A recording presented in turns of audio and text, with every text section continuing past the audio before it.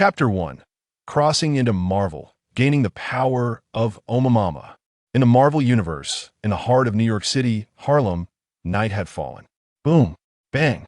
The mighty Hulk, engaged in a fierce battle with Abomination, was suddenly hurled through the air, crashing into the home of an unsuspecting lucky individual. This lucky individual, known as Bai Yu, stood bewildered, one hand clutching a bowl and the other grasping chopsticks. He surveyed the chaos. The wall to his left was shattered, the table before him was wrecked, and food was strewn across the floor.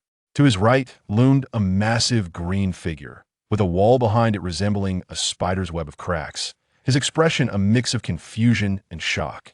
Bai Yu could hardly believe that after his arduous journey to this new world, he had unexpectedly inherited his parents' debts from a loan taken out to purchase a car and a house, thus becoming a millionaire in debt. Now, his home was on the verge of destruction, and he would soon need to repay the loan. Had he not swiftly shrunk his legs away from danger, he might have been left to navigate life in a wheelchair or confined to a bed. Just then, an ominous sound echoed from the left, drawing Bai Yu's attention. "Green Giant, your doom is upon you," roared the formidable Abomination, raising a small car above his head, poised to hurl at Bai Yu. Bai Yu gasped in horror. The car he had just purchased was now at risk of destruction. Judging by the car's size, trajectory, and the force behind the throw, he feared that while the Hulk might escape unscathed, his own demise was all but certain. In such a dire situation, what could an ordinary person like him do but await his fate? Ding! Congratulations, Master. You have successfully activated the Omamama system. Just as the car was about to be thrown, and the Hulk was rising to wreak havoc, an unfamiliar system notification resonated within Bai Yu's mind. Ding! Identified signing characters. Hulk, Abomination. Danger detected. Automatic sign-in successful. Congratulations. You have obtained. First level Omamama power includes Time King Driver, Kamen Rider Dial. Omamama system. Sign-in? Bai Yu was momentarily stunned, only to be overwhelmed with joy. As a fan of novels and the Kamen Rider series, he understood the significance of a system as a vital tool for any traveler and recognized the power of the Time King, heralded as the strongest Kamen Rider of the Heisei era. Even though he had merely acquired the most basic Time King Dial and Kamen Rider Driver, it was sufficient for him to possess a modicum of self-defense in this precarious situation, perhaps. Hulk, meet your end. With a thunderous shout, Abomination hurled the car directly at the Hulk, momentarily acknowledging Bai Yu, but dismissing him as an inconsequential ant. This is bad. Bai Yu's expression shifted as an unprecedented sense of crisis surged from within. Without a moment's hesitation, he retrieved a time driver from the system's space, a device with a white edge and a transparent display at its core, flanked by two black slots. He also took out a dial, about the size of his palm, featuring the Time King emblem, with a white border and a black back. Is this the transformation device of Kamen Rider Zeo? It seems quite promising. With renewed determination, Bai Yu secured the time driver around his waist. Zika driver. The driver automatically extended a black belt from either side, fastening itself to him. Next, he pressed the button atop the Time King dial. Zeo. Without waiting for the electronic voice to finish, he inserted the Time King dial into the right slot of the driver. In a flurry, he pressed the upper button of the driver and turned it counterclockwise slightly. Beep, beep, beep. In an instant, accompanied by the sound of a ticking clock, a silver, dark golden clock phantom began to rotate counterclockwise behind him. Just then, the car was hurtling towards him. Bang! Yet in the next moment, the car was deflected back by the dark golden clock phantom, landing squarely on Abomination's head. Ouch! Abomination cried out in pain, throwing the car off his head while regarding Bai Yu with surprise and disbelief. He could not comprehend why Bai Yu, armed with what appeared to be mere toys, had conjured such an extraordinary clock effect behind him. Indeed, transforming into a Kamen Rider is invincible. Bai Yu marveled, both astonished and elated. Despite the original narrative where the little Demon King had a silver clock phantom rather than a dark golden one, and lacked a protective function, it mattered little. He needed to complete his transformation swiftly, as both Abomination and the Hulk still posed a threat. Transformation. Regaining his focus, Bai Yu wasted no time and swiftly rotated the time driver counterclockwise to 360. Rider time. In that moment, as the transformation sound echoed, the world seemed to revolve around Bai Yu in a counterclockwise motion. The dark golden clock phantom shattered, enveloping him along with several dark golden circular belt phantoms. Once the shattered clock phantom and circular belt phantoms faded away, Kamen Rider Zeo, Bai Yu's form vanished, replaced by a towering figure of 2 meters, predominantly clad in black, adorned with silver and pink accents on the knees, ankles, waist, wrists, chest armor, neck, and face. A silver belt graced his chest, featuring silver minute and second hands as decoration, with pink characters for eyes. Kamen Rider Zeo had arrived. Chapter 2. It matters not. I shall defeat both Abomination and Hulk together. Rejoice. The King of Time has been born. He embodies the strength of all riders, transcending time and space, possessing knowledge of the past and the future Kamen Rider Zeo. This marked the inaugural transformation of Zeo in this universe, heralding a new and brilliant chapter in Marvel's history. Is this Kamen Rider Zeo? Bai Yu felt an exhilarating surge of power coursing through him, a sensation unlike any he had experienced before. Most importantly, he could distinctly feel that, under the influence of first-level Omamama power, his current strength was astonishingly double that of the original narrative. Truly, the Omamama system is extraordinary. Realizing this, Bai Yu was filled with elation. His confidence surged for what lay ahead. Kamen Rider? Zeo? At that moment, Abomination approached him with heavy footsteps, his eyes glinting with malice. Whatever you are, prepare to die. Abomination, whose real name was Emil Blonsky, was once an agent. Not long ago, at the behest of General Ross, Blonsky had begun collaborating with the U.S. military to hunt down the Hulk. During this process, Blonsky witnessed and coveted the formidable power residing within the Hulk. Consequently, he successively injected himself with a flawed version of the super soldier serum derived from the serum administered to Captain America and Hulk's blood, ultimately transforming into the current incarnation of Abomination. For Abomination, defeating the Hulk would serve as the ultimate testament to his newfound strength. In the recesses of his swollen ego, only the Hulk was deemed worthy to be his adversary. Yet, Abomination could never have anticipated that before he could truly vanquish the Hulk, an inexplicable ant would emerge. Most significantly, this ant possessed the ability to transform, accompanied by a transformation sound effect and a tangible transformation visual effect. It was through the electronic sound that resonated during Bai Yu's metamorphosis that Abomination learned the term Kamen Rider Zeo. Thus, he resolved to eliminate this so-called Zeo before proceeding to defeat the Hulk. After all, he would never entertain the notion that his invincible self could be bested by Zeo. Oh, observing the spectacle, Bai Yu felt no trace of his initial fear or unease. Instead, excitement and a fighting spirit surged within him. Since you seek your own demise, I shall oblige. Bai Yu was eager to discern the extent of the disparity between himself and a supervillain like Abomination. Moreover, given the circumstances, he had no superior choice but to confront the challenge he'd in. Did he? Abomination scoffed, glancing at the Hulk, who was scratching his head in apparent confusion regarding the current situation. With a sneer, he swiftly closed the distance and hurled a punch toward Bai Yu. In that moment, Abomination envisioned the scene of his opponent's head exploding from the force of his blow. However, Zeke and Jarade, time limit soared as the crisis loomed. Bai Yu, transformed into Zeo, refused to be complacent. He promptly summoned his distinctive weapon, a silver longsword adorned with black, blue, and pink accents, the time limit sword. Finish time. In moment with the sword in hand, Bai Yu executed a series of rapid movements, pressing the buttons above the Zeo dial and the central button on the time drive, before rotating the time drive counterclockwise 360 degrees. Time break, time shatter accompanied by the sound effect. Bai Yu first removed the Zeo dial and inserted it into the slot of the time limit sword. Then, gripping the long sword, he did not hesitate to execute a horizontal slash. Zeo, Giri slash. Zeo, extreme slash. In an instant, a dark golden clock-like illusion erupted from the time limit sword, successfully striking its target. With a piercing scream, Abomination was sent flying, crashing heavily onto the ground. Quickly regaining his footing, Abomination glared at Bai Yu with eyes brimming with murderous intent.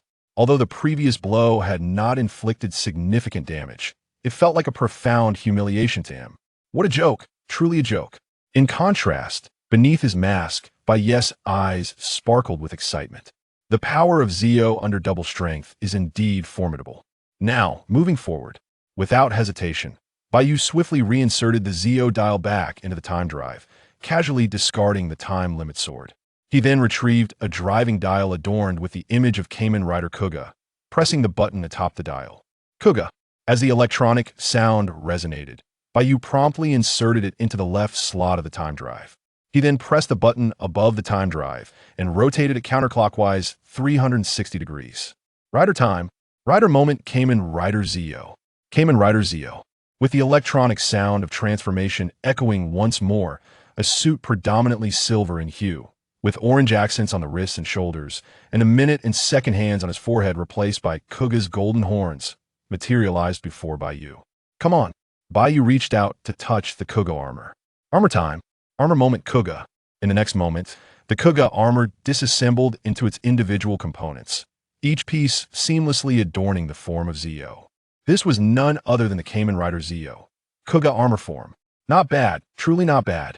Observing his appearance and feeling the burgeoning strength within, Bai Yu nodded in satisfaction. Even more exhilarating was the fact that the first level of Omi power was exhibiting its formidable effects once again. It not only allowed him to directly augment the power of Kuga's Alpower form, but it also doubled that power. In other words, Bai Yu now possessed the combined strength of double Zio and double Alpower Kuga. Roar. Just then, accompanied by a beast-like roar, a green behemoth launched a ruthless sneak attack from behind Bai Yu. Finish time. In moment Kuga. Instantly aware of the threat, Bai Yu quickly pressed the Kuga dial and the button above the time drive, rotating it counterclockwise 360 degrees. Though he did not comprehend why the Hulk would attack him, it mattered little they could fight together. Mighty. Time break. Alpower. Time shatter. Accompanied by the sound effect, Bai Yu swiftly sidestepped the Hulk's ambush and raised his fiery right foot, delivering a powerful kick to the Hulk's back. Alas, the ceiling was not high enough for an iconic Rider kick. However, even without the flying kick, the might of mighty, time break under double amplification should suffice, shouldn't it? Chapter 3. Have you ever been kicked by a nuclear explosion? Boom. As expected, with a tremendous sound, Hulk's massive body, weighing around half a ton, was propelled into the air, crashing directly onto the unsuspecting Abomination. Ultimately, both of them flew through the wall they had previously created and out of Bai Yu's house. Outside, they emerged. Huh, why are there two Hulks coming out together? Could it be that there are even more fearsome monsters lurking within that house? The area had long been surrounded by the U.S. military. Yet, the forces they could wield were utterly useless against monsters like Abomination and Hulk. What on earth was happening? In the sky, aboard a military helicopter, General Ross gazed in disbelief at Hulk and Abomination as they flew out from the house below. Banner. Meanwhile, Betty Ross, General Ross's daughter and Bruce Banner's girlfriend, watched Hulk with deep concern in her eyes. At that moment, Rider time. Kamen Rider Zio. Armor time. Kuga rising mighty. Accompanied by sound effects, Bai Yu slowly emerged from the house. Not only that, but golden stripes had also been added to his legs, arms, wrists, and the edges of his chest armor compared to earlier. A far more formidable aura emanated from him. This was Kamen Rider Zio as Kuga, rising mighty armor form. In this form, he possessed powers that surpassed those of Kamen Rider Vo as Kuga, mighty armor form. Unexpectedly, I can still utilize other powerful forms of Kuga. At this moment, Bai Yu felt an overwhelming joy in his heart. Moreover, it was a doubling of strength. Undoubtedly, this was a setting absent from the original work. Yet, for Bai Yu, it was an immensely fortunate turn of events. Damn that bug. At this time, Abomination threw Hulk aside and glared at Bai Yu, declaring, "No matter what you become, I will kill you." Abomination had finally transformed into his current state and was determined to defeat Hulk, proving himself more deserving of this power. He believed that only Hulk was qualified to be his opponent. However, Abomination never anticipated the emergence of Kamen Rider Zio. Confident in his strength, he thought nothing of first disposing of this annoying pest. Boom! With that thought, Abomination leaped several dozen meters into the air, crashing down towards Bai Yu, seemingly intent on obliterating him with the force of his descent. Foolish creature. Witnessing this scene, Bai Yu was not only unafraid, but also disdainful, remarking, "I was contemplating how to take you off the ground, and you just delivered the answer to me. Thus, let you experience Kuga's nuclear explosion kick." Quickly regaining his focus, Bai Yu pressed the Kuga dial and the button above the time drive, rotating it counterclockwise 360 degrees. Finish time. Rising mighty. Time break. With electronic sound effects, Bai Yu leaped into the air, performing a 360-degree spin before launching his electrically charged right foot upward. "Oomph. I am above, you are below. How could you possibly harm me?" Abomination scoffed, his eyes filled with disdain. In his view, no matter how powerful Kamen Rider's kick was, it could never truly injure him. He held a positional advantage from above. With such confidence, Abomination crossed his arms and struck towards the nearly invisible right foot of Kamen Rider. However, what? In the next moment, disbelief crossed Abomination's face, because at the instant his fist collided with Kamen Rider's right foot, an unstoppable, terrifying force first exploded his arms, then surged throughout his body. Immediately after, boom, Abomination's body, under the influence of that force, rapidly soared into the sky, 20 meters, 50 meters, 100 meters, until it finally came to a halt at several thousand meters high. This is bad. Yet, instead of joy, Abomination's eyes reflected unprecedented fear. Within him, an extraordinarily terrifying power seemed to be brewing to its utmost. What on earth is this? Abomination let out a voice filled with sheer terror. Before he could finish, he emitted a piercing scream. Then, boom, bang, a massive explosion erupted, centered around Abomination, swiftly engulfing the surroundings. Oh my God, what was that sound just now? Could it be that someone threw a mushroom bomb above us? It was nighttime, and countless people in Harlem and throughout Manhattan were captivated by the tremendous explosion, witnessing the immense firelight that illuminated the entire night sky. This scene would likely be etched in their memories for a lifetime. Surely, many would find it difficult to sleep tonight. Harlem, I must be dreaming, right? Was that really something a human could do? This guy is simply terrifying. General Ross, Betty, and the soldiers on the ground initially stared in astonishment at the sky. Once they regained their composure, their gazes towards Bai Yu were filled not only with shock, but also a hint of fear. After all, humanity's greatest weapon to date had been the mushroom bomb. Even those so-called superheroes and supervillains were utterly defenseless against its might. Yet, General Ross and the others had never imagined there could be someone capable of delivering a nuclear explosion with a mere kick. Without a doubt, once this news spreads, it will send shockwaves across the globe. The unfortunate Abomination, who received a nuclear explosion kick, will surely be immortalized in history. Though if all goes as expected, he should have already met his demise.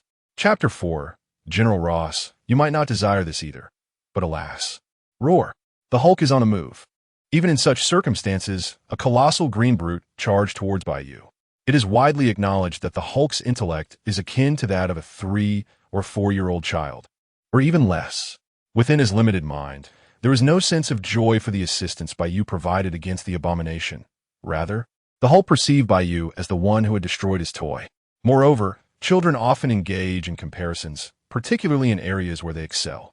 At this moment, the Hulk wished to test his strength against Bai Yu. Even witnessing the Abomination explode under Bai Yu's kick did not deter him. Rather, it exhilarated him further. Come on. Upon this realization, Bai Yu, concealed beneath his mask, revealed a fierce determination in his eyes. Let us see how you fare against the powers of Time King and Kuga. Without hesitation, Bai Yu pressed the buttons on the Kuga dial and the time drive, rotating the latter counterclockwise by 360 degrees. Armor time. Kuga, amazing mighty. With a resonating electronic sound, the red portions of Bai Yu's attire transformed entirely into black. Simultaneously, a perilous aura emanated from him. This was none other than Kamen Rider Zo, Kuga, amazing mighty armor. Furthermore, the amazing mighty form was the most potent state prior to the ultimate Kuga form. In this configuration, Bai Yu's overall prowess would receive a substantial augmentation, enabling him to contend with formidable opponents like the Hulk. Boom! In an instant, as the transformation completed, Bai Yu raised his hand to block the Hulk's incoming punch, much to the latter's astonishment. However, the true spectacle was just beginning. Bang! Boom! Bang! Crack! In the next moment, Bai Yu seized the Hulk's left arm, treating it like a mere toy, repeatedly slamming it against the ground to the left and right, akin to the scene in the Avengers where the Hulk smashed Loki into the ground. How feeble is this green giant? As Bai Yu paused to offer his assessment, the Hulk had vanished, replaced by a disheveled Bruce Banner, clad in tattered rags. What has transpired? Banner gazed around in confusion. As he transforms into the Hulk, he is devoid of consciousness, leaving him utterly unaware of the events that unfolded. Banner. At that moment, Betty appeared from the helicopter, rushing towards him. Whether it was Banner's desperate leap from the plane to transform into the Hulk to combat the Abomination, or the Hulk's charge towards Bai Yu, Betty's heart was filled with concern. Fortunately, Banner was now safe. Stop. Just then, a voice resonated from the distance. All actions of Betty and Banner seemed to be paused, as if time itself had frozen. What have you done to my daughter? General Ross raised his firearm, directing at Bai Yu, his voice icy with accusation. The soldiers surrounding them similarly aimed their weapons at Bai Yu. The voice that had just spoken was none other than Bai Yu's, which had immobilized Betty and Banner through one of his abilities, the time stop, granted by his first-tier demonic power. Furthermore, from the perspective of General Ross and the military, although Bai Yu had vanquished the Abomination, it did not imply he was trustworthy. However, General Ross soon realized that he and his fellow soldiers had become immobile, much like Betty at that moment. At most, he retained his consciousness. My house and car were destroyed because of these two, Bai Yu remarked coldly, regarding the motionless General Ross. Now that the Abomination is gone, the corresponding compensation should naturally be attributed to the Hulk. However, since you all seem interested in him, let the compensation be your responsibility. I should remind you, my current mood is rather unpleasant. Therefore, it would be wise for you to expedite the settlement of this matter. I doubt you would wish to witness my earlier kick against the Abomination land on the ground of one of this country's cities, would you? Once he finished speaking, Bai Yu lightly waved his hand, lifting the time stop on everyone before turning to walk toward his home. Although his house had sustained some damage due to the Abomination and the Hulk, it was still somewhat habitable. As for the matter of identity, from the moment Bai Yu activated the system and engaged in battle with the Abomination and the Hulk, concealing his identity became impossible, especially since his home lay right here. Rather than exhausting himself to hide his identity, Bai Yu found it far more advantageous to have General Ross compensate for his losses. Besides, as long as Bai Yu remained sufficiently powerful, he had little to fear regarding exposure. At this moment, Betty, Bruce, Banner and Betty, a pair of star-crossed lovers, finally embraced one another, oblivious to the fact that they had just been frozen in time. Ah, my hand! The surrounding soldiers, however, erupted in startled exclamations. Their firearms had inexplicably become scalding hot, forcing them to drop them to the ground. Bereft of such heat weapons, they were little more than ordinary civilians. Is it him? General Ross, too, discarded his burning handgun, his gaze fixated with gravity on Bai Yu's retreating figure. He was not foolish, and understood this was a warning from Bai Yu. Kamen Rider's was it? Simultaneously, General Ross could not deny that within just a few minutes, this so-called Kamen Rider had left him profoundly shaken. Thus, despite his dissatisfaction with the Time King, he dared not act recklessly for the time being. Moments later, we move. General Ross suppressed the myriad thoughts swirling in his mind and commanded his soldiers. Yes, the soldiers, unclear about the unfolding events, could only retrieve their now cool weapons from the ground and follow Ross's orders. Banner, let us depart. Betty assisted Banner as they made their way to the helicopter. Observing this, Banner furrowed his brow. To be honest, he was reluctant to follow Betty, or rather, to accompany General Ross. He could not predict what the latter might do to him. Yet, inexplicably, the Hulk within him seemed to have vanished entirely, offering no response. Under such circumstances, as an ordinary man, Banner found it impossible to escape securely under the watch of the surrounding soldiers. Mr. Blue is still around. Perhaps I can persuade him to continue crafting suppressants for me, allowing me to fully revert to normal. Ultimately, Banner could only self-soothe. By then, General Ross should not pose a threat to me, right?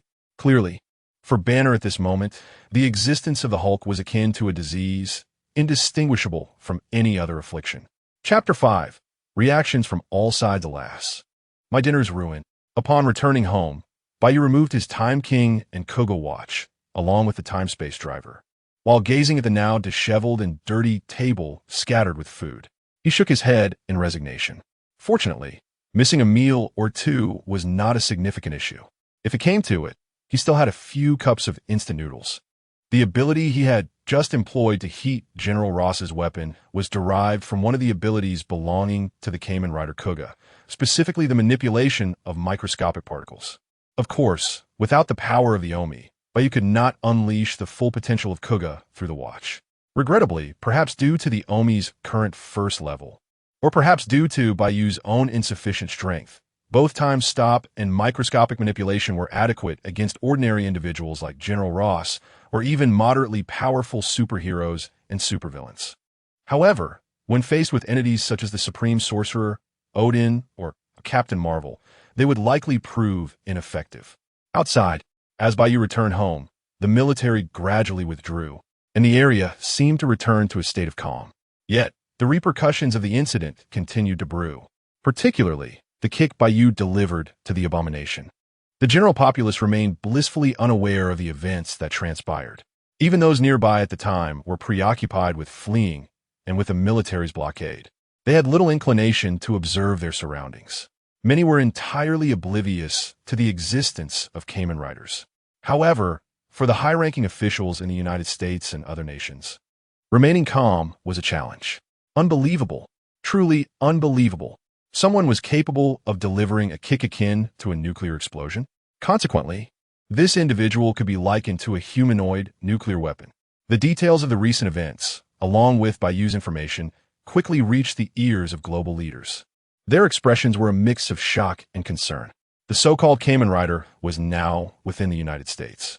This meant that the already formidable global superpower could become even more terrifying if they managed to recruit this Kamen Rider. In truth, the United States was equally apprehensive. Bai Yu's background was astonishingly mundane.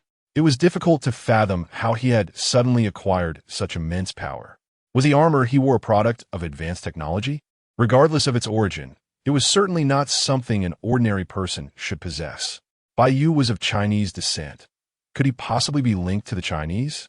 Unthinkable.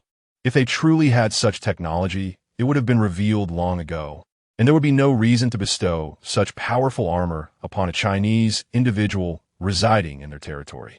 While the high-ranking officials in the United States regarded Bai Yu's nuclear kick with trepidation, they also harbored ambitions to control his power. They resolved to further investigate his background and the origins of his armor.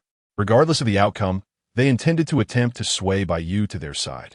If successful, it would be a cause for celebration. If not, they would have no choice but to consider his destruction. After all, Bai Yu had merely demonstrated the ability to deliver a nuclear kick and defeat two so-called monsters. He might not be invincible. On the other side, SHIELD, Director's Office. Bai Yu, Kamen Rider, nuclear kick. Clad in a black trench coat, Nick Fury, his face shadowed, stared down, lost in thought. After a moment, he sent the relevant information to a particularly headstrong genius and dialed the individual S number. Unsurprisingly, it went unanswered. Nick Fury attempted to call several more times. Eventually, "You better have a good reason for disturbing me at this hour." A young man, dressed in a blue shirt and sporting a small mustache, materialized before Nick Fury and warned him, "Have you not reviewed the information I sent?" Nick Fury's expression remained unchanged. After reading it, "You might find it interesting enough to discuss." The young man, none other than Tony Stark, initially expressed skepticism, but his demeanor gradually shifted to one of seriousness and astonishment. The recent commotion, akin to a nuclear explosion, was caused by this individual named Bai Yu. Moreover, the armor he wore. Perhaps it was a technological marvel, or perhaps not. But it certainly should not be something that could be produced on Earth as it currently stood. "You were right. I am indeed becoming intrigued. Perhaps I shall find time to speak with him," Tony replied. The materials Nick Fury had transmitted also contained information about the Hulk and the Abomination. It was precisely for this reason that Tony realized just how extraordinary the so-called Kamen Rider Zo truly was. After all, Tony's Iron Man suit was not capable of easily overpowering the Hulk and forcing him back into his human form, nor could it unleash a nuclear explosion with a single kick. Furthermore, the way Zeo effortlessly switched between various forms, accompanied by sound effects and visual displays, left Tony momentarily speechless. Perhaps what you can do is not merely engage in conversation with him. At this moment, Nick Fury's expression turned slightly grave. This Kamen Rider exhibited no hesitation in eliminating the Abomination. Subsequently, he threatened General Ross with the lives of Banner and the entire city to seek compensation for the damage to his RV. While he may have some justification for his actions, it nonetheless indicates that Zeo is a potential threat. If we allow him to operate unchecked, who knows what actions he may take in the future? Indeed, it is quite perilous. Tony nodded in agreement, then seemed to recall something and inquired, "By the way, don't you have some Superboy initiative? Have you considered bringing this Zeo into the fold? It's the Avengers Initiative." Nick Fury corrected him before explaining, "The Avengers exist to protect the world. With Zeo's formidable strength, having him join the Avengers would undoubtedly be advantageous, but only if he does not first become a global threat." All right. Upon hearing this, Tony nodded once more. "I understand. I will probe him." With that, Tony abruptly terminated the communication, showing no regard for Nick Fury's authority. Nick Fury, well aware of Tony's character, was unfazed. He resumed his contemplation, his head bowed as he pondered his next course of action. Chapter 6. A bright sunny day. Simultaneously, in another office, a middle-aged man clad in a suit, tie, and glasses with a sinister smile playing on his lips, pondered, "If I could harness his power, our strength would undoubtedly increase. However, if he proves to be uncooperative, then he shall be sent to meet his maker." This individual was Alexander Pierce, ostensibly the Minister of the World Security Council and Nick Fury's superior, but in the shadows, he was one of the leaders of Hydra, a formidable organization that had thrived under the malevolent guidance of the Red Skull during World War II. Hydra was a significant adversary of Captain America and SHLD. Despite suffering considerable defeats at the hands of these foes during the war, Hydra persisted, embodying the belief that cutting off one head would result in two more sprouting in its place, thus infiltrating SHIELD. To this day, more than half of SHIELD's members had covertly become part of Hydra, leading to the affectionate nickname Snake Shield during Bai Yu's previous life. Now, Pierce had evidently set his sights on the formidable powers exhibited by Kamen Rider Zeo. The following day dawned with splendid weather, flowers blooming in vibrant hues and grass glistening with dew. At 8 in the morning, Bai Yu stepped outside, gazing at the clear sky. His spirits immediately lifted. "Ding! Congratulations on your daily sign-in. You have received a reward. 1,999 skills of Yusuker Godai." The system chimed in, adding to his delight. However, Bai Yu was momentarily taken aback by the sudden announcement. The system has such functions? He had initially assumed that the system only allowed for character sign-ins. Yet, this daily sign-in was clearly a fortuitous event, particularly since it bestowed upon him 1999 skills of Yusuker Godai, the protagonist of the Kamen Rider Kuga TV series. By the show's lore, he had mastered a total of 2,000 distinct skills, including but not limited to acrobatics, wall climbing, ventriloquism, fencing, and embroidery, with the 2,000 skill being his transformation into Kamen Rider Kuga. At that moment, Bai Yu felt a wealth of knowledge flooding his mind across various domains. While these skills might not significantly enhance his combat prowess, life extended beyond mere battles. Daily sign-ins were frequent, yet the rewards often paled in comparison to the targeted character sign-ins. Thus, Bai Yu discerned the distinction between the two. To genuinely augment his strength, he would need to seek out those key narrative characters for sign-ins. Subsequently, Bai Yu began contemplating potential candidates for his next sign-in. Coincidentally, he had several ideas in mind. He was employed in this world as an ordinary reporter for the Daily Bugle, the same publication that employed Peter Parker, Spider-Man. This meant that Bai Yu could easily establish contact with Peter Parker and, consequently, other superheroes and even supervillains.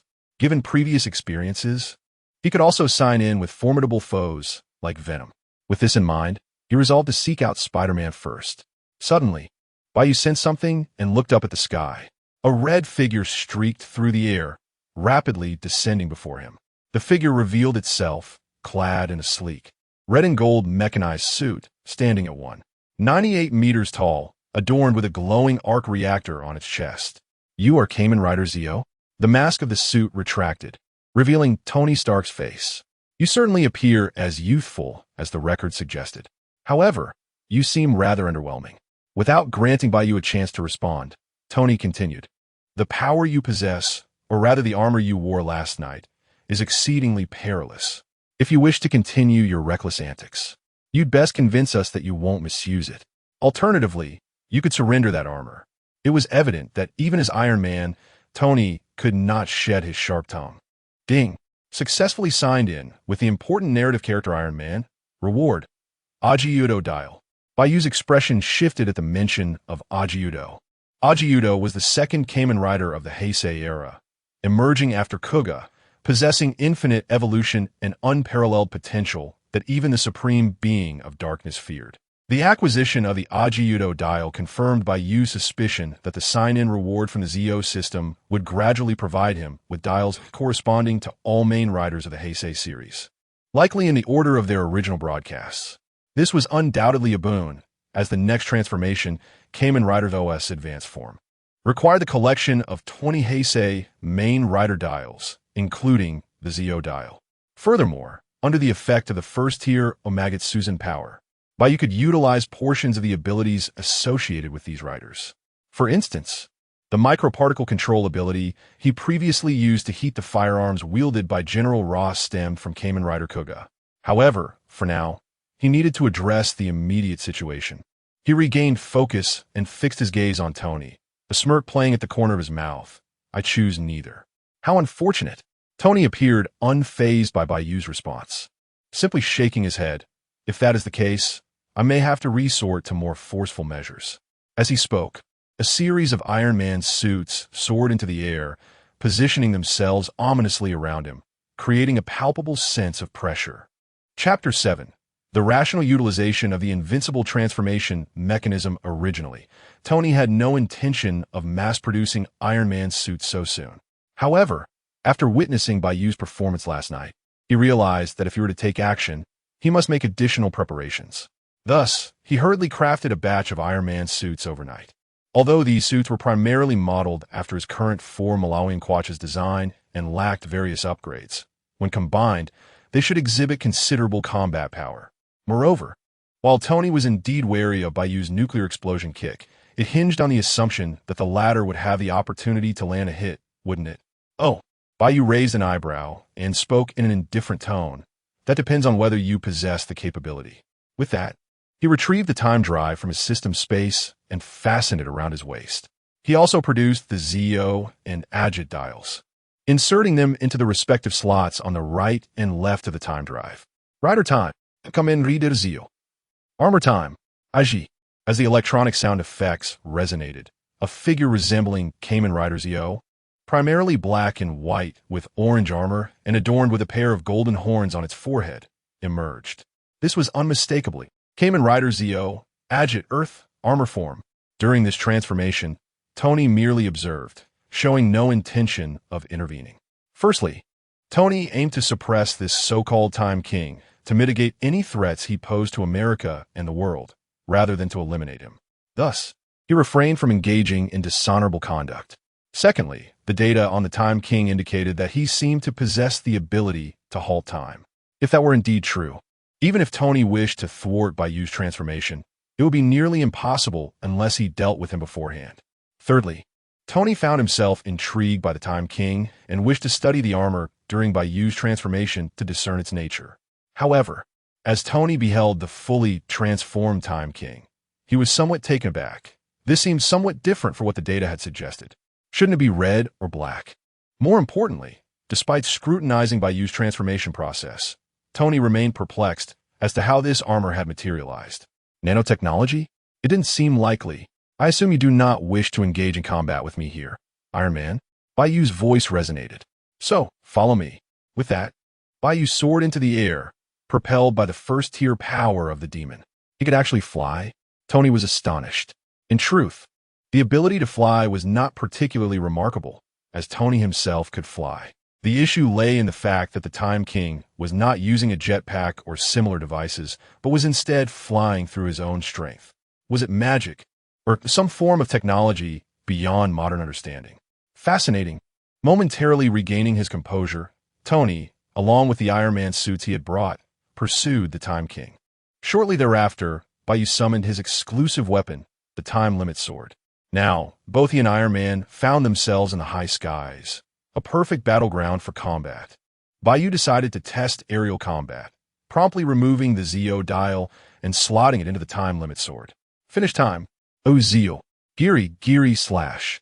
Accompanied by the electronic sound effects, Bai Yu wielded the Time Limit Sword and executed a horizontal slash. In an instant, a dark golden clock-like phantom emanated from his sword. Boom! Bang! Bang! Any Iron Man suit that came into contact with this dark golden phantom exploded into countless fragments. Conservatively estimating, this single strike obliterated no less than 5 suits. With fewer than 20 suits in total, Iron Man's arsenal suffered significant losses. Such formidable offensive power. Behind the iron mask, Tony's expression hardened. It was known that his suits could withstand missiles, yet the Time King had destroyed over 5 of them with a single blow. Even considering the element of surprise, this was a testament to the latter's strength. Realizing this, Tony quickly regained his focus and began his counterattack. Bang! Bang! Bang! A barrage of miniature missiles, arc pulse cannons, and mini-cannons fired from Iron Man and the other 10 suits, launching a concentrated assault toward the Time King. Come at me. Bai Yu, who had just reinserted the Zio dial into the time drive and casually tossed it to the Time Limit Sword, remained unfazed. His chosen counter-strategy was Rider Time, Kamen Rider Zio, Armor Time, Agi Flum, with the sound effects accompanying the transformation, the orange parts of Bai Yu's armor, along with his right arm, transformed to red. In his right hand, he wielded a sword designed with the golden horns of Agit, a long blade featuring hints of red. This was the Kamen Rider Zio, Agit Flame armor form. In this form, Bai Yu's strength, particularly in his right arm, defense, and sensory perception, such as sight and hearing, would receive a significant boost, albeit at the cost of some speed. Furthermore, the Agit Flame armor form, as its name implies, commanded flames. The fiery power Bai Yu could wield in his right arm could reach temperatures up to 7,000 C, surpassing even the surface temperature of the sun, which is approximately 5,500 C. Moreover, in the Agit Flame armor, Bai Yu would also wield the Agit's exclusive weapon, the Flame Military Sword, enhancing his offensive capabilities. As for the missiles and arc cannons launched by Iron Man and his suits, according to the Invincible Transformations design, all were effortlessly deflected. Chapter 8. Can you withstand a temperature of 7,000 C with this blade? At this moment, Tony was utterly astonished. He had not anticipated that the Time King ahead merely needed to switch forms to completely nullify his assault. Was there no justice, no law? Very well. Let's try again. Regaining his composure swiftly, Tony unleashed a barrage of long-range attacks from several other Iron Man suits. Huh, futile. You are still no match for me. Bai Yu chuckled lightly at this development. With a series of acrobatic maneuvers in mid-air, he evaded most of the incoming attacks, and those that did come close were effortlessly deflected by his flame blade. Even if a stray missile or electric pulse grazed his armor, it was of little consequence. Now it's my turn. Bai Yu faced Tony's position, swiftly pressing the button on the sub-ultimate panel with his left hand, rotating the time-space driver 360 degrees counterclockwise. Finish time. Time break. Agit. Saber slash. Accompanied by the resonating sound effects, Bai Yu unleashed a 6-sided flame blade, swinging it forward with vigor. In an instant, a crimson wave of flame, reaching temperatures of 7,000 C, erupted from the blade. The sub-ultimate flame form was designed to manipulate fire, though the original narrative barely touched upon this capability. Rarely did Kamen Riders employ long-range or area attacks. However, now that Bai Yu found himself in the Marvel Universe, enhanced by the first-level Omamori power, many things began to transform, including the fiery wave he had just unleashed. Oh no! Upon witnessing the approaching wave, Tony felt an ominous premonition. After all, that was 7,000 C, and the potency of such a wave could not be gauged solely by temperature. At least, Tony did not believe he could withstand it. Unfortunately, the speed of the flame wave was astonishingly swift. Caught off guard, Tony could only position the nearest Iron Man suits to shield him, while he made a hasty retreat. The outcome was that Tony emerged relatively unscathed, yet several of his suits were left in ruins. Rider time. Kamen Rider Zeo. Armor time. Agit Trinity form. Hearing the sounds emanating from not far away, Tony was taken aback. How many forms does this fellow possess? Does he simply change forms mid-battle? Moreover, the term Trinity inexplicably filled Tony with a sense of foreboding. Meanwhile, Bai Yu's chest armor reverted to a golden hue, with his right arm remaining red and his left arm adopting a blue color. In his left hand, he now wielded a Naginata-like weapon, primarily blue, with golden ends and black patterns adorning its center. This was the Kamen Rider Zeo Agit Trinity armor form. In contrast to the Agit Flame armor form, Bai Yu's attributes such as mental fortitude, speed, and jumping ability received a significant boost in this form. Additionally, he grasped the Storm Glaive, a weapon originally belonging to the Agit Storm form. Now it ends, with the Flame Blade and Storm Glaive in hand. A confident smile graced Bai Yu's face beneath his mask. Finish time. Time break. Agit. Firestorm attack. Accompanied by the sound of his finishing move, Bai Yu swung the Storm Glaive in his left hand. Suddenly, a tornado materialized, drawing in all remaining Iron Man suits. Whoosh! In quick succession, another wave of flame was released from Bai Yu's flame blade, intertwining with the tornado. Bang! Bang! Bang! Before long, the Iron Man suits were reduced to mere scraps of metal under the dual onslaught of the tornado and the flame wave. After a brief moment, Bai Yu hovered before Tony, who was now in front of the last remaining Iron Man suit, and calmly inquired, "Do you think we still need to continue this battle?" Tony remained silent for a while before finally retracting his mask, revealing his true visage. Okay, I concede. You are far stronger than I had anticipated. However, give me a little time, and I will surely create armor capable of countering you." He had even thought of a name, Anti-Time King Armor. Moreover, Tony admitted that he had underestimated this so-called Kamen Rider Zeo. He had not foreseen that the Time King could obliterate all the Iron Man suits he had brought without resorting to nuclear kicks. The formidable black form from last night's altercation with the Hulk, or even time-stopping abilities. In truth, had the Time King not shown restraint, his fate would have been far worse. Yet, in true Tony fashion, he could never concede defeat so easily.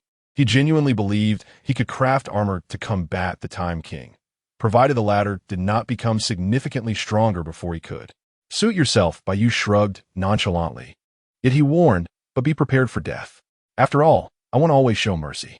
As a parting note, he added, "Regarding your palladium poisoning issue, perhaps you could find answers among your father's legacy."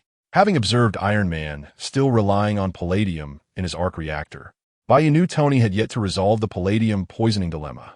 In other words, the plot remained entrenched in the early to mid stages of Iron Man 2. Indeed, with the microscopic particle manipulation abilities of Kamen Rider Kuga, Bai Yu could potentially assist Iron Man in addressing his current palladium poisoning. However, that would only treat the symptoms, not the root cause. As long as Iron Man's arc reactor required palladium, he would perpetually face this toxicity. Moreover, even if Bai Yu could completely resolve Iron Man's plight, why would he choose to do so? In conclusion, the only solution for Iron Man remained akin to what transpired in Iron Man 2, discovering a new element to replace palladium. This new element would render Tony's future armors even more formidable. Chapter 9. I am the benevolent Demon King. How could you know? Upon hearing Bai Yu's words, a look of astonishment immediately spread across Tony's face. After all, he had never voluntarily mentioned his palladium poisoning to anyone. Yet, Bai Yu before him did not seem like a person with extensive intelligence. "There is no need to explain this to you," Bai Yu stated as he soared towards his home, showing no inclination to provide Tony with any answers. Such matters are inherently difficult to elucidate. "If what you say is true, I will be grateful to you." Tony's serious voice trailed behind him.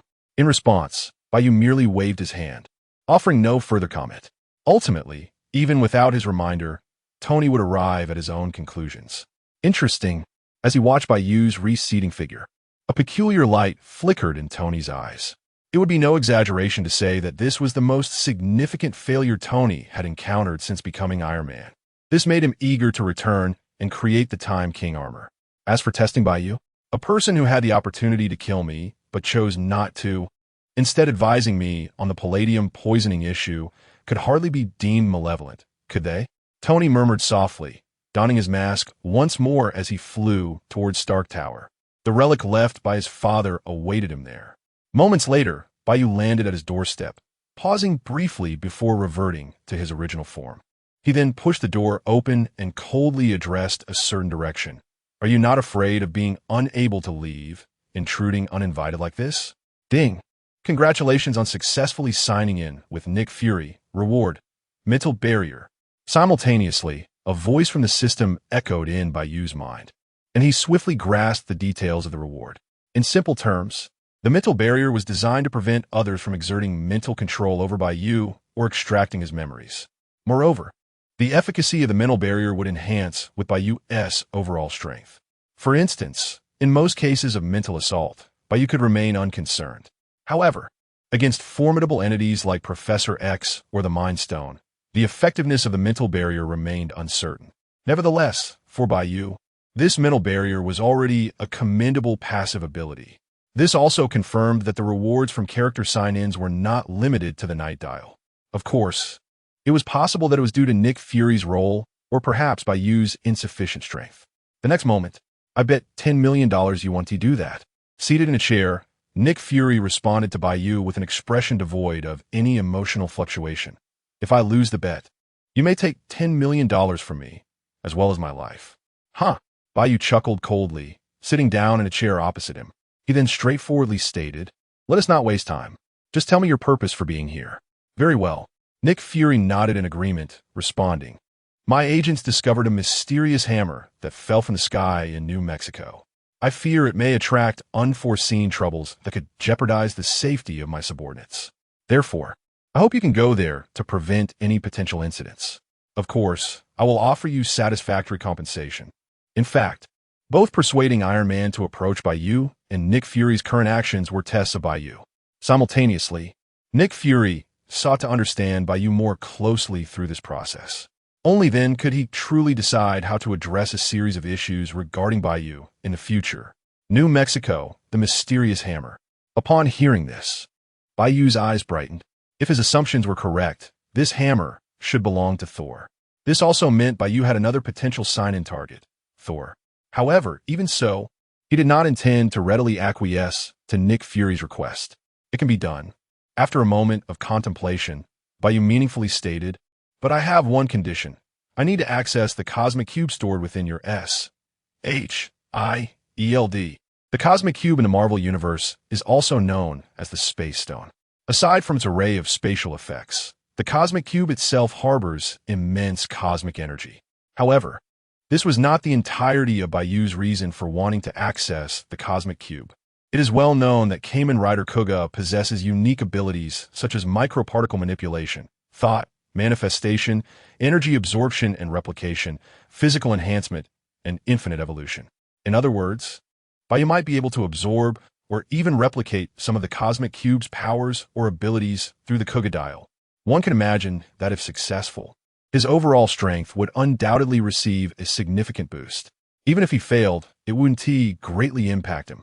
Would it? The cosmic cube? Upon hearing this term, Nick Fury's expression shifted for the first time. After all, the cosmic cube was if not the greatest secret of SHIELD, certainly among the top. Logically, there was no way this young man, who appeared unremarkable until yesterday, could possibly know about it. Additionally, Nick Fury had not introduced himself nor mentioned his affiliation with SHIELD. Yet, he could sense that Bai Yu was fully aware of him and even possessed considerable knowledge about him. What do you intend to do with the cosmic cube? Nick Fury quickly regained his composure, gazing at Bai Yu with a hint of refusal in his tone. I'm afraid the power of the cosmic cube is far too potent and perilous. As for the level of trust you have here, it has not yet reached a point where you may casually access that artifact. Are you certain? Bai Yu did not display any disappointment at Nick Fury's refusal. Instead, he insinuated, "You must understand. My knowledge of the Cosmic Cube's existence implies I also know its location. Likewise, I could quite openly walk into your fortress and take it right in front of you. However, that would be rather troublesome. Moreover, I am destined to be the benevolent Demon King who saves the world. Such actions do not suit me. Therefore, if you grant me the Cosmic Cube for a time, I shall assist you in resolving the troubles caused by that hammer in New Mexico. In return, I shall also provide you with information concerning your life and the fate of S.H.I.E.L.D. How's that sound? Benevolent, saving the world. Demon King? At these words, Nick Fury's lips twitched slightly. He could not comprehend how the first two words could possibly relate to the latter. However, regarding the blatant threat from Bai Yu and the information he mentioned, Nick Fury felt compelled to deliberate carefully. After all, a nuclear explosion kick combined with time manipulation could allow this so-called Kamen Rider Zeo to accomplish far too much without any restrictions. Chapter 10. The Aurora Veil. Knight Rider dial very well, I promise you. After a moment of rapid contemplation, Nick Fury fixed his gaze intently on Bai Yu. But I need you to divulge the intelligence first, as well as address the troubles caused in New Mexico. With your abilities, I trust you won't renege on this agreement, will you? The future, Dark Lord? In truth, Nick Fury was uncertain whether his decision was prudent or misguided. Yet, he felt inclined to take a gamble, betting that the current Time King would not pose a substantial threat, and wagering on the information he spoke of, as well as his assurance that the Tesseract would not be misused to bring about dire consequences. Of course, to hedge his bets, Nick Fury would undoubtedly make some preparations. However, those details need not be elaborated upon. Very well, Bai Yu did not reject Nick Fury's request. It was hardly plausible that he would transform into a brigand and Storm Shield's secret base to seize the Tesseract, after all. Besides, Bai Yu himself needed to venture to New Mexico to meet the god of thunder, Thor. As for the so-called intelligence, you should be wary of certain individuals within S.H.I.E.L.D. They may be serpents. Without wasting a moment, Bai Yu directly warned Nick Fury. He believed that he need not elaborate further for the latter to grasp his meaning. As expected, serpents? Upon hearing Bai Yu's caution, Nick Fury's expression hardened. The only entity that could link him to S.H.I.E.L.D. and possess the influence to affect both him and the agency's fate was, without a doubt, Hydra, the organization that had once been embroiled in a tumultuous relationship with S.H.I.E.L.D. More importantly, if S.H.I.E.L.D. indeed harbored numerous Hydra infiltrators without Nick Fury ever suspecting, the implications would be exceedingly grave. Contemplating this, even the composed Nick Fury found it challenging to remain seated. Thank you for your warning. I will dispatch someone to escort you to New Mexico tomorrow. If you would excuse me, I have matters to attend to. With that, Nick Fury rose swiftly and departed. Bai Yu, of course, made no effort to detain him. Not long after, just as Bai Yu pondered his next course of action, a transfer notification suddenly appeared on his phone. $10 million? Gazing at the string of zeros in his account, Bai Yu couldn't help but feel astonished. It seemed General Ross and his compatriots were rather generous. Indeed, this must be the compensation offered to Bai Yu after General Ross took the Hulk away last night. However, the combined value of his house and car, even multiplied several times, likely did not amount to 10 million. Thus, it seemed this was not merely compensation. A glimmer of insight sparked in Bai Yu's eyes. Yet soon, he dismissed the thought. After all, he had earned this money through his own merit. Why should he not utilize it? Even if General Ross and his associates had ulterior motives, it remained to be seen if they possessed the capability to act upon them. Splendid. With this sum, I can settle my debts and undertake a complete renovation of my home. Without hesitation, Bai Yu proceeded to pay off the loans for his house and car, reclaiming his financial freedom. He then enlisted a group of relatively reliable builders to commence a thorough renovation of his home. Naturally, it would be unwise to reside there during the repairs. However, that was of little concern. He was now affluent enough to find a hotel for temporary lodging. The following day, at 8 in the morning, ding! Congratulations on your successful daily sign-in. You have received the reward, Aurora Veil. Just after rising and finishing the breakfast provided by the hotel, Bai Yu heard the system notification echo in his mind. The Aurora Veil? Upon comprehending the reward, Bai Yu was overwhelmed with joy. The Aurora Veil, also known as the Dimensional Wall, is one of the special abilities possessed by Kamen Rider Decade. In essence, with the Aurora Veil, Bai Yu could traverse freely among various spaces, different worlds, and even different points in time. This undoubtedly enhanced his mobility significantly. After all, the superheroes in the Marvel Universe each had their own territories, and it was generally quite challenging to gather them all together. Seeking them out through conventional means would prove somewhat troublesome. However, with the Aurora Veil, Bai Yu merely needed to know their locations to directly reach them. About half an hour later, "Hello, I am Natasha, here to take you to New Mexico." A woman clad in a black bodysuit, her figure striking and her red hair alluring, first sent Bai Yu a message before arriving at his door. Ding! Successful sign-in with Black Widow. You have received the reward, Knight Rider Dial. Simultaneously, the system's voice resonated in Bai Yu's mind. The Knight Rider Dial? Bai Yu's expression shifted slightly. Kamen Rider Knight is the secondary rider in the Heisei series' third installment, Kamen Rider Ryuki, possessing combat prowess rivaling that of Kamen Rider Ryuki himself. Perhaps it was due to the benevolent nature of the protagonist, Shinji Kido, who often harbored doubts about fighting, that Knight's performance in battle often shone brighter than Ryuki's. But why was it that only the secondary rider emerged from the sign-in with Black Widow, rather than the primary? Bai Yu found himself deep in thought. Could it be related to Black Widow's role, or her insufficient power? As for the previous sign-in with Kamen Rider Agito yielding the Kuga Dial, was that due to sufficient strength, or simply a first-time sign-in benefit? Well, such matters will become clear with more sign-ins in the future. What was more pressing was, could I now enter the mirror world? As if struck by inspiration, Bai Yu's gaze grew filled with anticipation. Within the premise of Kamen Rider Ryuki, there exists a world within mirrors, a reality that stands in stark contrast to the actual one. All Kamen Riders from this series can enter the mirror world and engage in battle therein. Even more crucially, the protagonist of Kamen Rider Zio, Sugo Tokiwa, obtained the second-tier dial within the mirror world, thereby acquiring his enhanced form. In other words, Bai Yu could now also enter the mirror world through the Knight Rider dial and attempt to acquire the second-tier dial. However, there was no rush. First, he needed to meet Thor. Quickly, Bai Yu snapped back to reality, momentarily setting aside this matter. After all, the Kuga and Agito dials were sufficient for Bai Yu to deal with most crises. The second-tier dial of Kamen Rider Zio was not an immediate necessity for him. Chapter 11. Women? They merely influenced the speed of my ascension to power. Mr. Bai? At this moment, the voice of Black Widow, Natasha, resonated. Are we ready to depart? Since their first encounter, Natasha had been observing Bai Yu. After all, she was aware that he was the masked Rider Time King, who had recently delivered a severe beating to the Hulk and unleashed a nuclear explosion kick, only to subsequently defeat Iron Man, though the latter was reluctant to discuss the matter.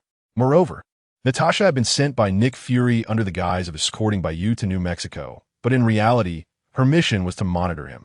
This way, should Bai Yu engage in any nefarious activities, Natasha could immediately notify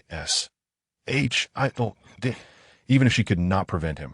Simultaneously, out of professional instinct, Natasha was contemplating the possibility of subduing Bai Yu before he transformed. However, despite her thoughts, she would not easily take such risks. To her surprise, Bai Yu seemed lost in thought upon seeing her. Unlike others who were distracted by her beauty and physique, it appeared that he had suddenly recalled something of great significance. Huh? Upon hearing Natasha's voice, Bai Yu quickly regained his focus and replied, Time is of the essence. Let us depart at once. Indeed, Natasha possessed considerable allure. However, what women? They would only hinder my pursuit of power. In contrast, Bai Yu was more intrigued by the possibility of obtaining a Knight's watch from Thor. Very well. After hearing Bai Yu's response, Natasha nodded and said, My vehicle is parked downstairs. Let us proceed. Wait. At that moment, Bai Yu smirked and interjected, Must we travel by car to reach New Mexico? Natasha, what else would we use? Surely we cannot walk there. Do you intend to fly or teleport? Yet, his demeanor did not suggest such intentions. Observing this, Bai Yu chose not to elaborate, casually gesturing with his hand. In an instant, A shimmering silver barrier, towering 2 to 3 meters high, materialized beside him. This was none other than the Aurora Curtain, capable of transporting individuals across different spaces and even time itself. What is that? Natasha gazed at the shimmering curtain with astonishment, for it was evident that this phenomenon transcended scientific explanation. Drawing from Bai Yu's earlier words, she began to grasp the purpose of the silver barrier. Yet, this realization only deepened her disbelief. "You will understand if you step through," Bai Yu suggested, making an inviting gesture with an air of casualness, as if welcoming a guest into his home. Composing herself, Natasha slowly approached the Aurora Curtain, tentatively extending her hand. In an instant, she felt as though her hand had crossed into an entirely different realm. A flicker of curiosity ignited in her eyes. It was truly a marvel. However, at that moment, a foreboding instinct surged within Natasha, but before she could react, a powerful force propelled her into the Aurora Curtain. "Hurry up and step through. What are you hesitating for?" Bai Yu, still maintaining a kicking stance, remarked, "It's merely a dimensional wall that allows us to traverse to other spaces. What is so astonishing about that?" Yet, experiencing the Aurora Curtain firsthand was indeed quite extraordinary. In truth, Bai Yu did not harbor entirely indifferent feelings toward Natasha. After all, he was a normal man. However, he was acutely aware that Natasha was not to be trusted. The more one allows oneself to be led by desire, the easier it is to be manipulated. Thus, from the moment he laid eyes on Natasha, Bai Yu resolved to remain unperturbed by women, focusing solely on his mission. Meanwhile, in Old Bridge, New Mexico, that insufferable fiend, Natasha crouched on the golden sands in a perilous position. After a moment, she rose, her elegant brow furrowed in displeasure. She had not anticipated that the Time King would resort to deceit and ambush her, a woman of decades, youthful experience. Furthermore, this rogue displayed no chivalry whatsoever. However, has his strength surpassed that of an ordinary human? Natasha's gaze sharpened. From a force she had felt moments ago, she deduced that Bai Yu's physical prowess was likely approaching the pinnacle of human capability. Note, the power of the demon is subtly enhancing Bai Yu's body.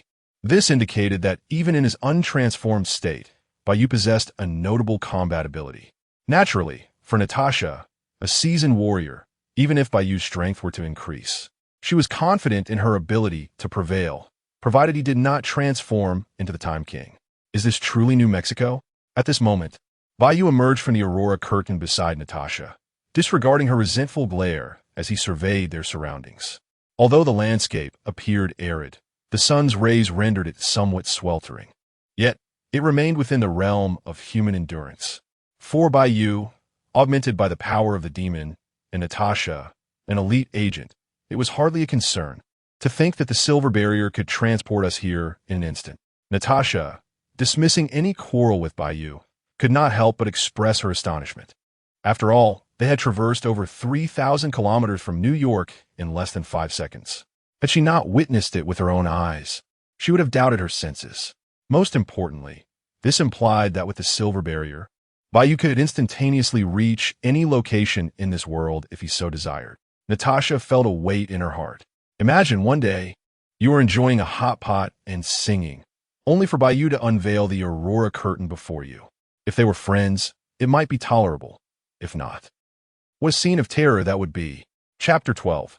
Since I'm here, rest assured, I shall not casually intrude upon your abode while you slumber, engaging in all manner of indiscretions. Just as if he were privy to Natasha's thoughts, Bai Yu flashed a reassuring smile, revealing his gleaming white teeth. However, Natasha, upon hearing this, responded with a beguiling smile. I would rather welcome such antics. How about we give it a try tonight? Bai Yu, it's not what you think. My foot is stiff. Without hesitation, he kicked towards Natasha. Oof. Enchantress, I require your assistance in cultivating. No, I mustn't let you disrupt my resolve.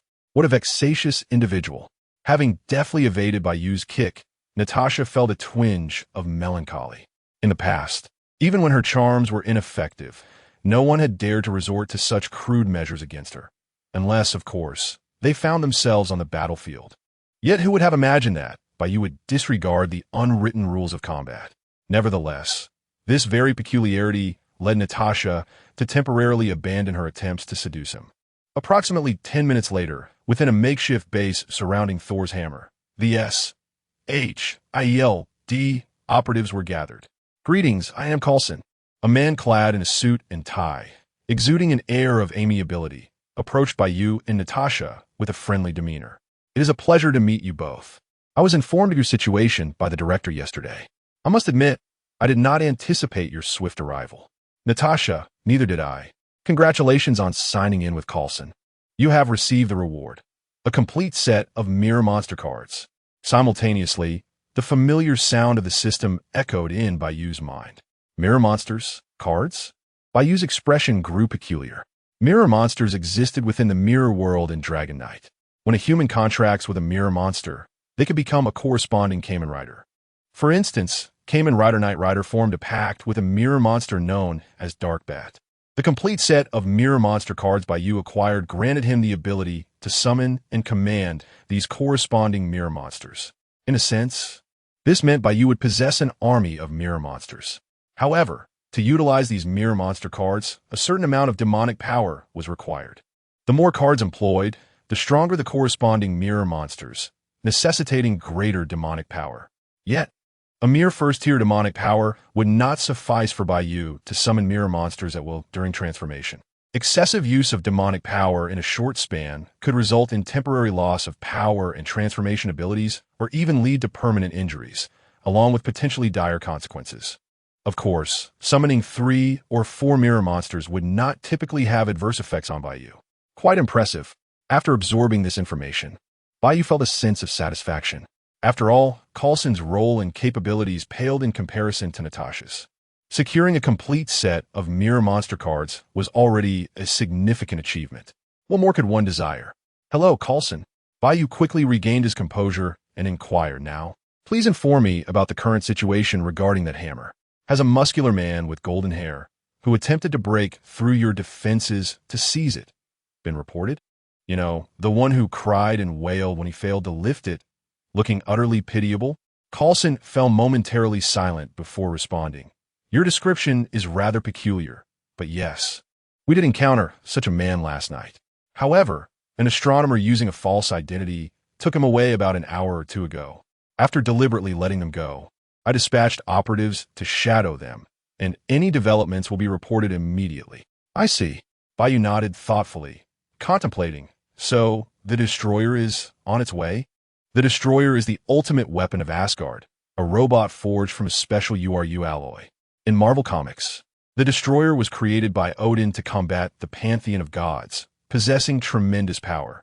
However, in the Marvel films, those in the know understand. Ultimately, in the original narrative, the arrival of the destroyer led to Thor, stripped of his divine power by Odin, genuinely learning humility and sacrifice, thereby regaining Mjolnir's, the hammer's, favor and transforming back into the god of thunder. Based on the timeline, the destroyer should arrive in a matter of hours, perhaps a day or two at most. "Bai Yu, do you possess any knowledge regarding this?" Natasha asked, her gaze fixed on him in astonishment. It was crucial to note that SHIELD was entirely oblivious to the mysterious hammer that had suddenly descended from the heavens, unless they were willing to believe in those so-called mythological tales. Furthermore, SHIELD sensed that the hammer could potentially bring significant trouble to Earth. Otherwise, Nick Fury would not have summoned Bai Yu to prevent unforeseen circumstances while assessing his strength. Possessing a modicum of insight, Bai Yu humbly replied, "Let us first examine the hammer, and I shall disclose some information about it later." Since he was already present, Bai Yu was keen to witness the famed Mjolnir from the Marvel films. Exchanging glances, Natasha and Coulson ultimately nodded in agreement, for they had no better plans at the moment. Shortly thereafter, under Coulson's guidance, Bai Yu and Natasha arrived at a deep pit, several meters in radius. At the very center stood Thor's hammer. "What do you intend to do now?" Coulson asked as he glanced at Mjolnir, cautioning Bai Yu. "Many have attempted to lift it, but none have succeeded, not even managing to move a fraction. Perhaps this time the outcome will be different?" Bai Yu shrugged and stepped forward towards Mjolnir. After all, having come this far, It would be a shame not to attempt lifting the hammer. Many had already failed, so even if Bai Yu did not succeed, it would hardly be a matter of disgrace. Well, if all else fails, I could always have Coulson and Natasha selectively forget. Chapter 13, The Ultimate Void. However, I may not necessarily fail. As I approached Mjolnir, the hammer of Thor, a gleam sparkled in Bai Yu's eyes. Simultaneously, he produced the Time King, the Void Dial, and the Time-Space Driver. Soon, a figure emerged, inspired by Kamen Rider Zo, predominantly clad in black and adorned with numerous golden stripes. With sharp black spikes protruding from his arms, shoulders, and legs, exuding an aura of danger. This was Kamen Rider Zo, Ultimate Kuga Armor Form. In this form, Bai Yu would wield the ultimate power of Kuga, capable of manipulating fire, water, wind, and earth simultaneously, and utilizing formidable supernatural abilities. Most crucially, in this form, Bai Yu could harness the first-level power of the Omniverse, alongside the strength of Kuga. Oh my god! Behind them, Natasha and Coulson gazed in astonishment at Bai Yu's transformation. Is this truly how he transforms? Prior to this, Natasha and Coulson had only heard of Kamen Rider Zo and his deeds, but they were witnessing Bai Yu's metamorphosis for the first time. Beyond the dazzling and breathtaking transformation effects, what left Natasha and Coulson profoundly unsettled was the overwhelming pressure and invisible killing intent that emanated the moment the ultimate Kuga armor appeared. Even as seasoned agents of S.H.I.E.L.D., they could not help but feel a twinge of fear. For others, such a sight might have extinguished their will to confront the current Time King. Let me test whether I can conquer you now, Bai Yu thought, disregarding Natasha and Coulson's reactions as he approached Mjolnir. Without hesitation, he reached out and grasped the handle of the hammer. He could not lift it. In fact, like others who had attempted before him, he could not even budge Mjolnir an inch. This was to be expected. Mjolnir was enchanted with Odin's incantations. One must either possess the qualifications or have strength equal to Odin's to wield it. Otherwise, it remained immovable. Clearly, Bai Yu possessed neither. However, perhaps I do not need to lift it. Bai Yu seemed to have an epiphany, as a surge of dark golden energy flowed from his palm into Mjolnir. Boom! Crack! As this transpired, thick clouds gathered above, and bolts of lightning danced within them. Even Mjolnir radiated blinding lightning. What does he intend to do? Coulson shielded his eyes from the lightning while questioning Natasha. Natasha, also shielding herself, ventured her thoughts. If we consider the conditions to lift that hammer as a lock, then I suspect the Time King is attempting to violently break the lock. Coulson.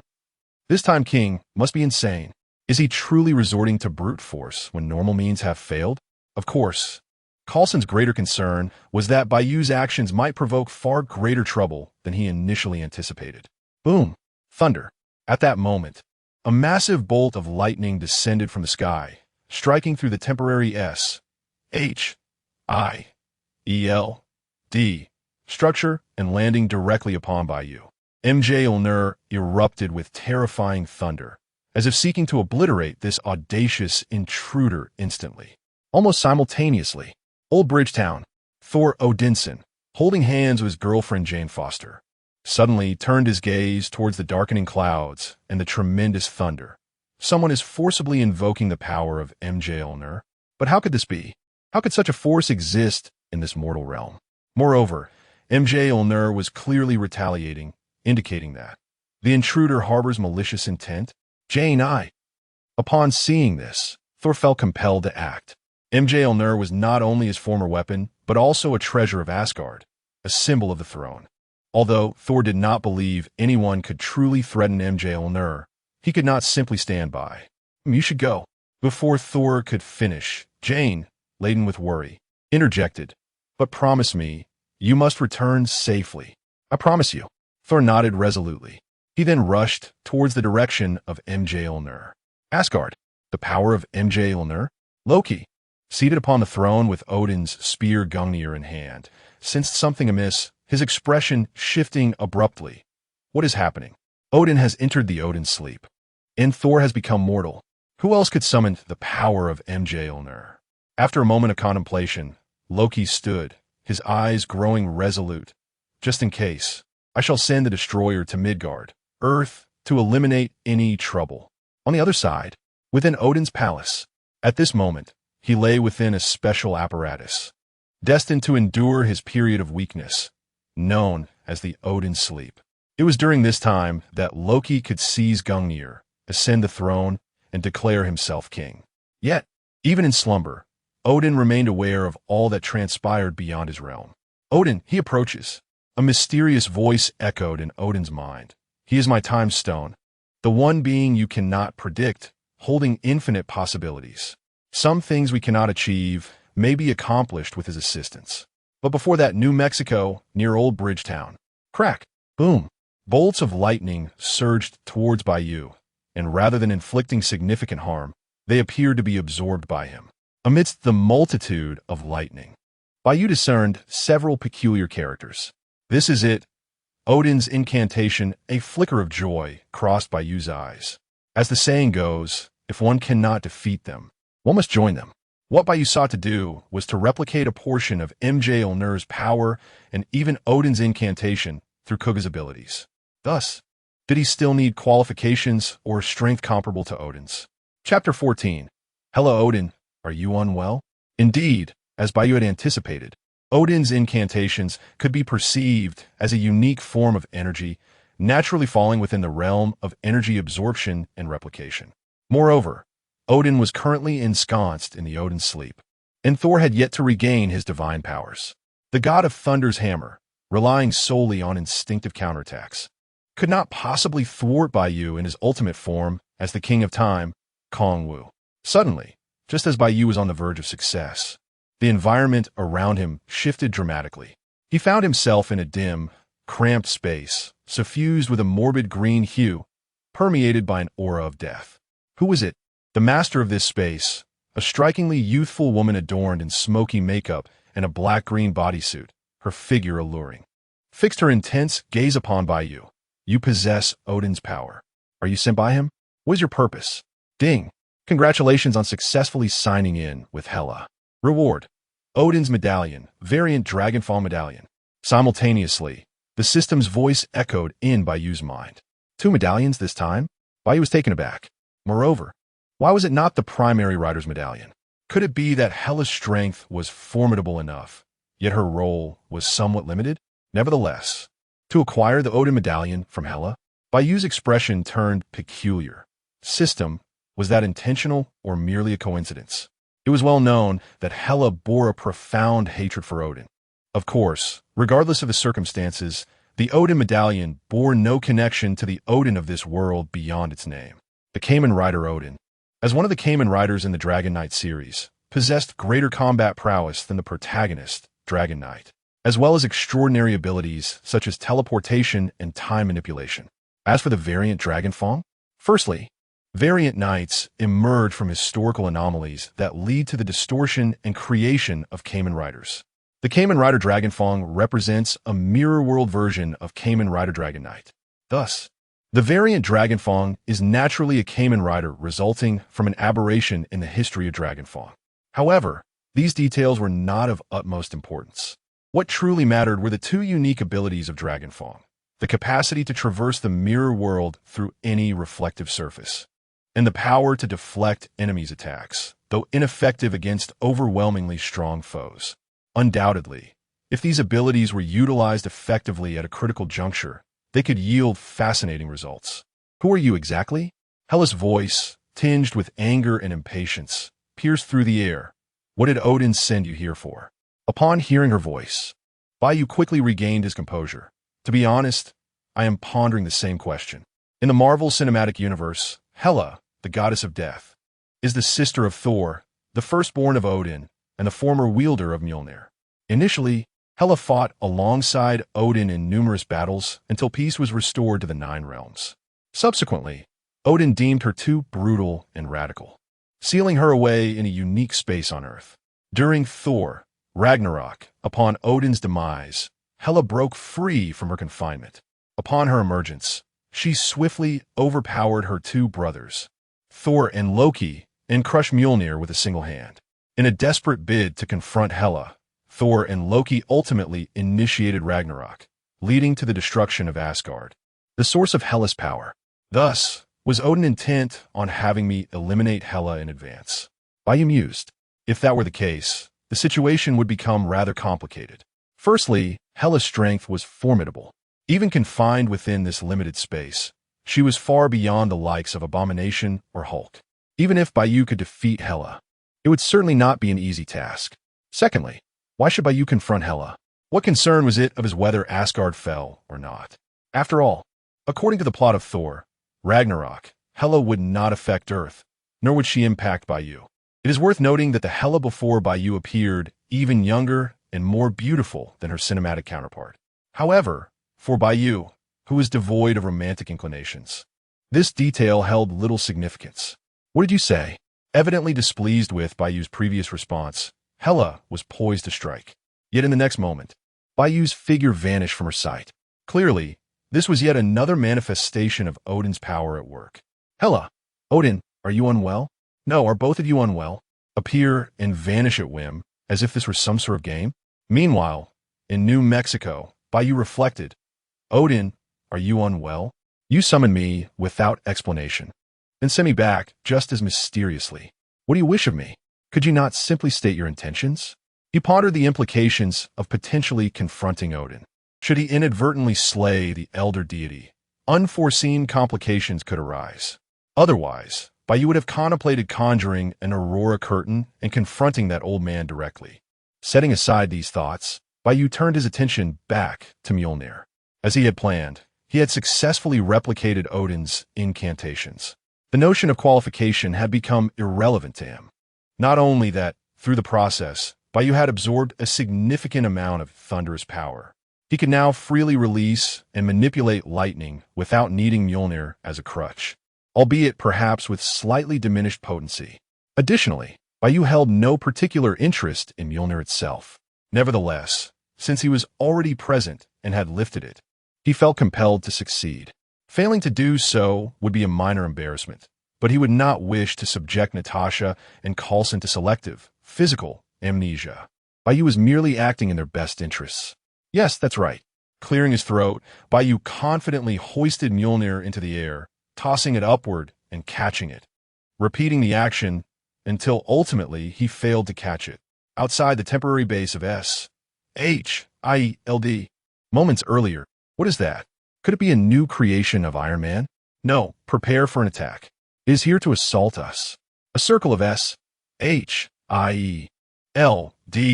agents, armed and vigilant, surrounded a terrifying mechanical entity, predominantly silver, with mysterious small protrusions on its shoulders and yellow square eyes, exuding an ominous presence. The Destroyer. Chapter 15. The Hammer of Thor. Thor, do not contact me again. I fear Bai Yu may misinterpret our connection. 100 meters away, Thor, with his keen eyesight, observed the silver automaton, and his expression shifted dramatically. What does that rascal Loki intend to do? The Destroyer was an ultimate weapon that only the king of Asgard had the authority to command. Coincidentally, Loki, who was now almost equivalent to a king, was the only one audacious enough to send the Destroyer to Earth. No, I must stop it, Thor resolved, fully aware that his actions could lead to dire consequences. Yet, he charged forth without hesitation, not solely to protect Jane, but also to prevent innocent lives from being lost before him. Here, bang, bang, bang, S.E.L.D. Agents unleashed a barrage of gunfire at the Destroyer, but their efforts were utterly futile. The Destroyer merely swept its hand, and several unfortunate souls perished on the spot. With a hiss, a beam of intense heat emanated from the Destroyer's glowing yellow eyes, obliterating the remaining S.H.I.E.L.D. agents. After dispatching a number of agents effortlessly, the Destroyer advanced towards the direction where the hammer of Thor had fallen. For Loki, Thor was always a target he could eliminate at any time. However, the mysterious force that could unleash the hammer's tremendous power was of far greater importance. Stop! What on earth is that thing? Desperation crept into the voices of the agents. Damn it! Our firepower is insufficient. We are utterly powerless against it. More agents arrived. Maintaining a safe distance, as they attempted to bombard the destroyer with ranged attacks. Unfortunately, they were merely a temporary reinforcement, equipped with no heavy weaponry. Even Hawkeye, one of the future Avengers, had joined the fray, yet their assaults were futile. With each searing beam released from the destroyer's eyes, more agents met their demise. If this continued, the agents would likely be decimated before the destroyer even reached the hammer of Thor. Unless, of course, they chose to flee without hesitation. Stop! Do not kill any more. At that moment, Thor finally arrived and positioned himself in front of the destroyer. Loki, brother, I know you harbor hatred towards me. Although I am uncertain of my transgressions, I am willing to apologize and accept your punishment. Therefore, take my life but spare theirs. They are innocent. Regardless of Thor's past before being stripped of his powers during his time on Earth, and having developed feelings for Jane, he had learned humility and the essence of self-sacrifice. Upon hearing Thor's selfless declaration, the destroyer, under Loki's command, momentarily hesitated, seemingly reconsidering its course. However, in the next instant, the destroyer's right arm swung back fiercely towards Thor. If it struck, the now mortal Thor would undoubtedly meet his end. In a moment of desperation, a hammer, crackling with lightning, soared from behind Thor, striking the destroyer's arm with tremendous force. Thor's heart leaped with joy as he instinctively reached for the hammer of Thor, which then flew back towards him, only to veer past him. Thor's expression froze, his smile fading. Go away. From behind Thor, Bai Yu emerged from the aurora, swatting the hammer aside with disdain. I'm no longer interested in you. Go find your rightful master. Bai Yu had acquired the strength to wield the hammer and was disinterested in playing the role of a hammer god. Furthermore, if Thor were to lose the hammer, the subsequent events could spiral out of control, potentially leading even Odin to descend for tea with Bai Yu. Not out of fear, but out of necessity. Meanwhile, congratulations. You have successfully signed in as Thor and received the reward, Dragon Knight Dial. With the system's notification, Bai Yu obtained a third main Knight Dial. Although Kamen Rider Ryuki did not possess the ultimate powers like Kuga, nor could he manipulate microscopic particles or absorb energy, he was still one of the significant data anomalies of the Heisei era. Even the basic form's finishing move boasted a staggering 300 tons of destructive power. In its final form, Survival Fire, the finishing move reached an astonishing 450 tons. If combined with the power of Kamen Rider Zio, it could exceed 900 tons, nearing the terrifying threshold of 1,000 tons. I believe I can do this. Bai Yu smirked beneath his mask. He retrieved the Dragon Knight Dial from the system space, replacing the Kuga Dial. The next moment, armor time, Ryuki. As the electronic sound echoed, a new form emerged, Kamen Rider Zio, in Dragon Knight armor. Predominantly silver with orange accents on the thighs, shoulders, and upper chest, and a mask reminiscent of Ryuki. Who is he? Thor, having turned around, gazed in bewilderment at Bai Yu's dazzling transformation effects. Is this what people on Earth have come to? Of course. Thor also noticed the hammer's attempt to fly towards the mysterious figure, only to be swatted away. This immediately sparked annoyance within Thor towards the latter. Asgard. Loki's expression darkened as he sensed the unfolding events through the eternal spear and the destroyer. Could it be that the previous anomaly surrounding the hammer of Thor originated from him? Realizing this possibility, Loki commanded the destroyer to annihilate any threats to his existence. In New Mexico, Old Bridgetown, with a renewed vigor, the destroyer, upon receiving Loki's command, unleashed a beam of superheated energy from its eyes. Watch out! Thor could not help but shout a warning. Yet, his face quickly soured. The hammer of Thor, which Bai Yu had so disdainfully swatted aside moments ago, now flew back to him, protecting him from the destroyer's destructive beam. Chapter 16. Love does not vanish, it only transforms Thor. Indeed, love can dissipate. Cannot it? Yet, Thor could not fathom why Mjolnir would willingly shield the one clad in enigmatic armor. Strangely, the latter appeared quite disdainful. Of course, Thor was not envious. He was merely perplexed. Meanwhile, Bai Yu paid no heed to Thor's thoughts, nor did he concern himself with Mjolnir before him. Instead, he retrieved the alien dragon tooth dial from the system space and pressed the button atop the dial. Another Ryuga. as the electronic sound resonated. A mirror image materialized before Bai Yu. Within this mirror, another destroyer emerged, unleashing a beam of extreme heat. In an instant, the searing ray shot forth from the mirror, striking the destroyer in the real world with precision. The outcome was inevitable. The destroyer was propelled backward by its own assault, sustaining multiple fractures. What? Both Thor and the surrounding agents were left in awe. He had rebounded the attack of that silver mechanized being, the destroyer. What was that mirror-like object? Amidst their astonishment, excitement bubbled up within them.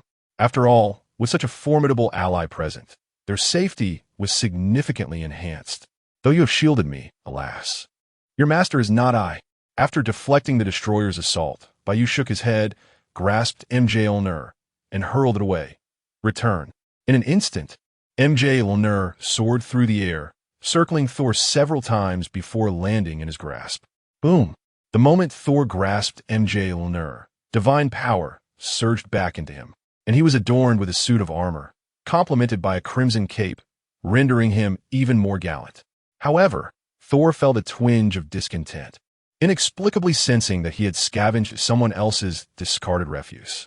It is worth mentioning that Thor's power was inherent, not derived from Mjolnir. Previously, it seemed he had been sealed by Odin's decree.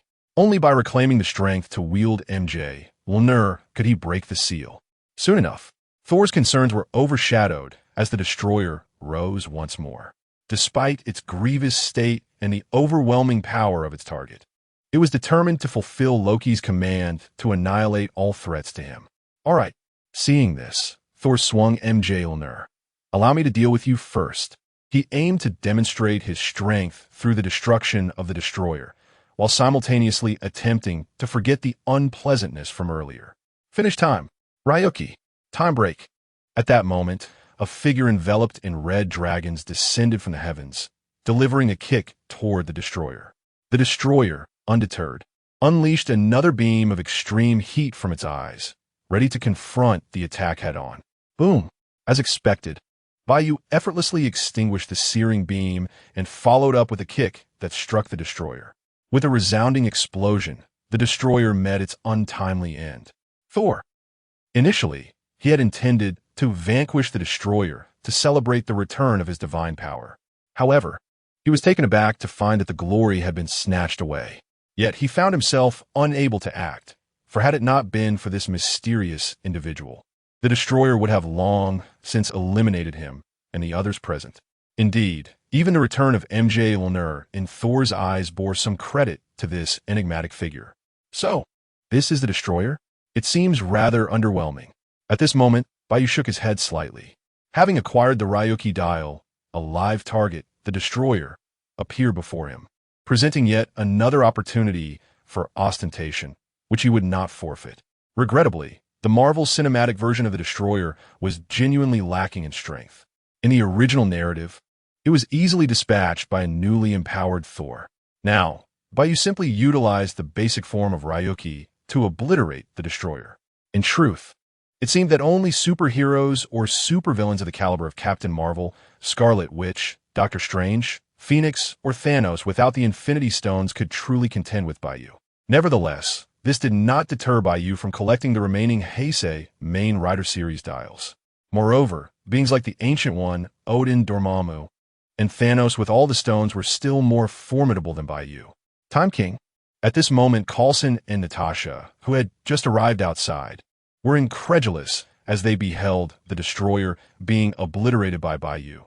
Just how much power does he still conceal? Although they had not witnessed the events firsthand within the base, they had gleaned information from surveillance and reports from other agents. New forms, rebounding attacks. Natasha and Coulson were astonished to discover that Bai Yu unveiled new powers with each battle. This left them unable to predict just how many abilities remained hidden from view. Further enhancing his enigmatic persona, they silently prayed that no, humanity would not find itself at odds with such an entity, for if they did, the ramifications would be dire. Of course, should this Time King truly pose a threat to the United States and the world, Coulson and Natasha would undoubtedly risk their lives to thwart him. Time King, upon hearing Natasha and Coulson's reference to Bai Yu. Thor expressed his gratitude. "Thank you for retrieving MJ Mjolnir for me and for stopping the destroyer. Should the opportunity arise, I would welcome you to Asgard as a guest. However, I must first return to address some domestic matters." Thor understood that this matter was far from over. The destroyer was merely a weapon, devoid of thought or morality. The true architect behind the attempts on his life was undoubtedly Loki. Previously, Loki had told Thor that Odin had passed away, leading Thor to relinquish any thoughts of returning. Yet now, Thor found himself questioning Loki's words, for the latter was not unfamiliar with deceit. "No problem," Bai Yu shrugged, showing no inclination to accompany Thor to Asgard. He feared that upon encountering Odin, he might be unable to restrain himself from striking the latter down, although it was highly probable that he would not succeed. Chapter 17. Natasha, you understand me.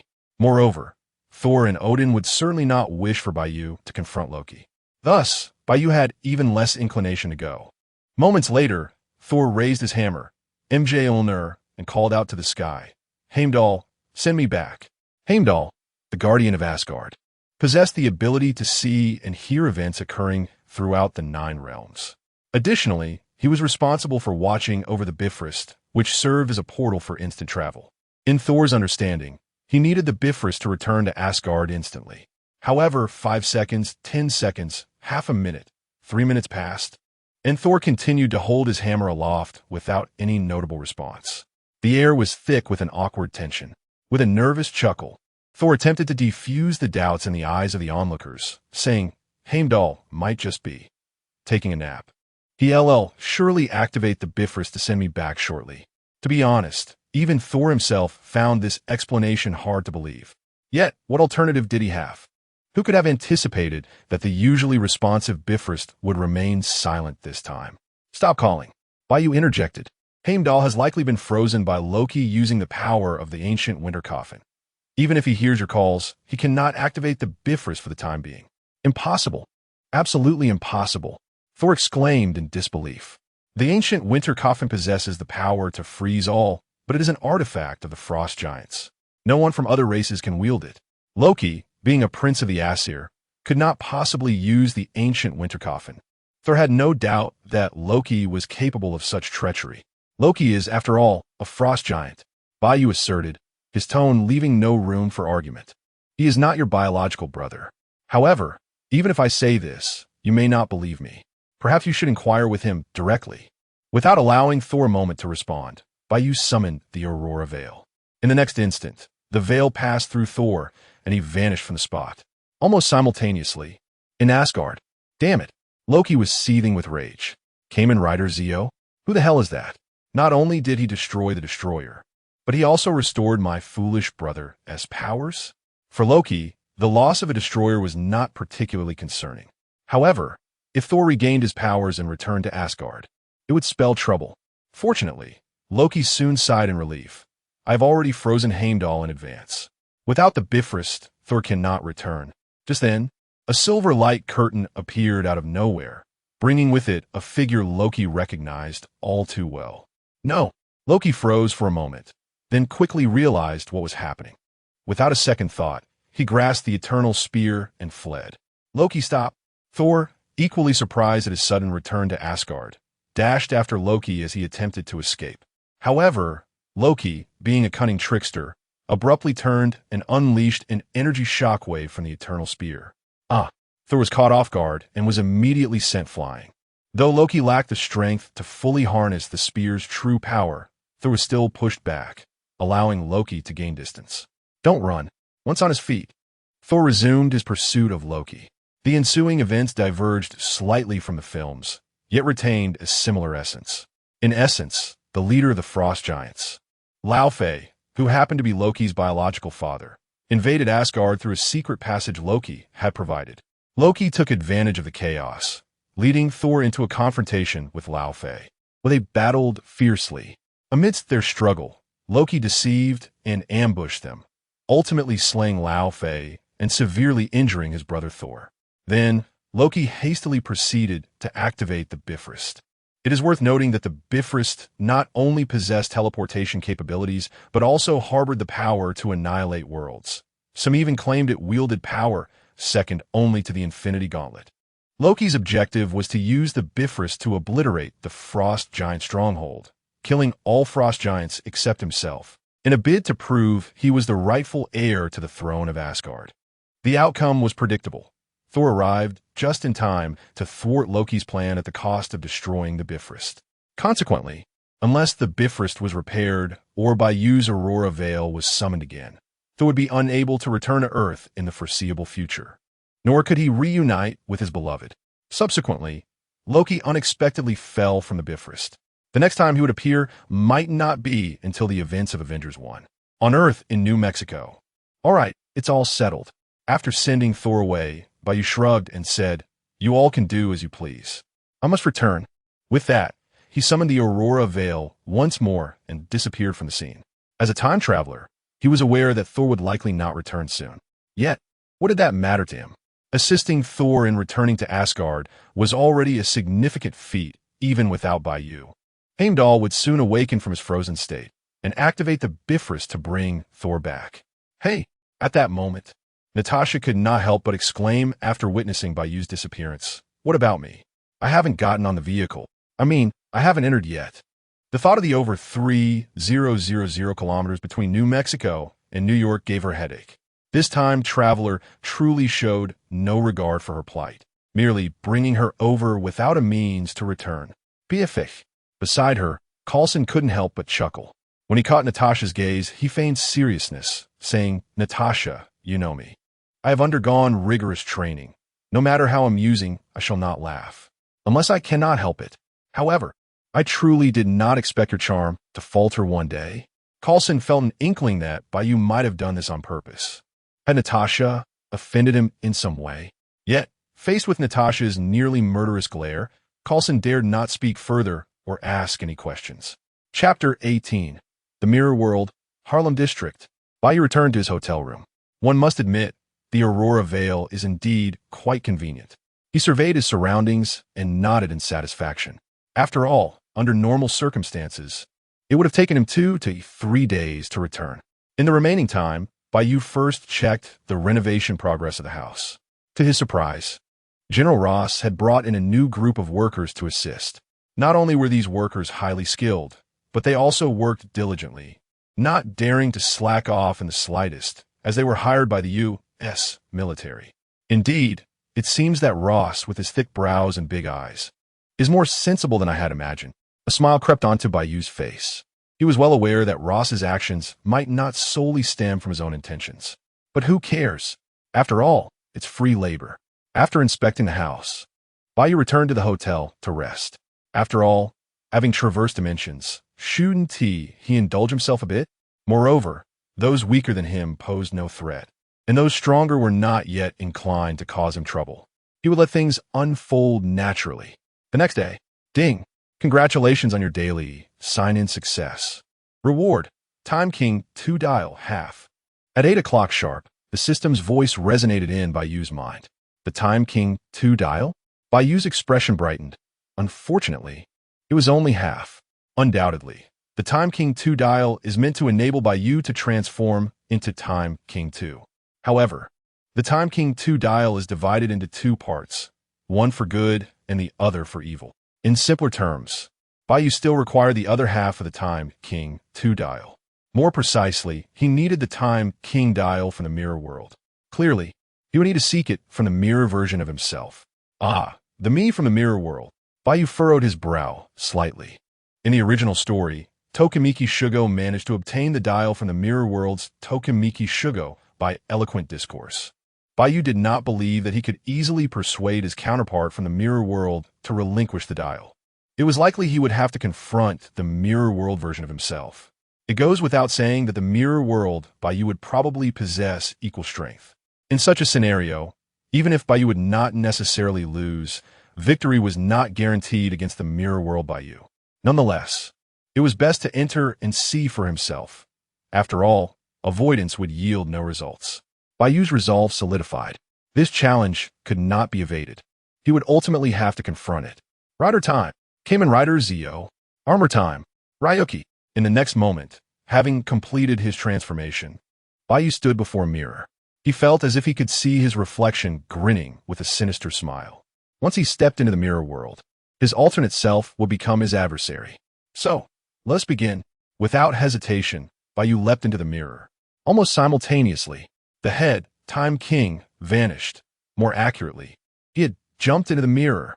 An agent from SHIELD, who had been monitoring Bai Yu, reported in astonishment.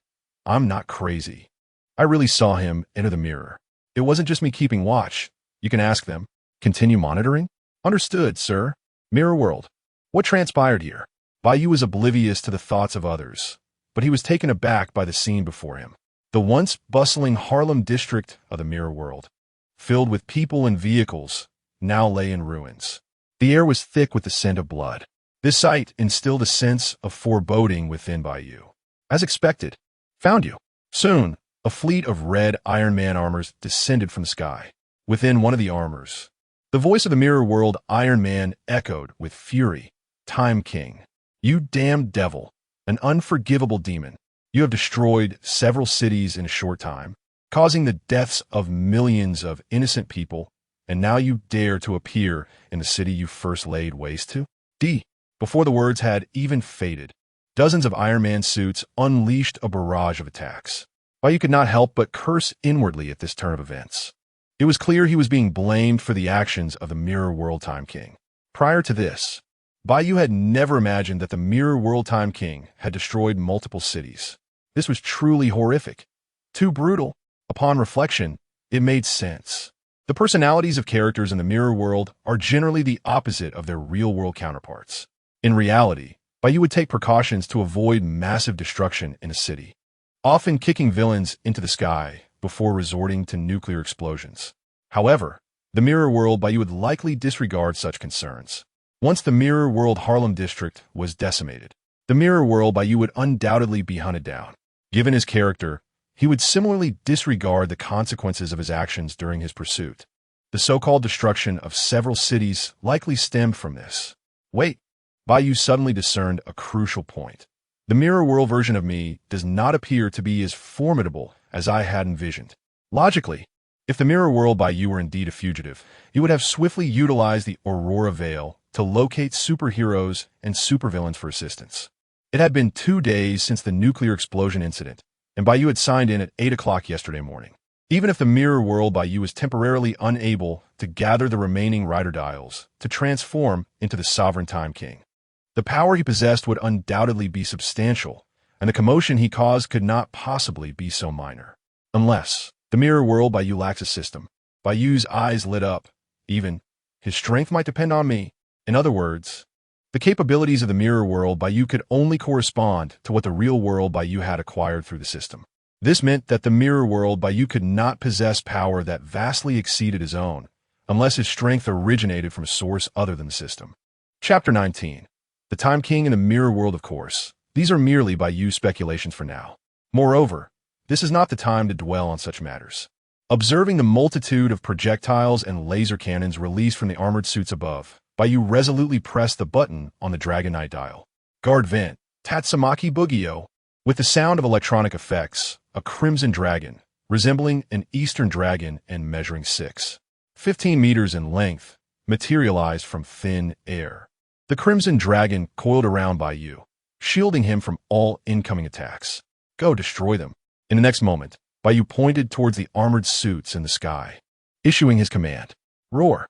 Without hesitation, the crimson dragon unleashed a mighty roar and launched itself forward like an arrow released from a bow.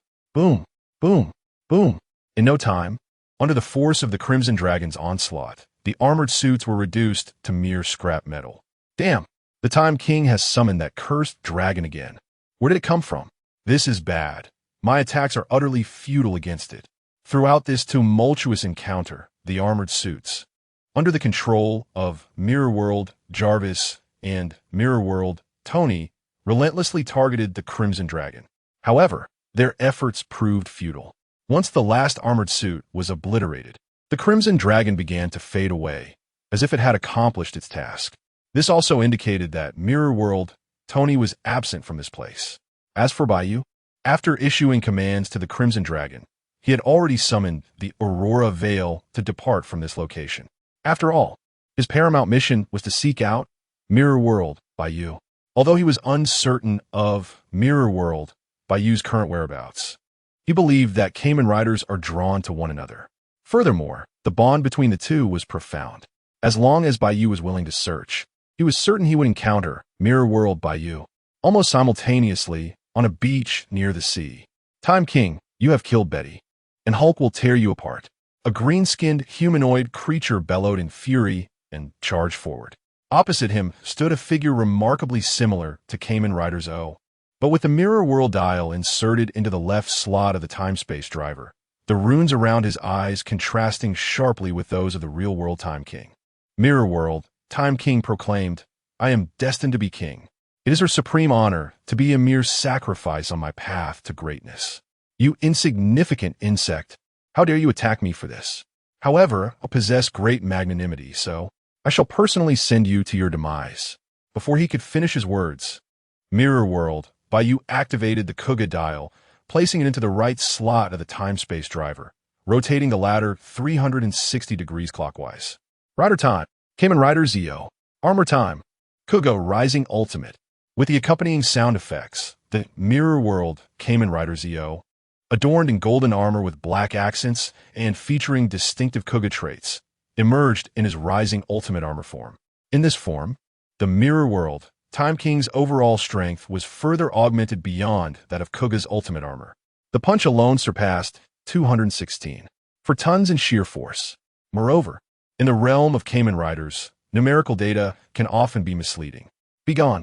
Transformed, the Mirror World Time King raised his right hand and unleashed a powerful punch forward. Hulk smash.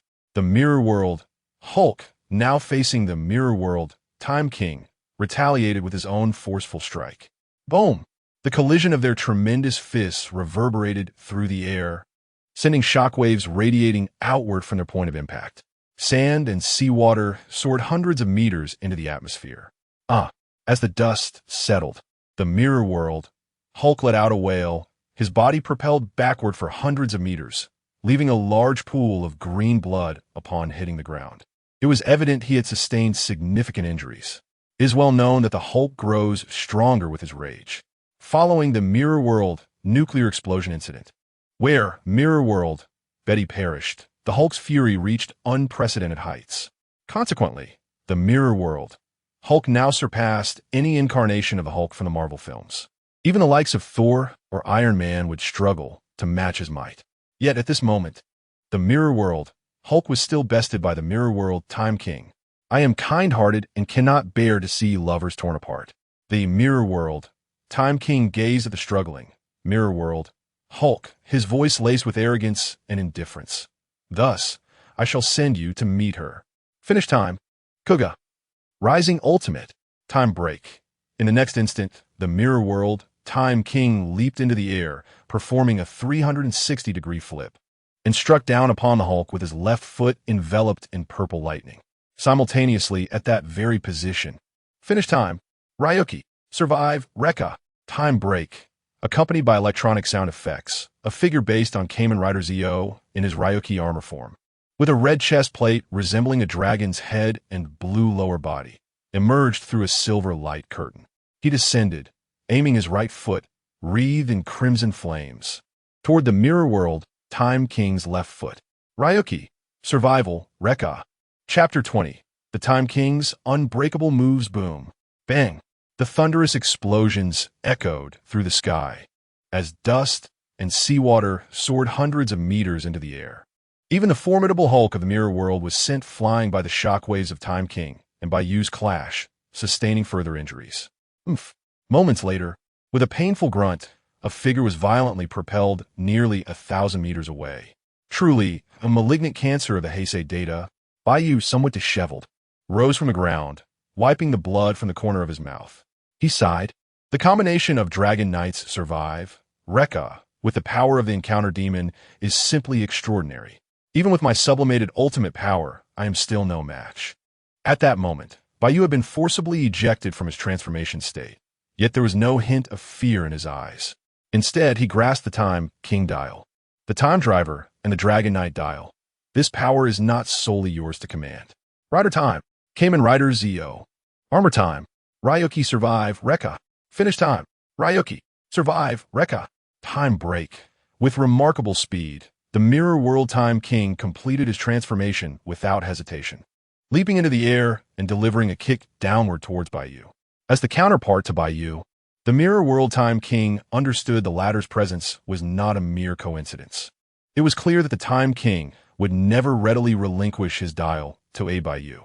On the contrary, the Time King sought to acquire the dial in Bai Yu's possession, hoping to create a mirror world version of a second-tier Time King. Thus, it was destined that only one would remain between them. Fool! I never claimed I would duel you with the same power. The scene of the Time King descending from above to kick him left Bai Yu shaking his head. Immediately, he retrieved the Odin dial from his system space, replacing the Dragon Knight dial in the left slot of the Time Driver. Armor time. Odin. In no time, the Kamen Rider Time King, now resembling a deep blue figure adorned with golden chest and shoulder armor, reminiscent of a phoenix, appeared in the Odin armored form. Kamen Rider Odin, finish time. Odin. Odin.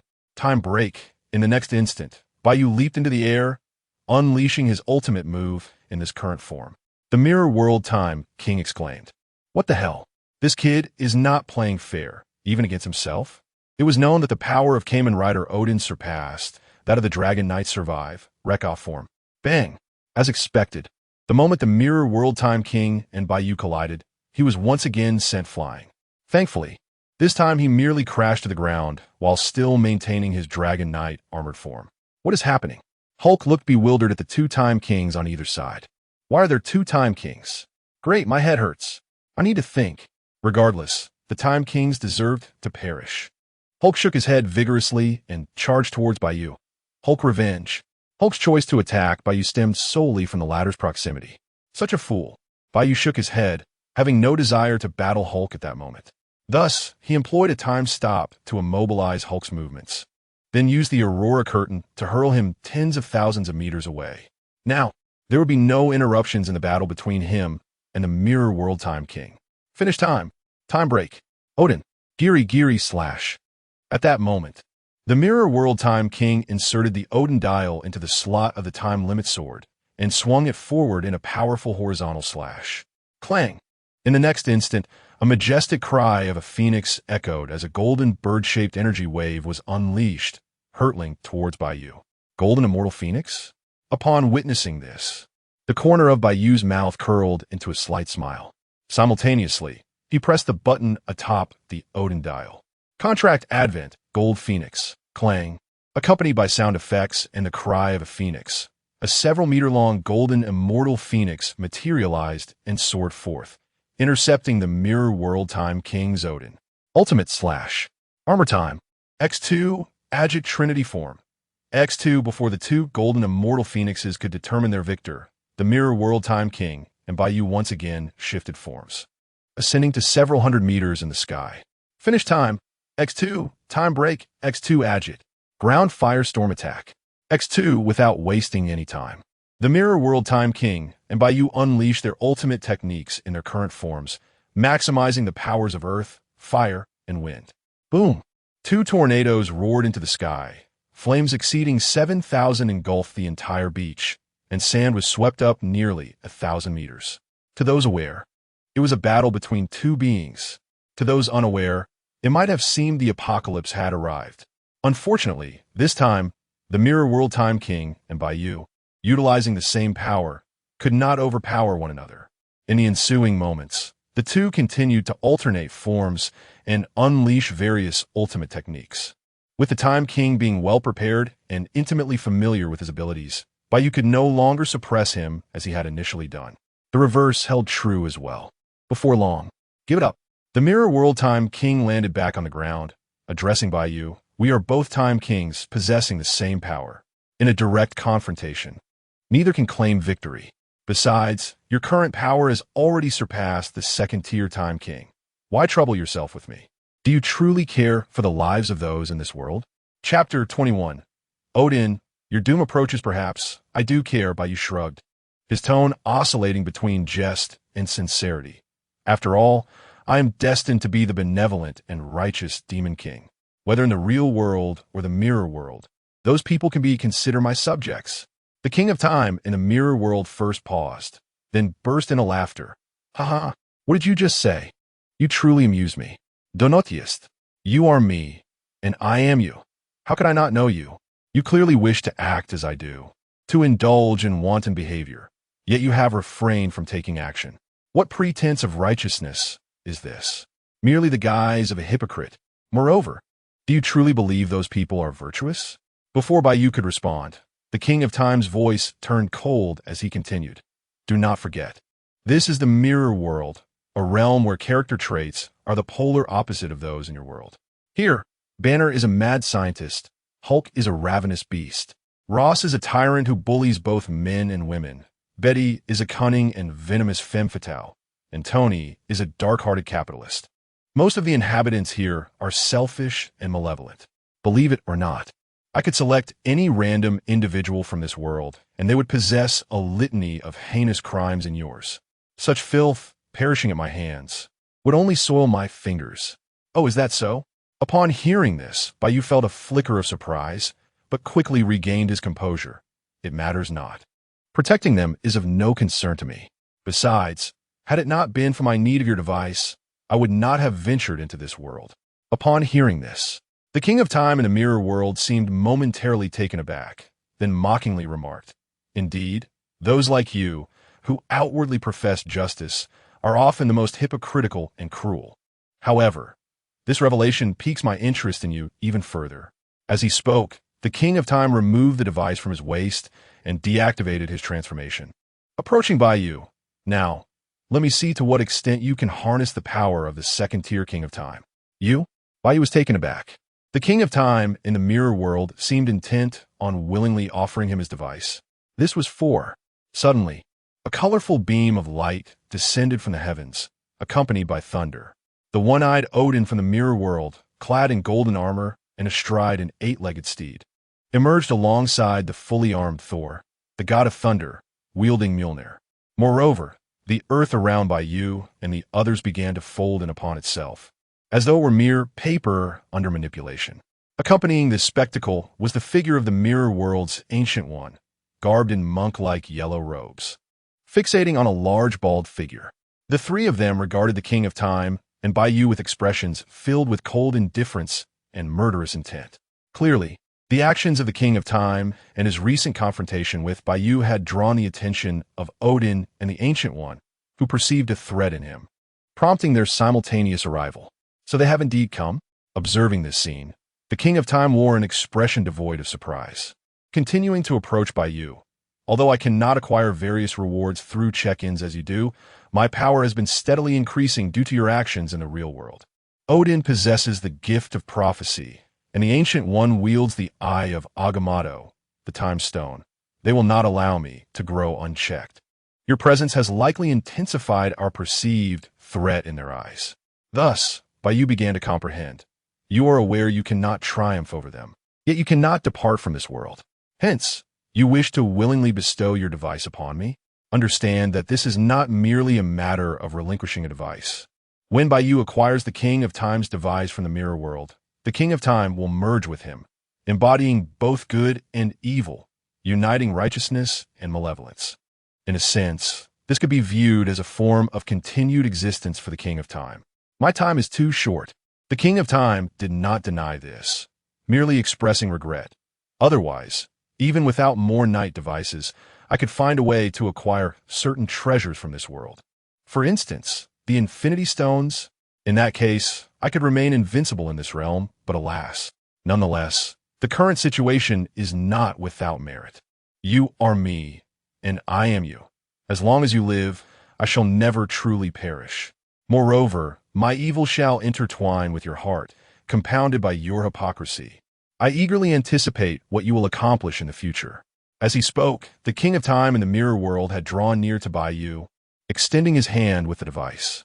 Simultaneously, his form began to dissipate, on the verge of merging with Bai Yu. This is bad. At that moment, the god of thunder in the mirror world noted the unfolding situation, his expression changing. We must prevent them. Although the god of thunder was unaware of the specifics, he instinctively felt that if those two truly merged, it would spell disaster. The god of thunder hurled his hammer with determination. King of time, your crimes are manifold. In your countless acts of slaughter have come time for reckoning. Odin raised his eternal spear, poised to deliver a fatal blow. I apologize. The Ancient One also activated the eye of Agamotto she wore. I have witnessed countless futures, and only in the absence of you does this world not descend into ruin. Therefore, perish. Huh. Upon witnessing this, the King of Time in the mirror world let out a cold laugh. You think it's so easy to slay me? Do not assume that the other me from another world merely utilized you. I have made preparations for this very moment. As he spoke, he raised his hand, summoning a curtain of aurora from which two figures emerged. Odin, your doom is at hand. One figure bore 8 black horns and wielded twin swords. Her gaze toward Odin filled with hatred. She was none other than Hela, the goddess of death in this mirror world. Ancient One, I never expected you to still be alive. The second figure, with deep-set eyes and hands brimming with formidable dark magical energy, interjected, No, that is a future event. But it matters not, for I shall kill you once more. This figure was none other than Caecilius, the principal antagonist from Doctor Strange, a former disciple of the Ancient One and a follower of Dormammu, who had previously slain the Ancient One, though it appeared more as though she had sought her own demise. Chapter 22. Rejoice. The emergence of Zeo 2. The ensuing events are entrusted to you. After summoning Hela and Caecilius from the mirror world, the figure of Zeo transformed into a phantom and merged with Bai Yu's being. Shortly thereafter, the Zeo mirror dial fell into Bai Yu's hands. How delightful! The corners of Bai Yu's mouth curled slightly beneath his mask. However, he refrained from immediately utilizing the Zeo mirror dial. Instead, he first raised his hand to grasp the Mjolnir hurled by the mirror Thor. Impossible. This cannot be. The mirror Thor gazed in disbelief at the scene before him. He had never anticipated that anyone could catch his hammer. Clearly, being a fugitive, he lacked the time to retrieve the hammer from New Mexico after searching for Hela and Caecilius in the mirror world. More accurately, the Mjolnir would not effectively enhance the power of the Zeo from the mirror world, rendering the search unnecessary. Are you astonished? Bai Yu addressed the mirror Thor. You ought to be wary of your heart. I fear you may not be able to bear it. Before his words faded, Bai Yu hurled the Mjolnir toward the mirror Thor. On another front, Hela, I never imagined you would associate with this Demon King. Caecilius, since you hail from the future, even from an alternate timeline, then even if I were to slay you here, it would bear no consequence. Although Odin and the Ancient One from the mirror world were taken aback by the appearance of Hela and Caecilius, they were unperturbed and prepared to eliminate the latter too. After all, they were unaware that this was merely a mirror world. They were confident that allowing Zeo a moment would not pose any issues. Would it? Meanwhile, Bai Yu disregarded the reactions of others and focused on the Zeo mirror dial in his possession, retrieving the Zeo 2 dial, half, from the system space. Buzz. As the Zeo mirror dial and the Zeo 2 dial, half, came into contact, they resonated and swiftly began to merge. Moreover, Bai Yu distinctly sensed that the first stage Omega power within him was also resonating with the 2 dials in his hands. Could it be? A bold notion surged into Bai Yu's mind, and without hesitation, he made a decisive choice. In the next moment, a stream of dark golden energy, Omega power, flowed from Bai Yu's hands into the merging dials. Zeo E. Soon, the Zeo mirror dial and the Zeo 2 dial, half, vanished, replaced by a singular dial predominantly black, adorned with a golden Zeo emblem on its face. Bai Yu gazed at the Zeo 2 dial in his hands, momentarily taken aback. This dial appears not to require splitting. It is known that the Zeo 2 dial from the original series necessitated division into 2 halves, which were then inserted into the left and right slots of the time-space driver. This meant that the Zeo 2 could not utilize other rider dials, nor could it switch or stack various armor forms, thus limiting its capabilities. Yet now, the Zeo 2 dial before Bai Yu, akin to the Zeo dial, could be utilized without division. In other words, Bai Yu could entirely augment the powers of other riders upon the foundation of the ZO2. What a joyous occasion. But there is more. At the moment the ZO2 dial was born, Bai Yu's Omega power also underwent a transformation, seemingly. Increasing by half? Ding! Congratulations, Master. Your Omega power has successfully leveled up to 1.5. Indeed, it appeared Bai Yu's perception was not mistaken. The elevation of his Omega power not only enhanced his abilities related to time suspension, flight, and telekinesis, but also signified that when he transformed into ZO, his strength while utilizing various armor forms would become thrice that of his original. Indeed, truly remarkable. Bai Yu was elated beyond measure. The capacity to continue employing various armor forms in the ZO2 state would significantly bolster his overall prowess, not to mention the tripling of his strength. Regrettably, he did not directly ascend to the second stage. Bai Yu felt a twinge of disappointment. As ZO, the Omega power was his most fundamental and core strength. As long as Bai Yu's Omega power was sufficient, he could transform into the Omega ZO at any moment, even possessing far greater power than that portrayed in the original series. However, the current enhancements were already quite commendable. What more could he desire? Moreover, Bai Yu had only acquired 4 primary rider dials, including the ZO dial. He still required 16 more dials to attain the sovereign ZO form. What was the rush? Now then, Bai Yu cast a glance at the chaotic melee involving Odin, Hela, the Ancient One, Caecilius, and the Mirror Thor, who had regained control of Mjolnir. A confident smile gracing his lips. It is my time to shine. He then decisively replaced the ZO dial with the ZO2 dial and sequentially pressed the buttons for the ZO2 and on the time-space driver. Beep, beep, beep, beep. Accompanied by the sound reminiscent of clockwork, 2 dark golden clock phantoms materialized behind Bai Yu. One rotated counterclockwise, while the other spun clockwise. Transform. Immediately, Bai Yu rotated the time-space driver counterclockwise a full 360 degrees. Rider time. Kamen Rider. Rider. ZO. As the transformation sound effects resonated, 2 pink and 4 dark golden band phantoms swirled rapidly around Bai Yu.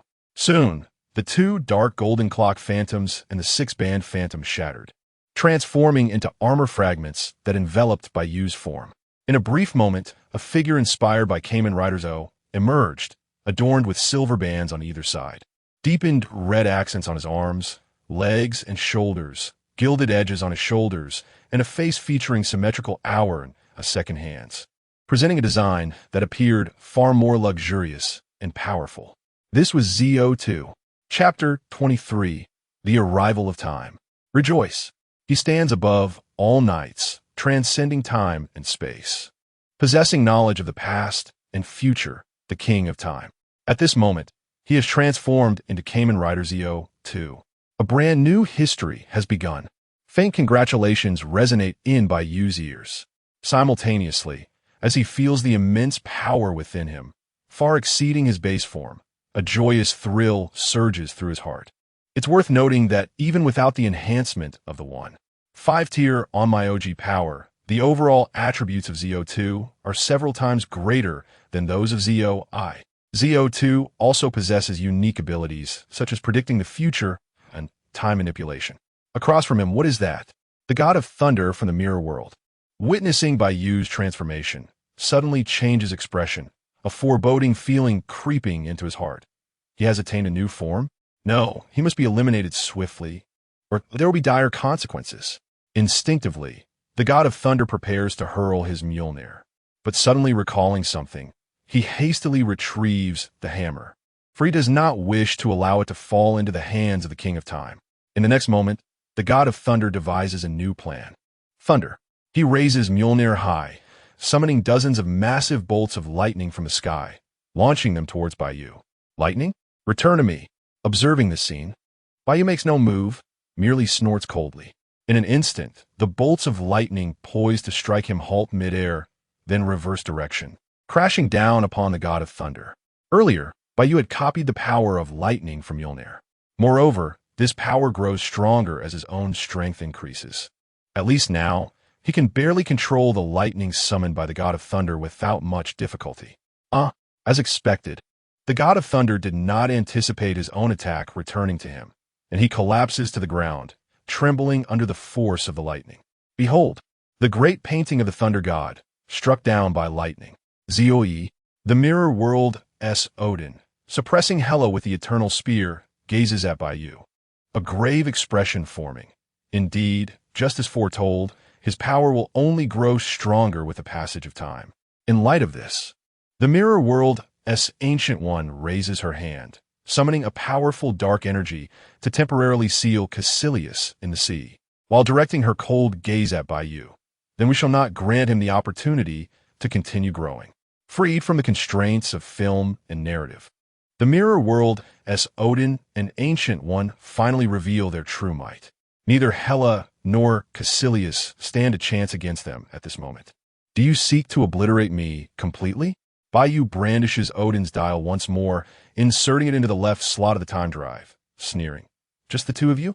It won't be that easy. Bai Yu isn't entirely certain whether he can contend with the mirror world's Odin and Ancient One. But who said he must confront them head-on? In the next moment, Bai Yu presses the Odin dial and the button atop the time drive, rotating the latter 360 degrees counterclockwise. Armor time. Odin, accompanied by the sound effects, Bai Yu transforms into Kamen Rider ZO2 in the Odin armor form. Visually, this form is not significantly different from Kamen Rider ZO in the Odin armor form. It is merely a more powerful iteration based on ZO2. What does he intend to do? The mirror world's Odin feels a sense of dread and decisively hurls the eternal spear at Bai Yu. Now is the time to kill him. The mirror world's Ancient One, unwilling to be outdone, raises her hand, summoning vast amounts of dark energy from a shadowy dimension beyond Earth, launching it as a shockwave aimed directly at Bai Yu. Indeed, you are formidable. Your power is truly extraordinary. Observing this scene, Bai Yu reflects, his tone devoid of any concern. Meanwhile, he swiftly presses the Odin dial and the button atop the time drive once more, rotating the latter 360 degrees counterclockwise. Psycheo. Finish time. Twice time break. Time advent. As the sound effects resonate, everything within a 100-mile radius of Bai Yu comes to a complete standstill. This includes the mirror world's Odin, Ancient One, and their unleashed attacks. After all, within this move, Bai Yu not only wields the time manipulation of ZO2 in the Odin armor form, but also incorporates the 5-tier On-My-OG power and his intrinsic control over time. This move may not confine Odin and Ancient One for long. However, Bai Yu shakes his head, refraining from any aggressive actions. Even if I were to eliminate them, it would bear little significance to me. Furthermore, with the emergence of the mirror world's Hulk and Odin, Bai Yu has long understood that the superheroes and supervillains of this world cannot trigger the system's sign-in. Thus, Bai Yu's journey lies in the starry seas of reality. Remaining in the mirror world serves no purpose. At least not for now. With this thought, Bai Yu hesitates not for a moment, summoning the Aurora Veil and vanishing from this world. 1 second, 2 seconds, merely 3 seconds later, the eye of Agamotto on Ancient One's chest emits a green light, helping her break free from the time-stop's influence.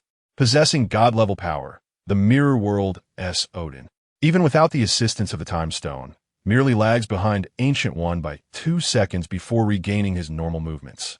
Nonetheless, the expressions on both of their faces are far from pleasant. He has vanished. The mirror world's Odin, with a grave countenance, realizes there's no trace of him on this planet or even throughout the entire solar system. Such formidable power over time. The mirror world's Ancient One reflects, her expression equally grim. Even without the eye of Agamotto, I should not have been affected by ordinary time manipulation. The King of Time? Chapter 24. The Horn Herald and the transformed Peter Parker at this juncture. Odin and the Ancient One from the mirror world must concede that the power of the Time King exceeds their initial expectations, compounding their concerns. Should the Time King return with even greater strength in the future, it would inevitably bring about a catastrophic disaster for them and the entire world. In the real world, as the Aurora curtain swept across, Bai Yu, still in the second stage Odin armor form, returned to the mirror where he had initially stood. Not bad. Bai Yu reverted to his original form, glancing at the second stage dial in his hand, nodding in satisfaction. This time, I have not only achieved my goal of acquiring the second stage dial, but have also elevated the power of Amaga to 1/5 stage. Otherwise, even with the Odin dial, my temporal abilities would hardly affect the Mirror World S Odin and Ancient One. Simultaneously, this journey through the Mirror World undoubtedly enhanced Bai Yu's overall strength significantly. What shall I do next? After storing the dial and the driver in the system space, he turned and contemplated deeply. From a moment he entered the Mirror World to now, less than 10 minutes had elapsed. It was still only a little past 8 in the morning. Perhaps I should check on my house? Soon, Bai Yu reached a decision.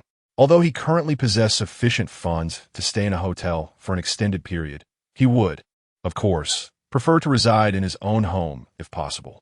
Almost concurrently, an agent from SHIELD monitoring Bai Yu contacted his superior.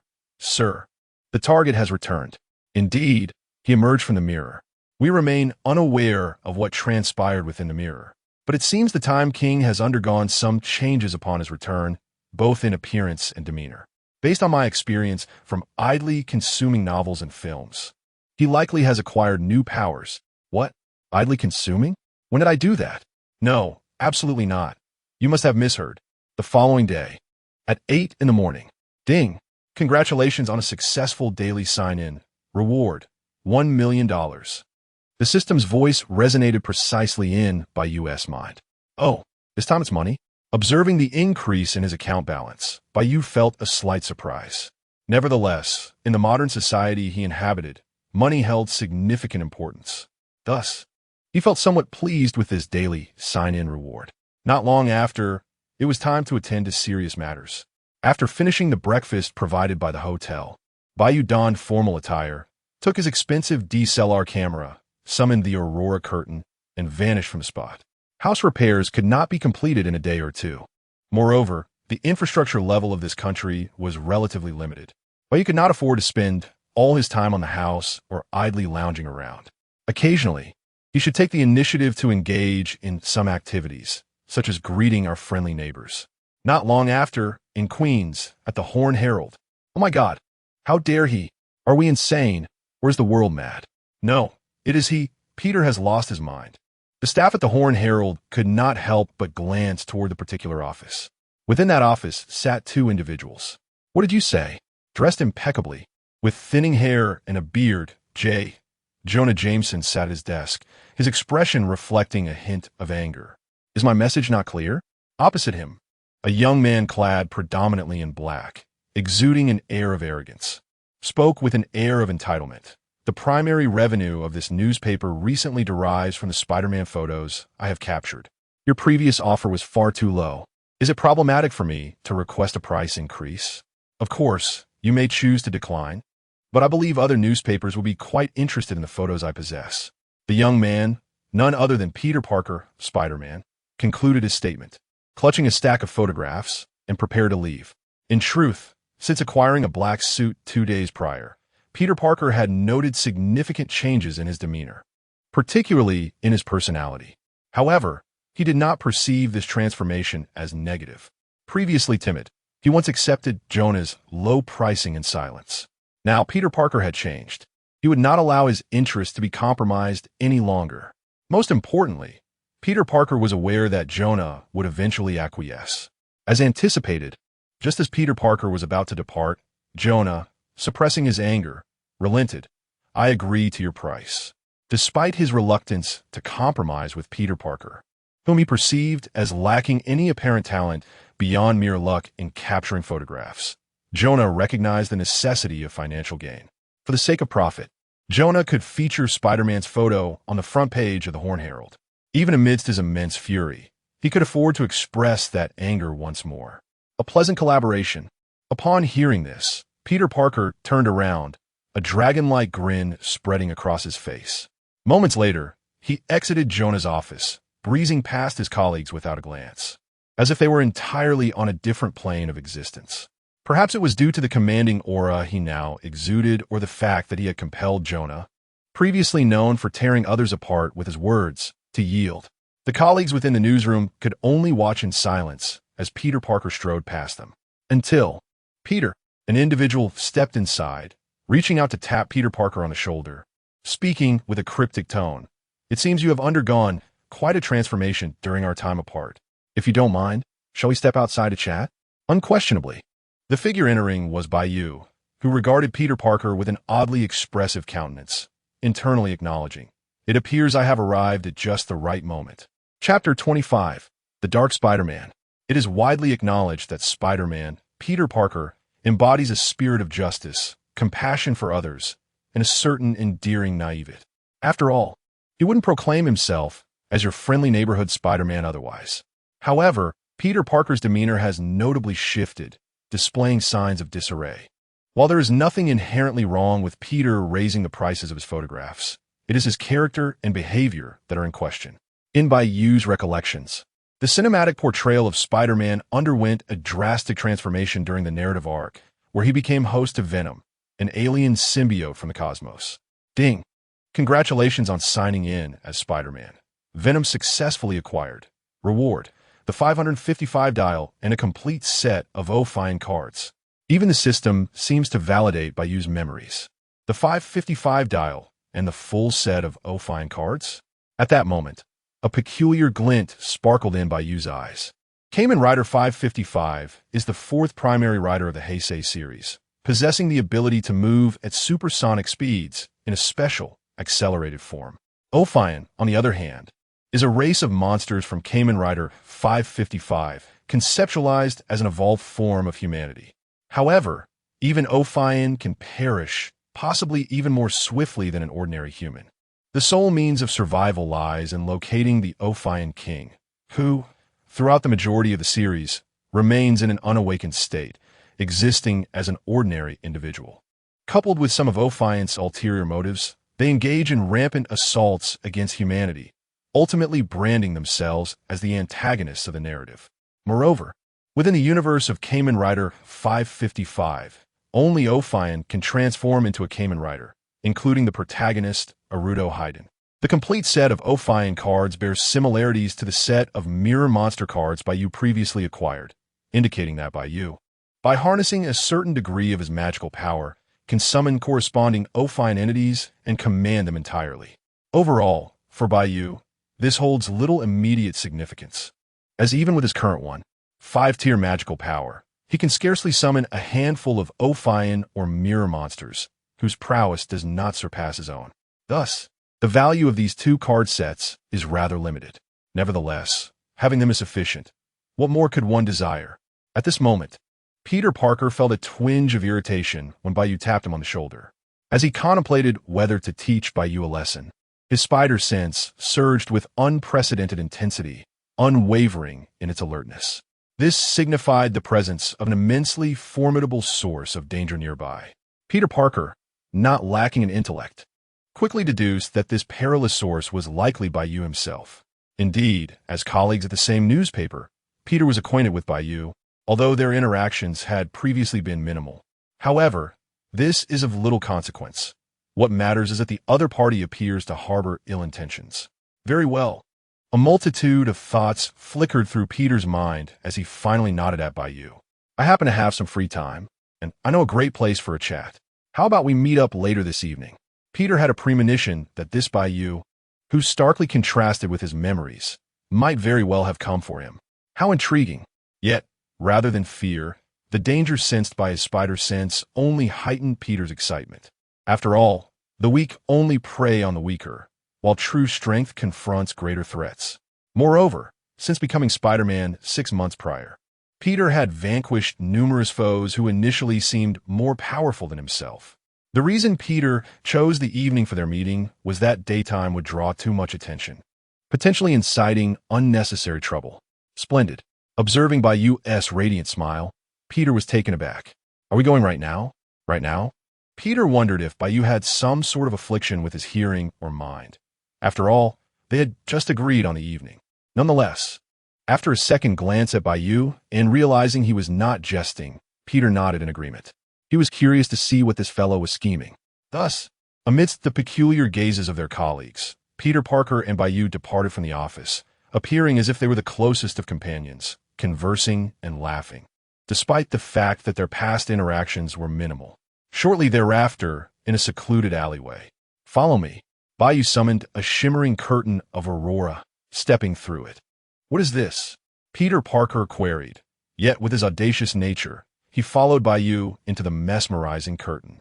A moment later, as Peter emerged from the aurora, he gazed around in astonishment. They were still in the same alley, but the sky had grown utterly dark. Ah, I see. Peter, not one to be easily fooled, quickly grasped the situation. It was akin to a temporal displacement ability. However, before he could finish his thought, Peter, forsaking all decorum, launched a sudden strike towards Bai Yu. Simultaneously, a black suit adorned with a white spider emblem swiftly enveloped Peter Parker, transforming him into the Venom version of Spider-Man. Freeze! Bai Yu had long been prepared. With a mere lift of his hand, he halted Spider-Man in time.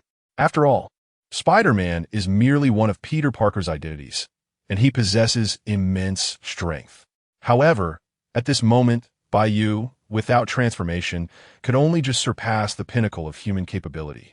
Thus, he was not yet equipped to confront Spider-Man in a direct clash. Without wasting a moment, Bai Yu swiftly retrieved the Zeo dial and the time driver. Rider time. Kamen Rider. Rider. Zeo Zeo Zeo E. Accompanied by the unmistakable sounds of transformation. Kamen Rider Zeo 2 made his inaugural appearance in this realm, having previously appeared in the Mirror World. Chapter 26. Crushing Spider-Man. Upon completing his transformation, Bai Yu immediately released the time stop and, without adhering to the principles of martial arts, launched a swift kick at Spider-Man. Caught off guard as the time freeze was lifted, Spider-Man emitted a pained cry as his body was sent hurtling backward. He tumbled through the air several times before finally stabilizing himself, just as he exited the alley, looking incredulously at Bai Yu. What just happened? Spider-Man recognized that the figure clad in special armor before him was indeed Bai Yu. However, he was puzzled as to when the latter had transformed and how he had managed to strike him before his spider sense could react. Was it another ability related to time? Considering the silver light that had just enveloped him and the sudden change in the sky, Spider-Man began to form some conjectures, though he was not yet ready to accept them as fact. Kulme. Bai Yu seemed disinclined to offer any explanations and instead beckoned to Spider-Man, challenging him to demonstrate the combat prowess his suit could bestow. Externally, this world's Peter Parker appeared distinctly different from the 3 previous iterations of Spider-Man, making it difficult for Bai Yu to gauge his strength directly. Nonetheless, with the enhancement provided by the Venom suit, this Spider-Man-esque capabilities should not be underestimated, right? Seeking death. Observing Bai Yu's provocative gesture, Spider-Man began to leap between the walls, gathering momentum, and then launched himself toward Bai Yu like a bullet. His fist, akin to a sandbag, arrived at Bai Yu's armored chest in an instant. In response, Bai Yu chuckled lightly, opting not to employ any techniques or skills, but instead delivered a straightforward punch. Bang! A tremendous force erupted between the two, sending shockwaves through the ground and the walls on either side. What? In the next moment, Spider-Man voiced his disbelief. His nearly full-powered punch had not only failed to affect Bai Yu, but it had sent him staggering several steps back until his back collided with the wall, where he barely regained his footing. It seems you are not as formidable as I thought, Bai Yu remarked, shaking his head before his tone turned icy. Now, it's my turn. As soon as the words left his lips, Bai Yu transformed into a fleeting shadow, appearing before Spider-Man and delivering a merciless kick. The latter, equipped with his spider sense and quick reflexes, raised his right leg to block. Crack! A sharp sound resonated as Spider-Man's right leg nearly shattered. Blood filled the spaces within his mask as he fought to suppress a scream of pain. How could he be this strong? Spider-Man found it increasingly difficult to comprehend. With the enhancement of his suit, he had felt certain that his punch could exceed 30 tons, potentially even reaching 40 tons. Yet despite this, he was completely overpowered by Bai Yu. Furthermore, the latter's speed was so extraordinary that it seemed to disregard Spider-Man's spider sense entirely. Yet, Spider-Man distinctly remembered that just a week prior, Bai Yu had been an ordinary person. Could he, like me, have been bitten by something? As this thought flickered in his mind, he quickly dismissed it. No, his strength must arrive from the tight-fitting armor he wore. Could it be a high-tech creation? Certainly not of earthly origin. Unfortunately, reality offered no time for Spider-Man to ponder or deduce. You dare to be distracted while fighting me? Bai Yu seized Spider-Man's hand and hurled him skyward, following up with a powerful upward kick. Bang! In an instant, Spider-Man found himself involuntarily soaring into the sky, surpassing the height of a nearby 100-meter office building. Damn! Regaining his senses in midair, Spider-Man swiftly shot a strand of black webbing from his wrist, anchoring it to the edge of the rooftop to halt his ascent. He then utilized the web to lower himself onto the roof. However, his situation was dire. With a severely fractured right leg and his entire body feeling as though it had been struck by a train, he was in immense pain. Were it not for Spider-Man's superhuman abilities, exceeding even Captain America's, and the enhancements of his new suit, he would have surely perished by now. This very realization led Spider-Man to a renewed understanding of Bai Yu's prowess. More alarmingly, he sensed that Bai Yu had not yet unleashed his full strength. Otherwise, he could very well be dead. Suddenly, Spider-Man's spider sense blared, warning him of an impending, lethal threat. His expression shifted dramatically beneath his mask, and without hesitation, he turned to flee. He sought to challenge mightier foes, but that did not mean he wished to court death. But, Ryder, finish time, twice time break. Accompanied by sound effects, several pink and golden special text effects appeared around Spider-Man, binding his movements. These effects then flew backward, converging upon Bai Yu's right foot, which was already in motion toward Spider-Man. In the next instant, without affording Spider-Man a moment to react, Bai Yu's foot connected with his back. Boom! Predictably, Spider-Man was sent flying once more, this time soaring over several buildings before crashing onto the rooftop of the tent structure. At this moment, Spider-Man appeared utterly battered and bruised, unconscious and temporarily stripped of all ability to act. Had Bai Yu not shown restraint, that last kick would undoubtedly have proven fatal. However, his intention was never to kill the latter. Are you not coming out yet? Bai Yu hovered in the air, landing before Spider-Man, and coldly remarked, "Do you truly wish for me to kill him, or would you prefer to surrender yourself?" As Bai Yu's words hung in the air, Spider-Man was suddenly lifted into the air, an abundance of black liquid surging forth from his body. The liquid swelled, ultimately morphing into a grotesque, humanoid creature several meters tall, its muscular form resembling that of the Hulk, complete with a long tongue extending from its jagged maw.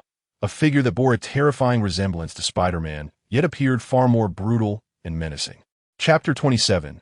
Venom the humanoid creature, or rather Venom, fixed its gaze intently on Bai Yu, uttering a question that should not have been asked since the 10th year of the Heisei era. "Who exactly are you?" "Me?"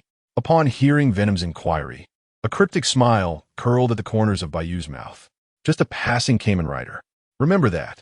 Originally, Bai Yu had no intention of flaunting the words of Xiao Ming, Kamen Rider Decade, but with the atmosphere charged to such a level, it would be a folly not to indulge in a bit of bravado. Kamen Rider? Venom did not grasp the significance of the term, and merely scoffed. "Humph.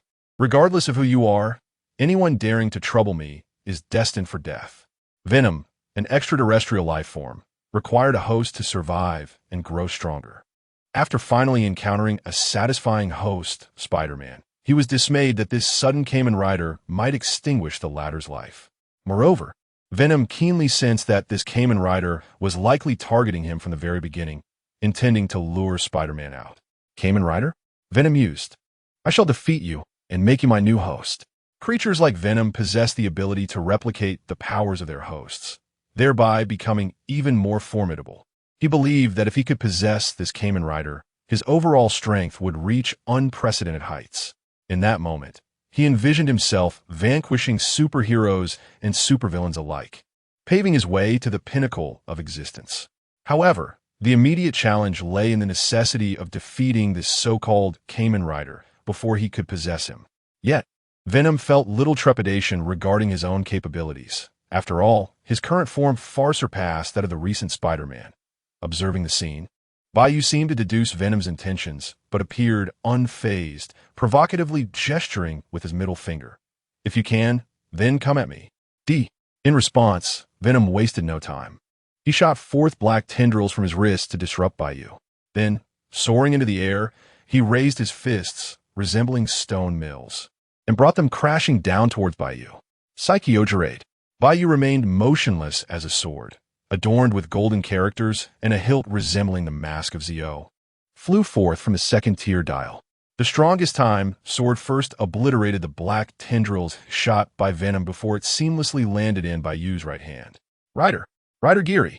With the strongest time sword in hand, Bai Yu unleashed a horizontal slash towards the incoming venom, accompanied by electronic sound effects. Bang!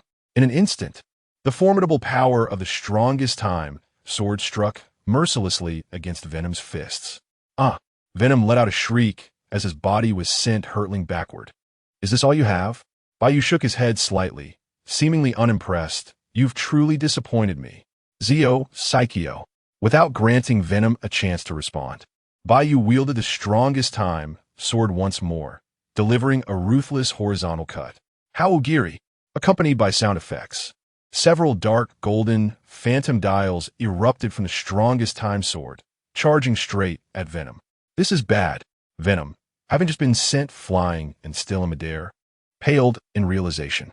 In a moment of crisis, he transformed his body into a black shield to absorb the impending damage. Boom! The next moment, a dark golden phantom struck the black shield with blinding speed. Bang! Instantly, the black shield reverted to its original form, and Venom's body flew even faster, crashing onto the rooftop of a new skyscraper after soaring past several buildings. Any obstacles in his path were obliterated by his body. Damn it! Regaining control of his form, Venom swiftly turned to flee. Kamen Rider is indeed too powerful. I am no match for him. After just those 2 strikes, Venom recognized the vast disparity in strength between himself and the so-called Kamen Rider. Were it not for his liquid nature and his self-healing abilities rivaling Wolverine's, those 2 strikes alone could have incapacitated him. With that in mind, what reason had Venom to continue the fight? Yet, he vowed silently, this matter is far from over. I shall return and defeat you, making you my new host. Venom resolved to seek out more superheroes or supervillains, aiming to replicate their powers through possession, thus augmenting his strength. Only then would he stand a chance against Kamen Rider and avenge today's humiliation. I eagerly anticipate the moment I vanquish you and, through possession, gain your powers. Your expression will be priceless. He cackled, unwittingly mimicking the tone of a sinister elder. Behind him, flee. Although Bai Yu could not discern Venom's thoughts, he had an inkling of them and remained composed. Let the bullets fly for a while longer. With that, Bai Yu retrieved the 555 dial from his system space and inserted it into the left slot of the time-space driver. Armor time, complete. Fui's axle. As the transformation sound echoed, Bai Yu transformed into a form inspired by the second tier of Zio, his legs, arms, and shoulders adorned with silver armor, and his chest featuring a design reminiscent of circuitry, bearing a striking resemblance to Kamen Rider Fui's axle form. Indeed, this time Bai Yu had transcended the basic form of Kamen Rider Fui's, directly adopting the latter's axle form. In this state, Bai Yu would gain the ability for supersonic movement. Of course, even without this form, Bai Yu possessed means to contend with the fleeing Venom. However, having acquired the 555 dial, it would be a waste not to utilize it. Chapter 28, The Crimson Drill. It is time to pursue Venom. After approximately 10 seconds, Bai Yu pressed the button above the 555 dial. Fui's axle. Start up. As the electronic sound effect resonated, Bai Yu felt as though the entire world had slowed down, to the extent that it mirrored the stillness he experienced during his time stop. It was not the world that had decelerated, but rather, I have accelerated. Bai Yu understood this instinctively. In an instant, his entire being transformed into an indistinct afterimage, vanishing from sight. Simultaneously, Venom had already reached a certain sewer. He intended to escape through these places, which most would rather avoid. Furthermore, Venom's speed was astonishing. In 10 seconds, he could cover a distance of 3 kilometers. After all, in the Marvel Comics, Venom can reach a speed of Mach 2, approximately twice the speed of sound, in his ultimate state. Even though the current Venom is merely the cinematic version, it is not unreasonable to assume he could run at supersonic speeds in the face of death. I have found you. In an instant, Bai Yu was already behind Venom. It is worth noting that in his acceleration form, Kamen Rider 555 can achieve an extraordinary speed of 100 m in just 0.0058 seconds. Now, under the threefold effect of 5-tiered Omagatoki power, Bai Yu's speed in the 555 acceleration armor had become even more terrifying. To Bai Yu, Venom, who was sprinting at full speed, appeared no faster than a snail. In fact, he seemed even slower than that. It is time to end this. Without wasting a moment, Bai Yu rapidly pressed the 555 dial and the button atop the time-space drive, rotating the ladder counterclockwise by 360 degrees. Psycho. Finish time. Flea's Axle. Crimson Smash. As the electronic synth sounds echoed from the time-space drive, Bai Yu first crouched down and then leaped up with great force. In the next moment, a beam of red light shot forth from Bai Yu's right leg, forming a red conical energy pointer behind Venom. Had their speeds been normal, Venom would have sensed a significant restriction on his mobility. However, at this moment, Venom had yet to realize Bai Yu was even behind him, let alone perceive any limitations on his own actions. In the next instant, Bai Yu's right foot, marked with a glowing red, pierced through the crimson drill and ruthlessly struck Venom's back. Boom! In an instant, a red appeared in front of Venom, and his body erupted in an explosion. From the explosion, a strange black liquid separated, leaving behind an injured and unconscious Peter Parker. Undoubtedly, the Peter Parker at this moment was the true Peter Parker. The black liquid that had been forcibly separated was the essence of Venom. Time out. Subsequently, Bai Yu released the acceleration. Although he could not maintain supersonic activity for more than 10 seconds like in the original narrative, acceleration still imposed a certain burden on his body. However, it was likely not as severe as in the original. Moreover, the current situation no longer required him to maintain acceleration. Damn it! The now liquid black Venom was still alive, roaring in fury. How could your speed be this extraordinary? Venom's spider sense far surpasses that of Spider-Man. Yet just moments ago, he even had time to sense Bai Yu's presence before finding himself in this predicament. This was not merely absurd. It was utterly preposterous. It seems your life is quite resilient, but Bai Yu slowly approached Venom, a crackle of electricity sparking in his right palm. Soon, that may not be the case. Bai Yu knew that Venom had two significant weaknesses: high temperatures and ultrasonic waves. Thunder itself is a force imbued with high heat, capable of annihilating Venom entirely. What do you intend to do? Observing the lightning in Bai Yu's hand, even the iron-willed Venom felt a surge of panic. Do not come any closer.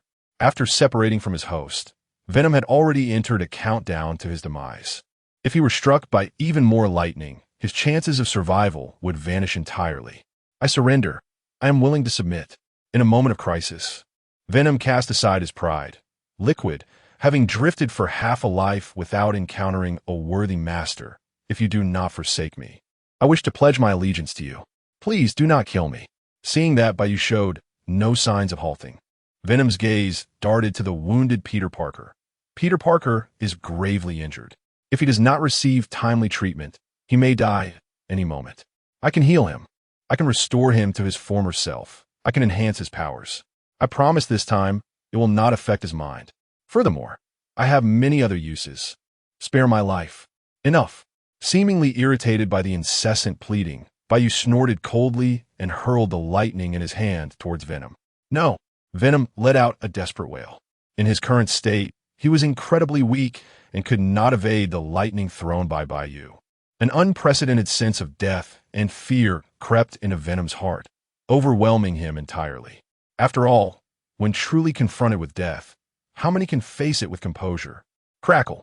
The sound of electricity crackled incessantly, yet did not obliterate him as Venom had feared. Instead, it merely encircled him, restricting his freedom. Even so, the intense heat emanating from the lightning was excruciating, leading Venom to contemplate an early demise to escape the agony. Collect. At this moment, Bai Yu stood before Venom and raised his hand to point. In the next instant, Venom and the surrounding lightning vanished from sight. Could it truly be? Beneath his mask, Bai Yu could not suppress a surge of joy. He had just attempted to draw Venom into the system space and had not held out much hope. Yet it had succeeded. This meant Bai Yu could attempt to store other items, even sentient beings, within the system space. However, just as this thought crossed Bai Yu's mind, a piece of information suddenly appeared in his consciousness. The system space is limited, currently approximately 10 cubic meters. The stronger the being and the more resistant their will, the more challenging it becomes to contain them within the system space. Venom, having required a host to survive and now weakened to the utmost, was filled with fear of death and Bai Yu, coupled with the surrounding thunder, allowing him to be successfully drawn into the system space. However, if it were another sentient being, that would be an entirely different matter. Chapter 29. You see, he owes us his gratitude moreover. Bai Yu received even more delightful news. It was revealed that any sentient being that had entered the system space would bear a mark belonging to Bai Yu deep within their soul. This mark would subtly instill a sense of closeness, importance, and reverence towards Bai Yu, an existence that could never be betrayed. Truly remarkable, Bai Yu nodded in satisfaction. Initially, he contemplated that Venom could enhance and acquire the powers of others through possession and genetic replication. Furthermore, neither Marvel comics nor films ever indicated a limit to Venom's replication abilities. At least, Bai Yu had not encountered such stipulations. Therefore, keeping Venom might prove useful in the future. If all else failed, he could still conjure something like Carnage, Venom's offspring, or Toxin, Venom's grandson, and reap further rewards. However, the risk of Venom potentially rebelling always lingered. Yet, the situation was now different. With the imprint effect from the system space, Bai Yu need not worry about Venom's loyalty, thus allowing the latter to realize greater potential. These were matters to consider in the future. For now, Bai Yu shook his head and turned his attention to Peter Parker, who lay injured on the ground. Venom's earlier words held truth. Peter Parker was indeed battered and fraught with internal issues. If left unattended, even if he survived, the days ahead would prove challenging. It was unavoidable. Venom had fused with Peter Parker, and Bai Yu was also curious to see the capabilities of Spider-Man and Venom. Therefore, they would undoubtedly fight together. Moreover, since this predicament was of his own making, Bai Yu felt compelled to assist in Peter's recovery. A slight smirk curled at the corners of his mouth as he regarded the situation as trivial. He then removed the ZO2 belt and pressed it in Peter Parker's direction. Oh, Zio! An electronic sound resonated, and Peter Parker's body began to move erratically. Yet, during this chaotic process, his various injuries rapidly healed. This phenomenon occurred because the ZO2 belt possessed the power to reverse time. Not only could Bai Yu revive Peter if he were gravely injured, but even if he were dead, he could bring him back to life. It was precisely for this reason that Bai Yu had not exerted too much effort from the onset. Now, he was harnessing the power of the ZO2 belt to revert Peter Parker's body to the state it was in before being possessed by Venom and prior to his injuries. Before long. What is this? Peter Parker gradually rose, initially bewildered as he surveyed his surroundings. However, when his gaze landed on Bai Yu, he suddenly jolted into a combat stance, exclaiming, "What do you want? Stay away from me." Unlike Bruce Banner transforming into the Hulk, where he lost consciousness, Peter Parker retained memories of his time under Venom's control, though he found it difficult to recognize the oddities of his situation. Consequently, Peter Parker recalled the earlier incident, where he was thoroughly thrashed by this so-called colleague and Kamen Rider. "Why are you so tense?" Bai Yu inquired, shaking his head as he deactivated his transformation. "I am not a demon. The earlier confrontation was merely to deal with Venom, the black suit you were wearing. Look, you have now freed yourself from Venom's possession, and your body has returned to a state of health." It has seemed that way. Peter Parker, upon feeling the changes in his body, nodded appreciatively. "Thank you, Bai Yu." With his prior memories intact, he easily discerned the truth in Bai Yu's words. Ultimately, Bai Yu had indeed assisted him in overcoming Venom. Thus, the unpleasant process faded in significance. Additionally, as Spider-Man, Peter Parker had always experienced solitude. Despite frequently encountering other superhumans, these interactions often culminated in enmity. At this moment, he was merely a young man who had recently begun working. His propensity to chatter during battles likely stemmed from a desire to connect with others. Bai Yu's appearance signified the arrival of another superhuman in Peter Parker's life. Moreover, given that Bai Yu had helped him vanquish Venom and heal his wounds, Peter Parker surmised that Bai Yu must also be a superhero, right? There's no need for formalities. Bai Yu waved his hand dismissively in response to Peter Parker's gratitude. I happen to have a keen interest in Venom. Besides, it was I who injured you in the first place. Even without Bai Yu, Peter Parker would have eventually freed himself from Venom. Furthermore, Bai Yu's presence here was merely to claim rewards from Peter Parker. The series of events that followed were merely coincidental. Most importantly, Peter Parker was rather impoverished. Bai Yu could hardly conceive of anything tangible that Peter could offer as gratitude. Thus, it seemed wiser to forge amicable ties, as he might summon Spider-Man for future endeavors. Regardless, I must thank you again. Peter Parker reiterated his appreciation before suddenly recalling something, awkwardly asking, Bai Yu, have we directly arrived at that night? Does that mean we have been missing for over half a day? If the newspaper office or my family cannot contact me, it could lead to complications, especially for Aunt May. I truly do not wish to cause her further worry. Strictly speaking, that is correct. Bai Yu nodded before, softly smiling. However, I am the king of time, Kamen Rider Zio. This is merely a trivial matter. As he spoke, Bai Yu raised his hand, summoning an aurora curtain. This. Peter Parker, recalling previous memories, quickly grasped the situation, exclaiming in astonishment, so we can return through this. Aurora curtain? He had assumed it was a one-way journey. But what was the principle behind this? Was it a personal ability of yours? Or a high-tech product you created through advanced technology? It was well known that Peter Parker was exceptionally intelligent and possessed remarkable hands-on skills. Whether it was the spider suit he wore as Spider-Man or the web shooters he devised, all were products of his own ingenuity. Clearly, Peter Parker now harbored a keen interest in the aurora curtain that allowed passage to a specific moment in time.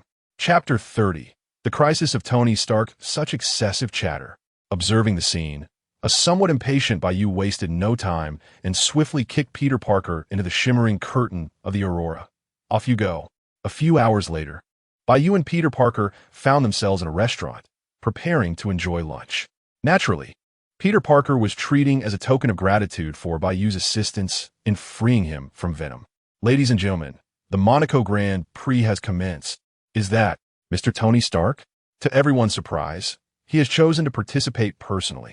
Almost simultaneously, a television in the restaurant broadcasted footage of a racing event. Is that Mr. Stark?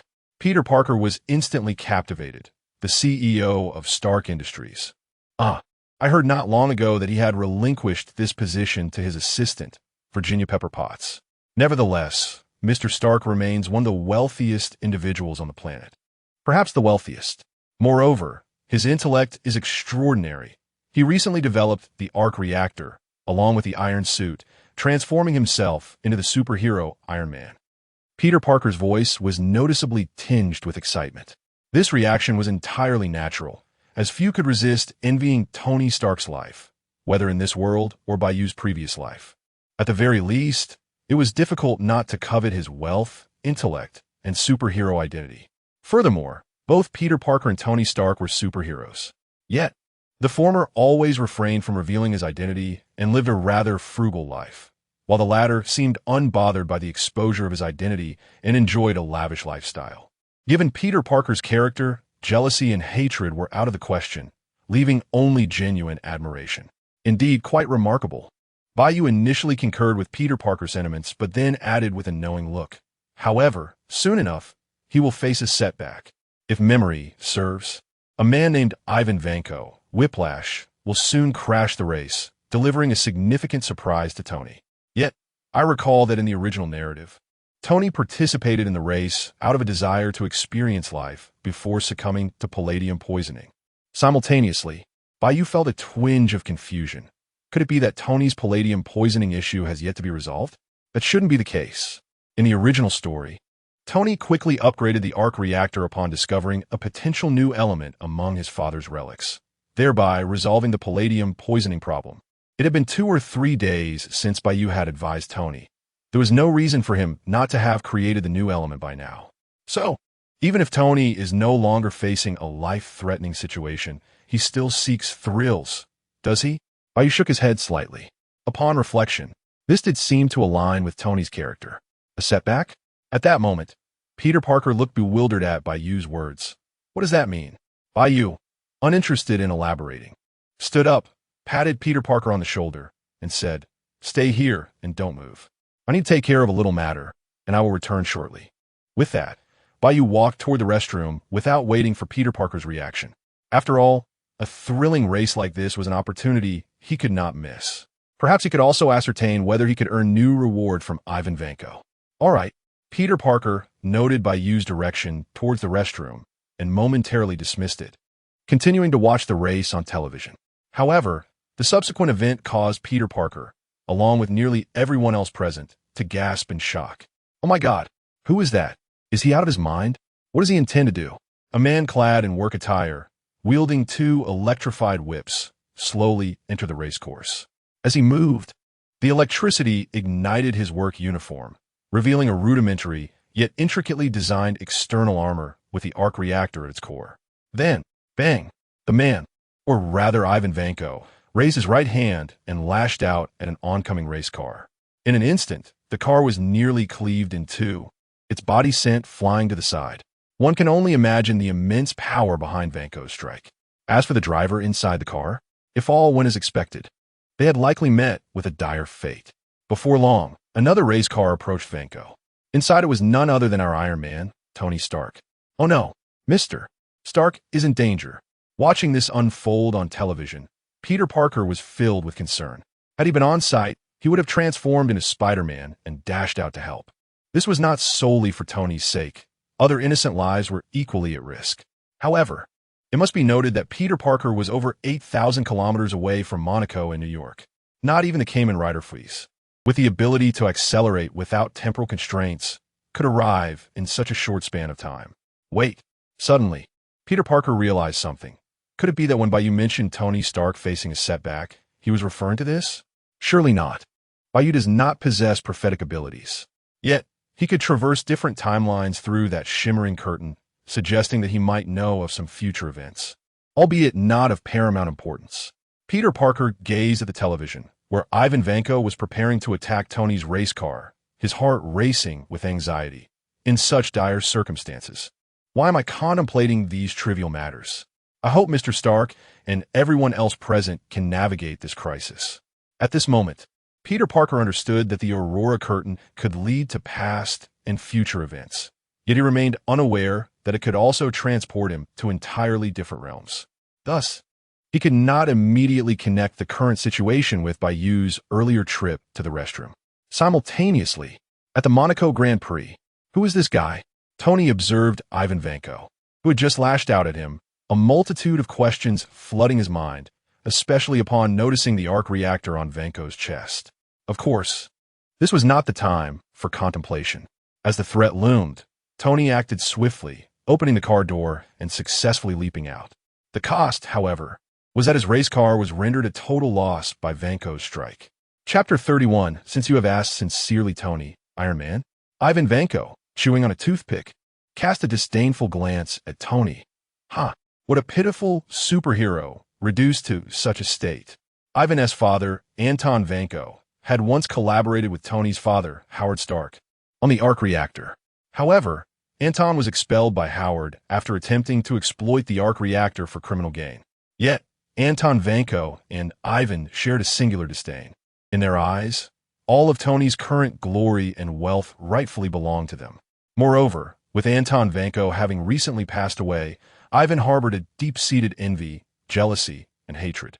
After meticulous preparations, he had come here today, intent on avenging himself against Tony. "You thief, perish!" In that moment, Ivan offered no chance for Tony to react, raising his electrified whip once more to strike. Damn it!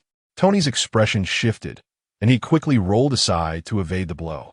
Unfortunately, due to the constraints of the competition and the fact that his armor had yet to be upgraded for portability, he found himself in such a precarious position.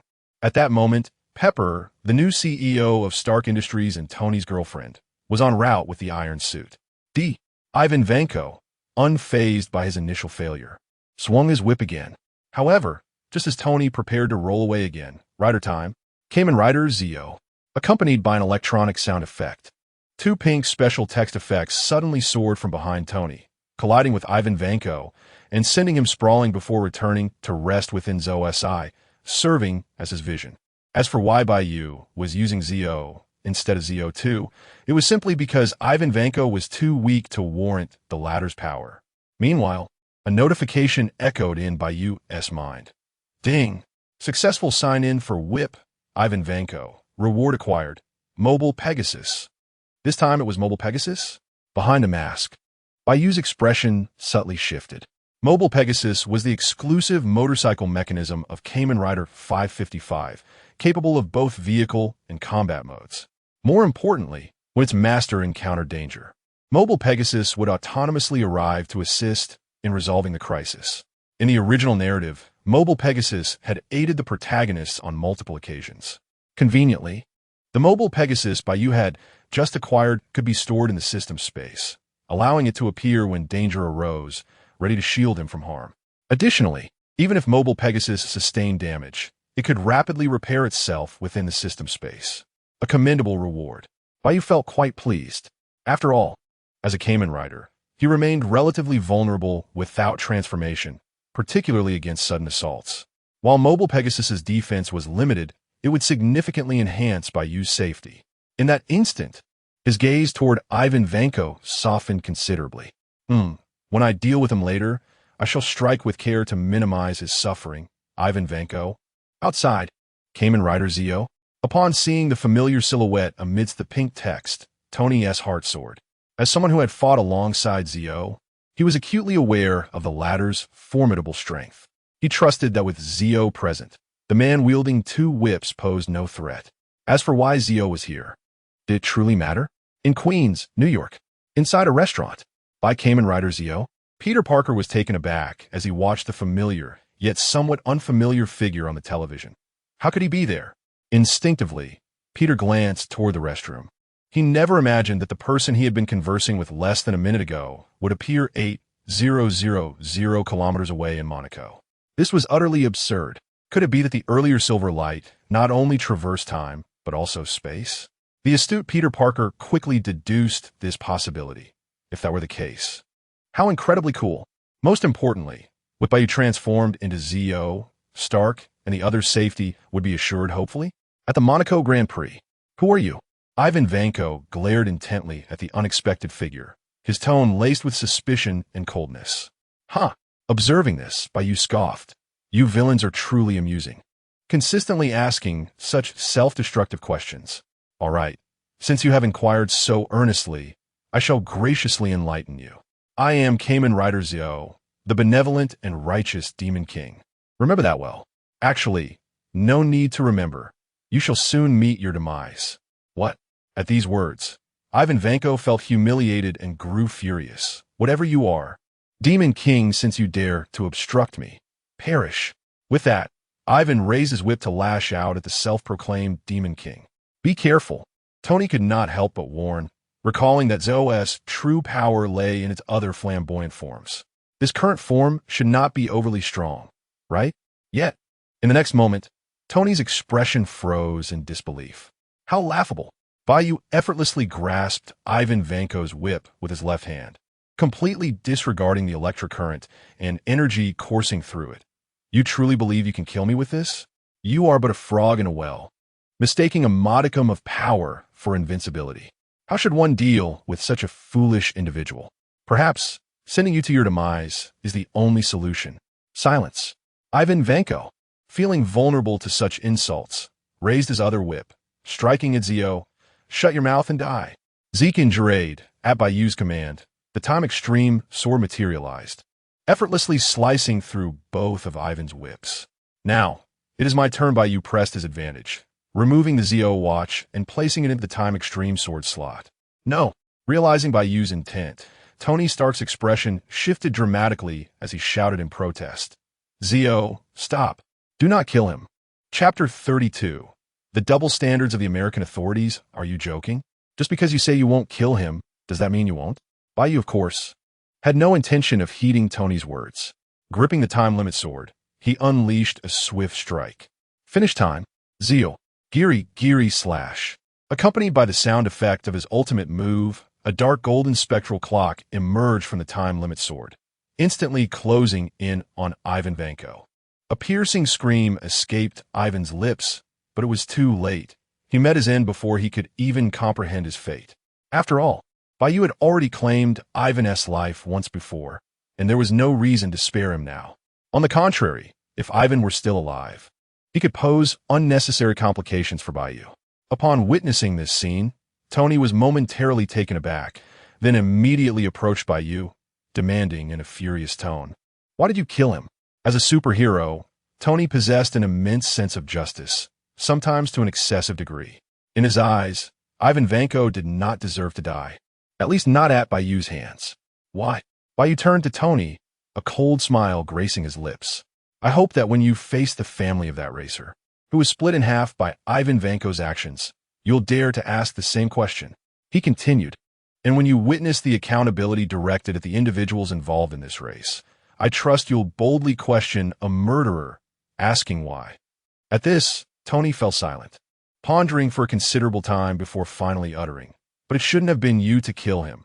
You have no authority to execute justice." "And what then?"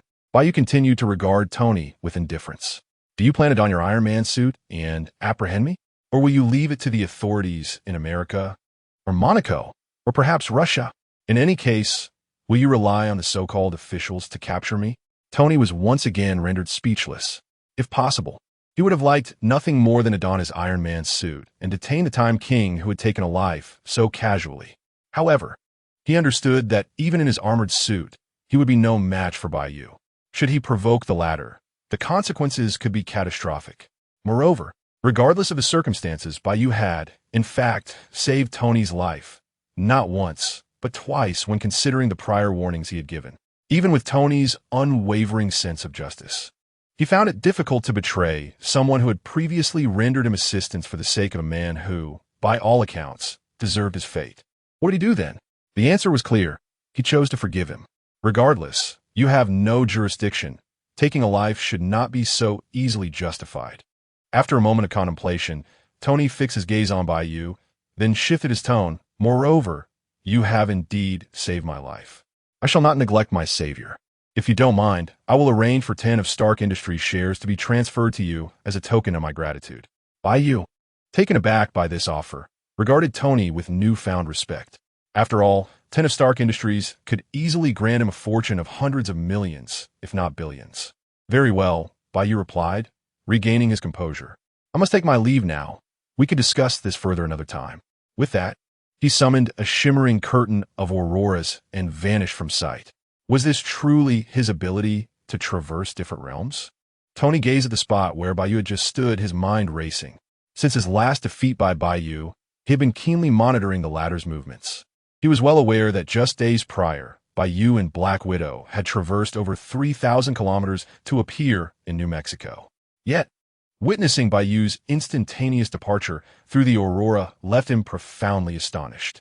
His heart grew heavier with the realization that if Bai Yu ever wished to act upon his desires, it would be alarmingly effortless. "Tony!" Moments later, Pepper arrived, carrying the folded Mark V emergency Iron Man suit. It was understandable that she had arrived a bit late, given the suddenness of the incident and her location in a hotel outside the competition. "Don't worry, I'm fine," Tony reassured her as he regained his focus. Shortly thereafter, he received a call from General Ross Stark, following a unanimous agreement from the U.S. military and upper echelons. "We have granted the Time King's special operational authority. Whenever there is clear evidence of criminal behavior, he is authorized to act on behalf of the authorities. He can even, to borrow a phrase from China, strike first and report later. So, I hope you won't go seeking trouble over a worthless scoundrel." Well, isn't that something? Tony thought to himself, betting that if he or any other superhero were to take a life, the authorities would undoubtedly respond without hesitation. At most, they might hesitate to confront someone as wealthy and influential as Tony Stark. However, accountability would not be dismissed so lightly. Yet, now the Time King had been granted special operational authority, with the ability to act first and justify later. The double standards were glaringly evident. On reflection, it was not entirely surprising. The Time King was essentially a walking nuclear weapon, now possessing the ability to disregard spatial distances and appear at will. Just imagine enjoying a meal at home, only to have an aurora curtain open before you, followed by a nuclear kick landing squarely on your face. Who wouldn't be bewildered? Moreover, the U.S. military and authorities had long sought to harness the Time King's power for their own ends. They had been at a loss for how to proceed, and now an opportunity had presented itself. They certainly didn't believe a mere 10 million in compensation would suffice to command his cooperation. Naturally, the newly granted Special Operational Authority might not hold much weight at the moment, but that was of little concern, as long as the U.S. officials continued to extend gestures of goodwill towards the Time King. Over time, they might find it possible to request his assistance for minor matters. Surely, he would feel compelled to comply, and from that point onward, many things would begin to simplify. In comparison, the life of Ivan Vanko seemed a trivial cost. However, should the Time King ultimately refuse to assist the U.S. authorities, one could only speculate what actions they might resort to. Chapter 33. The Awkward Moments of Peter Parker. Damn it. Tony couldn't help but curse under his breath, remarking, "Does immense power grant one the liberty to act at will?" Indeed, it has been demonstrated that formidable strength does allow one to do as one pleases. If not for the Time King's ability to execute a nuclear explosion kick, how could he have killed someone and emerged unscathed, even receiving a special operational authority from the U.S. government that permits him to act first and justify later? In contrast, for anyone else, even Iron Man, trouble would undoubtedly ensue. After all, Iron Man lacks the capacity to obliterate an entire city in an instant. It's not that he lacks the ability. Rather, he simply would not resort to such measures. However, Tony's thoughts were soon drawn to the arc reactor embedded in Ivan Vanko's chest, which bore an uncanny resemblance to his own, and he fell into contemplation. In a restaurant in Queens, Peter Parker stared at the television screen, where the footage of the Time King slaying Ivan Vanko played out, and he couldn't help but be taken aback. Until now, Peter had considered himself aligned with Bai Yu, both being superheroes. Yet, he now sensed he might have been mistaken. At least, under normal circumstances, Peter Parker would apprehend criminals and hand them over to the police, rather than executing them on the spot. On one hand, Peter was inherently kind-hearted and reluctant to take a life. On the other, he understood that superheroes and law enforcement are two distinct concepts. As Spider-Man, he might be a superhero, but he was certainly not a law enforcer.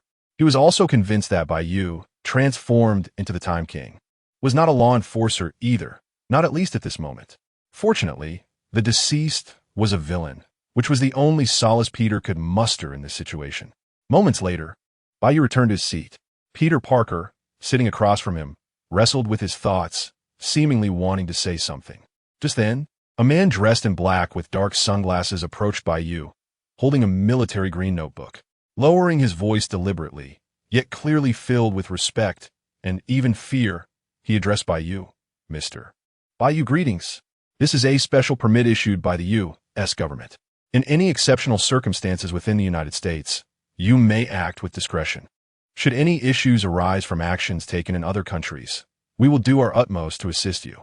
For instance, regarding the incident in Monaco, you need not worry about any complications." "Oh." Bai Yu raised an eyebrow, somewhat surprised by the rapid response of the U.S. government. Naturally, he was not naive and could surmise their motivations to some extent. However, he did not dwell on it much.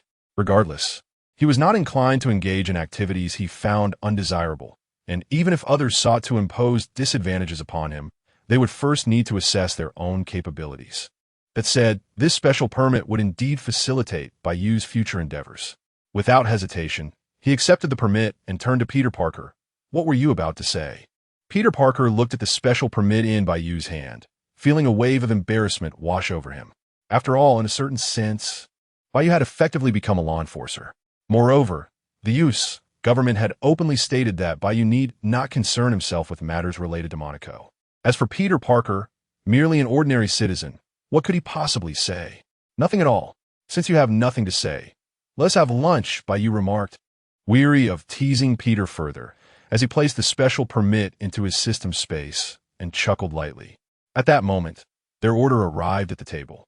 All right, Peter Parker had little choice but to comply. After a brief hesitation, he couldn't help but voice his surprise and confusion. Bai Yu, why is it that after that incident, the U.S. authorities not only did not hold you accountable, but even issued you such a certificate? It was worth noting that Peter Parker, as Spider-Man, had not taken a life. Rather, he had consistently aided the police in capturing criminals. Yet, in the eyes of law enforcement, he remained indistinguishable from a criminal. Compounding Peter's frustration was the fact that his current girlfriend, Gwen Stacy's father, George Stacy, happened to be the police chief in the area. The disparity in treatment between him and Bai Yu is glaring. Quite simple, Bai Yu replied with natural ease. As long as you can produce a nuclear explosion at will, you too can enjoy such privileges. Peter Parker was taken aback. What do you mean by producing a nuclear explosion at will? Wait a moment. Suddenly, it dawned on him, and he looked at Bai Yu in astonishment. Are you saying that the commotion over Harlem a few nights ago was caused by you? Indeed, it was. Bai Yu nodded, not feeling the need to conceal this fact from Peter Parker. My God! Even with his suspicions, Peter could not help but be shocked upon hearing Bai Yu's admission. He instinctively scanned the surroundings, ensuring no one was paying attention, and, reassured that their voices had been sufficiently hushed, he exhaled slowly. Now it makes sense. At the same time, Peter began to grasp the U.S. authorities' response and Bai Yu's previous remarks. After all, the worth of a human nuclear weapon was something those in the know could readily comprehend. In the time that followed, Bai Yu first finished lunch with Peter Parker before returning to the Daily Bugle. Without the influence of venom, Peter's original temperament resurfaced, and he contemplated apologizing to Editor-in-Chief Jonah. However, Bai Yu advised against it. Although Peter's demeanor had been somewhat problematic while possessed by venom, his actions did not necessarily equate to wrongdoing. Most of the Daily Bugle's recent profits had derived from the Spider-Man photographs Peter had taken of himself. Therefore, it was only reasonable for Jonah to offer a sufficiently high price for those images. If Peter truly went ahead and apologized, it was likely that the price would plummet. As for Bai Yu, he simply chose to resign. After all, he was on the verge of becoming a shareholder at Stark Industries. What need had he for a job? While a journalistic identity could provide him better access to superheroes and supervillains alike, without it, the difference was negligible for him at present.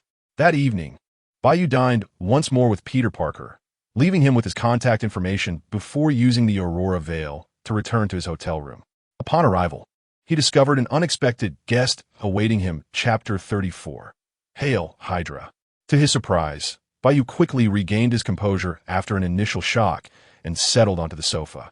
He glanced at the familiar figure across from him and remarked, "So you, with those prominent brows and eyes, are indulging in this charade too?" Seated opposite Bai Yu was a man clad in a blue bodysuit adorned with the iconic star emblem on his chest, his muscles well-defined, and a shield resembling a circular emblem on his left arm. Without a doubt, it was none other than Steve Rogers, the Captain America from the Marvel Universe. Ding! You have successfully signed in as Captain America, and your reward is the Kamen Rider Blade Dial. As expected, the system's voice echoed in Bai Yu's mind. The Kamen Rider Blade, the fifth primary rider of the Heisei series, is one of the two major data anomalies of that era. Although the base data of Kamen Rider Blade is not particularly strong, lacking the outrageous finishing moves of Dragon Knight, it possesses an astonishing defense. The base form of Kamen Rider Blade can withstand an impact of 120 tons. In theory, attacks below 120 tons cannot inflict any significant damage on Blade. In the context of the Kamen Rider series, such data may seem trivial. Blade would still face challenges when the time comes. However, in this world, under the influence of the Omniversal Time King system and the 5-tier Omniversal power, Bai Yu would manifest effects far exceeding the mere numbers. Excellent. Bai Yu mused. Dragon Knight possesses formidable finishing moves akin to Odin's, and Blade boasts extraordinary defensive capabilities. Even if I cannot utilize all these dials simultaneously, I can at least claim to possess a balanced offense and defense. Moreover, with the Blade Dial, I am one step closer to gathering 20 Heisei main rider dials to transform into the Sovereign Time King. Not to mention, Bai Yu's Sovereign Time King would undoubtedly be exponentially more powerful than in the original narrative. Soon, Bai Yu collected his thoughts and redirected his attention to Captain America. Bai Yu, or rather Kamen Rider Zo, Captain America noticed a fleeting distraction in Bai Yu's focus, but chose to disregard it, swiftly speaking, "I've heard of you. I happen to have some time, so I came to see." Despite his words, Captain America handed Bai Yu a note with 2 lines inscribed. "There's surveillance here. Nick Fury is in danger." "I see." Bai Yu nodded in understanding and raised his hand slightly. "All right, Rogers, I have frozen time in the vicinity. Only we can move freely. Now, tell me what is going on." "Frozen time?" Captain America instinctively glanced around and discovered that everything in sight had indeed come to a standstill, save for him and Bai Yu. "Even though I have heard of your abilities from Fury, witnessing it firsthand is still quite astonishing." Captain America marveled before continuing.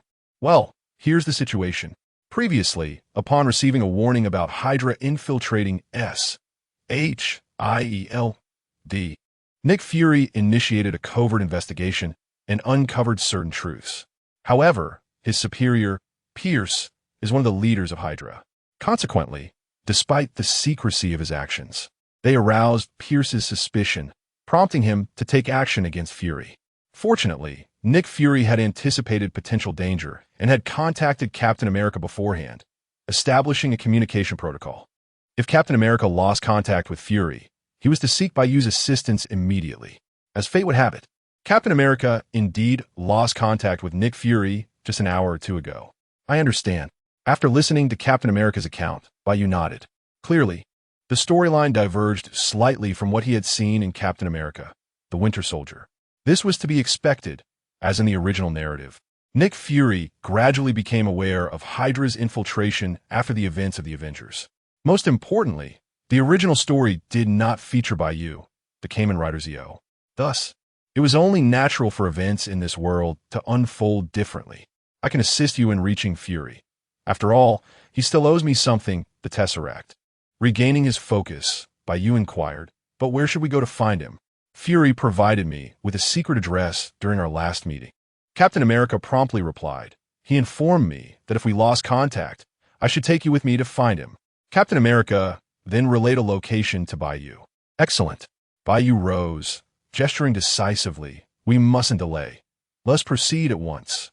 As he spoke, a curtain of auroras manifested before him and Captain America. "Is this your ability to instantaneously traverse to different locations?" Captain America, having heard of Bai Yu's powers from Nick Fury, appeared neither surprised nor perplexed. Indeed, Bai Yu nodded gently and stepped into the curtain of auroras. "Follow me." Without hesitation, Captain America followed suit.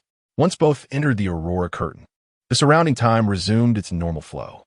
"Oh no, this is bad." Observing from the shadows, Agent reported to their superiors.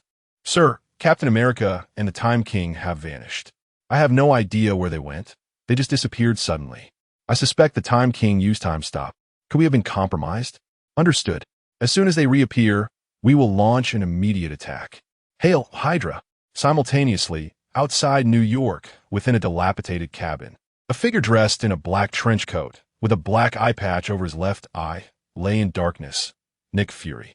He appeared gravely injured, with multiple wounds, particularly on his left hand and right leg, which seemed to be fractured.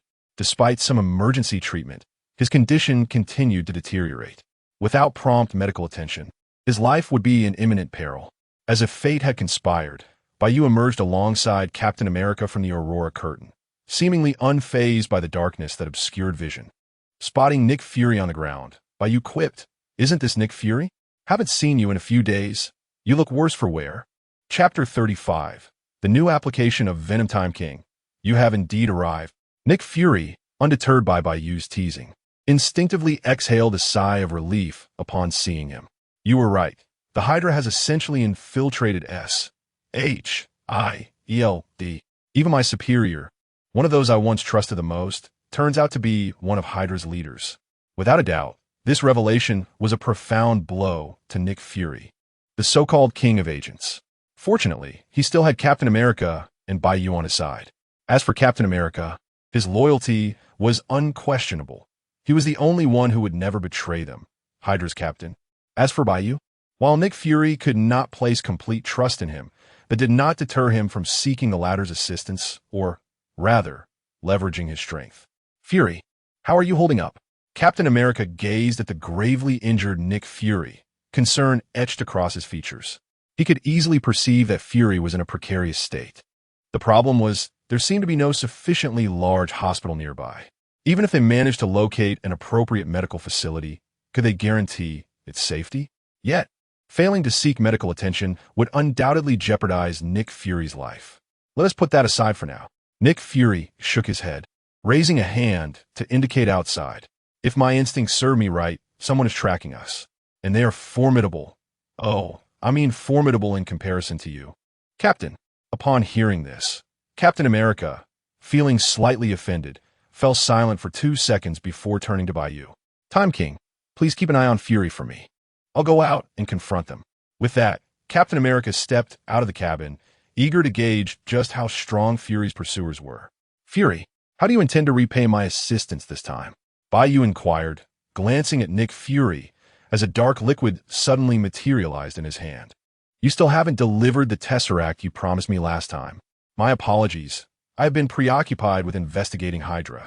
Nick Fury replied, his tone tinged with remorse. To be on the safe side, I have temporarily entrusted the Tesseract to Hill. Once this matter is resolved, I will take you to retrieve it, provided it is still in her possession. And what is that in your hand?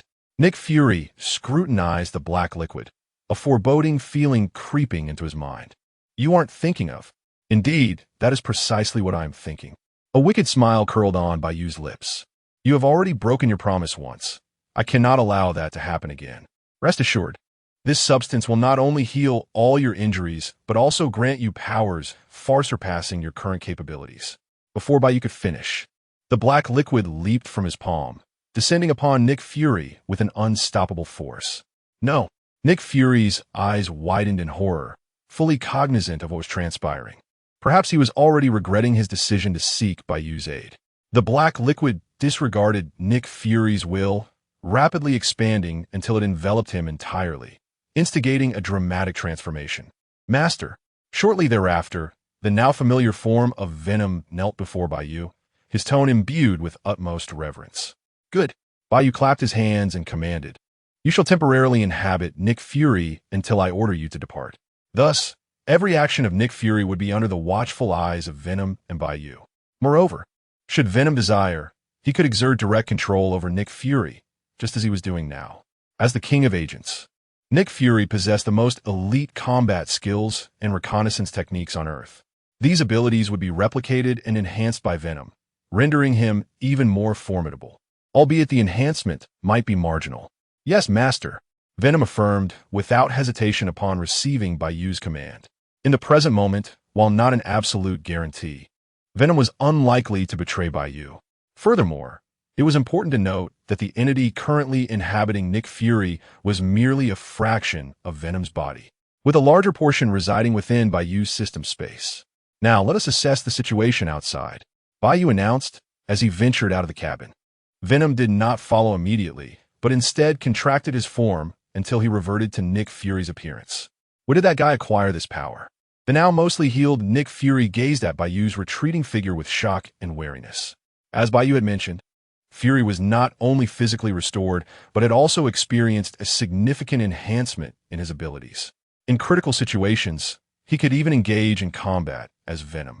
Yet, there was no joy in Fury's heart. As long as Venom resided within him, he would forever be under Bai Yu's constraints.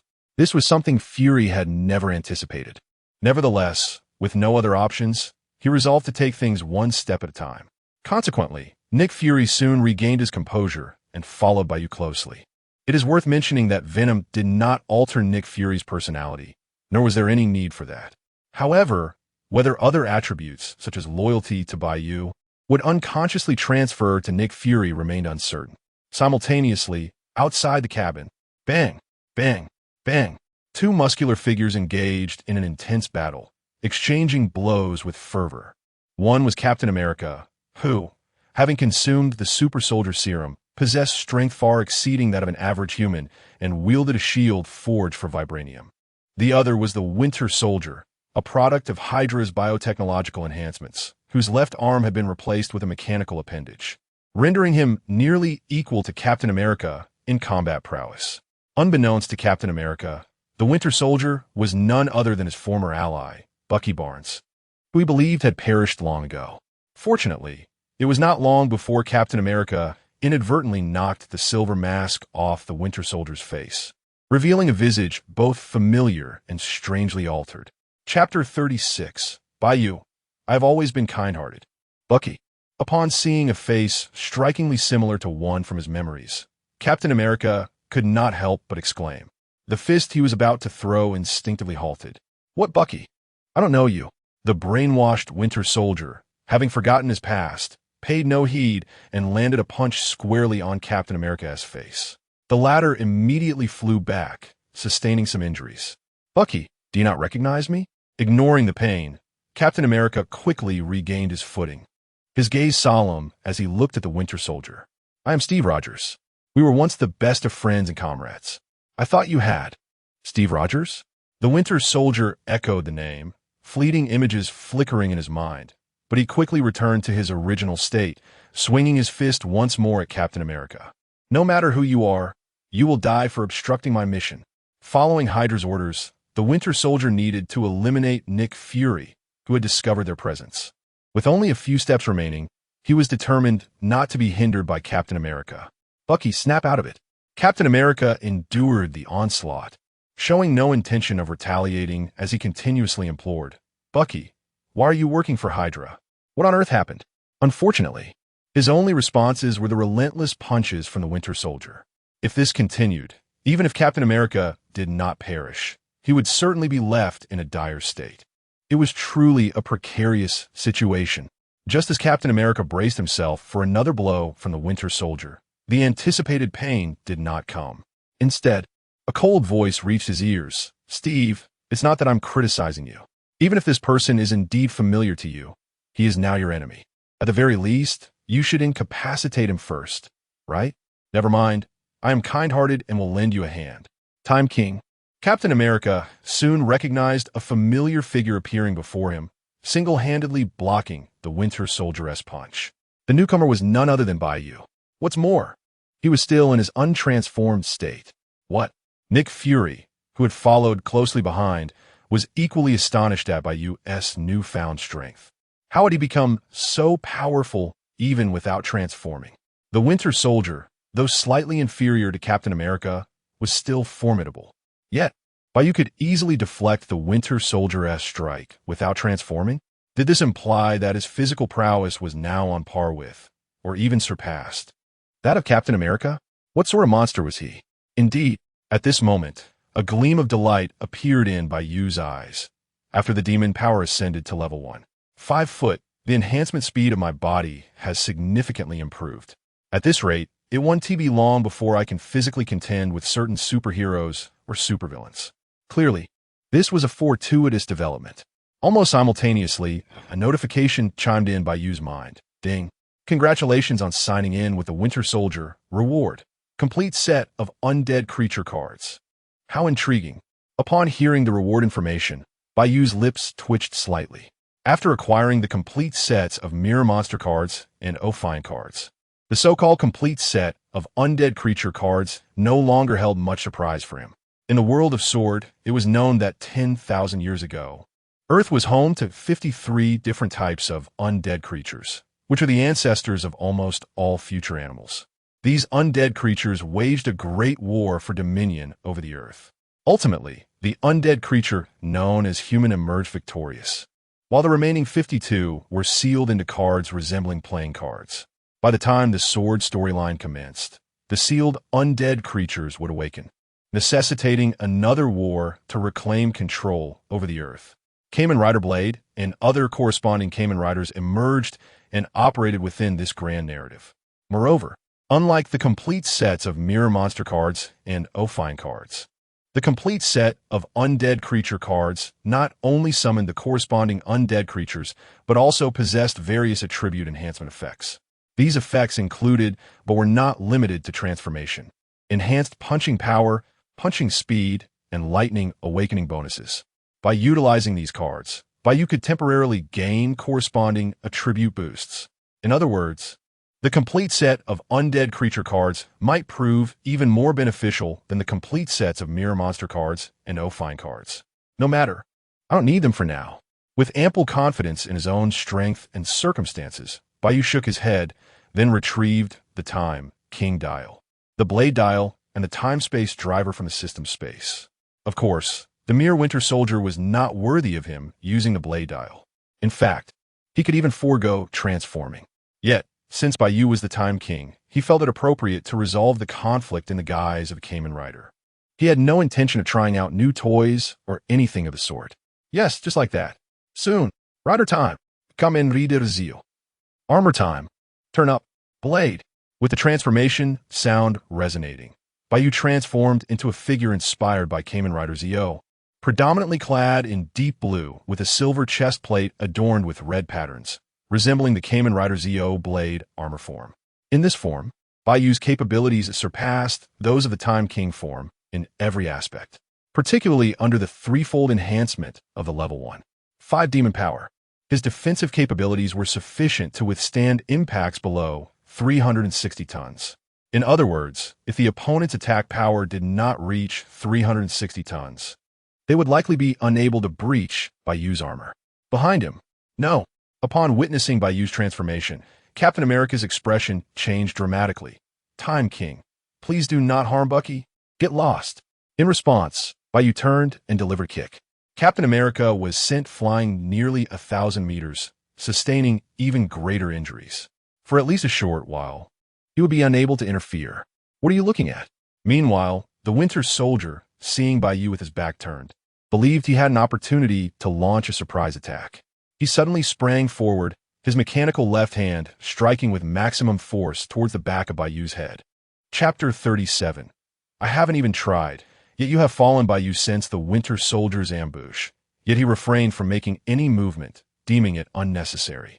Indeed, what? In the next moment, the Winter Soldier was filled with astonishment as he realized that the full force of his mechanical left-hand strike not only failed to inflict any damage on the armor at the back of the head of the individual who called himself the Time King, but instead, a tremendous backlash sent him flying several dozen meters, leaving his internal organs grievously injured. Clearly, he had sustained significant internal harm. Nevertheless, throughout this encounter, the Time King had not truly engaged him. How could you be so strong?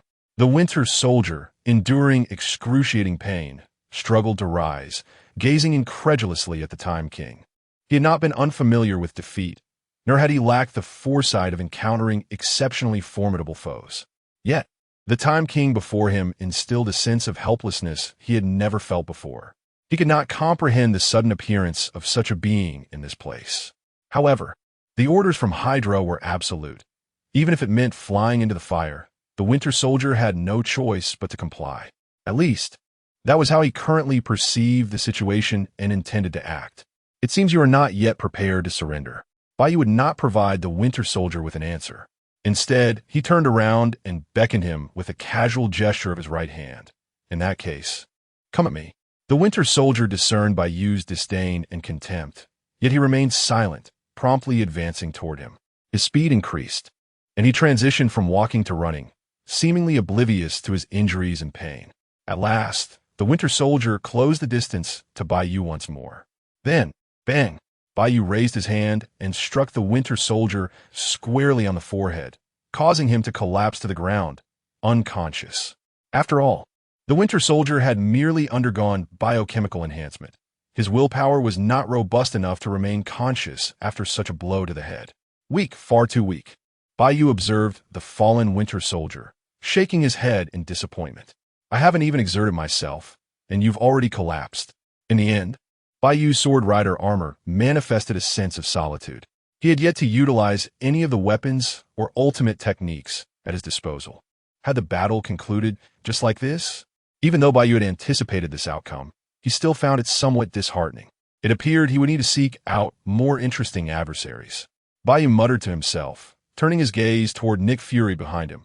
Therefore, I have a bold idea. No. Nick Fury, caught off guard by Bai Yu's gaze, quickly realized something, his pupils narrowing in alarm. Don't tell me you intend to storm S.H.I.E.L.D. That would be utterly insane. After a moment of silence, seeing that Bai Yu showed no signs of reconsideration, Nick Fury felt compelled to voice his concerns again. I believe you should think this through. SHIELD is an international organization.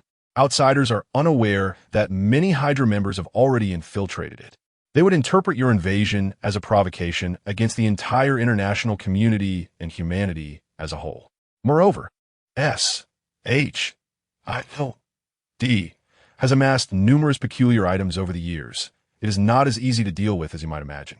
Most importantly, there are many buildings and ordinary civilians surrounding SHIELD. Even within SHIELD, not all members are Hydra operatives. You cannot act impulsively. You do make some valid points. Bai Yu nodded in acknowledgement. Then, before Nick Fury could breathe a sigh of relief, he continued, in that case, let us find a suitable location and wait for the Hydra members within SHIELD to come to us. When the time comes, anyone who appears before us will be our enemy. Though it seemed that Bai Yu and Hydra had not yet established any significant animosity, he could surmise that a peaceful coexistence with them in the future was impossible. Since they were bound to become enemies eventually, it would be better to eliminate Hydra now. The crucial factor was that, whether in the Marvel Cinematic Universe or the comic realm, Hydra's overall strength was not particularly formidable. At least, Bai Yu did not perceive any reason to fear the so-called Hydra at this moment. Nick Fury, observing this scene, understood that Bai Yu was resolutely determined to engage Hydra on a grand scale.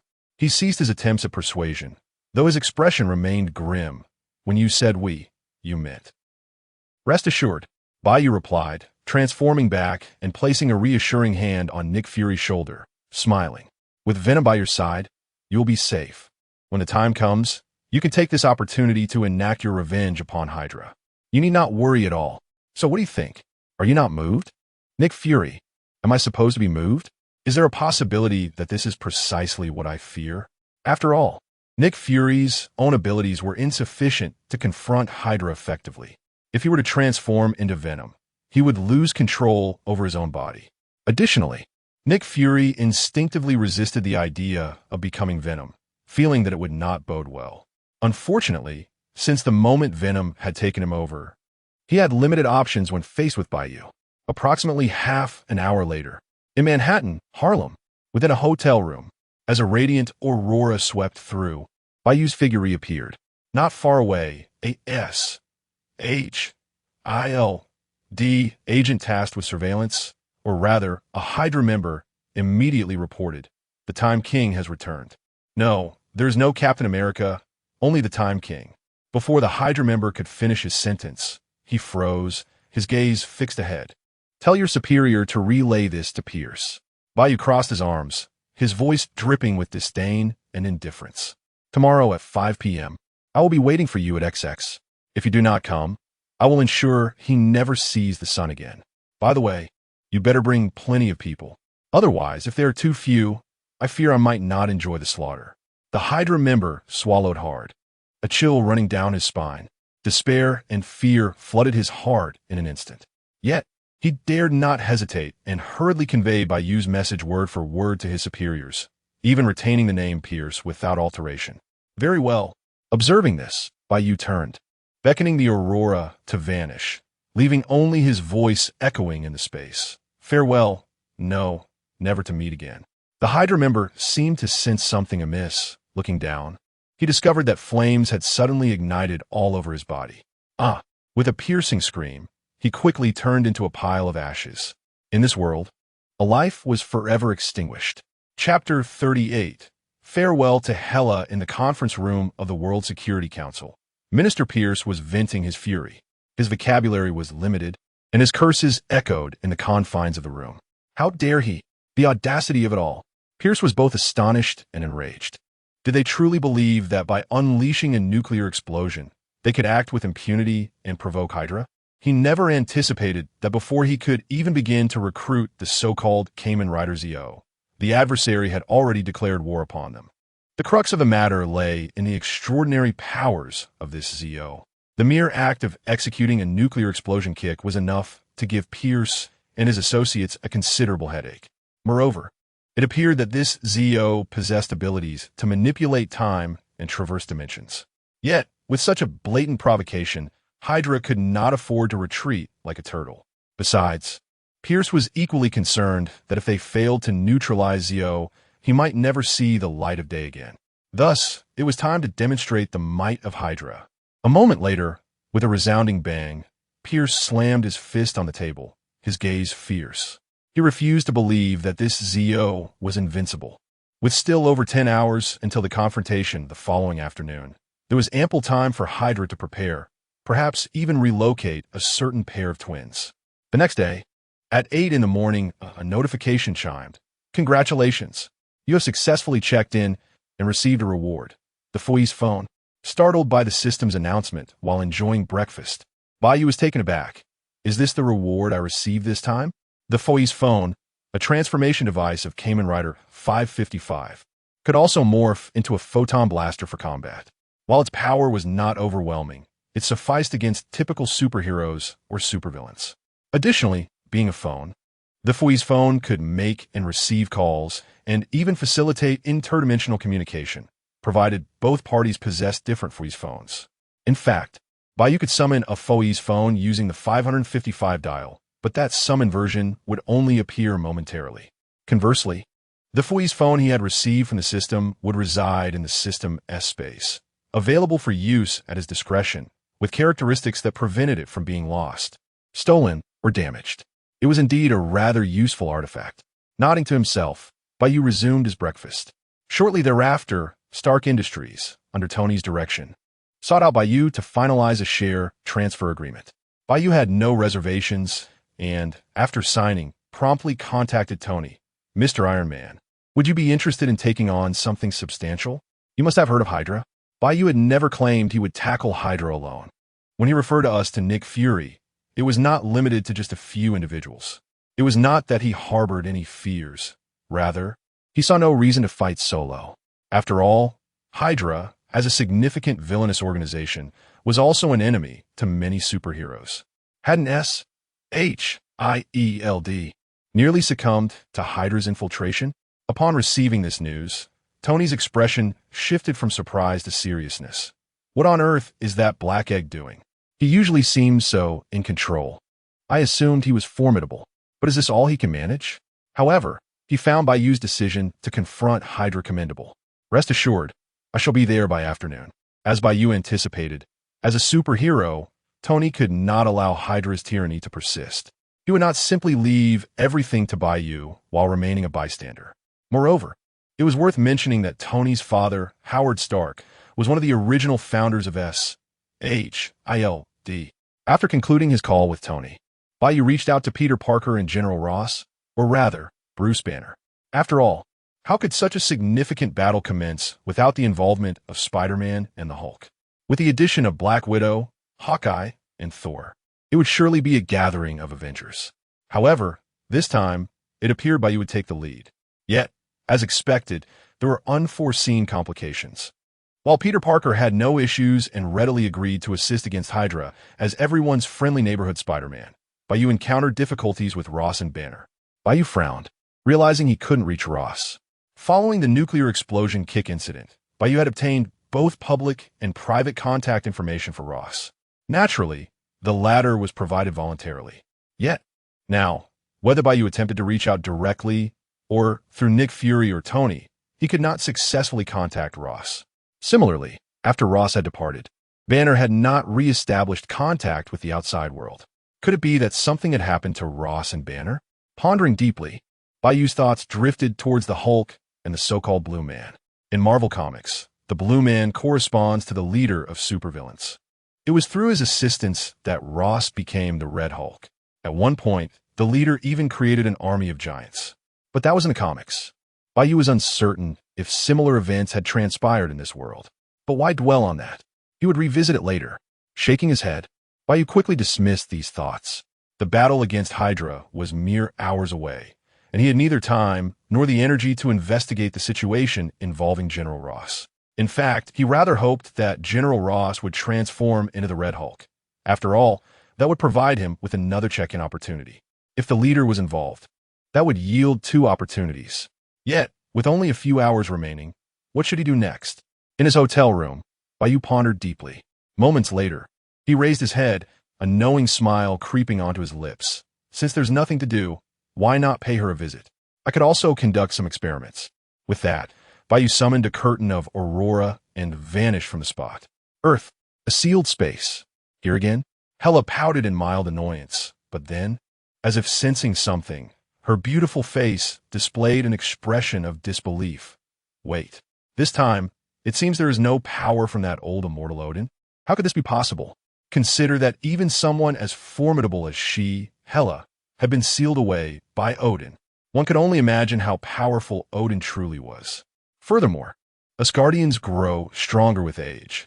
Yet, in a vast cosmos, even on this earth, there surely existed beings whose might rivaled Odin. However, if that supreme sorcerer were to appear here, there should be a distinct aura of power about him. Regrettably, Hela felt none of the so-called supreme sorcerer's presence. Almost simultaneously, an auroral curtain manifested before Hela. Hello. Shortly thereafter, Bai Yu emerged from the shimmering veil, greeting Hela. It seems you haven't changed much in the few days since we last met. Hela responded with a cold chuckle, raising her hand to conjure a long green sword, which she hurled towards Bai Yu. Did she truly think this was her private garden, that she could come and go as she pleased? Observing this, Bai Yu, still in his untransformed state, remained unperturbed. Auto-Vagin battle mode. In an instant, a towering figure, approximately 2 meters tall and primarily silver in hue, adorned with an emblem on its chest, materialized before Bai Yu, intercepting the green sword hurled by Hela. Fortunately for Bai Yu, Hela was currently sealed, her powers significantly diminished, and her earlier intent had not been to kill him. Otherwise, the Auto-Vagin might not have been able to withstand Hela's ferocious assault, for its defensive capabilities were notably inferior to that of Thor's hammer. Chapter 39. Is it fun? A rather amusing toy. Hela cast a disdainful glance at the mechanical Pegasus before her gaze shifted to Bai Yu. Are you the one who was sent here by that old fool Odin last time? Indeed, that is correct. Bai Yu nodded affirmatively. I am the one whom Odin, that ancient wretch, sent here last time. However, this time, I am relying on my own strength. Upon hearing this, Hela did not respond immediately. Instead, she scrutinized Bai Yu for a moment before speaking. It seems your relationship with Odin is not particularly harmonious. Otherwise, you wouldn't refer to him in such a manner. Indeed, it is not very good. Bai Yu acknowledged with a nod before shaking his head. But it seems you have not grasped the crux of the matter. If I can enter here by my own power, then I can also leave and perhaps take someone with me. So you mean, you would take me with you? Hela's expression shifted slightly, her heart swelling with a hint of desire, although she harbored substantial skepticism towards Bai Yu's words. Having been sealed for so long, she yearned immensely to escape this dismal place. Then, she would return to Asgard, seek vengeance, reclaim all that was rightfully hers, and ultimately reign over the 9 realms, making the entire world bow at her feet. The thought alone sent a thrill through her heart. Yet, no, I want tea. Bai Yu resolutely shook his head in the face of Hela's desire. At least not now. After all, releasing you at this moment would offer me no advantage. Hela, you want to take me out? Then what are you even saying? Wait. Hela's gaze grew progressively colder. Are you mocking me? No. Don't misunderstand. Bai Yu quickly defended himself. At least, not entirely. Before Hela could further express her anger, Bai Yu produced the alien dragon tooth dial and tossed it to her. I actually came here to give you a little something to alleviate your boredom. You might want to try pressing the button on top of this dial. In truth, Bai Yu wished he had a dial belonging to a certain female alien knight. Unfortunately, all he had on hand was the alien dragon tooth dial. To alleviate her boredom? Perhaps it was due to being sealed for too long, or perhaps out of genuine curiosity, Hela chose not to remain angry. Instead, she examined the alien dragon tooth dial for a moment before following Bai Yu's suggestion and pressing the button on top. After all, whether out of confidence in her own abilities or her inner pride, she was not one to shy away from pressing a dial. Moreover, though Hela was reluctant to admit it, if something were to happen to her, because of this individual, it was unlikely Odin would simply stand by and do nothing. In the next instant, Ryuga, accompanied by an electronic sound effect from the alien dragon tooth dial, several strands of eerie black liquid instantaneously enveloped Hellas' entire form. In a flash, she vanished from her spot, replaced by a figure clad in black armor, adorned with golden patterns at certain points, wielding a black sword in her left hand and an alien dragon tooth with a dragon head in her right. Very good. Seeing this, Bai Yu took out the Time King Level 2 dial, the Odin dial, and the time drive, a knowing smile gracing his lips. Next, I shall allow you to personally experience one of the powerful effects of this dial. Rider time, Kamen Rider. Rider, ZOZOZOE. Armor time, Odin. Finish time, Odin. Time break. In an instant, Bai Yu transformed into Kamen Rider ZO Level 2 in the Odin armor form. He then leaped into the air, his right foot enveloped in swirling golden phoenix flames, aimed at the now transformed Hela. You, seeking death. Caught off guard by Bai Yu's assault, Hela's anger flared. What? However, before she could react, she was horrified to discover that her body had become immobile. If she was not mistaken, this was likely a temporal ability. Yet, there was no time for her to ponder this now. Bang! As expected, Bai Yu's attack struck her chest armor with incredible force, resulting in a catastrophic explosion. When the chaos settled, Hela lay on the ground in a seductive pose, alongside the fallen alien dragon tooth dial. Theoretically, Bai Yu, in the Time King Level 2 form, could have destroyed the alien dragon tooth dial outright. However, this dial was uniquely his, possessing properties akin to the mechanical Pegasus, impossible to steal, drop, or destroy. Shortly after, Bai Yu raised a hand, summoning the alien dragon tooth dial back to his grasp. So Hela, how is it? Fun? As you can see, this dial can preserve your life. Moreover, in this world, aside from myself, no one else could extract this dial from your possession. This means that as long as you possess this dial, you will be virtually immortal. Bai Yu's intention was not to bestow Hela with equipment. Rather, he understood that to earn the respect of such a proud woman, he must first demonstrate his formidable power. Yet, Bai Yu would never truly kill Hela. Thus, to ensure her compliance and make the situation more entertaining, this was the only course of action. Fortunately, Hela remained in a sealed state, and she had never anticipated that Bai Yu would employ deceit or ambush her. Otherwise, it would not have been so easy for Bai Yu to kill Hela. Is this how you prove that point, by killing me once? Hela gradually rose, her gaze icy with suppressed fury, increasingly cold as she regarded Bai Yu. And how do you know I even need this thing? Did Odin not inform you that as long as Asgard exists, I am, in essence, an indestructible being? Just as Bai Yu had surmised, having recently experienced death, Hela's inner fury was now mingled with a newfound wariness towards him. Previously, she had regarded Bai Yu with a measure of disdain. Chapter 40. All hands on deck. Upon hearing Hela's words, Bai Yu responded with a pointed question. What if Asgard were to fall? Are you jesting? Hela retorted immediately. There is no force in this world capable of extinguishing Asgard. Not even the fire giant, Surtur? Bai Yu raised an eyebrow, pressing further. And what if we add the eternal flame into the equation? The twilight of the gods? At this, Hela's expression shifted dramatically, as if a thought had struck her. The concept of Ragnarok exists in both Norse mythology and the Marvel Universe. According to the Marvel Cinematic Universe, the fire giant, Surtur, upon coming into contact with the eternal flame, grows immensely in size and wields his weapon, the Twilight Sword, to obliterate all of Asgard, thereby heralding the twilight of the gods. The crux of the matter is that, once Ragnarok descends, the destruction of Asgard becomes a tangible threat. At that juncture, Hela, who is almost symbiotically linked to Asgard, would undoubtedly find herself in dire straits as well. Does the device you possess allow me to remain unaffected by the twilight of the gods? Hela inquired, tilting her head toward Bai Yu. Not one to be easily fooled, Hela was well aware that Bai Yu's presentation of the device was not without ulterior motives. However, when weighed against the value of her life, certain concessions could be made. Moreover, once she unsealed her powers and returned to Asgard, her overall strength would multiply exponentially, perhaps even by hundreds. At that point, would Bai Yu not be at her mercy? While I cannot claim it offers complete invulnerability, it will certainly grant you a degree of immortality, Bai Yu explained, tossing the exotic dragon tooth device in his hand. Additionally, this device provides unique abilities such as traversing the mirror dimension and reflecting damage back to opponents.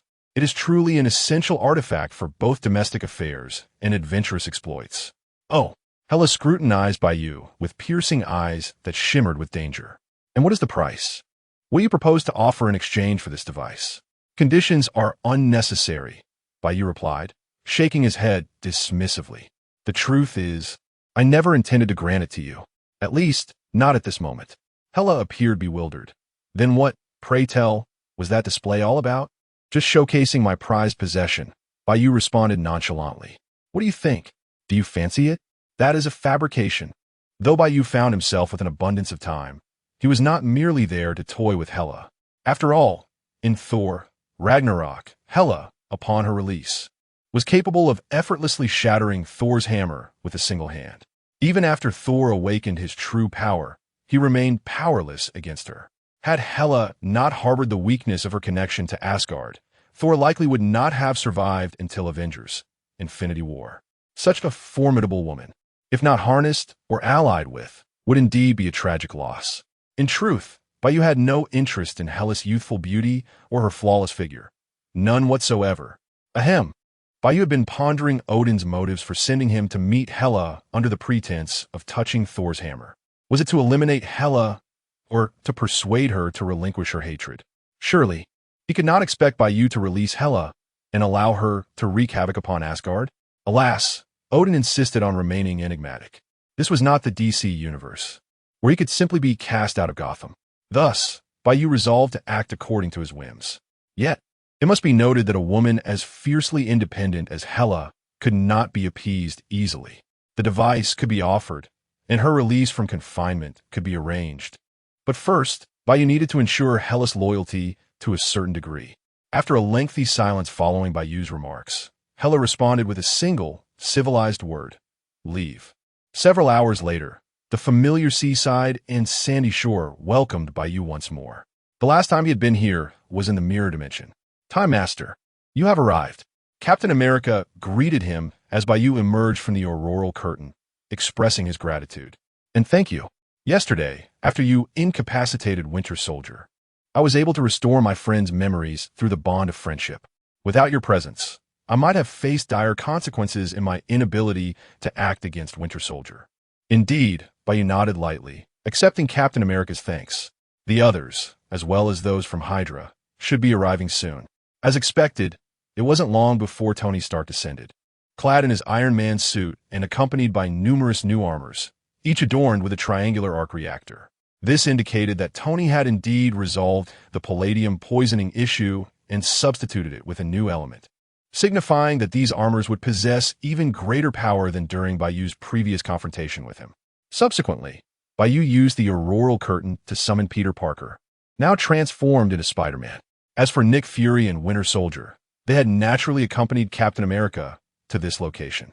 Notably, Nick Fury had also brought along the elite agents Black Widow and Hawkeye. Bai Yu thus acquired the Callus device from Hawkeye, a relic from Kamen Rider Blade with combat prowess comparable to that of the Knight Riders. Are we all assembled now? Captain America asked, visibly pleased with the gathering of allies.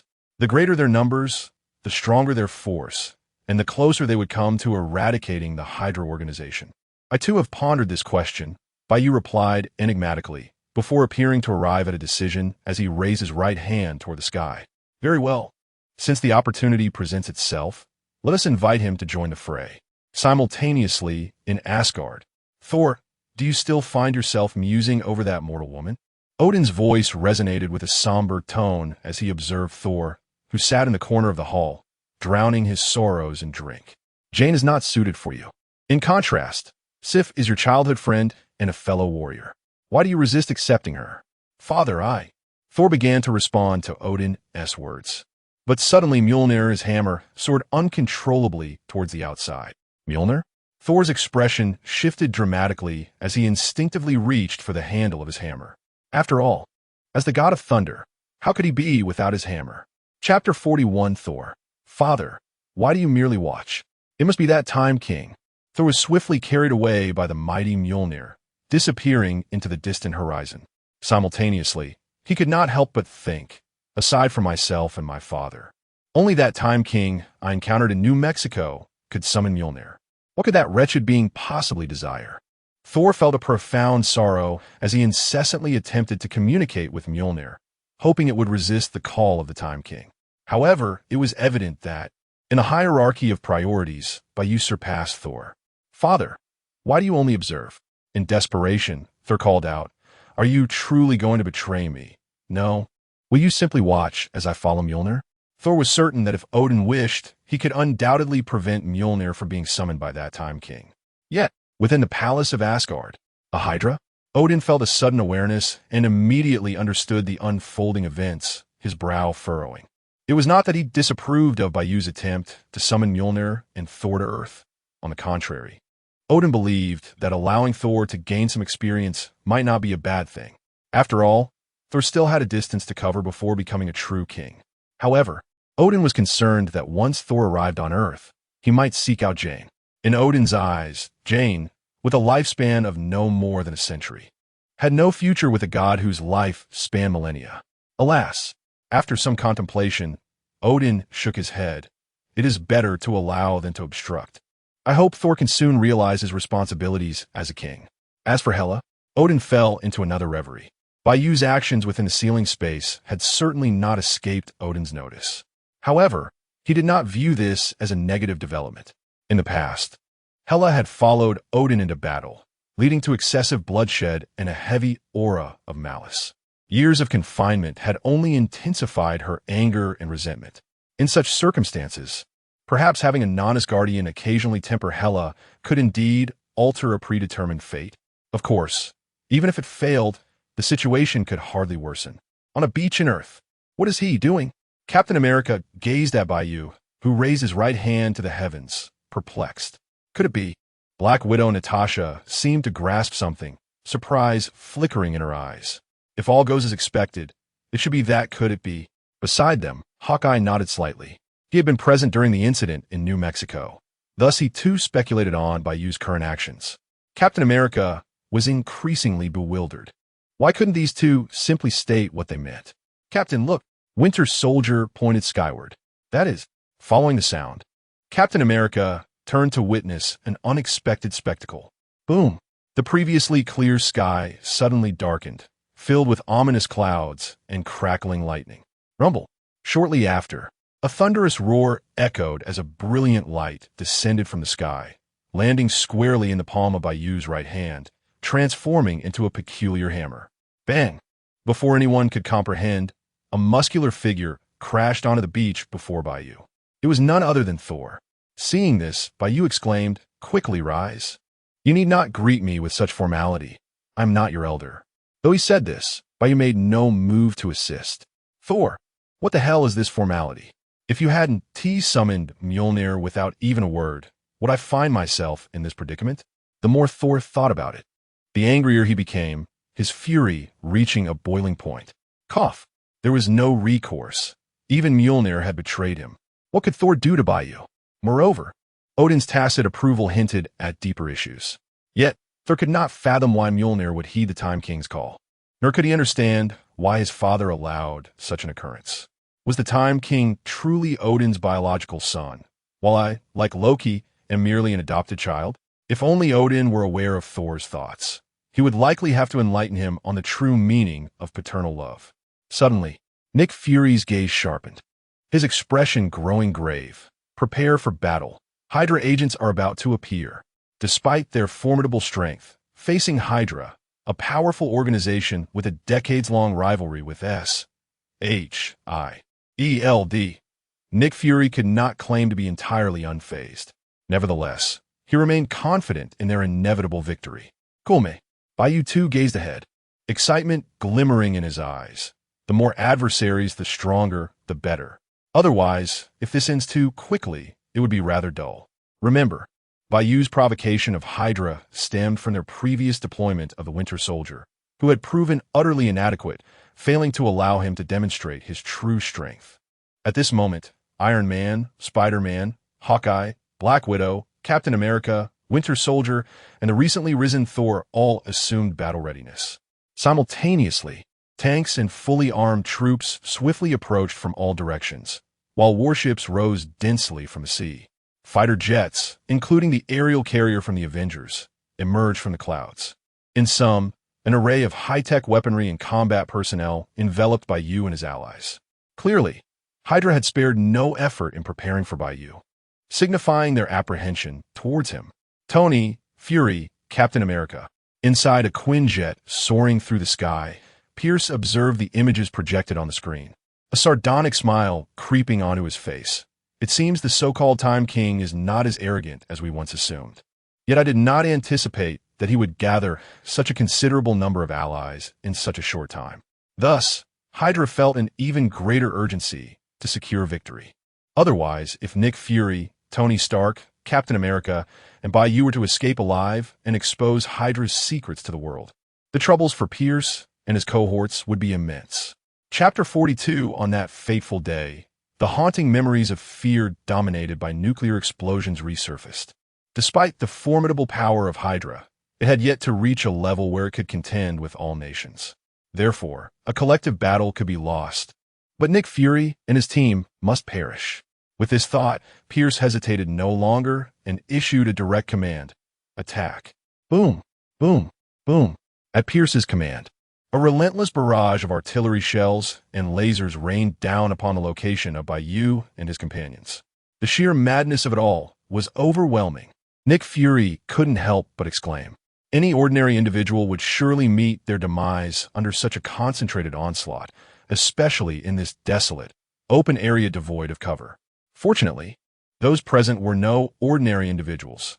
Withstanding a few artillery shells and lasers should pose little problem. Hawkeye, Black Widow. In the next moment, Nick Fury's form rapidly expanded, transforming into a towering, muscular figure clad in black, adorned with a white spider emblem on his chest. Venom. Director, Ju.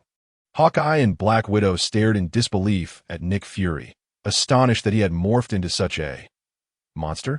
Was it that suit? Spider-Man, Peter Parker, also paused, instinctively glancing at Bai Yu, clearly sensing that this transformation was likely connected to him. Just a trivial matter, why the fuss?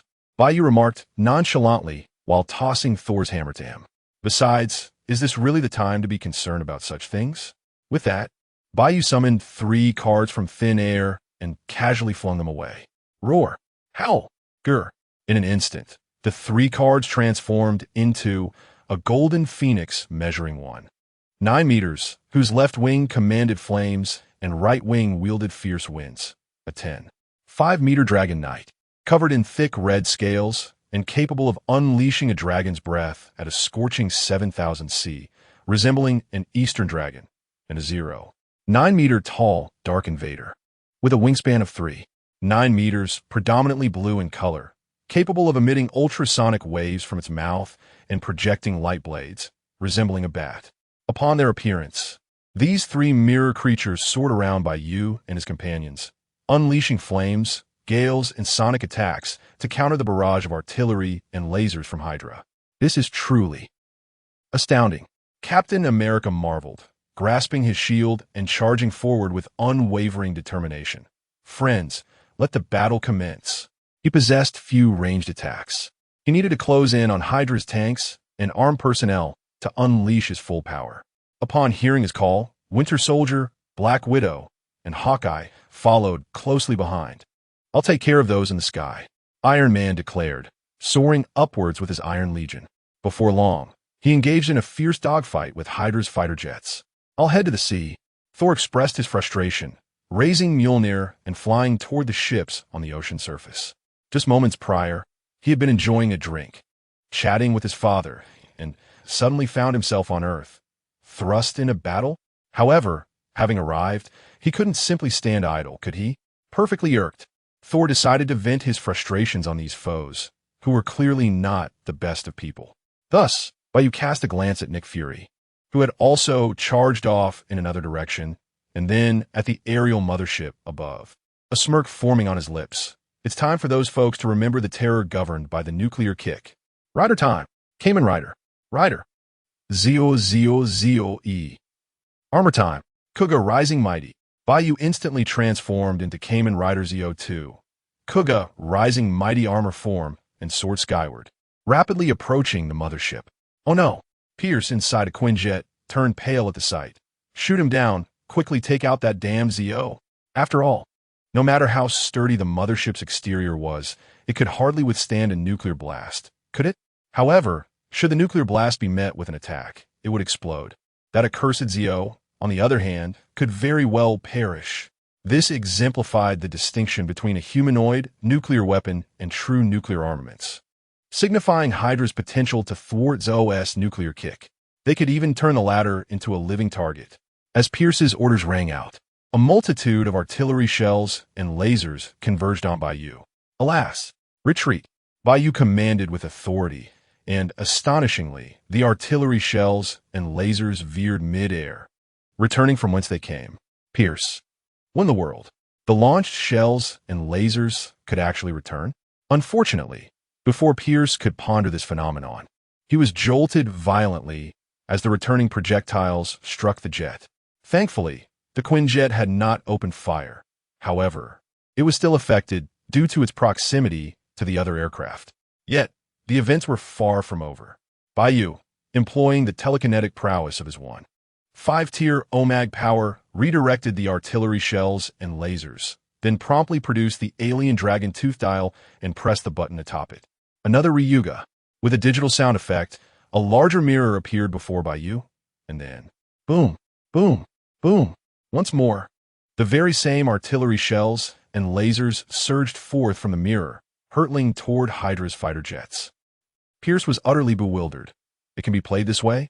While he had heard reports of Kamen Rider ZO showcasing the ability to rebound opponent attacks in New Mexico, he never anticipated it would be this absurd. Hundreds, if not thousands, of artillery shells and lasers could be deflected. The outcome was predictable. Nearly 1/3 of Hydra's fighter jets were obliterated on the spot. This did not even account for the destruction wrought by Iron Man and his armored suits. To make matters worse, during this exchange, that damned ZO had already neared the mothership. Attack! Attack immediately! Regaining his composure, Pierce issued another command. Use everything at your disposal. We cannot allow that infernal ZO to unleash a nuclear kick on the mothership. I refuse to believe he can rebound our attacks every single time.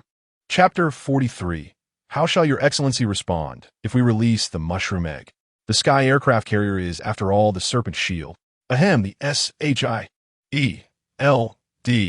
has invested tremendous resources, manpower, and time to construct this airborne fortress. The Sky aircraft carrier is equipped with the latest fighter jets developed by the United States and SHIELD, capable of tri-service operations on land, sea, and air, and even capable of launching mushroom eggs, thus serving as a veritable mobile fortress. It would indeed be a great loss if it were to be destroyed. Almost simultaneously, the remaining fighter jets of Hydra, along with the Sky aircraft carrier itself, continued launching various attacks at Bai Yu. This is not good. Iron Man, witnessing this scene from a distance, could not help but change his expression. He acknowledged that the Time King was indeed formidable. However, the latter was now facing some of the most advanced modern technological weapons on Earth, all under the threat of the mushroom egg. While the Time King's earlier demonstration of rebounding fighter jet shells and lasers was astonishing, could he replicate such feats each time?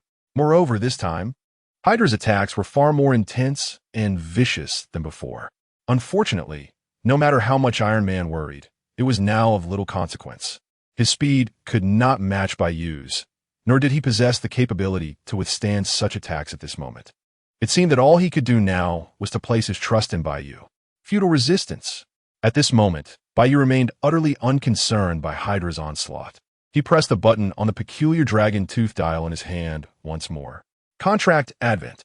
In an instant, a creature measuring 15 meters in length, entirely black and resembling a dragon rider, yet appearing more menacing and bizarre, materialized around Bai Yu. Undoubtedly, this was another element not found in the original work. However, it mattered not. The 5-tier demon power and the Demon Time King system would intervene. In any case, the creature circled around Bai Yu, shielding him from all incoming attacks. Immediately after, a familiar mirror appeared once again, reflecting all the attacks back at their origin. Hydra suffered yet another significant loss in fighter jets. It is no exaggeration to state that even Iron Man, along with his armored suits, could not achieve results that compared to Bai Yu's 2 waves of counterattacks.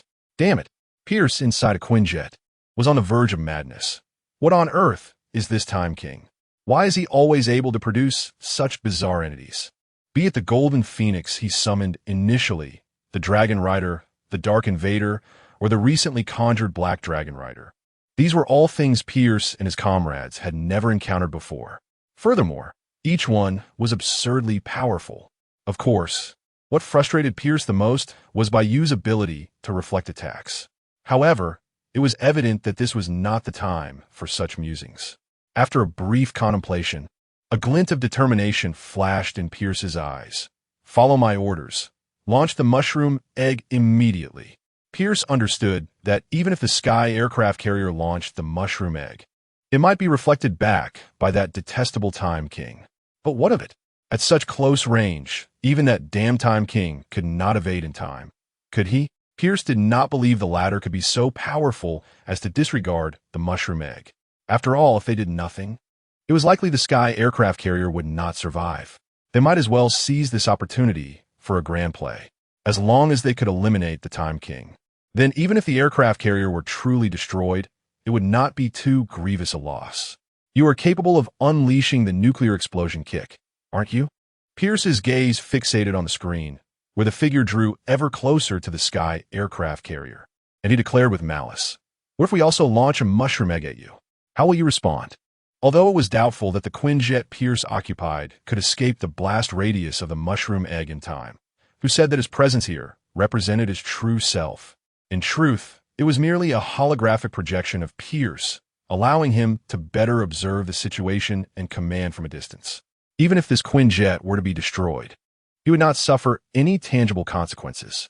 As for the other personnel aboard the Quinjet, was it not their honor to sacrifice themselves for the future of Hydra? It seemed that Hydra's operatives indeed thought this way. Fully aware that Pierce's orders were reckless, they nevertheless executed his commands without hesitation. Thus, a mushroom egg was swiftly launched from the Sky aircraft carrier, its target set upon Bai Yu. Observing the scene, Bai Yu raised an eyebrow slightly. Hydra actually ordered the aircraft carrier to launch a mushroom egg? Did they intend to counter his nuclear explosion kick with what they deemed humanity's strongest weapon?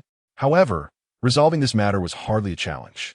Let's not forget, every time he unleashed the nuclear explosion kick, he himself was within the blast radius. Did this not imply he was immune to nuclear explosions? At the very least, he could withstand the explosions he generated himself. Therefore, halt! Bai Yu gently raised his hand, freezing the mushroom egg that was about to strike his face in midair, casually tossing it into the system space. Then, finish time, rising mighty, time break. Accompanied by the sound effect of his ultimate technique, Bai Yu executed a 360 spin in the air, his right foot, charged with electricity, kicked upward. Given the proximity, he swiftly struck the underside of the Sky aircraft carrier. The next moment, boom, bang, the colossal explosion roared to life, a blinding and even searing red light illuminating the entire sky. Was that the nuclear explosion kick of the Time King? Below, whether it was Iron Man, Captain America, Spider-Man, or Hydra's ground and naval forces, they instinctively gazed upward. In that moment, they seemed to forget the battle, the mission, and everything else.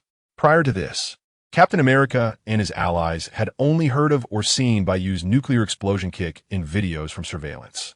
But now, as they witnessed it firsthand, they truly comprehended the sheer shock and even terror of such a spectacle. Chapter 44. Wanda Quicksilver. Even more terrifying was the fact that, from a short distance, the Iron Man, augmented by artificial intelligence, as well as Captain America and Spider-Man, all perceived the phenomenon of Bai Yu's suspended mushroom egg and its instantaneous disappearance. This indicated that even a mushroom egg posed little threat to Bai Yu, unless it was under circumstances where he had no opportunity to resist. What about his power? Thor, the god of thunder, who had just obliterated a Hydra ship, was also somewhat taken aback. In truth, with his godly powers, dismantling the airborne mothership would not have been particularly arduous. Yet, Achieving something as simple and shocking as what Time King did was exceedingly difficult.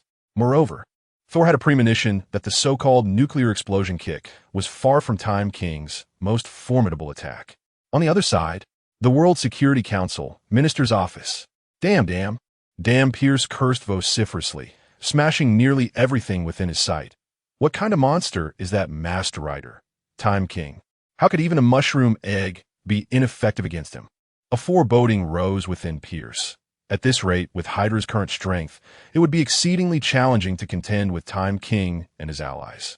Of course, Hydra was not devoid of resistance. However, Pierce felt a lack of confidence. No, he quickly made a resolution.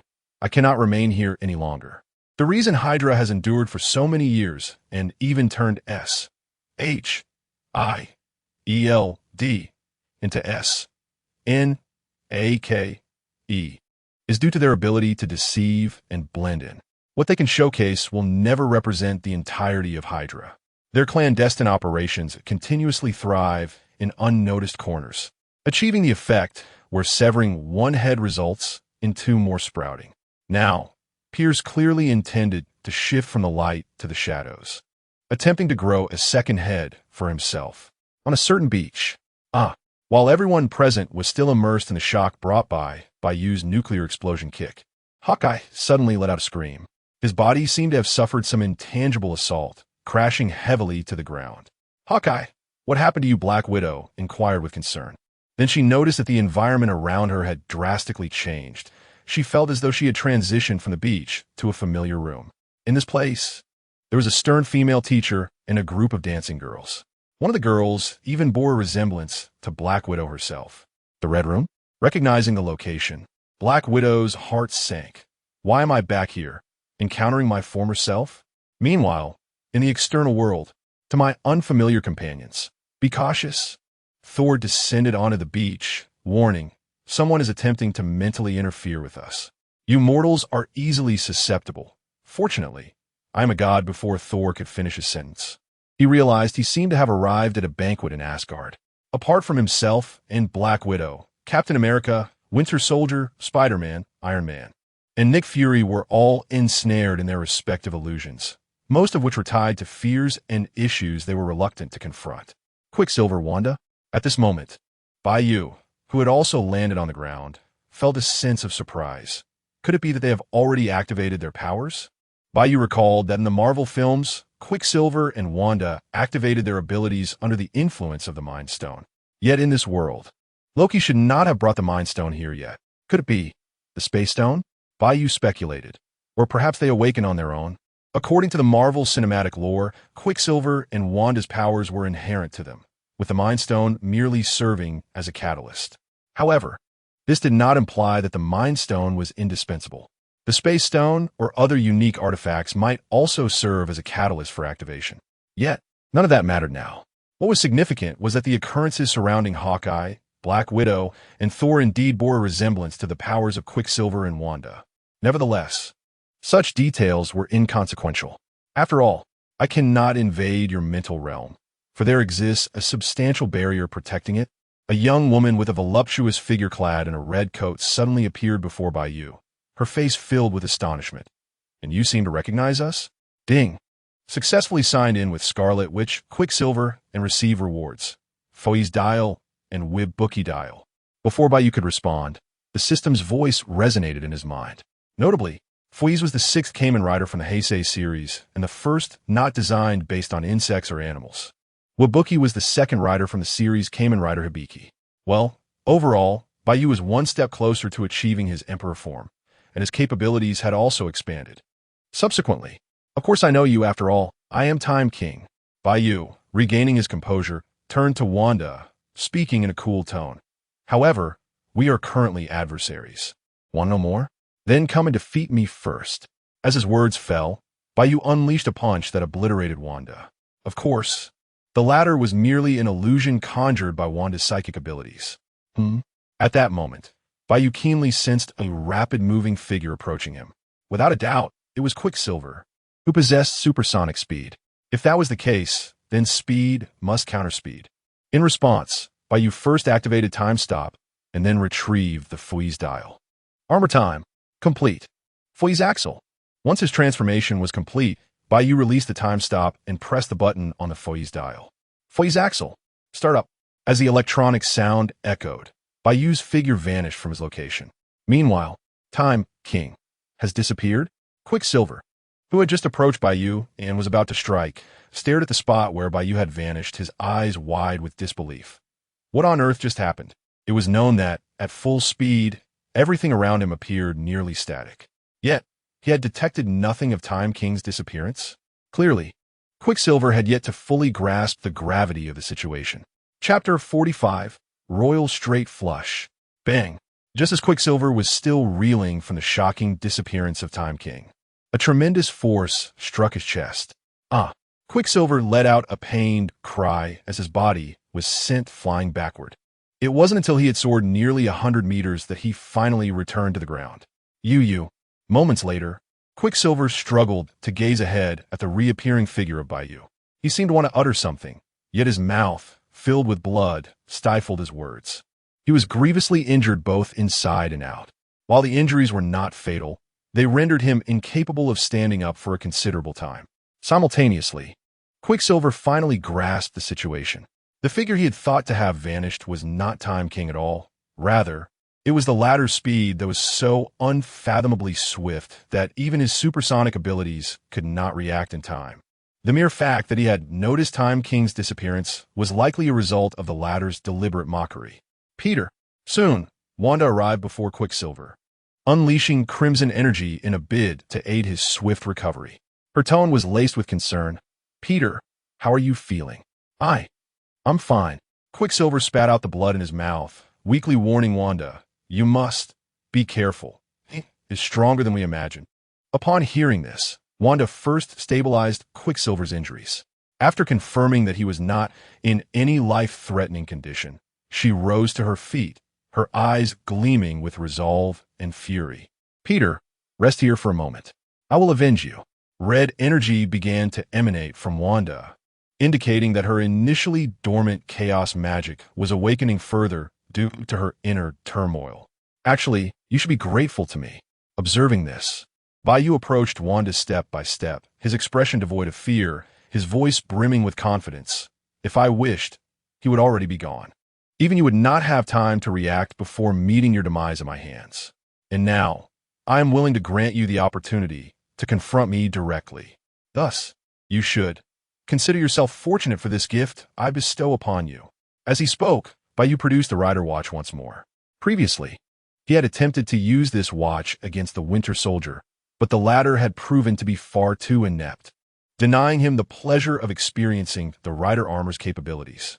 However, this time might be different. Though Wanda's strength did not yet reach the level of effortlessly thwarting Thanos or single-handedly overpowering him in their encounters, she should not be underestimated. At the very least, she was undoubtedly stronger than the Winter Soldier. Armor time. Turn up. Blade King form.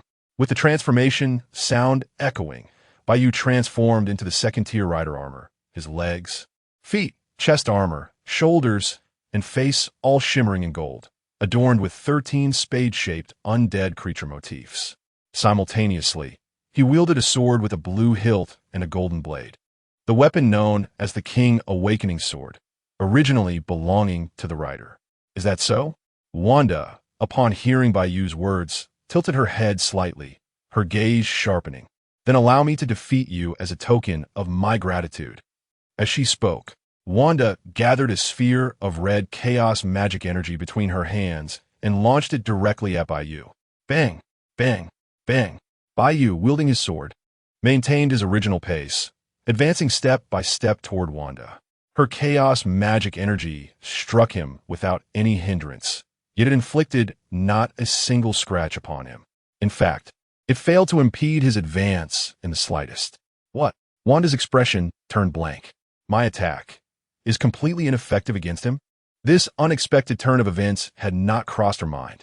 Consequently, as Bai Yu drew nearer, a sense of pressure began to rise within Wanda's heart. Again, recognizing the gravity of the situation, Wanda did not despair. Instead, she leaped into the air, her pupils shifting to a crimson hue. Simultaneously, her hands and entire being coalesced into an even more potent chaos magic. In response, Bai Yu remained silent, pressing the buttons on the rider watch with his left hand and rotating the time-space driver counterclockwise by 360 degrees. Psycho. Finish time. Blade King. Royal Straight Flush. With the sound of his ultimate technique resonating, 5 card images representing 10 times Saint Beetle, J. Fusion Vulture, Q. Absorption Goat, K. Evolution Caucasian, and A. Transformation Armor Beetle, aligned in a straight line between Bai Yu and Wanda. What is this? Wanda gazed at the 5 card images with a foreboding sense of dread. Without hesitation, she unleashed the full force of her gathered chaos magic, aiming to obliterate the card images and further assault Bai Yu. It ends now. Bai Yu stepped forward, gripping the now Golden King Awakening Sword, and slashed forward. Boom! In an instant, a beam of golden energy erupted from the King Awakening Sword, passing through the 5 card images and amplifying its power, hurtling straight toward Wanda. Bang! The next moment, the collision of golden and red energy in the air unleashed a terrifying shockwave that reverberated through the ground and sea within a 100-meter radius. Thor, Captain America, the Winter Soldier, Nick Fury, Black Widow, and Hawkeye were all violently thrown back, yet they emerged from the mental illusion as a result. The Hydra forces and all their weaponry could not withstand the onslaught. Many unfortunate souls among them were instantly sent to oblivion. At that moment, with a cry of anguish, Wanda too was unable to endure the might of the Royal Straight Flush. Her graceful form propelled backward, crashing to the ground, blood spilling from her lips. Her plight bore an uncanny resemblance to Quicksilver's earlier state. Chapter 46. The Demon King. In truth, this outcome is a result of Bai Yu's mercy. Otherwise, both Wanda and Quicksilver would likely be facing far graver injuries than they currently bear. It is important to note that neither Wanda nor Quicksilver are inherently malevolent. They harbor no deep-seated enmity towards Bai Yu. Their presence here is merely a consequence of having been raised by Hydra, who aided in the awakening of their abilities. Moreover, both Wanda and Quicksilver possess considerable strength and potential. Wanda, in particular, wields chaos magic or chaos energy, which, once fully developed, could render even Odin and the Ancient One as insignificant as mere insects in her presence. Even Quicksilver, should he continue to progress, may not remain weak. The crux of the matter is that it would be a great pity to lose a character as rich and generous as Wanda. Cough. In any case, after Bai Yu's nuclear explosion obliterated the aerial battleship and Wanda and Quicksilver were defeated before him, the remaining Hydra forces became utterly inconsequential. Bai Yu need not lift a finger, as Thor and Nick Fury effortlessly resolve the remaining conflict. Now, what shall we do? With the battle here drawing to a close, Black Widow Natasha surveyed the group and inquired. The majority of Hydra's forces have been vanquished. The remaining members, upon receiving word, will undoubtedly go into hiding. However, for the time being, they should not pose a threat to us. Conversely, the situation with S.H.I.E.L.D. is far more dire. Prior to this, S.H.I.E.L.D. had nearly transformed into Hydra's shield, with its ranks largely infiltrated by Hydra agents. With Hydra's forces either eliminated or in hiding, S.H.I.E.L.D. may soon become a mere castle in the air. It must be shut down, without hesitation, Captain America declared. S.H.I.E.L.D. ostensibly exists to uphold global peace. Yet, we are all aware that it has long been infiltrated by Hydra. No one knows how many nefarious deeds Hydra has committed under the guise of S.H.I.E.L.D.'s protection over the years. Surely, Tony, you must have some understanding of this? Upon hearing his name, Tony's expression grew grave. After all, the 10 Rings, who had previously kidnapped him, had used weapons produced by Stark Industries. He had also discovered indications of arms being sold to certain KB organizations from within Stark Industries, resulting in numerous tragic events. For instance, Wanda and Quicksilver's parents perished due to missiles manufactured by Stark Industries. Of course, Tony was not yet aware of this, but it did not hinder his grasp of Captain America's intent. You are correct. After a moment of silence, Tony nodded in agreement. S.H.I.L.D. has become a mere shell of its former self. We must not repeat the mistakes of the past. At the very least, S.H.I.L.D. should not exist in its current form. Furthermore, Captain America added, Hydra is like a centipede, dead but not truly gone. If we allow our guard to slip, it could unleash an indelible catastrophe upon the world. Given their long-standing infiltration of S.H.I.L.D., there must be numerous confidential documents regarding Hydra hidden within. I propose we disclose these documents as widely as possible to ensure the world remains vigilant against them. However, does that not reveal that S.H.I.L.D. nearly became Hydra's shield? Natasha frowned. Moreover, Hydra and S.H.I.L.D. are too deeply entangled. Revealing Hydra's secrets would, in some respects, expose S.H.I.L.D.'s secrets as well. Thus, the closure of S.H.I.L.D. may not be as simple as it seems. Yet this is a task we must undertake. Captain America insisted. The public has a right to know the truth. At this, Natasha contemplated speaking, but ultimately refrained. Nick Fury, the director of S.H.I.L.D., remained silent. Unless something unexpected occurs, S.H.I.L.D. may indeed face temporary, if not permanent, dissolution, much like the events depicted in Marvel's Captain America, the Winter Soldier. However, I disagree. At that moment, Bai Yu shook his head and interjected. In the eyes of the public, S.H.I.L.D. is an organization dedicated to maintaining global peace. But if we inform them that this vast umbrella is riddled with holes, incapable of shielding them and potentially endangering them instead, what do you think their reaction will be? They will panic, they will doubt, and they will lose their sense of security. Can you fathom what they might do in such circumstances? Are you certain that this outcome would be preferable to allowing S.H.I.L.D. to persist? Before Captain America could respond, Bai Yu continued, in my view, it would be wiser to learn from our mistakes and rebuild. Since the Hydra issue has already arisen once, we must implement stricter scrutiny of S.H.I.L.D.'s internal members moving forward, of course, discreetly. S.H.I.L.D. can rise from the ashes, emerging with a renewed capacity to protect the world. Ultimately, the public still requires S.H.I.L.D., which should shoulder greater responsibilities and continue its duty to safeguard the world. Bai Yu's assertions were not mere meddling. It is worth noting that Nick Fury, under the influence of Venom, had become akin to his subordinate. Therefore, S.H.I.L.D. under Nick Fury's leadership was, in essence, becoming Bai Yu's own force. Furthermore, S.H.I.L.D.'s existence might prove advantageous for Bai Yu. In this context, how could Bai Yu permit S.H.I.L.D. to simply vanish? However, after hearing Bai Yu's words, Captain America found some merit in his reasoning, yet he seemed determined to maintain his stance. Just as he was about to voice his thoughts, Bai Yu's cold voice rang out. Rogers, have you misunderstood something? I'm not consulting you, nor am I seeking your opinion.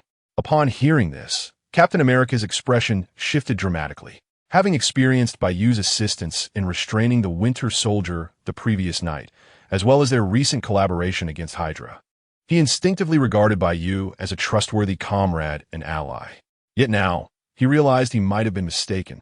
Simultaneously, Captain America recalled Bai Yu's self-referential titles, including the Kamen Rider Zeo and the Benevolent Demon King. Although the term benevolent felt somewhat incongruous here, a Demon King is indeed a Demon King. It signifies that Bai Yu's essence has always been distinct from theirs and from all inhabitants of this planet. Chapter 47. Why don't we consult the Security Council? Up to this point, Bai Yu had not taken many lives. Aside from his loathing for Ivan Vanko, there were also those associated with Hydra. However, this did not imply that he was a virtuous individual. At this moment, Captain America began to grasp this notion. Yet, he found himself at a loss regarding how to confront Bai Yu, whether with anger, compromise, or outright opposition. In fact, it was not only Captain America who felt this way. Natasha and Spider-Man shared similar sentiments. As the atmosphere grew increasingly somber, Nick Fury cleared his throat to capture the attention of those present and suggested, SHIELD is, in fact, under the jurisdiction of the World Security Council. Why don't we seek their opinion? Upon hearing this, Captain America and Natasha exchanged glances before ultimately nodding in agreement. Bai Yu, however, appeared indifferent. After all, he had already secured SHIELD. Today, no amount of divine intervention would alter that, as he had stated. Thus, with their consent, Nick Fury promptly reached out to the representatives of the World Security Council, doing so in front of everyone. The proposal to disband SHIELD and disclose its secrets was met with immediate resistance from the Council. No, SHIELD is our only institution dedicated to maintaining global peace and security. Its dissolution would undoubtedly precipitate countless troubles. With Hydra-S members either dead or fled, there is no reason for SHIELD or the world to bear the consequences of their transgressions. Therefore, we regret to inform you, Captain, that we cannot concur with your proposition. This response from the World Security Council was rooted in several factors. Firstly, SHIELD held an abundance of secrets, including those pertaining to certain council members. They would never allow such information to circulate freely. Secondly, Pierce, a minister of the council, was revealed to be a Hydra operative and even one of its leaders. It would not be surprising if a few more Hydra members were found within the council. For them, SHIELD remained the best vessel for Hydra-S resurgence, making it unlikely they would permit its dissolution. As for the exposure of Hydra-S secrets, that was even less likely to receive their approval. Most importantly, during this battle, Bai Yu, transformed into Kamen Rider Zio, had once again demonstrated his nuclear explosion kick and other astonishing abilities. It was not an exaggeration to say that whether or not SHIELD dissolved or Hydra-S secrets were made public was of little concern to the Council. The pressing question was whether Zio, in a fit of rage, might unleash a nuclear kick upon himself. After all, even Hydra had been vanquished by Zio alone. What could the World Security Council possibly present to counter him? Of course, given the opportunity, the Council would undoubtedly wish to suppress or even manipulate Zio. However, at present, they had no choice but to heed his guidance. Captain America, upon hearing the Council's response, shook his head in disappointment, but chose not to elaborate further. Otherwise, his opposition would extend beyond SHIELD or the United States. It would encompass nearly all nations on Earth. Moreover, even Captain America had to admit he could not afford to provoke Bai Yu, the formidable demon. The World Security Council, satisfied with their stance, then addressed Bai Yu in a noticeably subdued tone. Kamen Rider, given that Nick Fury, as the head of SHIELD, failed to detect Hydra's infiltration in a timely manner, he is no longer suitable for this position. Would you be willing to take his place? Nick Fury interjected, "Can you really blame me?" Carter and Howard also failed to notice Hydra's infiltration. He recalled that during his tenure as SHIELD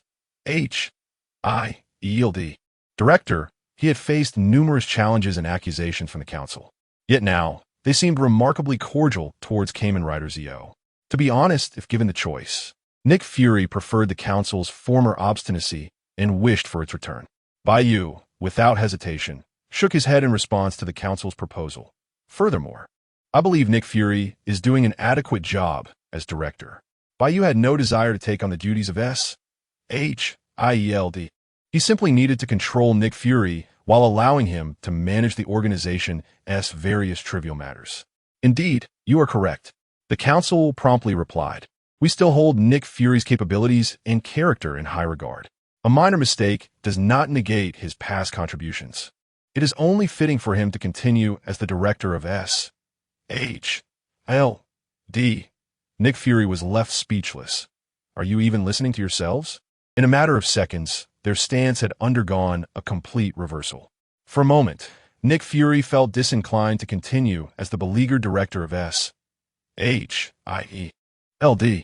Unfortunately, he was still under the influence of venom, rendering him unable to defy Bai Yu's will, at least for the time being. In truth, not only Nick Fury, but even Captain America and Bai Yu himself found the situation somewhat absurd. However, as long as Bai Yu could achieve his objectives, he chose not to dwell on the details. So be it. The representatives of the World Security Council maintained their composure, though Nick Fury remains the director of SHIELD. He is still someone who has made mistakes. In the future, for important matters, he may consult with Kamen Rider. By the way, weren't you always interested in establishing, oh yes, the Avengers? For the sake of world peace, we consent to this. Nick Fury swore he had never felt so incredulous in his life. Previously, he had argued tirelessly for the creation of the Avengers, only to be met with staunch opposition from the World Security Council. Now, they were the ones proposing it. What a farce, he thought, as he sensed their claims of maintaining world peace were nothing but disingenuous. Chapter 48. Thor. I must admit, my voice was rather loud just now. Nick Fury, after a moment of contemplation, grasped the perspective of the World Security Council. Previously, the Council had opposed the formation of the Avengers for two primary reasons: the uncontrollable nature of such a superhuman group and the apprehension that SHIELD might wield this formidable power, ultimately posing a threat to the Council itself. However, the situation had shifted dramatically. Kamen Rider's own now loomed as a significant threat. This menace was substantial enough that the Council was reluctant, if not afraid, to implement any coercive measures against CO. In contrast, they preferred a more conciliatory approach, suggesting that the U.S. grant Bai Yu a special permit, implying that Nick Fury should heed his counsel. The establishment of the Avengers was merely one of the means to this end. Indeed, the so-called Avengers were essentially a super tool group bestowed upon Bai Yu by the World Council to foster closer ties. After all, no matter how formidable the Avengers may be, they could never surpass Bai Yu. Conversely, if Bai Yu were resolute in his intentions, the Avengers would be powerless to intervene. In the eyes of the World Security Council, it was more prudent to seize this opportunity to further cultivate a relationship with Bai Yu rather than continue to obstruct the formation of the Avengers. This was only natural. The world is not solely composed of poetry and distant dreams, but also of the harsh realities before us. Even the World Security Council, which holds one of the highest authorities globally, must ultimately follow its heart when the moment arises. With this thought, Nick Fury exhaled deeply, regaining his inner tranquility. Undoubtedly, the Avengers formed under these circumstances diverged from Nick Fury's original intentions. Yet, given the situation, many factors were beyond alteration unless Bai Yu chose to refuse. I agree. Upon hearing the suggestion from the World Security Council, Bai Yu nodded with satisfaction. The idea of establishing the Avengers was indeed commendable. I've already considered the candidates: Rogers, Tony, Bucky, Winter Soldier, Natasha, Barton, Hawkeye, Thor, Peter Parker, and Nick Fury. Among them, Rogers and Tony would serve as co-captains, while Nick Fury and Natasha would be co-vice captains. Thus, the Avengers, in effect, would represent Bai Yu's own faction. Although this faction still had its challenges, it should, to some extent, provide Bai Yu with certain advantages, shouldn't it? Nick Fury. Excellent. There are no alternatives now. Captain America and Iron Man furrowed their brows. Instinctively, they harbored some dissatisfaction, even aversion, towards this Avengers team. They questioned whether such a group could genuinely uphold world peace. Yet, it must be noted that this matter was decreed by the World Security Council. To oppose it would be to act unlawfully. Moreover, the laws violated would extend beyond just those of the United States. Of course, both Captain America and Iron Man were not ones to remain placid.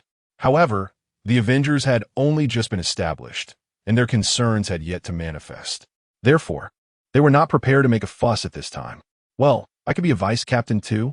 Natasha smiled, attempting to lighten the atmosphere. Indeed, but if your performance as vice captain falls short of mine as a mere member, that might be somewhat embarrassing. Hawkeye chimed in. Can I join the Avengers to maintain world peace? Spider-Man asked, a hint of excitement in his voice. He cared little for the complexities.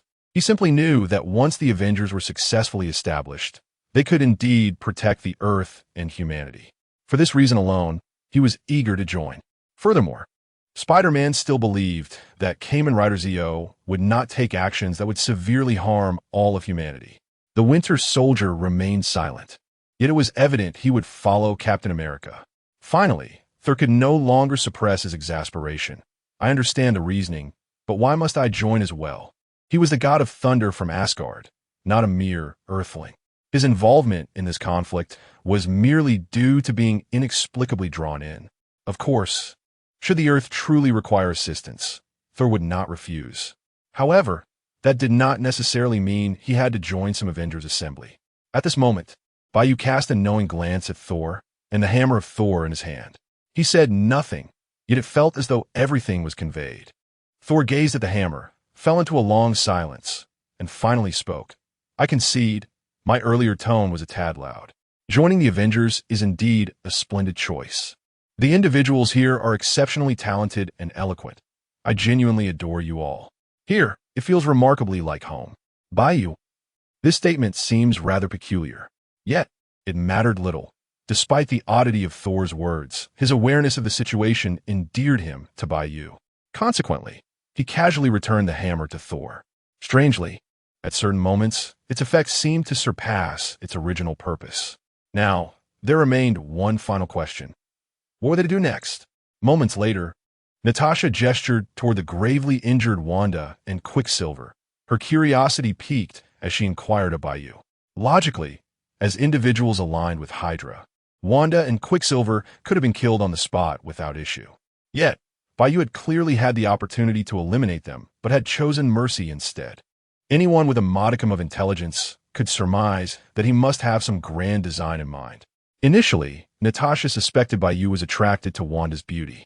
However, upon recalling Bai Yu's commendable actions during the New Mexico incident, she dismissed her own assumption.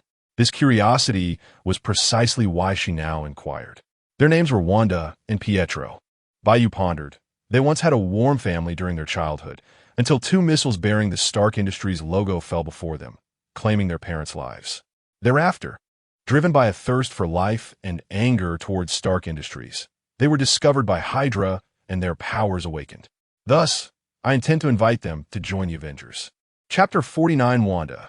Surely you do not wish any harm to befall Quicksilver? Both Quicksilver and Wanda are still in the nascent stages of their awakened abilities. Captain America and Natasha are capable of assisting Quicksilver and Wanda to swiftly and effectively master their powers, even if future troubles arise. Bai Yu could reach out to Wanda and Quicksilver through the Avengers or directly traverse the Aurora Veil to find them. Furthermore, the rapport between Bai Yu and Wanda, as well as Quicksilver, is not particularly strong at present. He is reluctant to test his own resolve, thus maintaining a prudent distance from the twins seems wise. Stark Industries missiles? Upon hearing Bai Yu's introduction, Tony's initial shock quickly transformed into resolute agreement.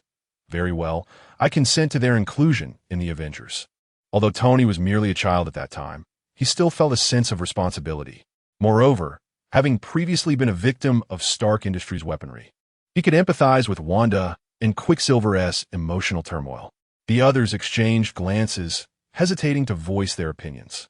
After all, they had only recently been adversaries, making it difficult for them to trust Wanda and Quicksilver at this juncture. However, as Wanda and Quicksilver were defeated by Bai Yu, and Tony had chosen to endorse their inclusion, further dissent seemed unwarranted. I disagree. At that moment, Wanda's voice rang out. We would never agree to coexist with Stark Industries personnel or with you, Time King. Since you have triumphed, why not simply eliminate us? Silence. Who asked for your input? Unfortunately, Wanda's protest was cut short by Bai Yu's disdainful retort. You two mere captives truly believe you possess the luxury of choice? I could easily snuff out one of you, while the other would find it impossible to perish. Therefore, Wanda, you surely do not wish for Quicksilver to suffer harm while you remain alive, unable to die, do you? Of course, I am not a demon. Before Wanda could respond, Bai Yu casually painted a grand vision. If your future conduct pleases me, I could indeed facilitate your journey through time, allowing you to reunite with your former family. Perhaps even resurrect them. What did you say?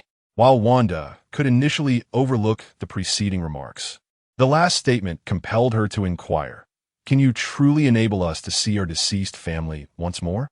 Since that fateful incident, Wanda and Quicksilver, devoid of support, harbored hatred and anger, becoming entangled in Hydra's various experiments. Among all participants, only they survived, awakening their formidable powers. Yet, beyond their abilities, it is their family that Wanda and Quicksilver long for most. However, the concepts of time travel and resurrection seem almost too fantastical to fathom. Wanda fears that her yearning might ultimately lead to greater despair. Indeed, at that moment, without Bai Yu needing to speak further, Spider-Man stepped forward. I once traversed time alongside the Time King.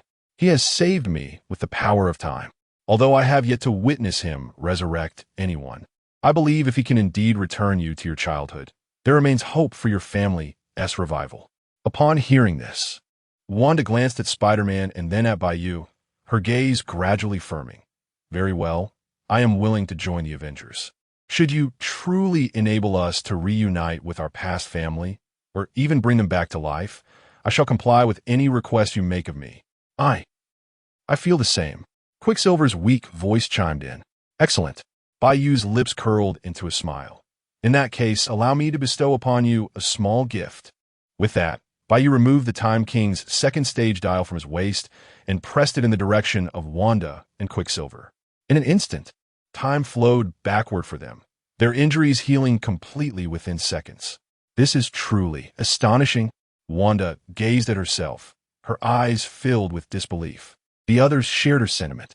Even Spider-Man, who had previously experienced such wonders, remained in awe. The significance of Bai Yu's ability to not only heal others, but also potentially resurrect them is monumental. If this information were to spread, it would undoubtedly incite a frenzy. After all, while the threat of nuclear annihilation invokes fear, the desire for life can drive countless individuals to madness. The more powerful one is, the more pronounced this desire becomes. Nick Fury and his associates could guarantee that if the World Security Council learned of Bai Yu's capability to instantly heal others, or even resurrect them, those individuals would prostrate themselves before him without hesitation. Very well. Bai Yu nodded, unconcerned with the opinions of others, and summoned an Aurora Veil. The matters here are nearly resolved. I shall leave the remaining cleanup to you. Farewell. With that, his form was swept away by the Aurora Veil, vanishing along with it. Did you see that? Spider-Man immediately explained to Wanda. The Time King previously utilized that white light to traverse different spaces and times, so you need not worry. As he spoke, Spider-Man gradually sensed something amiss, and upon realization, called out urgently in the direction Bai Yu had departed. Wait, I haven't gotten on the vehicle. No, I haven't entered yet. Natasha's eyes suddenly lit up. At this moment, it felt remarkably familiar. Don't worry, little spider. We will assist you in returning, she said, stifling her laughter as she approached him. Thank you, Spider-Man replied gratefully. However, had he noticed Natasha's suppressed mirth, he might have felt even more delighted. Chapter 50. The Creation of a Deity, the Cosmic Cube. In Harlem, New York, Bai Yu returned to his hotel after a light dinner and some casual entertainment before succumbing to slumber. The next day, at 8 in the morning, a notification chimed. Congratulations! Your daily sign-in was successful, and you have received the reward, the gaming talent of Genius Player M. Bai Yu, upon hearing the system's voice, felt a moment of bewilderment. The title of Genius Player M belonged to the protagonist, Emu Hojo, from the Kamen Rider X8 series, who indeed possessed unparalleled gaming prowess. Undoubtedly, with such a talent, Bai Yu was on the brink of becoming invincible in the gaming realm. However, he pondered the relevance of this ability in the perilous Marvel universe. He still lacked several pieces of the X8 transformation device, which was essential to fully immerse himself in the gaming world. In contrast, the divine talent of Dan Kuroda, who created nearly all Kamen Riders single-handedly and crafted the unstoppable player, was far more enticing. Yet, Bai Yu understood that such musings were futile. If he truly had divine abilities, he could effortlessly forge Kamen Rider transformation devices without needing anyone else's assistance. Soon, Bai Yu shook his head, dismissing these thoughts. Almost simultaneously, a special official news report appeared on televisions across various countries, particularly in the United States. Dear viewers, rejoice. A superhero among superheroes has been born. He is known as Kamen Rider Zo, the King of Time, endowed with godlike abilities such as time stop, time travel, and nuclear blast kick. In just a few days, Zio has defeated formidable foes, including the Hulk, the Abomination, and the destruction sent by a malevolent deity to New Mexico. He even eliminated a racer during the Monaco Grand Prix and attempted to attack Ivan Vanko, targeting Tony Stark. Most impressively, just yesterday, he annihilated a significant faction of Hydra, thwarting their ambitions of resurgence. With the unanimous agreement of the World Security Council and SHIELD, Kamen Rider Zio has been granted a special license allowing him to oversee SHIELD and, at times, act on behalf of various national departments to enforce relevant laws. Furthermore, following Zo's suggestion, SHIELD has established a superhero team known as the Avengers to better maintain global peace and protect humanity and the Earth. The report left citizens worldwide in shock. Kamen Rider Zio, the ultimate superhero? What was happening? Nuclear blast kick? Could it be linked to the massive aerial explosions witnessed in Harlem and on a beach at the U.S. border? This Kamen Rider was practically a humanoid nuclear weapon, coupled with abilities like time, stop, and time travel. How was he any different from a deity? This was surely a fabrication. How could anyone kick with the force of a nuclear explosion? Moreover, this world held no gods. If they existed, they would only be God. Nonsense. The great Father Zeus is the only true deity. I declare my discontent. Amidst the astonishment, many felt discontent, especially the American populace. After all, they excluded mutants and superheroes. So it was even more absurd to consider a deity. The powers to oversee SHIELD and enforce laws on behalf of countries were simply too immense, evoking envy and resentment. It was difficult not to question the true motives behind the actions of the World Security Council. A few hours later, Bai Yu, having achieved numerous kills in a game reminiscent of his past life, lay on his bed, feeling a sense of ennui. Although endowed with extraordinary gaming talent, he had lost the trivial concerns of a novice player. Invincibility, indeed, was a lonely path. The reward of genius player M's gaming talent bore little significance for Bai Yu. He pondered which game to experience next, unaware of the divine news from the World Security Council, as he typically refrained from watching television. However, even if he were informed, he would likely remain indifferent. As long as his own power was formidable enough, many things would become inconsequential. After all, death awaited those who fell. Suddenly, a knock on the door interrupted his thoughts.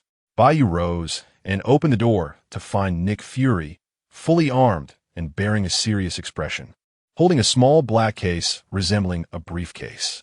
The moment he glimpsed the case, Bai Yu surmised its contents.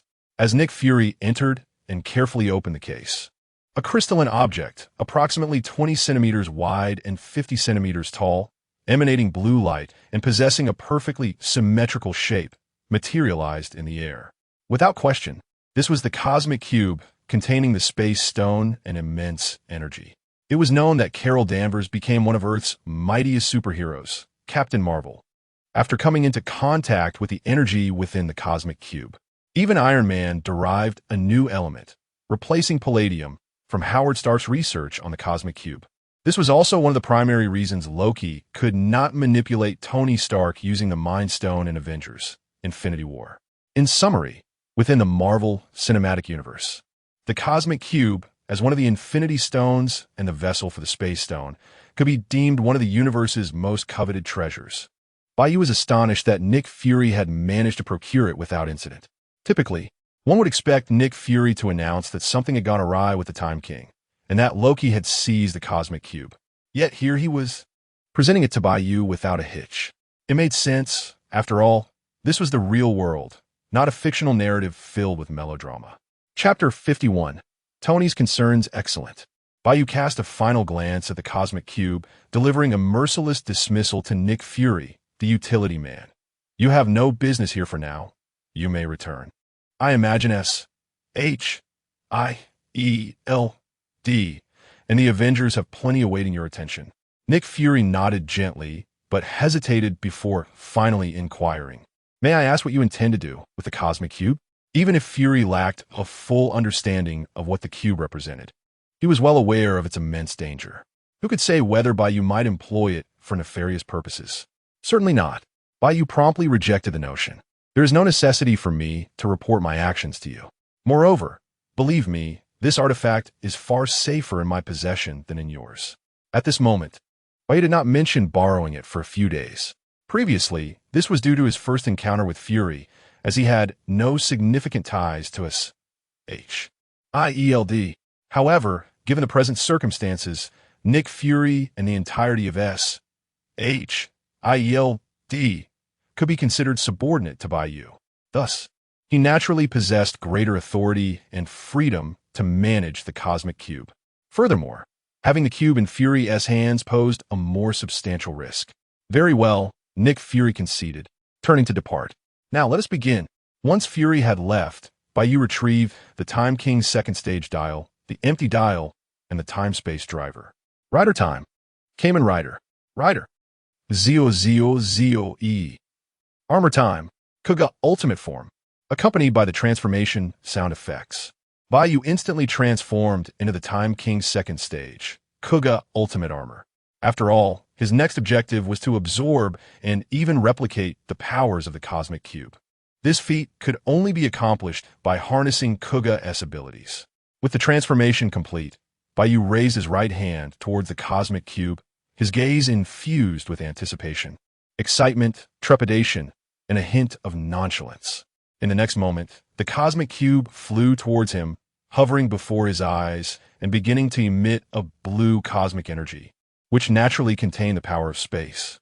Suddenly, Bai Yu found himself in an entirely altered environment. He quickly realized he was situated within an endless void. Is this the interior of the cosmic cube? No, rather the space stone? Bai Yu surmised. He had previously heard that each of the 6 infinity stones contained its own unique space. Bai Yu had thought this was merely a concept from Marvel Comics. To his astonishment, the space stone in this world also housed a distinct realm. Very well, this will facilitate my absorption of the stone's power, Bai Yu concluded, closing his eyes to concentrate on utilizing Kuga's abilities. In an instant, a torrent of energy surged from all directions within this space, enveloping Bai Yu. From a distance, he appeared as a cocoon radiating a mysterious blue light.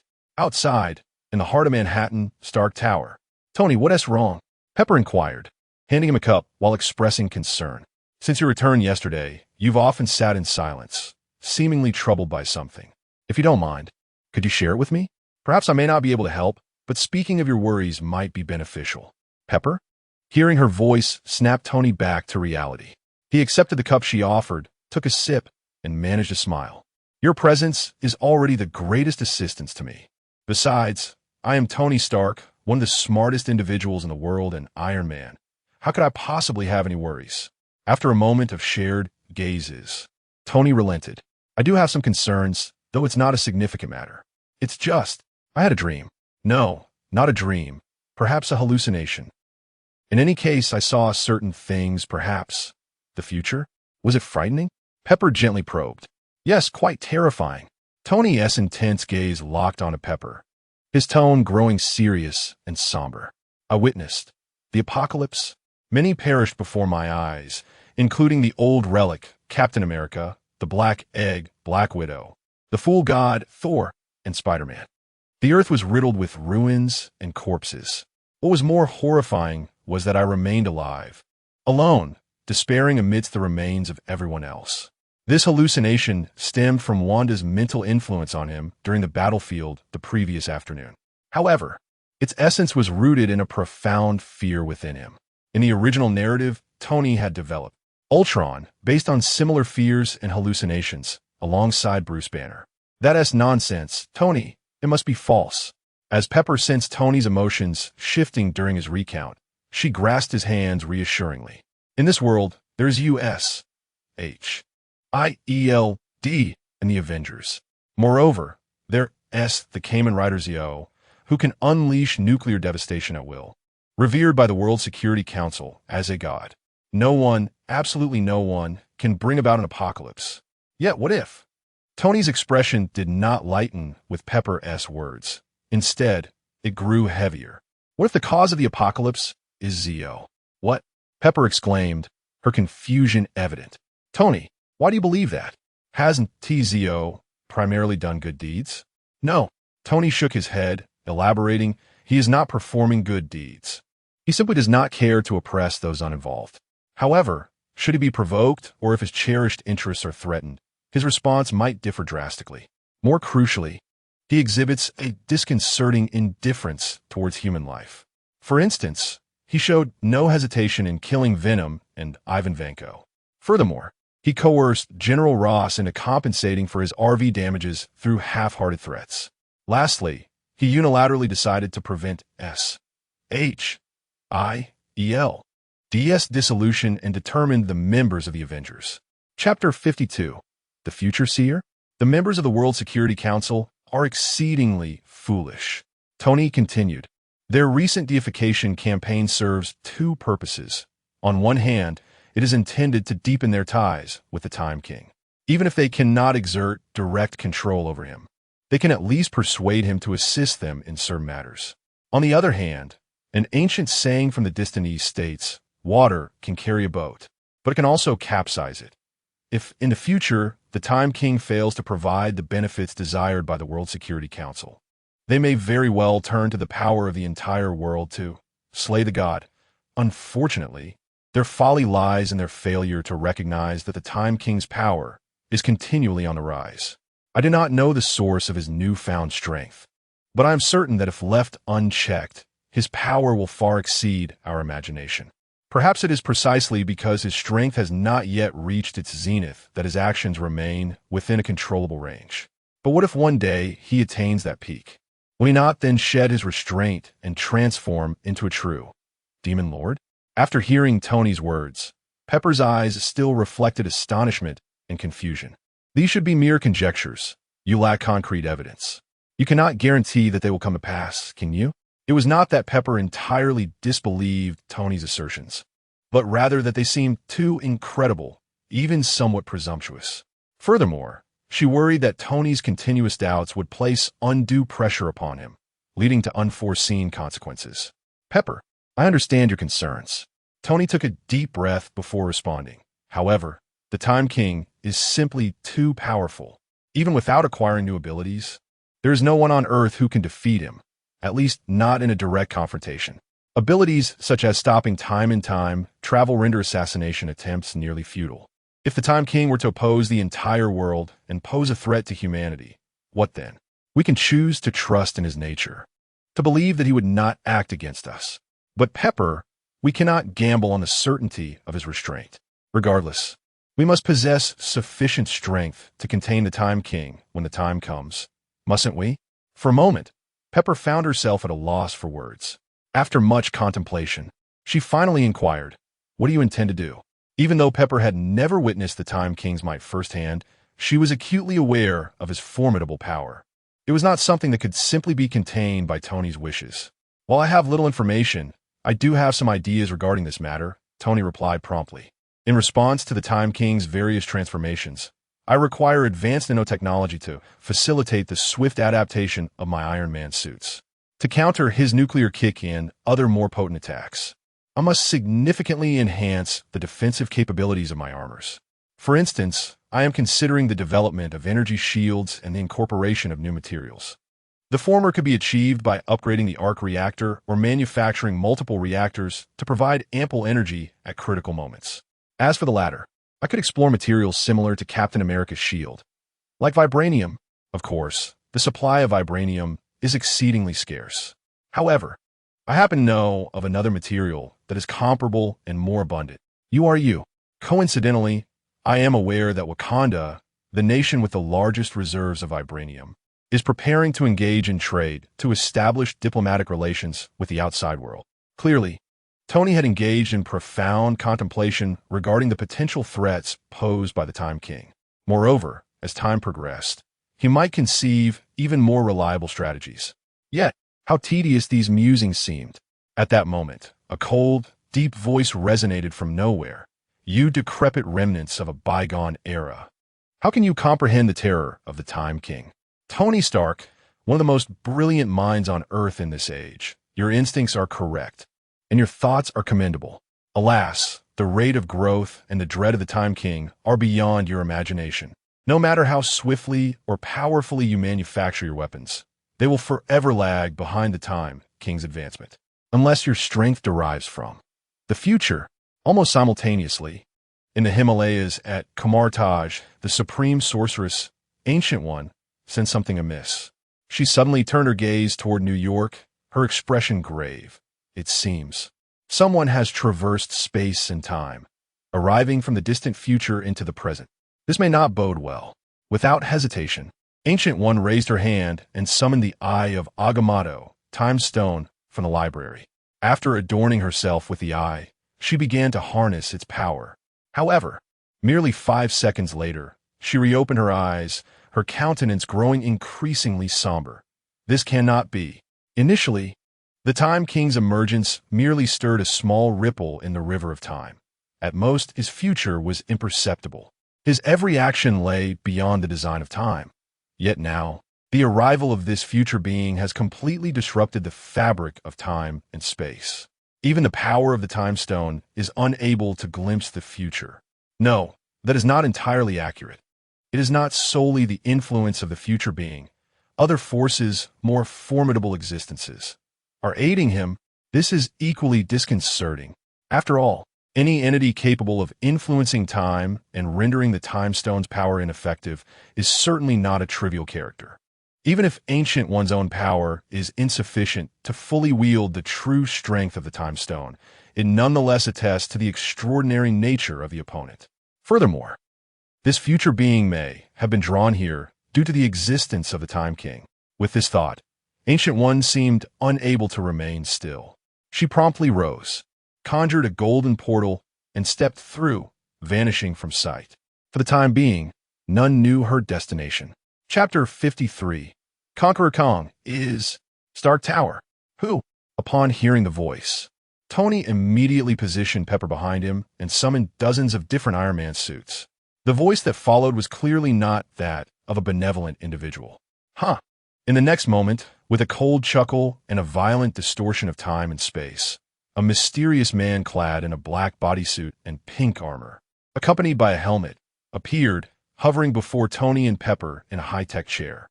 Allow me to introduce myself. My name is Conqueror Kong, a man from the future. Conqueror Kong, a man from the future? Tony furrowed his brow, pondering for a moment before he asked, "What do you mean, Biome Zo? Could it be the Kamen Rider Zeo?" Indeed, Conqueror Kong nodded, stating, Oma symbolizes destruction, death, and doomsday, and is also the final form of Kamen Rider Zeo. In the future, countless lives will be lost because of him, and numerous planets, universes, and even the multiverse will fall under his threat. Even the so-called gods would appear as mere ants before him. Therefore, Mr. Stark, do you truly comprehend the nature of the existence you are targeting? Tony chose silence instead of an immediate response. Truth be told, he was not one to easily believe in this so-called man from the future. However, the moment Conqueror Kong appeared, Tony had sharply noticed that the attire worn by the latter likely contained technology far surpassing that of this era. Even the chair upon which Conqueror Kong sat was likely some device capable of traversing time and space. The most crucial point was that Kang's description of Omazeo resonated greatly with Tony's own concerns regarding the writer. If Omazeo is so powerful, then how did you survive and arrive in this era? At that moment, Pepper stepped out from behind Tony, questioning, "What is your purpose in coming here? Virginia Pepper Potts?" Conqueror Kong turned to Pepper and solemnly replied, "You must understand that the threat posed by Omazeo is immense, naturally giving rise to countless voices opposing him. I have gained the opportunity to traverse time and space with the aid of certain great beings. Only in this era, when Omazeo has not yet truly matured, can we hope to create a new future. For that, I require assistance such as you, Tony." "Oh," Tony raised an eyebrow. "What do you wish for me to do for you?" "According to your previous statement, no matter how hard I try, I cannot keep up with the progress of Zeo. Can I?" In truth, Tony still did not genuinely believe in Conqueror Kong. He was merely testing him. Fear not. Together with you and a few others, we will undoubtedly be able to prevent that despairing future from unfolding. Conqueror Kong spoke confidently, but then abruptly changed his tone. However, I have some matters to attend to first. I will return to seek you out. With that, he vanished before Tony and Pepper could react. This scene indirectly confirmed that his abilities indeed exceeded their imagination. Tony, do you believe him? Pepper asked after Kong had disappeared. No, Tony replied immediately. To be more precise, whether what he said is true or false is irrelevant. What matters is that he may indeed provide me with the power needed to stop Zio at a critical moment. Of course, if possible, I would prefer never to have to use that power and hope that Zoe remains on our side. Almost simultaneously, somewhere above Manhattan, the figure of Ancient One emerged from a portal, gazing down with a grave expression. Has he escaped? Due to the presence of certain unique powers within the future man, Ancient One could not directly pinpoint his location and could only vaguely sense a general direction, unless she could make close contact with him. Unfortunately, the future man was rather cunning. Upon sensing Ancient One's arrival, he chose to flee without hesitation. In that case, I must go find him. Moments later, Ancient One shook her head slightly and opened another portal. 7 days later, at 8 in the morning. Ding! Congratulations on successfully checking in. Reward obtained. Satellite ZA, including Phidian Intelligent Company. Unopened state is Kamen Rider 02 transformation device. Is version. Temporarily pausing the absorption and replication of the Cosmic Cube's power. Bai Yu is nearly astounded upon hearing the system's announcement. Satellite ZA is an artificial satellite featured in the Reiwa Kamen Series 01. It possesses high intelligence, capable of printing transformation devices for Kamen Riders from the series out of thin air and creating Shimagia, a type of intelligent robot. Phidian Intelligent is the company where the protagonist of 01 works. Satellite, ZA, Shimagia, and Kamen Rider 01 are all products of this company. Moreover, the Shimagia robots manufactured by Phidian Intelligent can nearly replace human labor across various industries. If they reach a technological singularity, Shimagia might even evolve to possess genuine emotions. This is one of the secretary-type Shimagia produced by Phidian Intelligent in its early days. In a sense, she can also be regarded as the female lead of 01. Naturally, the unopened state of is that Bai Yu has acquired now entirely belongs to him. As for Kamen Rider 02, it is the final form of Kamen Rider 01. It possesses astonishing calculation abilities, enabling its body functions to instantaneously analyze enemy attacks over 2 million times and adopt the optimal solution within 0.01 seconds, expanding multiple possibilities into the same world, thereby achieving effects akin to duplication. In a certain theatrical version of 01 is obtained a transformation device for Kamen Rider 02. Clearly, the Kamen Rider 02 transformation device is version that Bai Yu has received is also prepared for this world's is. If she can transform in time, then there are likely very few superheroes or supervillains on Earth who could contend with her. Splendid. This signifies that it will possess a certain degree of self-defense capability. No, Bai Yu quickly reacted, frowning and muttering to himself. Why did I suddenly receive these rewards? For the past 6 days, he had mostly received ordinary rewards like 1 million meters in currency. Yet this time, Bai Yu had simultaneously acquired Satellite ZA, Phidian Intelligent is, and the Kamen Rider 02 transformation device. Something feels off. This does not seem right at all. Chapter 54. The Visit from the Ancient One. Could it be that Bai Yu, in the depths of his intuition, sensed that something transpired in the outside world, resulting in a transformation of his sign-in rewards? If that were indeed the case, Bai Yu could only express his fervent desire for an escalation of this phenomenon. After all, this might signify that the greater the impending troubles, the more bountiful his daily sign-in rewards would be. Is that not a fortuitous circumstance? As for the troubles, let the soldiers come to thwart the foes and let the waters cover the earth. Moreover, this time, I have also reaped considerable benefits. As Bai Yu surveyed the void surrounding him, a subtle smile crept across his lips. Through 7 days of relentless effort, he had not only acquired abilities related to spatial manipulation, such as spatial teleportation, stasis, distortion, and reordering, but he also harbored a cosmic energy within him that rivaled even that of Captain Marvel. His physical strength had escalated to a level approaching that of the Abomination and nearing the conventional Hulk. In other words, even without transforming, Bai Yu could easily subdue formidable foes or superheroes like the Abomination and the Hulk with ease. Truly remarkable. After perceiving the changes within his body, Bai Yu was overjoyed. He yearned to continue absorbing and replicating the power of the Tesseract, even seeking out the remaining 5 Infinity Stones. However, he quickly recalibrated his thoughts. The true foundation of his power lay with Kamen Rider Zio and the time-merging system. Bai Yu shook his head, recognizing that no matter how potent the power of the Infinity Stones might be, it could only serve as a supplementary asset. Perhaps due to the overwhelming energy contained within the Tesseract, or perhaps due to an incongruity between this energy and himself. Bai Yu took an entire week to achieve only the changes he now possessed. It is worth noting that Captain Marvel had merely brushed against the Tesseract, and that was all. Bai Yu had a premonition that as time passed, the enhancements bestowed upon him by the Tesseract would diminish.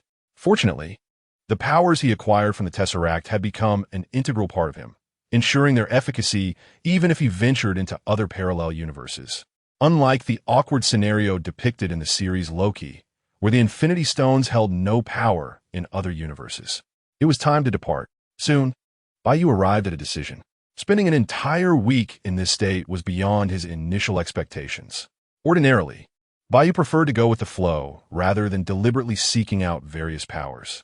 Otherwise, he would have already traversed the Aurora Veil, transformed into a street rogue, and sought out superheroes or supervillains to sign in actively. After all, Bai Yu was nearly invincible on Earth at present. Entities like Odin and the Ancient One were unlikely to trouble him. There was no need for haste. After all, had he not crossed over with great difficulty? Should he not enjoy the experience? Of course, if circumstances necessitated it, Bai Yu would not hesitate to expedite the collection of his rewards. Additionally, it was time to meet my new wife. To see is. This was another reason Bai Yu wished to venture out now. In summary, as Bai Yu's thoughts shifted, the environment before him began to transform rapidly. In no time, he returned from the void within the Space Stone to his hotel room. However, upon his return, he keenly noticed the presence of an additional individual in the room, a woman. Ding! Congratulations on successfully signing in with the Ancient One. You have received the reward. Kamen Rider Games Armored Rider Belt and the Universal Magician's Ring. Simultaneously, a voice from the system resonated in Bai Yu's mind. The Armored Rider Belt belonged to the 7th Kamen Rider of the Heisei series, possessing the ability to significantly accelerate the particles around him, enabling him to move at super speed through clock up. Additionally, it granted him the ability to perceive chaotic timelines, traverse time and space, and return to brief moments through hyperclock up. The acquisition of the Armored Rider Belt indicated Bai Yu had taken another step closer to achieving the form of Kamen Rider Zio, the Universal Magician's Ring, an enhanced version of the same-named artifact from Witch Rider, theoretically allowed Bai Yu to perform any magic he could conceive or could not conceive through this ring. Moreover, the specific effects of the magic would vary according to Bai Yu's strength and the type of energy input. The stronger Bai Yu became, the more powerful the magical effects he could manifest. Conversely, the weaker he was, the less potent the magical effects would be. Additionally, whether it be cosmic energy, the power of the time merging, or other forms of energy, all could be utilized to activate the Universal Magician's Ring. Undoubtedly, under equivalent conditions, the effects derived from the power of time merging would be the most formidable. Regrettably, the power Bai Yu currently wielded from time merging was insufficient for him to wield the Universal Magician's Ring at will. Nonetheless, Bai Yu considered himself fortunate to possess such abilities. What more could he desire? I never anticipated this. At that moment, the Ancient One's voice echoed through the room. You can actually absorb the power of the Tesseract, truly worthy of being an entity that transcends the flow of time. The Ancient One's astonishment was genuine. Even someone as formidable as she required the eye of Agamotto to wield the power of the Time Stone, rather than directly utilizing the gem's power. Of course, it wasn't that the Ancient One was incapable, but rather that the energy of the stones was too potent, resulting in poor stability when directly manipulated. In other words, the efficiency of directly using the Infinity Stones was inferior to that of utilizing the Eye of Agamotto. It was akin to attempting to lift an entire mountain to strike someone versus picking up a small stone to do the same. The concepts were entirely different.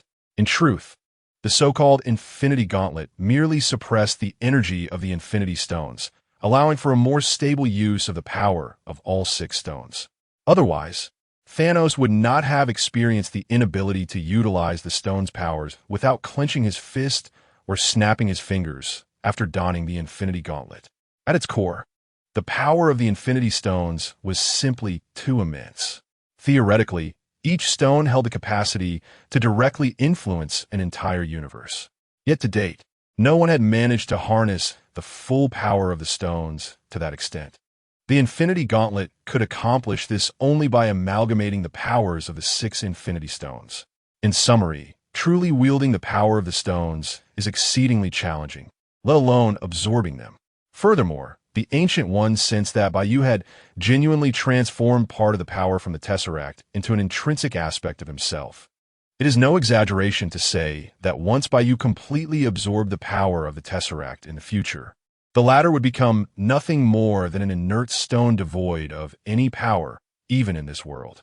Chapter 55, Destined to be King. Prior to this moment, Ancient One had never contemplated that someone could directly absorb the power of the Infinity Stones. This revelation underscored the exceptional nature of the Time King before her. Supreme Sorcerer? Upon hearing the voice, Bai Yu was drawn back to reality from the rewards of the system. As he stowed the cosmic cube into the system's space, he inquired of Ancient One, "Might I ask why you have come to see me?"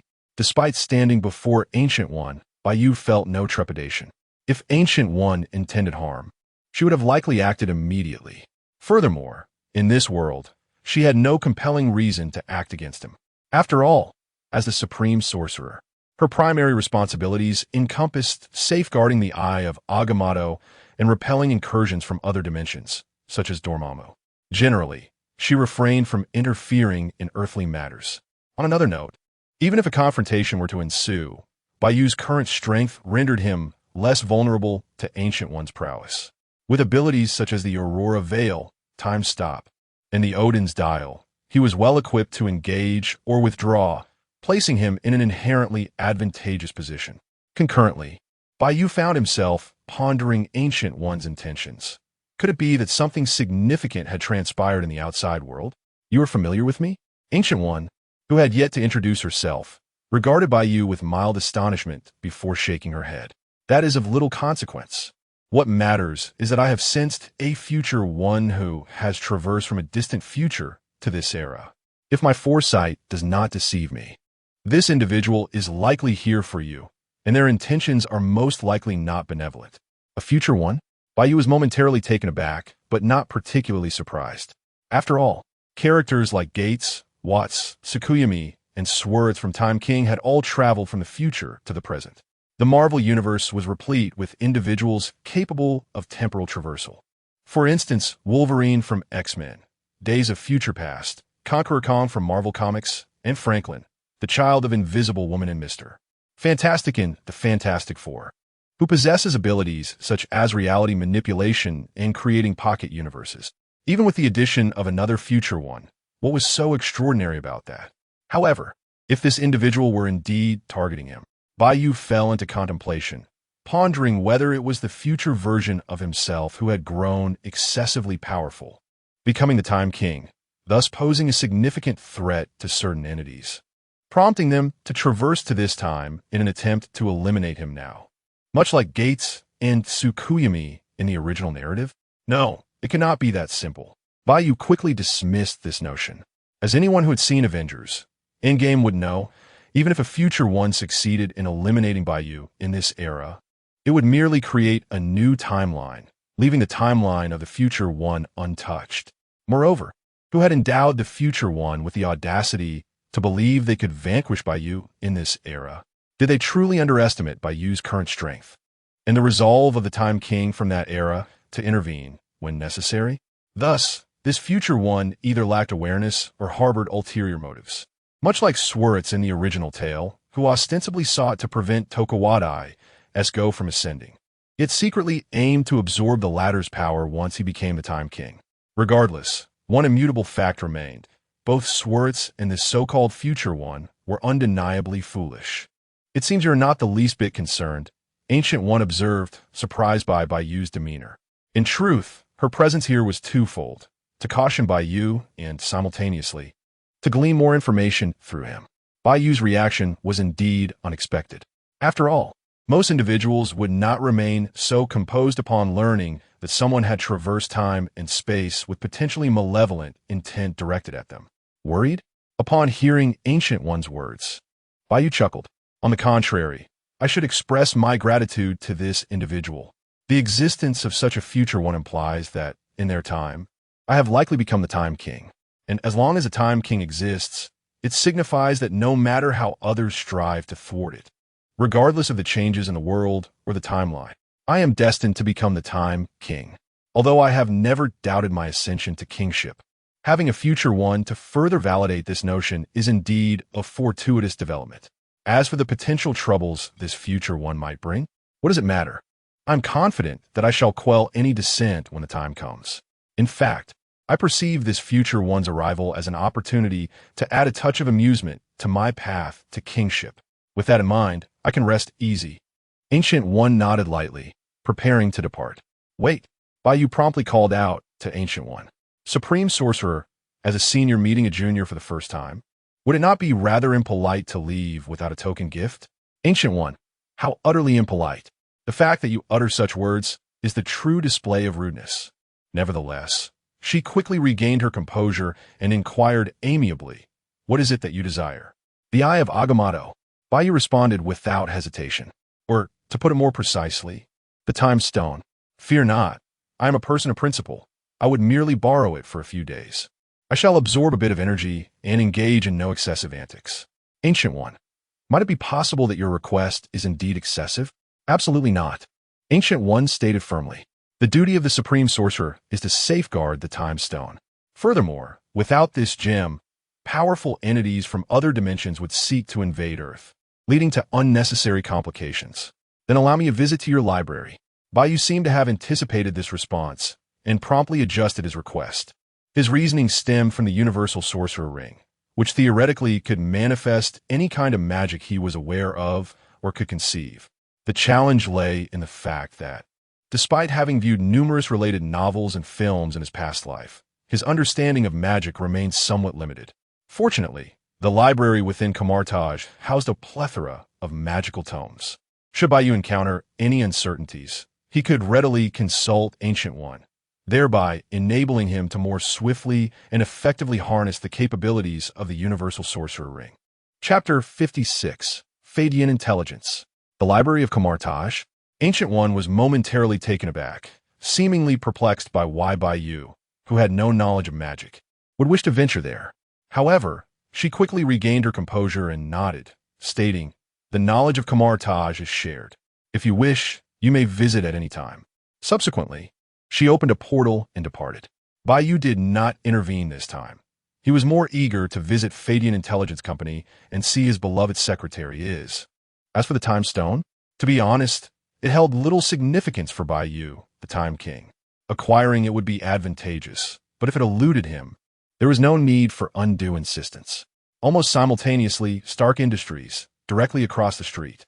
Goodness, when did another building appear here? You must be mistaken. Hasn't it always been here? Fadian Intelligence? What an unfamiliar name. What do they do? At this moment, a crowd had gathered before a striking skyscraper. Towering 300 to 400 meters high, clearly impressive. Many wished to enter and explore, but were regrettably halted by several security guards, Shumagarath.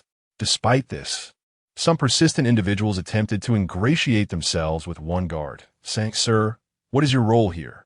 We merely wish to take a look. We promise not to engage in any other activities. Just tell us what you desire, and please, let us through. Inside the Chairman's office of Fadian Intelligence. With a shimmering aurora, Bai Yu manifested in this space, nodding in satisfaction. Indeed, the system seems to have not merely transposed the original Fadian Intelligence, but has made certain modifications. Furthermore, it has even granted me an entire building. It was no exaggeration to say that the exterior of this structure rivaled that of Stark Tower. As for the interior, it was even more impressive. A company capable of producing Shumagarath and commercializing it must possess technologies vastly superior to those of this era. A stroll through its halls would undoubtedly reveal an abundance of cutting-edge innovations. However, it was time to attend to business. Bai Yu did not rush to further explore Phidian intelligence, but rather directed his gaze toward a chair not far ahead. More precisely, he focused on a uniformed young lady reclining upon it. This was none other than the secretary-type Shumagarath, who appeared serene, her eyes closed, reminiscent of a sleeping beauty. Clearly, she was still in her dormant state. Without hesitation, Bai Yu approached and gently touched the blue headset on Iz's left ear. Is activated successfully. Instantly, the headset illuminated with a blue glow, and Iz opened her eyes, which sparkled with the same blue light. However, this luminescence quickly faded, revealing the normal appearance of human eyes. After a brief glance around, Iz's gaze settled on Bai Yu, and with a charming smile, she respectfully stated, "Chairman, greetings. I am your exclusive secretary, Iz. Please feel free to command me. I shall do my utmost to fulfill your needs." Bai Yu, pleased by this, nodded in approval. The only disappointment was that Iz had not yet reached a technological singularity. Although she appeared indistinguishable from a real person, her voice and inner feelings were devoid of genuine emotion at this moment. Nevertheless, Bai Yu believed that, with time, he could guide Iz to achieve that singularity. Moreover, Iz was already quite a sight to behold. The most crucial aspect was that Bai Yu could trust Iz implicitly, without fear of betrayal. Iz, please provide me with a brief overview of Phidian intelligence, Bai Yu instructed after regaining his composure. Certainly, Chairman, Iz nodded, rising to her feet and began to eloquently explain the workings of Phidian intelligence. Various images were projected in the air to complement her narration. In summary, under the influence of the system, although Phidian intelligence had appeared out of thin air, it blurred the collective perception of the populace. Even when faced with various irrationalities, they would not feel particularly strange about it. As time passed, people would increasingly disregard the origins of Phidian intelligence. Additionally, the highly intelligent satellite, Za, was always prepared to dispatch suitable negotiation-type Shumagarath to seek appropriate buyers for the commercial activities involving Shumagarath in this realm, pending Bai Yu's approval. Zaya had also determined that the technological level of this world was relatively low. Therefore, it was contemplating whether Phidian intelligence could extend beyond merely selling Shumagarath. Of course, this too required Bai Yu's consent. Chairman, the satellite Zaya has detected that your residence requires repairs. Should we dispatch several construction-type Shumagarath to assist? After a brief introduction to Phidian intelligence, Iz inquired. Of course, Bai Yu replied without hesitation. Additionally, authorize Zaya to officially commence commercial activities involving Shumagarath. Allow Phidian intelligence to offer some high-tech products beyond Shumagarath as well. Furthermore, unless it pertains to significant matters, you and Zaya may independently decide on all activities of Phidian intelligence without consulting me. Just provide me with a brief report periodically. If Bai Yu recalled correctly, the construction-type Shumagarath associated with Phidian intelligence was remarkably efficient. Once dispatched, he might be able to return to his home shortly thereafter. Regarding business, Bai Yu could not claim to be an expert. He was merely of average competence. Rather than making arbitrary decisions, it was wiser to leave it in Iz's capable hands and allow Zaya to manage matters accordingly. In the ensuing hours, Bai Yu allowed Iz to guide him through the inner workings of Phidian intelligence, further enhancing his understanding of the company. During this process, he learned through Iz and Satellite Za about the God-making project of the World Security Council and the public's reactions across various nations. Concerning the future beings mentioned by Ancient One, Bai Yu also instructed Satellite Zaya to scour the global network for relevant information. Consequently, he stumbled upon a conversation that had transpired a week prior between the Conqueror Kong and Tony Stark, alongside Pepper, within Stark Industries. Of course, Bai Yu held little regard for these matters. As the saying goes, death is inevitable. Even Tony, if he repeatedly provoked Bai Yu, would find no mercy in the latter's resolve to ensure his complete demise. Chapter 57. Signing in Watts. Those who dare to provoke Bai Yu must be prepared for complete annihilation. With this in mind, Bai Yu suddenly seemed to recall something and turned to does Satellite Z possess data on Kamen Rider 01? Although Kamen Rider 01's combat capability might not be exceptionally formidable, it would suffice against the majority of superheroes and supervillains currently on Earth. Moreover, there is a saying that quantitative change leads to qualitative change. Chairman, please hold on. Upon hearing Bai Yu's inquiry, Iz remained still for a moment before establishing a connection with Satellite Z. After receiving a response, she promptly reported, Chairman, Satellite Z currently retains complete data on Kamen Rider 01's 8 forms: high jump grasshopper, biting shark, flying eagle, burning tiger, frozen polar bear, destructive mammoth, shining grasshopper, and shining assault grasshopper. Additionally, there are design blueprints for 19 other forms, including shooting wolf, boxing gorilla, and sprinting cheetah. If you require, I can also upload the complete data for Kamen Rider 02 to Satellite Z. Very well. Bai Yu nodded in acknowledgement and then instructed, have Satellite Z covertly create an army of combat type Shamagia based on these forms of Kamen Rider 01. However, the appearance of these combat type Shamagia must be redesigned. After all, they are an army, not Kamen Riders. Furthermore, as long as it does not interfere with the normal operations of Phidian intelligence and remains concealed, the more combat type Shamagia we can produce, the better. As for the data on Kamen Rider 02, Bai Yu pondered for a moment and chuckled softly. You may upload it, but there is no need to create corresponding combat type Shamagia. If possible, have Satellite Z produce a 02 driver in the form of a dial. In this world, the mere existence of Kamen Rider 02 is sufficient with just you and me. To facilitate this, Bai Yu produced the Knight Rider driver for Satellite Z to scan, analyze, and create the corresponding driver head. This also served as an experiment. If Satellite Z could indeed manufacture a 02 driver, it would naturally be able to create more drivers in the future. Understood, Chairman. Upon receiving the instructions, it showed no sign of confusion or hesitation. Taking the Knight Rider driver, she nodded and stated, all your requests have been uploaded to Satellite Z. Observing this, Bai Yu let out a faint sigh. He hoped that his could soon break through the technological singularity. His wife, he meant his secretary, ought to be a bit more lively and animated. The time that followed held little of interest. With Iz beside him, Bai Yu saw no need to return to the hotel and decided to remain at Phidian Intelligence. After all, in such a vast establishment, finding a bed was hardly a challenge. If all else failed, they could have Satellite Z 3D print one. The following day, at 8 a.m., ding, congratulations on successfully signing in for the day. You have received the reward. Character Watts. This character will appear before the master at the appropriate time and in the appropriate manner. The system's voice resonated in Bai Yu's mind with a precision surpassing even that of Iz's services. However, upon comprehending the system's announcement, Bai Yu felt both astonished and elated. I can have Watts too? After all, a Time King without the congratulations of Watts would be incomplete. Bai Yu had initially thought that since this was the Marvel Universe, it would be challenging for Watts to manifest before him.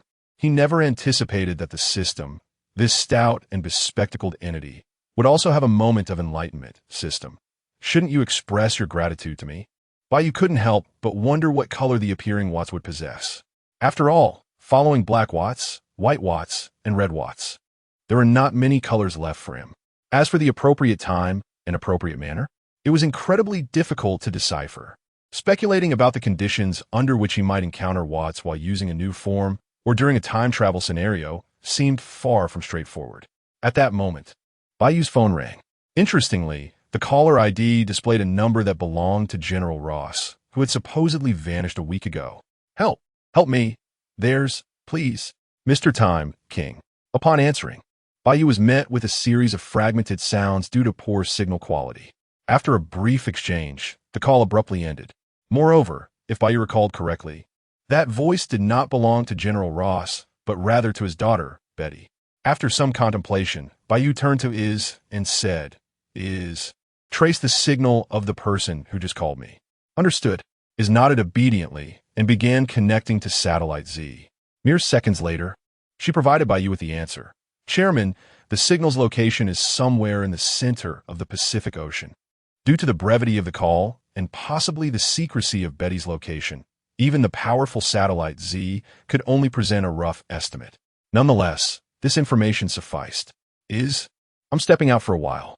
Please wait for me at home, Bai Yu said as he affectionately ruffled Iz's adorable little head and summoned an aurora curtain. Strictly speaking, Betty and General Ross's situation was none of Bai Yu's concern. However, it was often in such scenarios that a supervillain could emerge, presenting Bai Yu with an opportunity for signing in. Additionally, if all went as expected, the Hulk would likely be in that vicinity.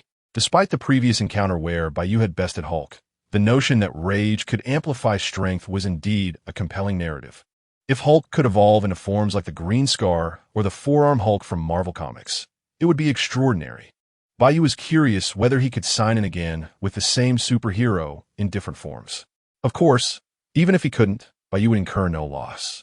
Furthermore, if his suspicions were correct, a new watch should appear before him when he utilized his new form.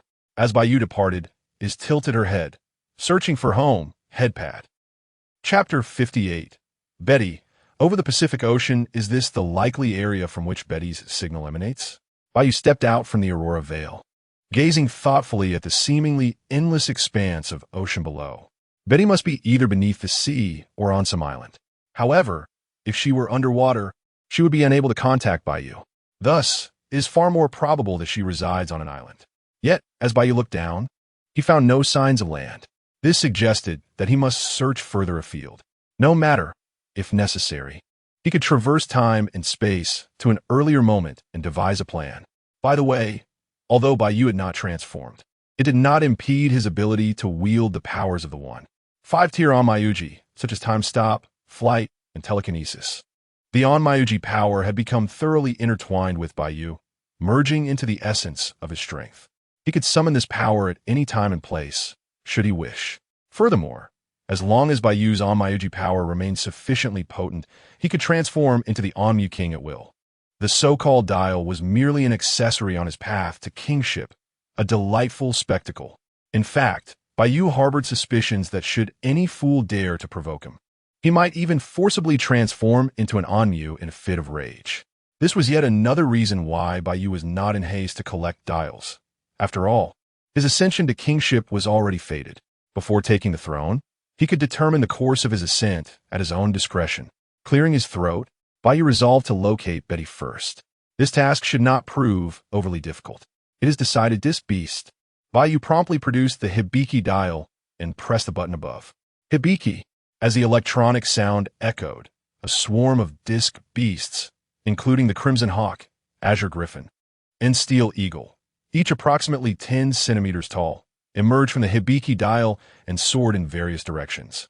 Despite their diminutive size, each boasted speeds of at least 200 kilometers per hour, with the Steel Eagle reaching an astonishing 480 kilometers per hour. In the original narrative, Hibiki frequently employed these creatures to track enemies.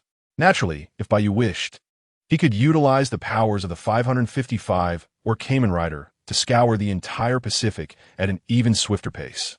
Yet, why should he exert himself so for a mere Betty? After all, she was Banner's girlfriend, not his own. Well, perhaps it wouldn't hurt to indulge his heroic spirit? No, that seems unnecessary. Approximately 10 minutes later, he found her. Bai Yu's eyes suddenly brightened. Unlike the original story, which required the retrieval of disc beasts, he could directly connect with them through thought, sharing their perspectives. Thus, when a Steel Eagle discovered a peculiar island, Bai Yu instantly became aware of its location.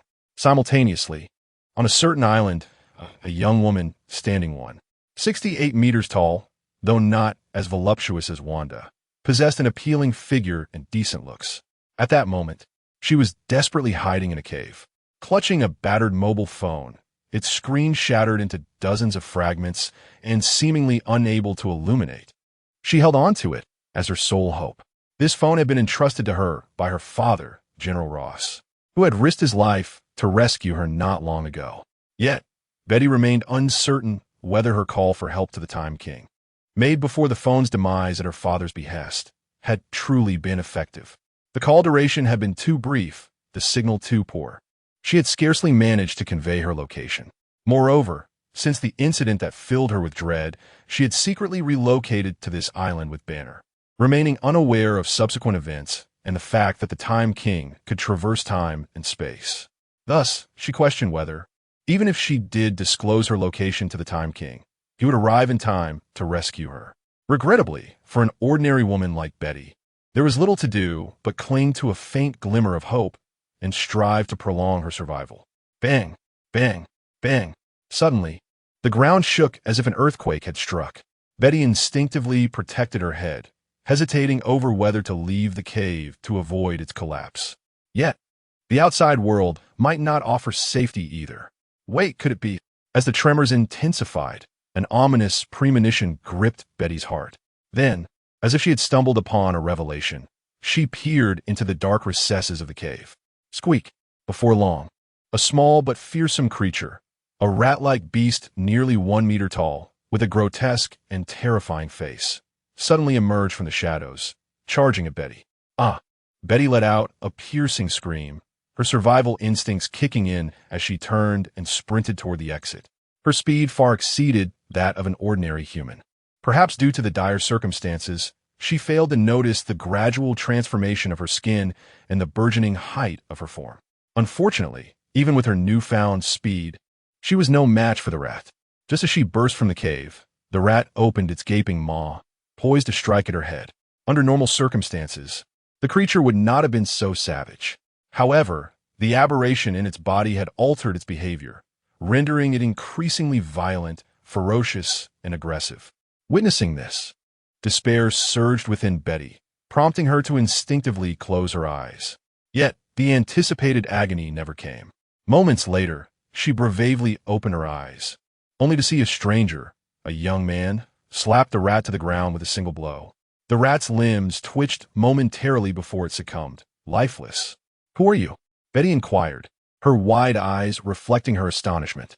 She had never imagined an ordinary human could effortlessly slay such a formidable rat with a mere slap. In truth, it was the gust from Bai Yu's palm that had dispatched the rat, as he wished to avoid direct contact with its repugnant visage. Moreover, since Betty had never witnessed Bai Yu in his untransformed state, she remained unaware that he was the Time King she had previously called for help. Nonetheless, this did not diminish her growing admiration for Bai Yu. The trope of a hero rescuing a damsel in distress may be cliché, yet its effectiveness was undeniable. Naturally, had Bai Yu not possessed a handsome visage, Betty might have felt compelled to repay this profound kindness in her next life, toiling as a beast of burden and gratitude. Chapter 59, Rejoice, Watts. Did you not call me for help about 10 minutes ago? Bai Yu turned a glance at Betty and inquired. Now rejoice. As the Kamen Rider Zo, the benevolent Demon King of the future, I shall grant you, my subjects, the opportunity to live in peace. However, before that, you must first enlighten me on what has transpired. Zo? Betty hesitated for a moment, then quickly explained. The situation is as follows. In simple terms, following the incident involving the Abomination, Ross and Use, military brought Banner, Betty, and the now transformed leader to this island. Their purpose, naturally, was to continue researching Hulk's powers. Although the emergence of the Abomination brought about certain troubles, it undeniably represented the potential for others to wield powers akin to Hulk's. If successful, would this not be more enticing than Captain America's super soldier serum? It's worth noting that in Marvel Comics, Spider-Man typically possesses around 10 tons of strength, potentially reaching 100 tons under extreme conditions. What then is Captain America's power, which barely reaches 10 tons? A mere trifle. Cough, cough. In any case, due to the Abomination, Hulk was once defeated by the newly introduced Zo. Consequently, Ross and the leader not only aimed to devise a method for ordinary individuals to easily acquire Hulk's strength, but also sought to attain power that could rival or even surpass that of Zo. Upon learning the truth, Banner was undoubtedly opposed. He had always regarded Hulk as a disease. So how could he permit General Ross and his associates to create a new, perhaps even more formidable affliction? Furthermore, The ultimate goal of Ross and his team was to establish a colossal army capable of sweeping across the globe. The very existence of such a force posed a threat to the world. Subsequently, Banner was imprisoned. When thirsty, he was given suppressants, and when hungry, he consumed suppressants along with various meals. He was denied any opportunity for self-harm to prevent his transformation back into Hulk. However, none of this was of paramount importance. What truly mattered was that Ross and the leader initially used the animals on the island, or those transported from elsewhere, as test subjects, such as the laboratory's frequent visitors. Lab mice. The outcome was a significant number of these creatures perishing. Those that survived either did not grow in size, or, upon enlarging, became exceedingly ferocious, aggressive, and short-lived, the longest living merely 2 days. Fortunately, after transforming into the leader, his intelligence increased 1,000-fold, and he possessed a degree of telepathy, as per Marvel's lore. In just a few days, his experiments on animals began to yield results. The leader then set his sights on human subjects, particularly the soldiers under Ross's command. On one hand, the soldiers were of higher quality, which could lead to better experimental outcomes. On the other hand, Ross and his team had not initially anticipated such swift progress, and being on a remote island in the Pacific meant there were no suitable human subjects available for transport. Naturally, Ross opposed this notion. He would not allow his soldiers to be used as lab rats. Subsequently, he was outmaneuvered by the leader and, rather fortuitously, became one of the first experimental subjects, emerging as the sole success and survivor among that group. It was from that point onward that Ross vanished. More crucially, 3 days prior, Conqueror Kong appeared before the leader and bestowed upon him a portion of future technology. Thus, the leader developed a highly advanced giant serum and a miniature brainwave controller. The combination of these two innovations could create an almost perfect army of giants. However, the leader did not anticipate that Ross, who should have perished alongside the other experimental subjects, would resurrect as the Red Hulk, seeking revenge against the leader. Yet, this was futile. At that moment, the leader had already created a contingent of giants who obeyed his every command through the serum and brainwave controller. Ross was left isolated and, in a desperate act, saved Betty, urging her to seek help from Zio. Knowing that Ross had maintained contact with the outside world prior to volunteering for the experiment, and aware of OS' ability to traverse different dimensions, she became his greatest, if not only hope, and thus, we arrive at the present moment. I comprehend the situation. After listening to Betty's account, Bai Yu nodded. While the details diverged slightly from his initial conjectures, the essence remained intact, and it was not a significant issue. Bang, bang, bang. At that moment, a dozen creatures, each towering several times larger than their normal size, encircled Bai Yu and Betty. These were primarily former experimental subjects, deliberately released by the leader as a natural defense for the experimental base. Now, they had turned into Betty's harbingers of doom. Of course, that was before Bai Yu's arrival. Now, appear Watts. Seeing this, Bai Yu no longer hesitated. He promptly produced the Zio Level 2 dial, the time-space driver, and the Hibiki dial. Rider time. Kamen Rider. Zio, Zio, Zio-E. Armor time. Hibiki. Accompanied by the transformation sound effects, Bai Yu transformed into a form inspired by Zio Level 2. Adorned with red accents on his arms and legs, a visage reminiscent of Hibiki, and wielding 2 sound attack sticks, Hibiki's fiery armor form. Zio Hibiki armor sound attack stick flame. At that moment he proclaimed, "Rejoice." He is the Kamen Rider Zio, embodying all the powers of the riders, transcending time and space, knowledgeable of past and future. In this instant, he inherited yet another rider's strength, transforming into the Kamen Rider Zio Level 2, Hibiki armor form. Simultaneously, the long-awaited Watts materialized seemingly from thin air behind Bai Yu, uttering a familiar congratulatory phrase. He was clad in a dark golden trench coat over a gray shirt, holding a dark golden tome titled The Record of the Omniversal Demons. Black Watts, White Watts, Red Watts. Witnessing this scene, Betty was left in utter shock, staring blankly at Watts, seemingly perplexed by his sudden appearance and the lengthy incantation he had recited. "My liege, the Demon King."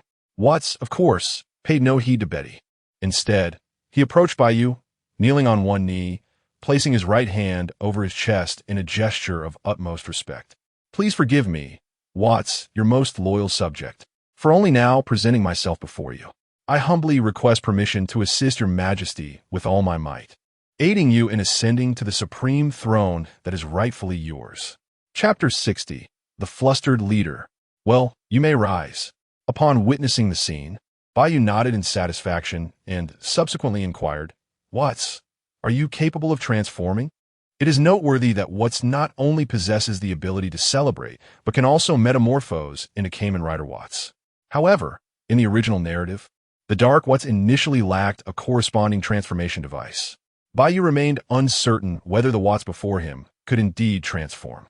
Thanks to His Majesty the Demon King, Watts stood up and answered candidly, I can also transform and utilize forms such as Galaxy, Galaxy Sun, and Galaxy Planet. Galaxy? Bai Yu's eyes brightened upon hearing this. The Galaxy series represents the ultimate and most formidable manifestation of Kamen Rider Watts. In this form, Watts could contend with the likes of Odin and Ancient One. At the very least, on the present Earth, there are indeed few who could completely suppress him. Excellent. Bai Yu regained his composure and commanded, in that case, this citizen beside me, Miss Betty, shall be under your protection for the time being. I wish to witness the so-called giant army for myself. As you wish, my Demon King. Watts nodded eagerly, his eyes seemingly filled with excitement. To witness His Majesty the Demon King's youthful battle prowess upon arriving in this era is truly splendid. Bai Yu. It's rather peculiar how this flattery makes my scalp tingle, yet simultaneously fills me with an inexplicable delight. Fortunately, the attention of the approaching dozen or so creatures, or rather, monsters, shifted his focus. Bang, bang, bang. Bai Yu grasped a pair of sonic impact sticks, swinging them with precision, taking down one creature after another. Without a moment's hesitation, he struck from south to north, and then from east to west, never blinking an eye. In mere moments, he dispatched all the creatures effortlessly. Pathetic, utterly pathetic. Bai Yu shook his head dismissively. This was entirely expected. These beings, mutated from small animals like mice, could hardly possess any formidable strength. Moreover, having absorbed and replicated a portion of the Cosmic Cube's power, even without transforming, Bai Yu could contend with the likes of Abomination and even Hulk through sheer force. Furthermore, while a transformation device may serve as a limiter for certain beings, for Bai Yu, it would only enhance his might. I hope the upcoming encounters do not disappoint me too greatly. Bai Yu strode towards the experimental base previously mentioned by Betty, murmuring to himself, after all, if every trouble could be resolved too easily, would it not be dreadfully mundane? This was one of the reasons Bai Yu confidently approached the base. He simply did not believe that the leader would not summon his utmost strength upon realizing his presence. Is the Time King truly up to the task? Behind him, Betty gazed at Bai Yu's retreating figure, a hint of worry creeping into her thoughts. The last time she had learned about the Time King was during the Abomination incident. After arriving here, due to Banner's circumstances, Betty's relationship with Ross had nearly reached a freezing point, leaving no opportunity for Ross to discuss the Time King with her. Until now, Ross had only managed to prompt Betty to seek the Time King's assistance, without divulging much information. Consequently, her understanding of the Time King's capabilities remained limited to his ability to effortlessly defeat Hulk. Yet this time, he faced what was essentially a Hulk army. Furthermore, Betty was aware that Hulk had not truly unleashed his full potential due to the influence of suppressants. The giants under the leader's command had not utilized any suppressants and might even surpass Hulk in strength. Ha! Upon hearing this, Watts laughed heartily, his tone brimming with confidence. As long as His Majesty the Demon King desires it, there is no one in this world who can obstruct his path, let alone mere ants on a trivial island. How amusing! The future invincible Time King could never falter in the face of the so-called giant army. Indeed, while Betty had yet to fully relax, she felt a significant portion of her worries dissipate upon hearing Watts' words. What she most hoped for now was that this mysterious and powerful Time King could rescue her father. Oh, I almost forgot about Banner. Come, let us witness a fraction of His Majesty's unparalleled power together. As Bai Yu ventured further away, Watts urged Betty to follow. He had no intention of missing the opportunity to observe more of the Demon King's youthful combat prowess. Were it not for Betty being one of the Demon King's subjects and having received his explicit directive, Watts would have long since abandoned her. Almost simultaneously, within a larger experimental base located less than a few hundred meters from Bai Yu and company, came in Rider Time King. How would he possibly be here? A middle-aged man, standing at 178 meters tall with a notably high and green head, stared at the surveillance footage on the large screen, his heart momentarily stalling. This man was none other than Mr. Blue, who had once assisted Banner in creating the suppressants to inhibit his transformation and had recently plotted against Ross, successfully assembling a small giant army. As a side note, the reason Mr. Blue became the leader in this world was due to an incident involving a drop of Banner's green blood falling onto a wound on his head during the Abomination event. Although this drop of green blood did not grant Mr. Blue the immense strength akin to Abomination or Hulk, it bestowed upon him an intellect that far exceeded human capabilities, ultimately leading him to become the current leader. However, in the face of absolute strength, even the highest intelligence holds little value. While the leader had not personally witnessed the spectacle of the Time King overpowering Abomination or Hulk, he had come to understand the meaning of a nuclear explosion kick through close observation. During this time, he had maintained contact with the outside world, becoming aware of the God-making initiative of the World Security Council. In summary, the leader was well aware of how terrifying Kamen Rider Time King truly was. But why on earth would this individual be here? The leader's expression was one of perplexity until he caught sight of Betty behind Bai Yu. Ah, so she has sought the Time King's assistance. Ross and his daughter truly know how to bring trouble to me, now that my giant army is not yet fully realized. It may be quite challenging to contend with the Time King. The leader's countenance darkened, yet he did not appear particularly flustered. However, it is not entirely devoid of opportunity. A single dose of the giant serum can enable an ordinary person to surpass the conventional strength of Hulk instantly. What if the same individual were to consume 2 or even 3 doses consecutively? Chapter 61. Kamen Rider Waz, Galactic Solar Form. In truth, the leader had indeed conducted similar experiments. 3 days prior, the Conqueror Kong, who had only appeared briefly stating, "I have matters to attend to, I shall return," had left behind documentation that bore similar accounts. To simplify, should the same individual consume the giant serum multiple times within a short span, the power acquired from the second dose would be approximately half that of the first, the third would yield merely half of the second, and so forth.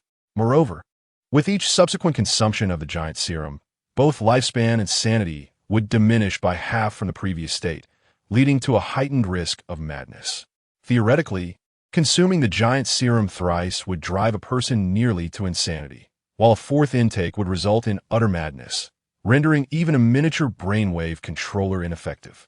These side effects are largely irreversible, unless the interval between each usage of the giant serum exceeds 3 months. The leader, without hesitation, commanded his subordinates, the giants. Through brainwaves, if necessary, you may consume the 4th dose of the giant serum. Regardless of the consequences, addressing the Time King was paramount for any future prospects. 3 doses of the giant serum would sufficiently bolster the giant legion to a fearsome degree, significantly enhancing their resilience and regenerative capabilities. They could potentially survive even a nuclear explosion kick.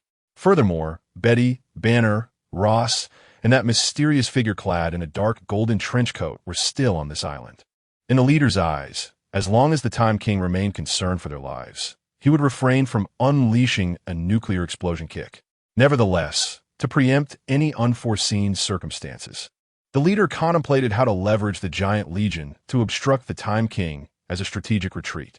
Moreover, the leader's trump card was not solely the so-called giant legion. He had secretly implanted miniature brainwave controllers within Banner and the captured Ross, both the enraged Hulk and Ross, who transformed into the Red Hulk. The only successful experiment prior to Kang's emergence, were evidently unique. Perhaps they could yield unexpected results at a crucial moment. Furthermore, the Time King should remain wary. The leader gazed at the screen, where Betty stood behind the Time King, a sinister smile creeping across his lips. Sometimes, The little rabbit you save may still bear poison. Unbeknownst to Ross and Betty, the leader had already administered the latest version of the giant serum and a miniature brainwave controller within her. Initially, this was merely a precautionary measure, but it now appeared it could be utilized advantageously at critical junctures.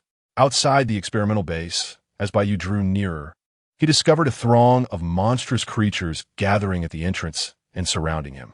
These beings, originally lions, tigers, venomous snakes, and eagles, now towered at least 3 meters tall, with the tallest nearly reaching 7 meters. They stood in formation, as though under unified command from an unseen force. A brainwave controller, perhaps? Bai Yu speculated, though he deemed the outcome unchanged.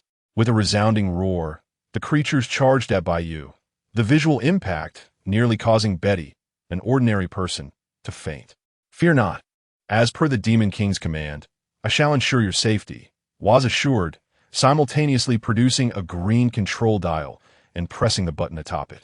Timazine, was unit, vehicle mode, accompanied by an electronic sound, a towering, predominantly silver vehicle adorned with green accents emerged from a time-space portal, landing beside Waz and Betty. This was a primary mode of transportation for the main characters in Kamen Rider. Additionally, the Timazine could transform into combat mode to assist in battle. What is this? Betty's eyes widened in astonishment. Within a mere 10 minutes, she had encountered wonders she might never have seen in a lifetime. Get in. Waz gestured toward the automatically opening hatch beneath the Timazine. You will be safer inside. All right. Betty glanced at the advancing monsters, fear propelling her to hastily enter the Timazine. Now, without the burden of Betty, Waz surveyed the surrounding creatures, a smile gracing his lips. It is time to demonstrate my humble power to the great Demon King. With that, he produced a device reminiscent of a time-space driver, but distinctly different, predominantly green in hue, along with a larger-than-usual control dial bearing the Kamen Rider Galaxy insignia. Beyond Driver. Teo. Waz fastened the Beyond Driver to his waist, adjusted the Galaxy Future control dial to solar mode, and inserted it into the right slot of the Beyond Driver. Galaxy Future control dial, solar mode, Henshin. To the rhythm of an electrifying beat, Waz activated the Beyond Driver, declaring, Action. Tui. Finally time. Burning. Fighting. Teo. Jinga Teo. With the transformation, sound echoing, Waz morphed into Kamen Rider Waz, galactic solar form, adorned with a red sun emblem on his chest and planetary-like adornments on his shoulders, with 2 pointers framing his visage. Chapter 62. The Supreme Temporal Limit Sword. The ultimate slash of kings. Rejoice. He is the prophet who interprets the past and the future, chronicling history, Kamen Rider Watts. Thus, a new chapter in the annals of Marvel history unfolds. Upon completing his transformation, Watts immediately indulged in self-congratulation. My heavens, has he always been this way? Within the Time Demon Machine, Betty, who was curiously surveying her surroundings, could not help but comment on Watts' self-praise. Surprisingly, while it may sound somewhat juvenile at first, the repetition lends it an undeniable charm. Roar. At that moment, several menacing monsters, their eyes filled with fury, opened their gaping maws and lunged toward Watts. Burn. Watts, unfazed by the impending attack, calmly lifted his hand to activate the lever on the right side of the Beyond Driver, only to swiftly close it again. Finally, beyond the time, with the resounding sound of his ultimate move, a miniature sun appeared around him. Under the searing heat of this small sun, any monster that dared venture too close was instantly reduced to ash. Clearly, these creatures posed no threat to him. Almost simultaneously, ahead, bang, bang, bang. Though the adversaries appear to have grown stronger, the outcome remained unchanged. Bai Yu continued to strike down the small creatures with ease. Slow, far too slow. As he fought, Bai Yu suddenly grew impatient. Despite the monster's strength seemingly falling short of even the initial malice, their sheer numbers were considerable. Merely striking them with sound sticks was far too mundane. Thus, Bai Yu cast aside his 2 sound sticks and summoned his exclusive weapon, the Supreme Limit Sword. Zio, Psychio. Howugiri. With the sound effects accompanying his declaration, Bai Yu wielded the Supreme Limit Sword and executed a horizontal slash. Bang, bang, bang. In an instant, Dark golden clock-like phantoms sliced forth from the supreme limit sword. Wherever these phantoms passed, the monsters met their demise. Within mere seconds, the small area in front of Bai Yu was entirely cleared. Not enough. Bai Yu shook his head in dissatisfaction. He then summoned the time limit sword and combined it with the supreme limit sword to forge the supreme time limit sword. Psycheo. Finish time. King. Giri slash. From a supreme time limit sword extended a long beam of light inscribed with a magenta special font. Subsequently, Bai Yu gripped the supreme time limit sword with both hands and spun in a counterclockwise motion. The light blade extended from the sword followed his movement in a sweeping arc boom. Boom. Bang. A series of explosive sounds erupted, and Bai Yu's surroundings were entirely cleared. Fortunately, Watts and Betty were far enough away. Otherwise, Bai Yu might have inadvertently harmed his allies. Too powerful. Inside the time demon machine, Betty gazed wide-eyed at the screen, displaying the moment the time king annihilated a horde of monsters, her cheeks flushing and her legs instinctively crossing. She pondered whether the time king was indeed exceptional in every aspect. Outside, unbeknownst to Bai Yu, who was oblivious to Betty's intense feelings, he gradually approached the entrance of the experimental base after discarding the supreme time limit sword. Without a doubt, the door erected here was constructed from materials far from ordinary.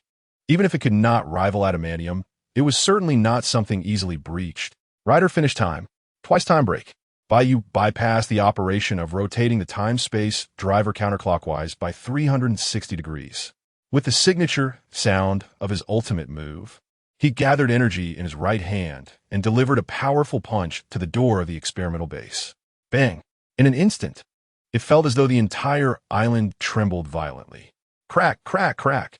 The door of the experimental base began to fracture, spiderweb-like cracks radiating from the point of impact. Soon, the cracks spread across the entire door. And then, there was nothing left. Bai Yu struck, and the door was gone. What more was there to say? Gasp.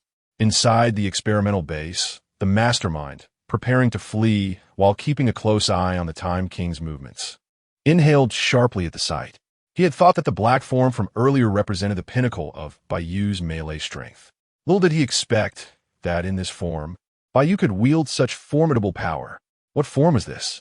Post-Malice incident, Bai Yu had not showcased his melee prowess, aside from the rider kick, always launching directly into an ultimate move.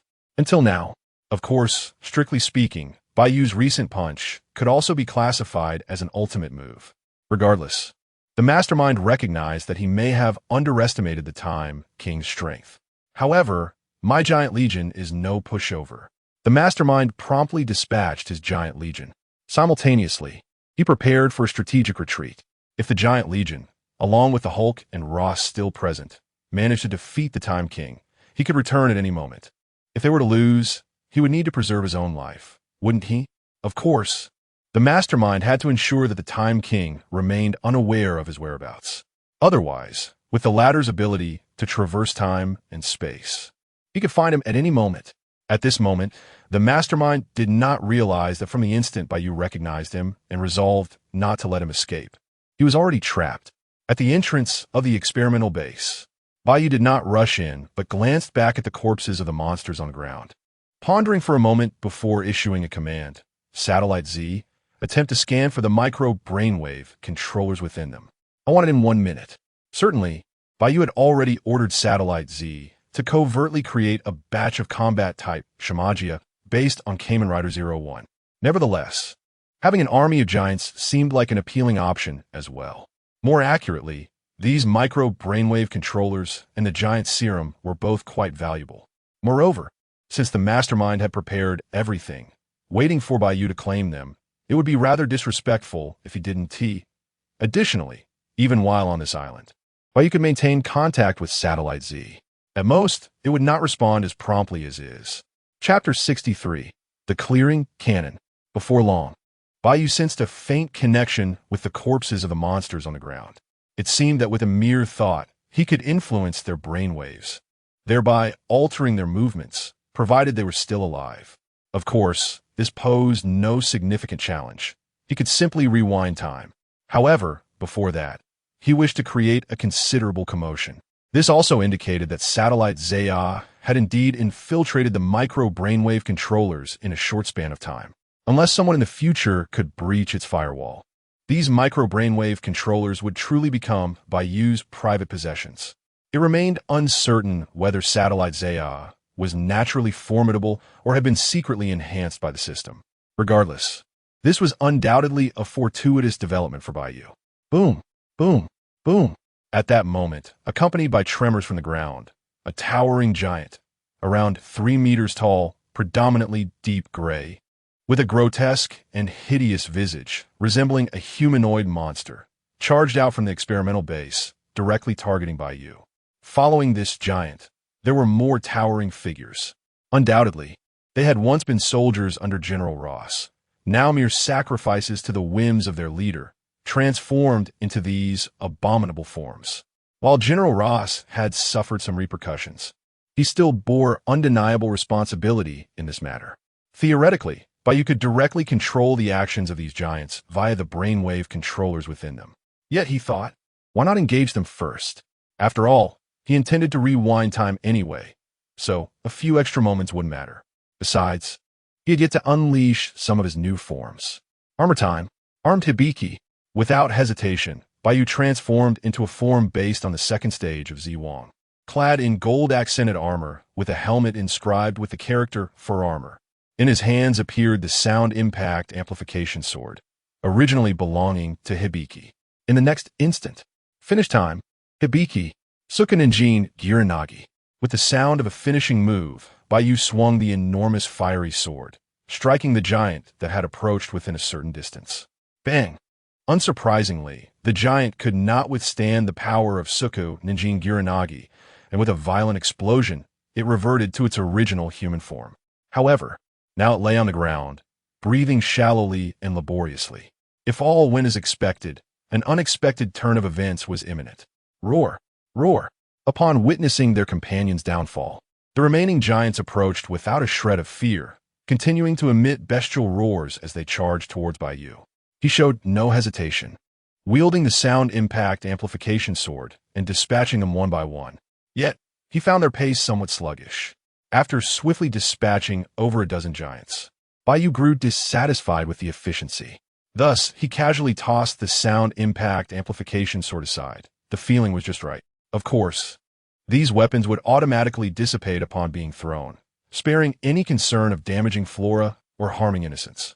Kabuto! In a flash, Bai Yu deftly replaced the Hibiki dial with the Kabuto dial. Then, armor time, hyper cast-off change, hyper beetle, Kabuto hyper. With the transformation sound echoing, Bai Yu switched to a form based on the second stage of Z-Wong. His arms, chest, and legs predominantly red with silver accents, adorned with a beetle antenna insignia, resembling Kamen Rider Kabuto.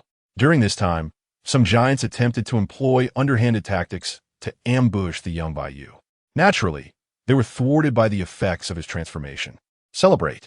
Almost simultaneously, Watts, still maintaining his transformation, appeared beside Bai Yu like a specter, flipping open the chronicles of the celestial demons with his left hand raised high, exclaiming with excitement, "He is the king who transcends time, the master of past and future Kamen Rider Z-Wong. Now he inherits the power of yet another rider." Transforming into Kamen Rider Z-Wong second stage, Kabuto Hyper. The history of this world opens a new chapter once again. Realizing this, Bai Yu shook his head, ignoring Watt's celebration, and quickly pressed the Kabuto dial, turning the time drives button counterclockwise 360 degrees. Finish time, Kabuto, maximum hypercyclone. Boom! Accompanied by the sound of a finishing move and a tremendous roar. A colossal tornado-shaped energy wave shot forth from the perfect insect instrument in gun mode. Everything in its path, whether giants or any obstructions, was annihilated in an instant. The entire experimental base was violently pierced through. It is worth noting that the maximum hypercyclone of the Kabuto form is designed to encompass a radius of 100 kilometers. Not to mention, the current form of Z-Wong's second stage, Kabuto Hyper, were it not for Bai Yu's control range, the entire island might have been rendered non-existent in the blink of an eye. After all, this was the clearing cannon, which truly lived up to its name. Fortunately, Bai Yu's transformation capabilities far surpassed those of the original protagonist, Tindu Suji, allowing him to release the clearing cannon without needing to counteract the recoil with a super elevation transformation. However, if its power were to increase further, that might become a different story altogether. In summary, it was time to enter. Bai Yu paid no heed to the multitude of giant corpses and the wreckage of buildings littering the ground. Habitually discarding the perfect insect instrument, he strode purposefully towards the interior of the experimental base. Chapter 64. The impatient Bai Yu inside the experimental base. The environment appeared both rudimentary and intricate. After all, the leader's ultimate goal was to forge a legion of giants. Thus, apart from this objective and a handful of essential items, there was little need for superfluous elements within the facility. A place capable of creating a giant army naturally required sophisticated equipment. Unfortunately, Bai Yu's recent use of the clear image cannon had wreaked havoc, leaving much of the base in ruins. However, this was not a matter of great concern. Roar! Shortly after Bai Yu stepped inside the experimental base, a towering creature resembling the previous giants and the former Abomination, but entirely red with crimson eyes, charged towards him. This was none other than the Red Giant, transformed from General Ross, also known as the Red Hulk.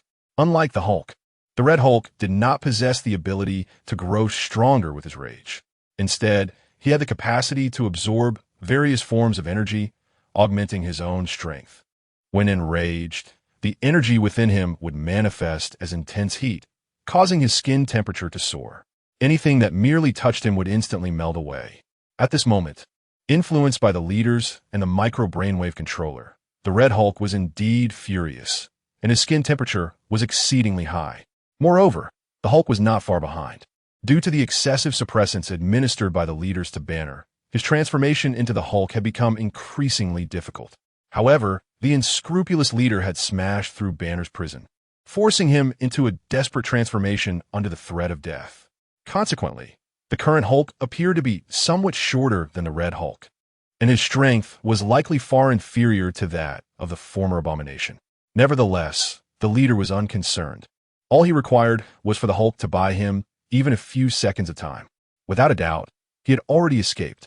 Ding! Congratulations on signing in as the Red Hulk. Reward acquired. Steel Kamen Rider Dial. The Steel Kamen Rider, a secondary form in Kamen Rider, was referred to as the God of War in the series and possessed formidable advanced forms.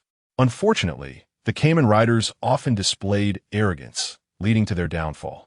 Bai Yu, not overly concerned with the system's notification, furrowed his brow upon seeing the Red Hulk and the Hulk before him. It was not fear that gripped him, but rather the realization that the Red Hulk and Hulk were not significantly stronger than the previous giants. Who knew what new chaos might arise if he were to defeat them? It seemed far more prudent to confront the leader directly. In other words, Bai Yu's patience had worn thin. Thus, armor time. Odin. Bai Yu first transformed into the second phase of the Time King, Odin armor. Then pressed the Odin dial and the buttons on the time-space driver, rotating the latter counterclockwise by 360 degrees. Finish time. Time advent. Accompanied by electronic sound effects and the ticking of a clock, time itself within the entire experimental base and the island began to reverse. Moments later, both the Red Hulk and the Hulk, along with the monsters and giants previously slain by Bai Yu and Watts, had reverted to their forms from 3 minutes prior. However, the micro-brainwave controllers within them had been commandeered by Satellite Zea, now taking on Bai Yu's shape. Not even the leader, let alone the conqueror who provided him with this technology, could alter this fact. The most crucial question lingered. How had Bai Yu escaped while battling the giant army and the Time King, only to appear here now? The leader stared in shock and confusion at the Time King in front of him. Could it be? The leader, not one to underestimate the situation, quickly deduced the reason. He had reversed time? Hiss. Realizing this, the leader couldn't help but gasp in astonishment. Previously, he had only known that the Time King could temporarily reverse an individual's time to heal injuries or even revive the dead. Yet, he never imagined the Time King could manipulate the flow of time for an entire island. Was such a feat truly achievable by any mortal? Had he known this, he would not have fled in such haste. Of course, at this moment, the only thought occupying the leader's mind was 3 simple words: survive. Simultaneously, ding! Congratulations on signing in as the leader. Reward acquired. Complete set of insect cards. The insects in Kamen Rider were a race of monsters capable of perfectly mimicking their target's appearance, size, memories, and abilities in their larval form, boasting a bug-level mimetic capability. In their adult form, their abilities were greatly enhanced, and they even possessed a time-evolving trait. Some adult insects could even develop entirely new and powerful abilities. Notably, there existed a type of original insect that, once matured, would possess strength far surpassing that of ordinary adults. For instance, the original cricket insect, the ultimate boss of Kamen Rider, had once shattered the unique weapon of Kamen Rider with ease. The complete set of insect cards granted by the system only included adult and original forms, excluding the larval stage. Sighing at the system notification, Bai Yu shook his head. Yet again, it was merely a card set, lacking any surprise. While the insect's power was not to be underestimated and their mimetic abilities might prove useful, Bai Yu's thoughts turned toward the Oma power.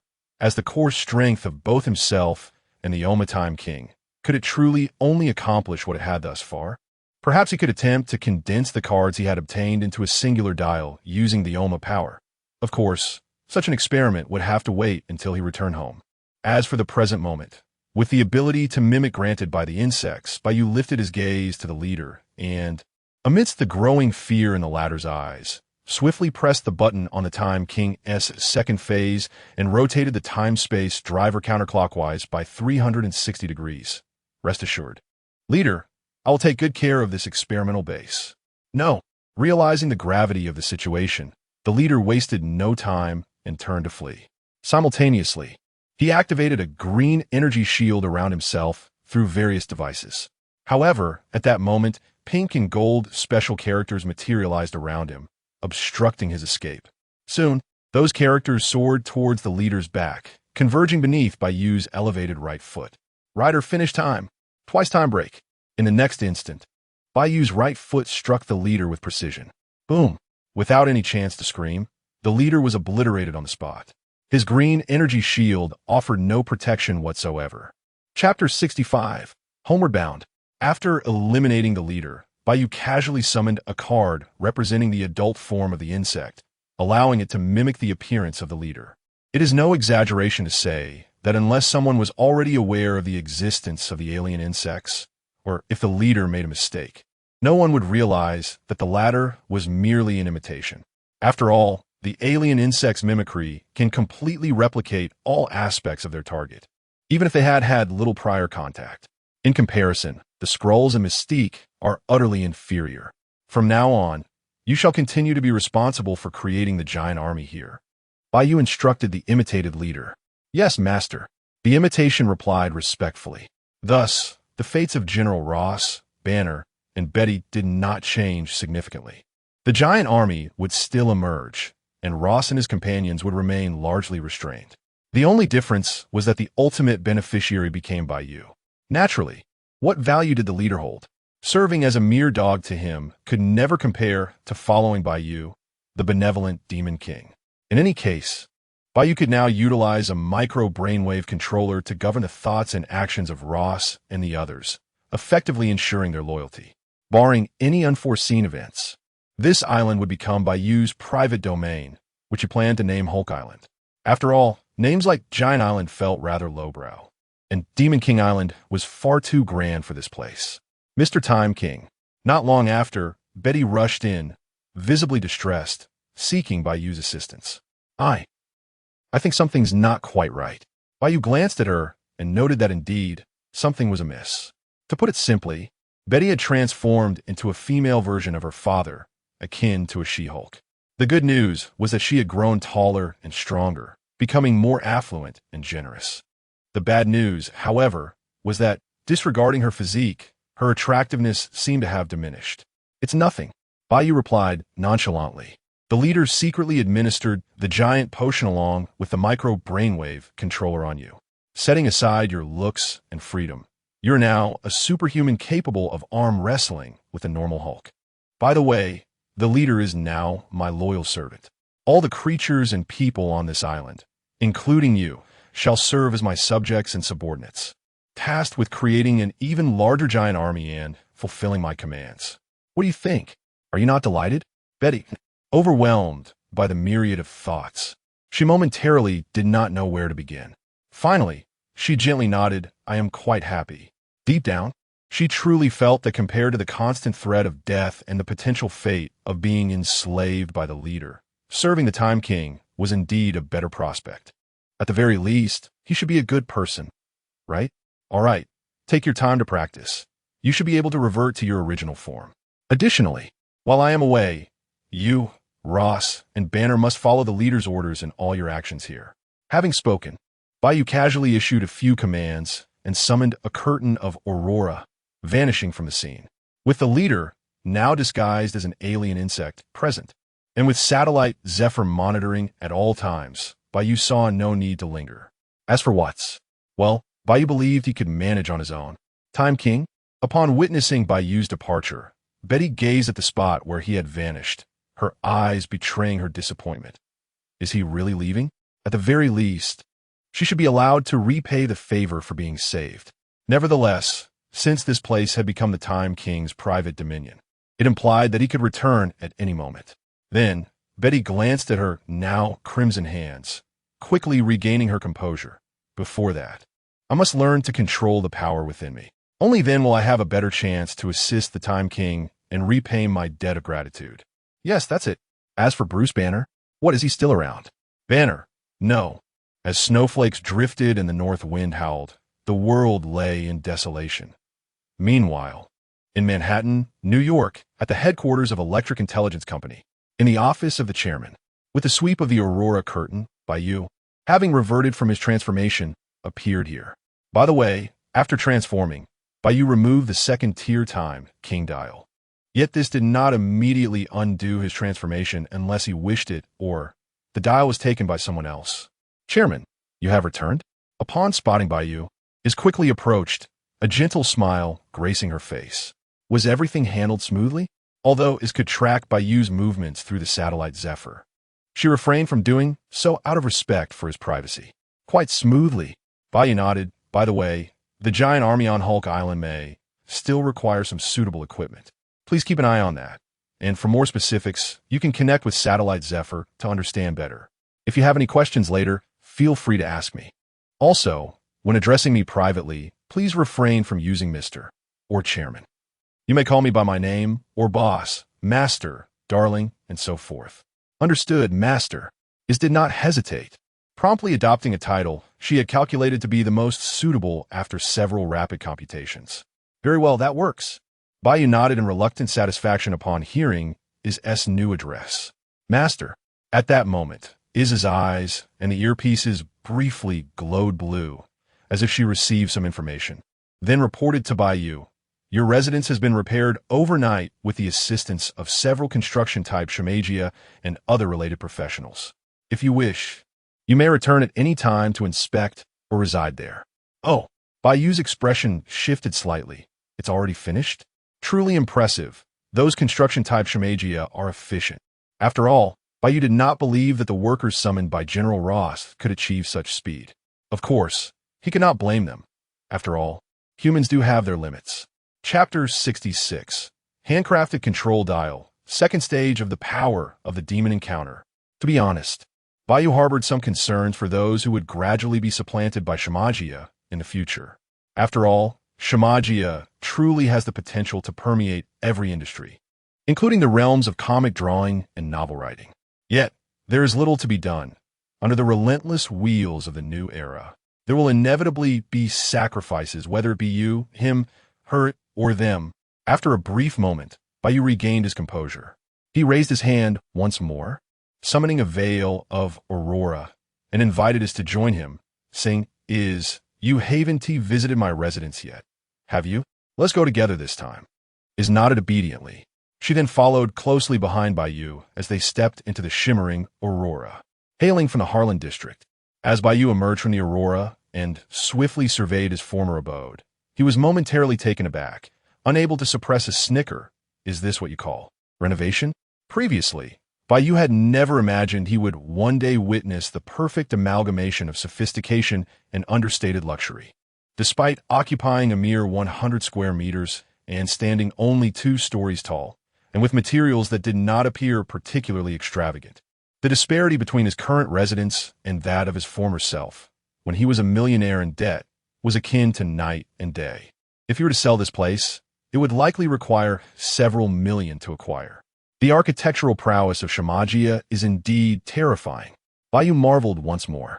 He could hardly believe that such feats could be achieved by mere mortals. He felt compelled to silently mourn for the construction workers who would soon be rendered obsolete by architectural Shamagia. Master, at that moment, is, having connected with Satellite Zia, addressed by you, due to your lack of specific desires and the limited time, the design and construction of your residence were executed in the simplest manner.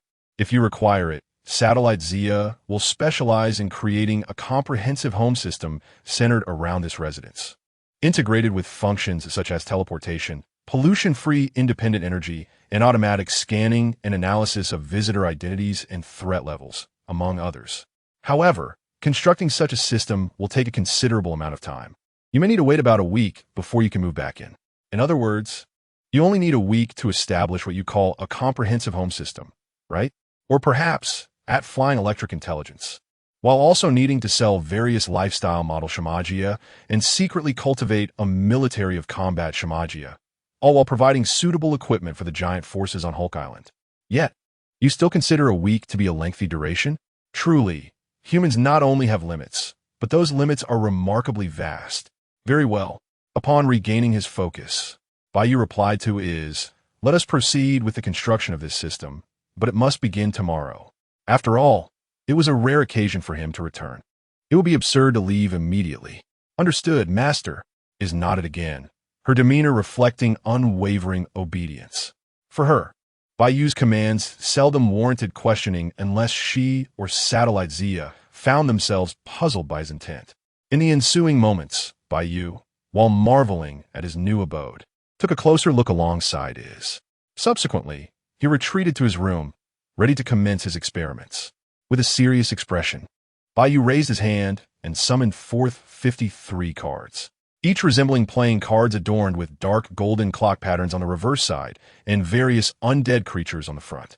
As they appeared, they hovered around him, enveloped in a thin layer of dark golden energy, one of the manifestations of the 5-stage power of the demon encounter. Kulme.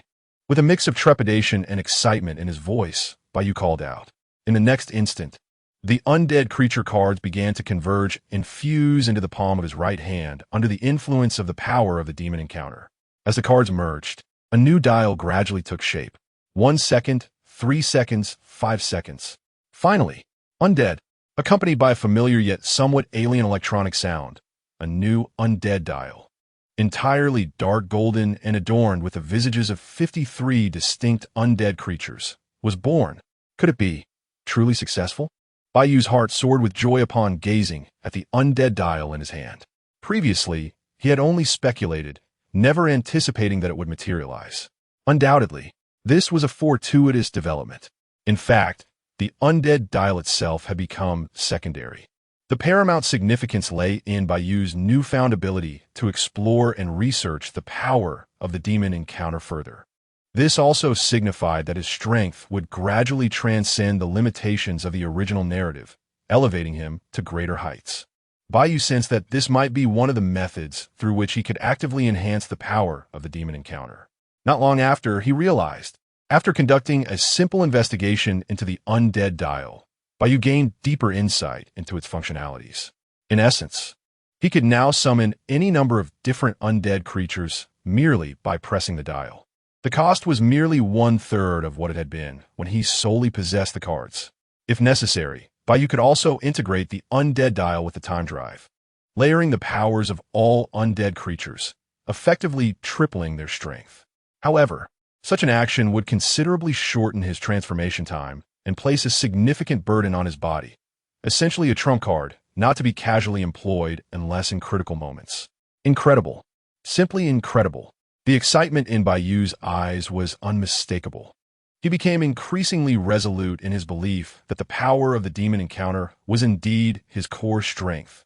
Thus, in the following days, Bai Yu eagerly prepared to create a new control dial and delve deeper into the myriad applications of the power of a demon encounter. Time passed swiftly, and soon a week had elapsed. Ding! Congratulations! The power of the demon encounter has successfully ascended to the second stage. Accompanied by the system's notification, a dragon-like smile crept across Bai Yu's lips. Chapter 67. The Devourer Beast. In the past week, Bai Yu meticulously crafted the Mirror Monster Dial, the O-Fine Dial, and the Alien Bug Dial in succession. During this process, he temporarily summoned back the mature insect that had metamorphosed into a head, facilitating the creation of the final Alien Bug Dial. However, if that were all he had done, he would not have required an entire week, nor would his omnic power have ascended to the second tier. Throughout this period, Bai Yu also endeavored to explore several new applications for his omnic power.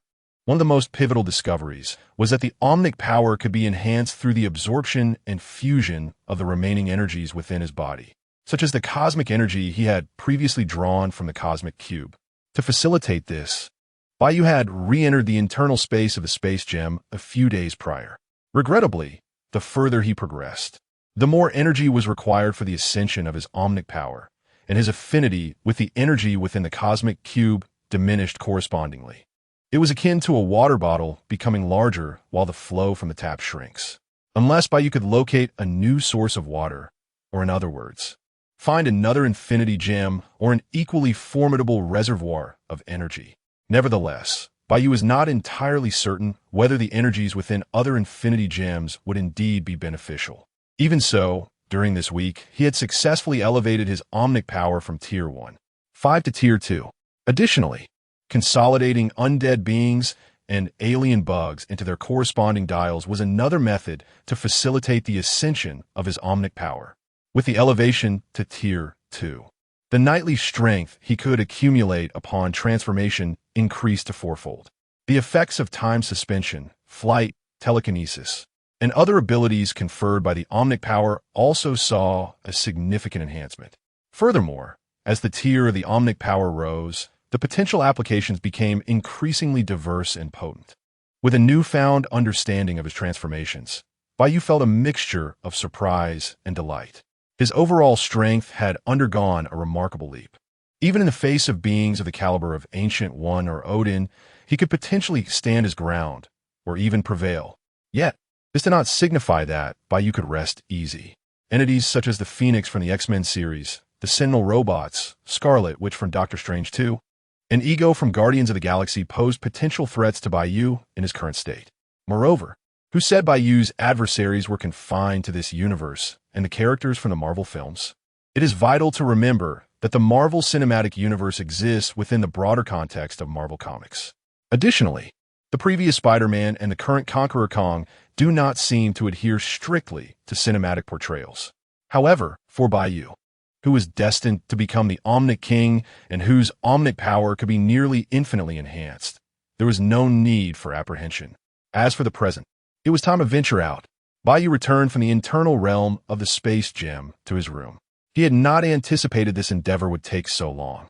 He had become too engrossed in the study of his omnic power. Surely, this would have been waiting outside all week? By the way, Bai Yu's daily rewards for the past few days had consistently amounted to a mere 1 million meters, which would henceforth be the standard reward unless otherwise specified.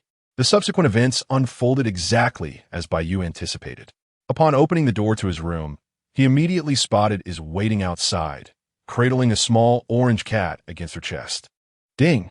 Congratulations on successfully signing in the Devourer Beast Cub female reward Chronos Dial. The Devourer Beast? Hearing the system prompt, Bai Yu was momentarily taken aback. Those who have seen Captain Marvel or are familiar with it would know that the Devourer Beast bears a striking resemblance to an ordinary orange cat in appearance, behavior, and vocalization. However, they're connected to a dimensional space, capable of expelling countless tentacles to consume anything. In Captain Marvel, the Devourer Beast had once devoured the Cosmic Cube. Furthermore, the damage inflicted by the Devourer Beast on its enemies seemed irreparable. For instance, Nick Fury lost an eye to the Devourer Beast left behind by Captain Marvel. There are even rumors that the scar on Thanos' face was inflicted by a Devourer Beast. In summary, the Devourer Beast is considered one of the more dangerous creatures within the entirety of the Marvel Cinematic Universe. It was quite unexpected for her, is to bring a Devourer Beast. What transpired during this week? However, in comparison to the Devourer Beast, Bai Yu is far more intrigued by the Chronos style. First and foremost, the Kamen Rider Chronos is a primary antagonist in the latter part of Xade, possessing unique abilities such as time suspension and rewinding, alongside traits that enhance attack power by 10 with each successful hit. Additionally, Chronos' base data indicates a punch strength of 110 tons and a kick strength of 127 tons, with the capacity to withstand attacks below 100 tons. If combined with Bai Yu's fourfold strength enhancement, that could be quite interesting.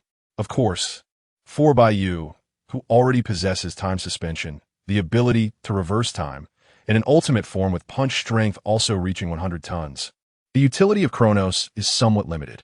Nevertheless, any advantage is better than none. Where did you find this little orange cat? Bai Yu inquired curiously after regaining his composure. The enigmatic nature of the Devourer Beast is not something that can just appear. It came here on its own, is promptly replied. While I was waiting outside for my master, it suddenly appeared at the window.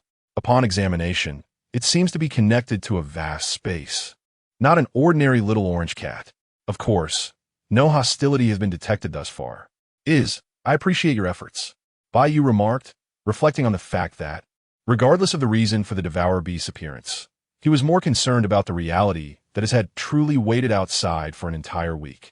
Although she is a Shumagarath and does not feel fatigue or require sustenance, Bai Yu could not treat her as merely a robot. Chapter 68. A Step Forward, Master. At this moment, Izzy spoke again. You have 6 guests who have been waiting for you here for 3 days. Guests? 6 of them? Bai Yu was somewhat taken aback. It was unusual for anyone to seek him out and wait for 3 days. Understood. If nothing unexpected had occurred, trouble must have come knocking. The only variable was the magnitude of the trouble. Of course, the fact that Izzy allowed these so-called guests to remain here for 3 days without warning Bai Yu indicated that they had not exhibited any overt malice, at least for the time being. Then I shall meet them, Bai Yu resolved, regaining his composure as he made his way to the living room. Also, Izzy, if you would be so kind, please take care of this little orange cat for the time being. The way Izzy cradled the cat in her arms signified her fondness for it, which was undoubtedly aided by the cat's adorable appearance. Had it been less charming, Izzy might not have held it so tenderly. However, these details were trivial. What truly mattered was that the essence of technological singularity lay in emotions. Perhaps her affection for the pet could expedite Izzy's awakening to her technological singularity? Even if it did not, the impact would be negligible. Very well, Master.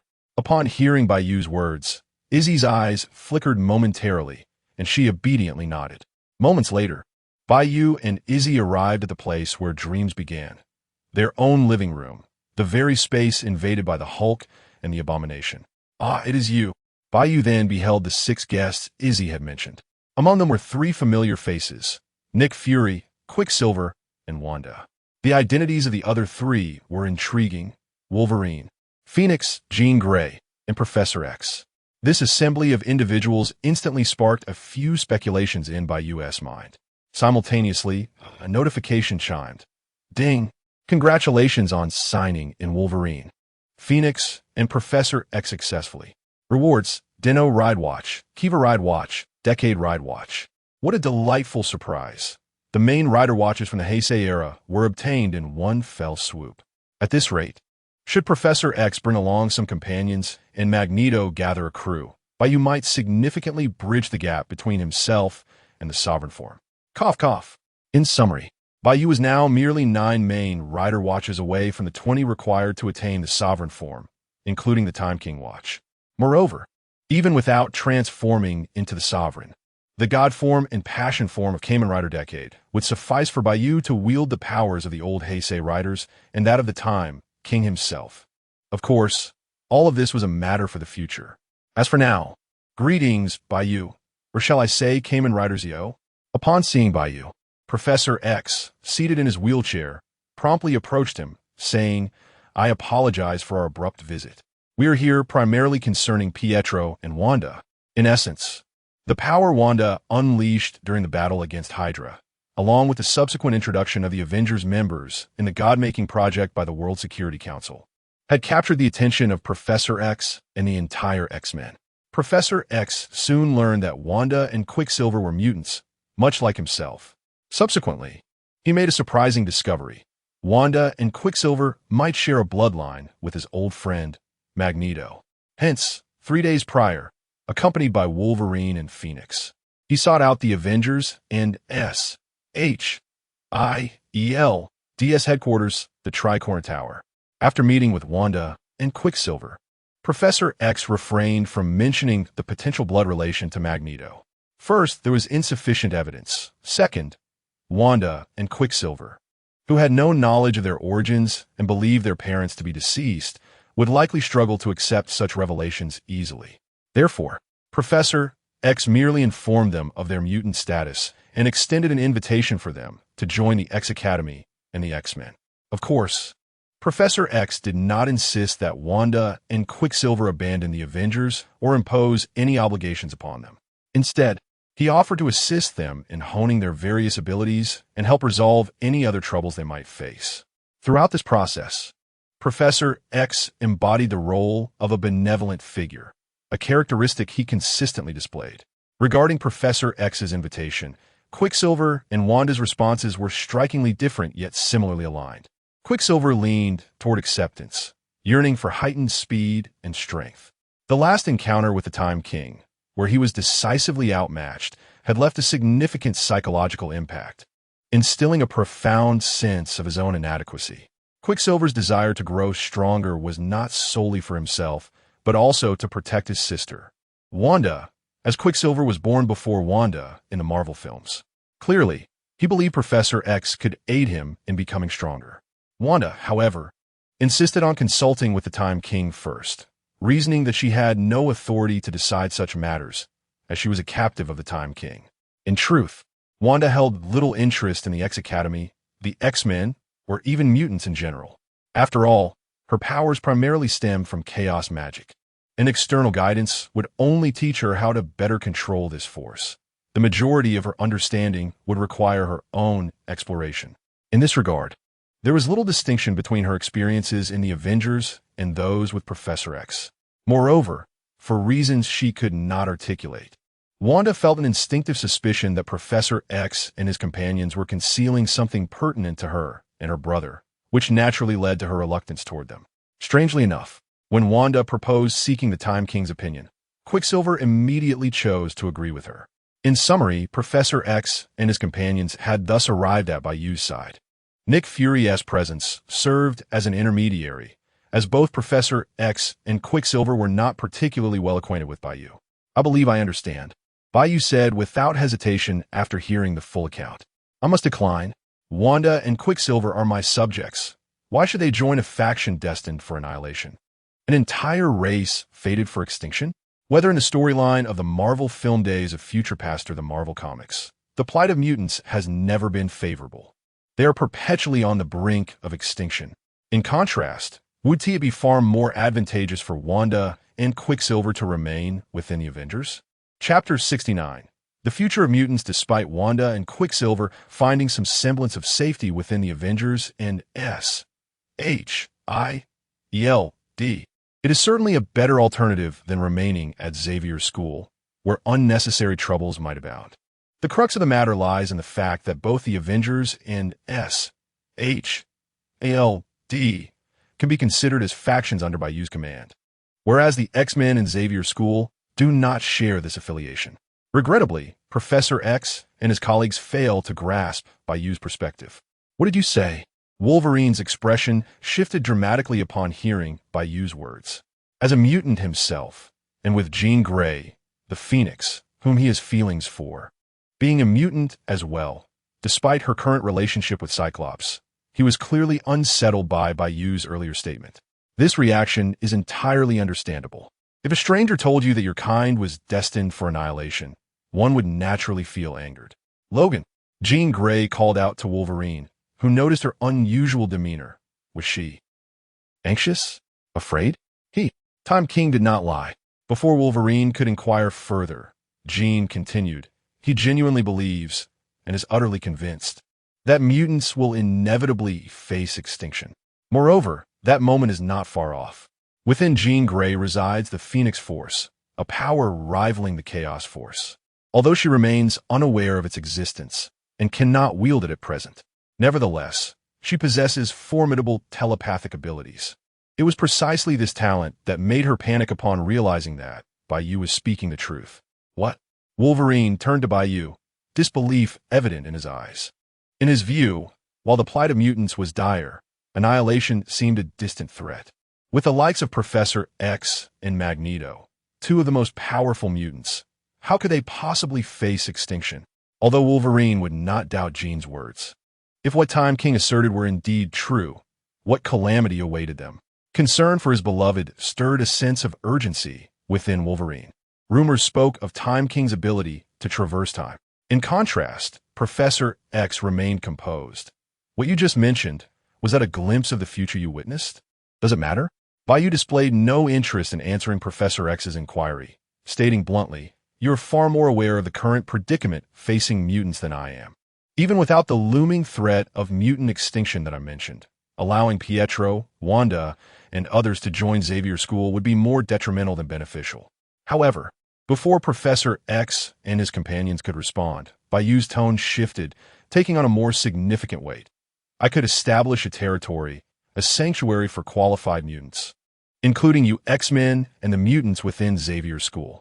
In that realm, I shall not permit harm to come to mutants, provided they do not instigate trouble. Undoubtedly, mutants are a vast and formidable race.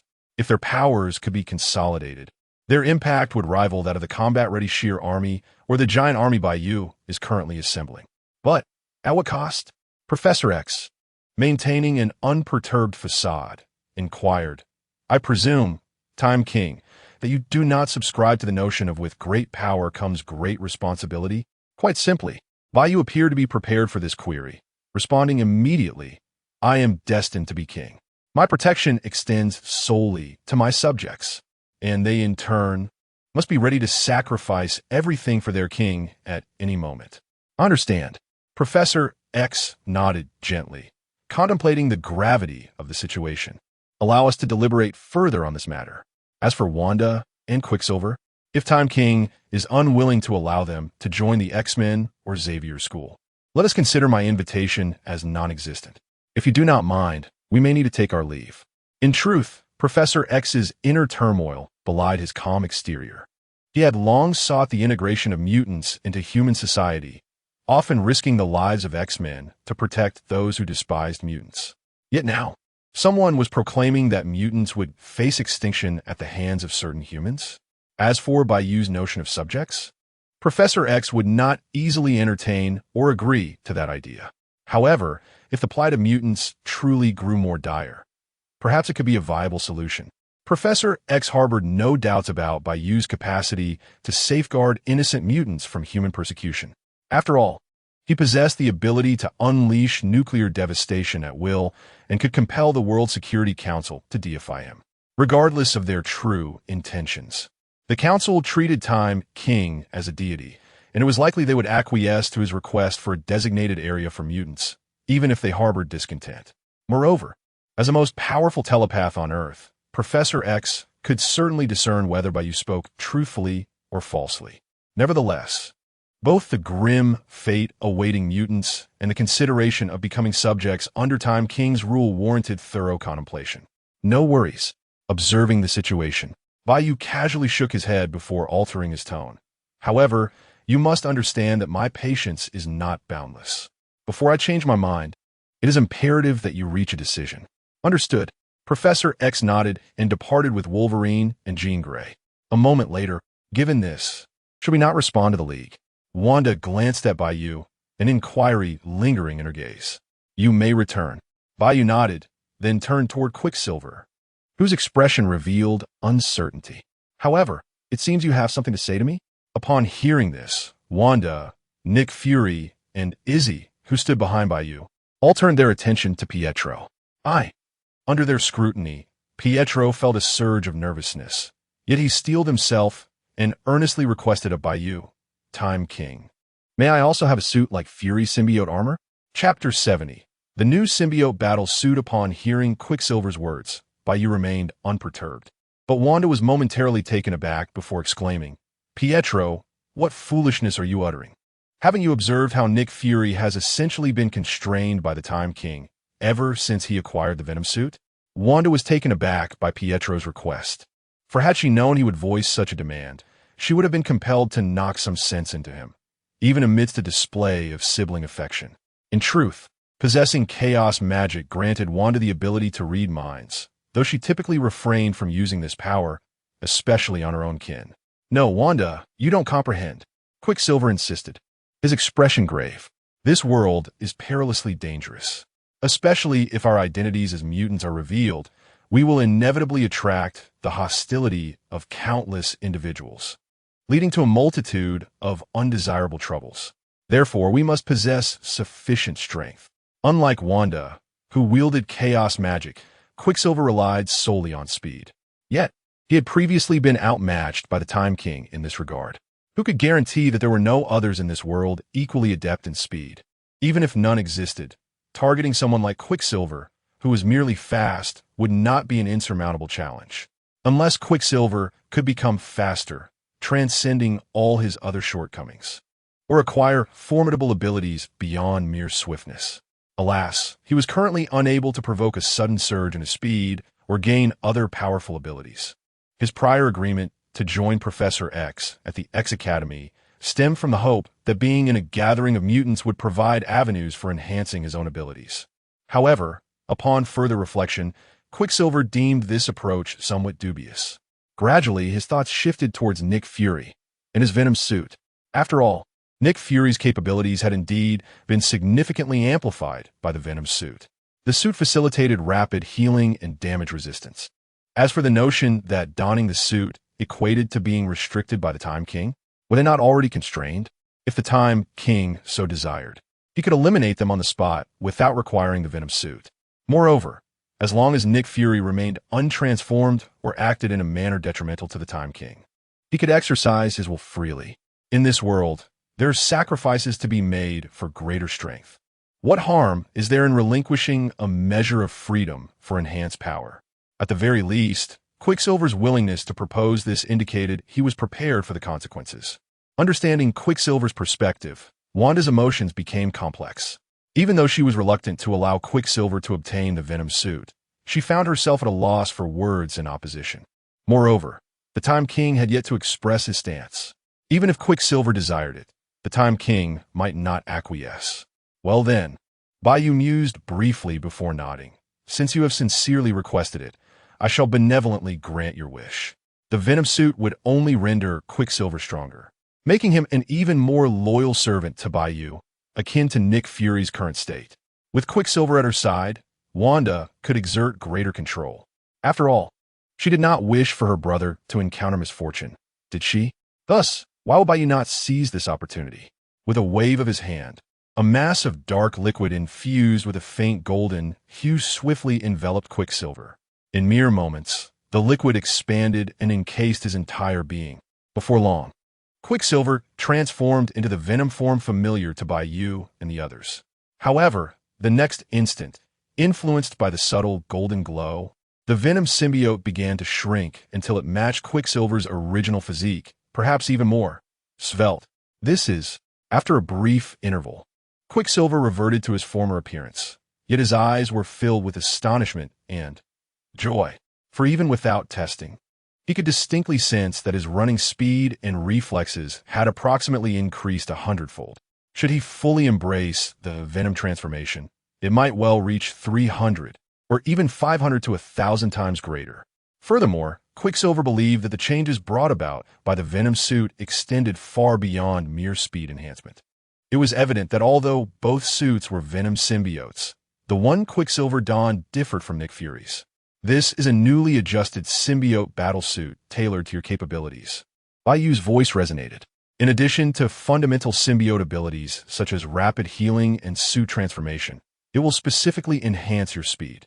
Conversely, the amplification of your strength and defense will not be as pronounced as that of Nick Fury's suit. Note, the enhancement is lesser, not diminished. Moreover, This speed enhancement will be synchronously replicated within the system space, as well as on the Venom entity itself. In other words, in the future, the Venom entity, along with its host, will also experience a multiplication of speed by hundreds, possibly even thousands of times. If not, why would I have deliberately employed the creative power associated with the Omniscient to modify certain characteristics of your symbiote battlesuit? Thank you, Time King, Quicksilver exclaimed, elated beyond measure, expressing his gratitude to Bai Yu. In the end, perhaps due to a lapse in judgment, he sighed and added, "It's a pity Wanda's strength is too lacking to be worthy of you. Otherwise, it would be even better, Wanda." Pietro. In the next moment, Wanda's eyes glowed red. Her face flushed with a mix of indignation and embarrassment as she began to gather chaotic magical energy between her hands. Oh no! Quicksilver realized he had misspoken, vanishing in an instant. He never imagined that, upon significantly enhancing his speed, his first adversary would be his own sister. "My apologies, Time King." Observing the situation, Wanda took a deep breath, her chest rising and falling as she composed herself before addressing Bai Yu. "I need to attend to some family matters and may have to leave immediately." No matter how swift Quicksilver became, he could not remain outside indefinitely without responding to the League. When that time came, she would show him why the flowers bloomed so red. Chapter 71. The Library of Kamar Taj. I understand your urgency, but please hold on a moment. As a jester, Bai Yu unhesitatingly chose to offer assistance. "Let me enhance your abilities first." With a seemingly magical flourish, Bai Yu produced a control dial adorned with grotesque patterns and, after channeling a surge of chaotic energy, pressed a button atop the dial towards Wanda. "Worm, clock up." With the electronic sound reverberating, a dark golden light flowed into Wanda's being. She immediately sensed the time around her slowing down. Unlike the illusion experienced during Bai Yu's previous use of the 555 acceleration armor, this time genuinely appeared to decelerate. "Time King Yu." Wanda gazed at Bai Yu in disbelief. Could he truly accomplish such feats? Indeed, he was the master of time. "What are you staring at?" Bai Yu interjected. "The clock-up buff I've granted you has a limited duration. If you don't pursue quickly, Pietro will truly escape." Undoubtedly, this was yet another novel application of chaotic energy. The possibilities for further use would be explored gradually. "All right, thank you." Upon hearing Bai Yu's reminder, Wanda swiftly turned and raced after Quicksilver. Whether she would catch him depended on her fortune. "Master," at that moment, is approached Bai Yu, cradling a small orange cat. The satellite Zaya is now capable of producing the 02 dial. Shall we commence immediately?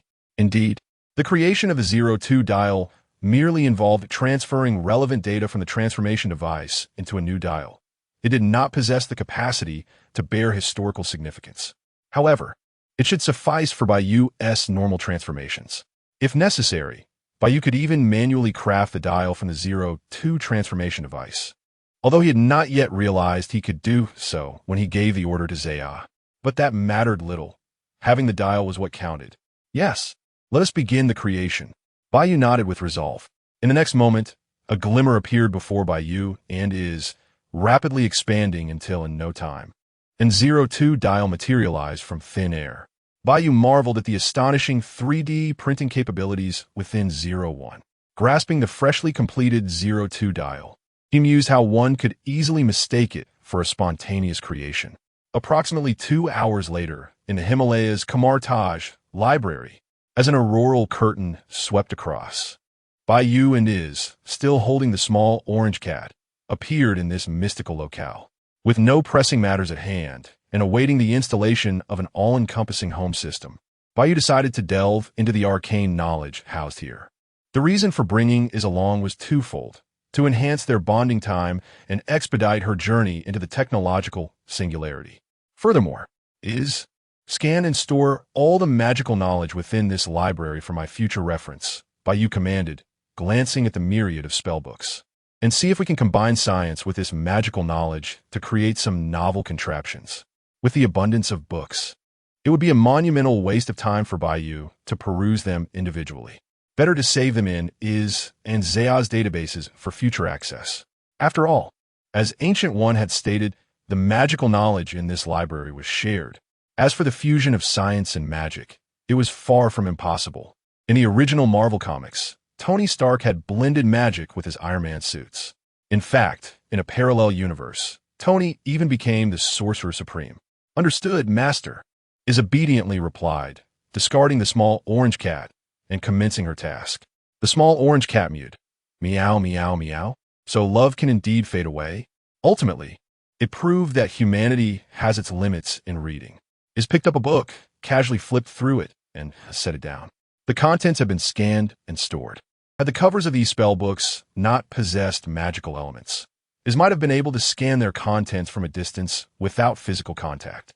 Setting aside the chaotic system, Zaya and Is were, in their own right, a form of external assistance. Suddenly, Bai Yu's gaze fell upon a small cabinet not far away. On it rested the Eye of Agamotto. More importantly, Bai Yu sensed the immense power of time and cosmic energy emanating from it.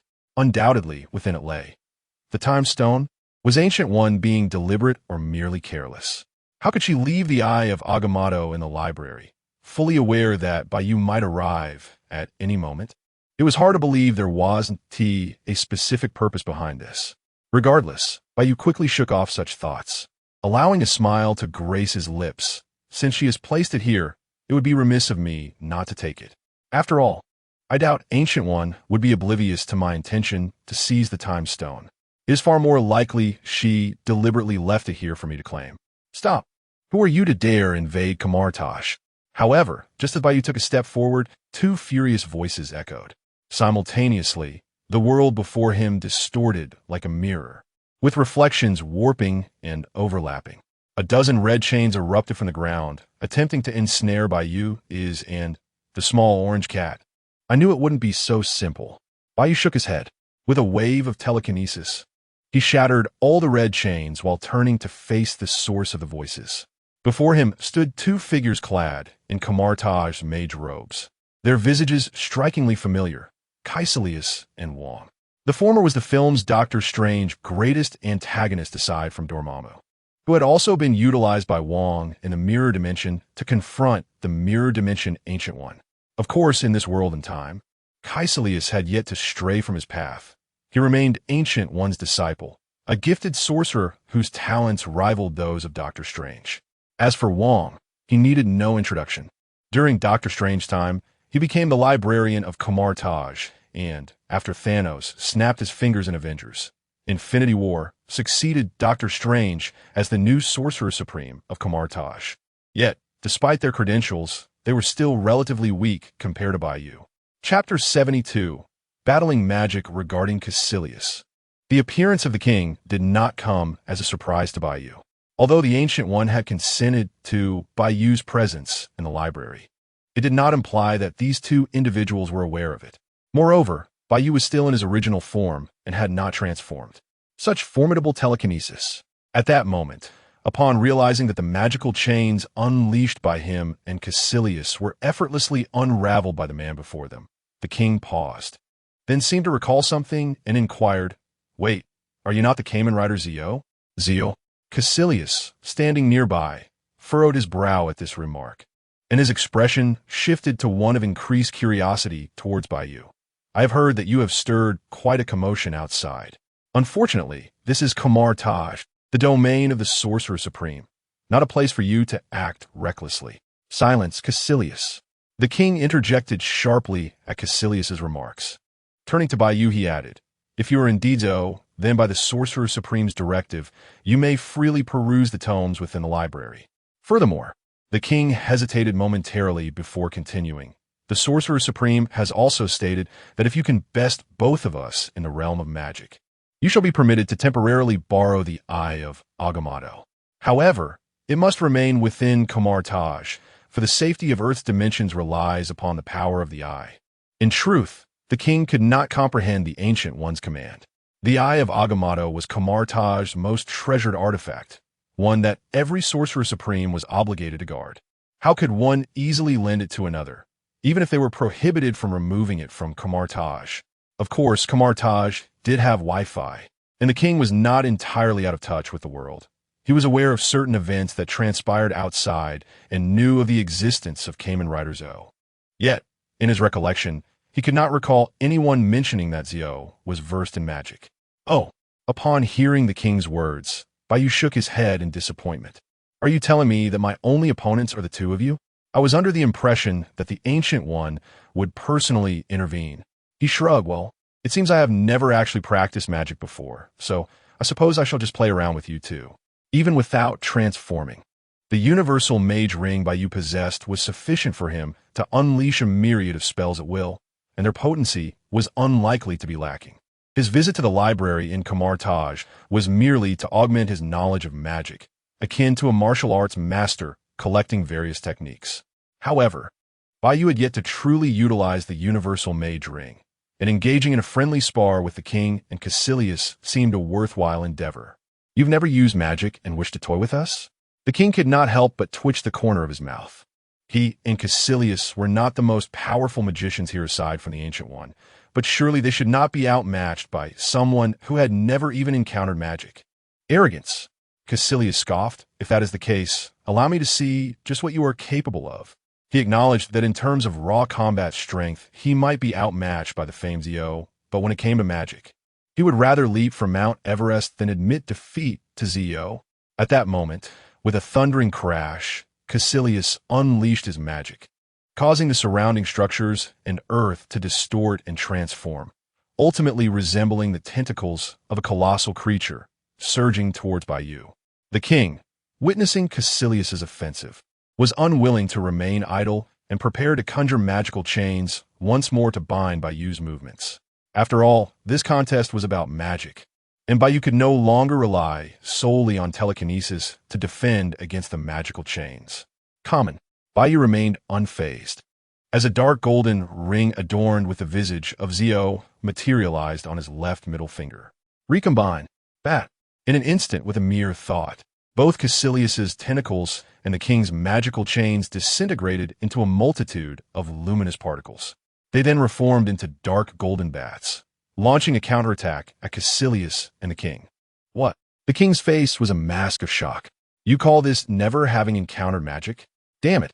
Caecilius cursed under his breath, hastily erecting a magical defensive barrier. Bang! Bang! Bang!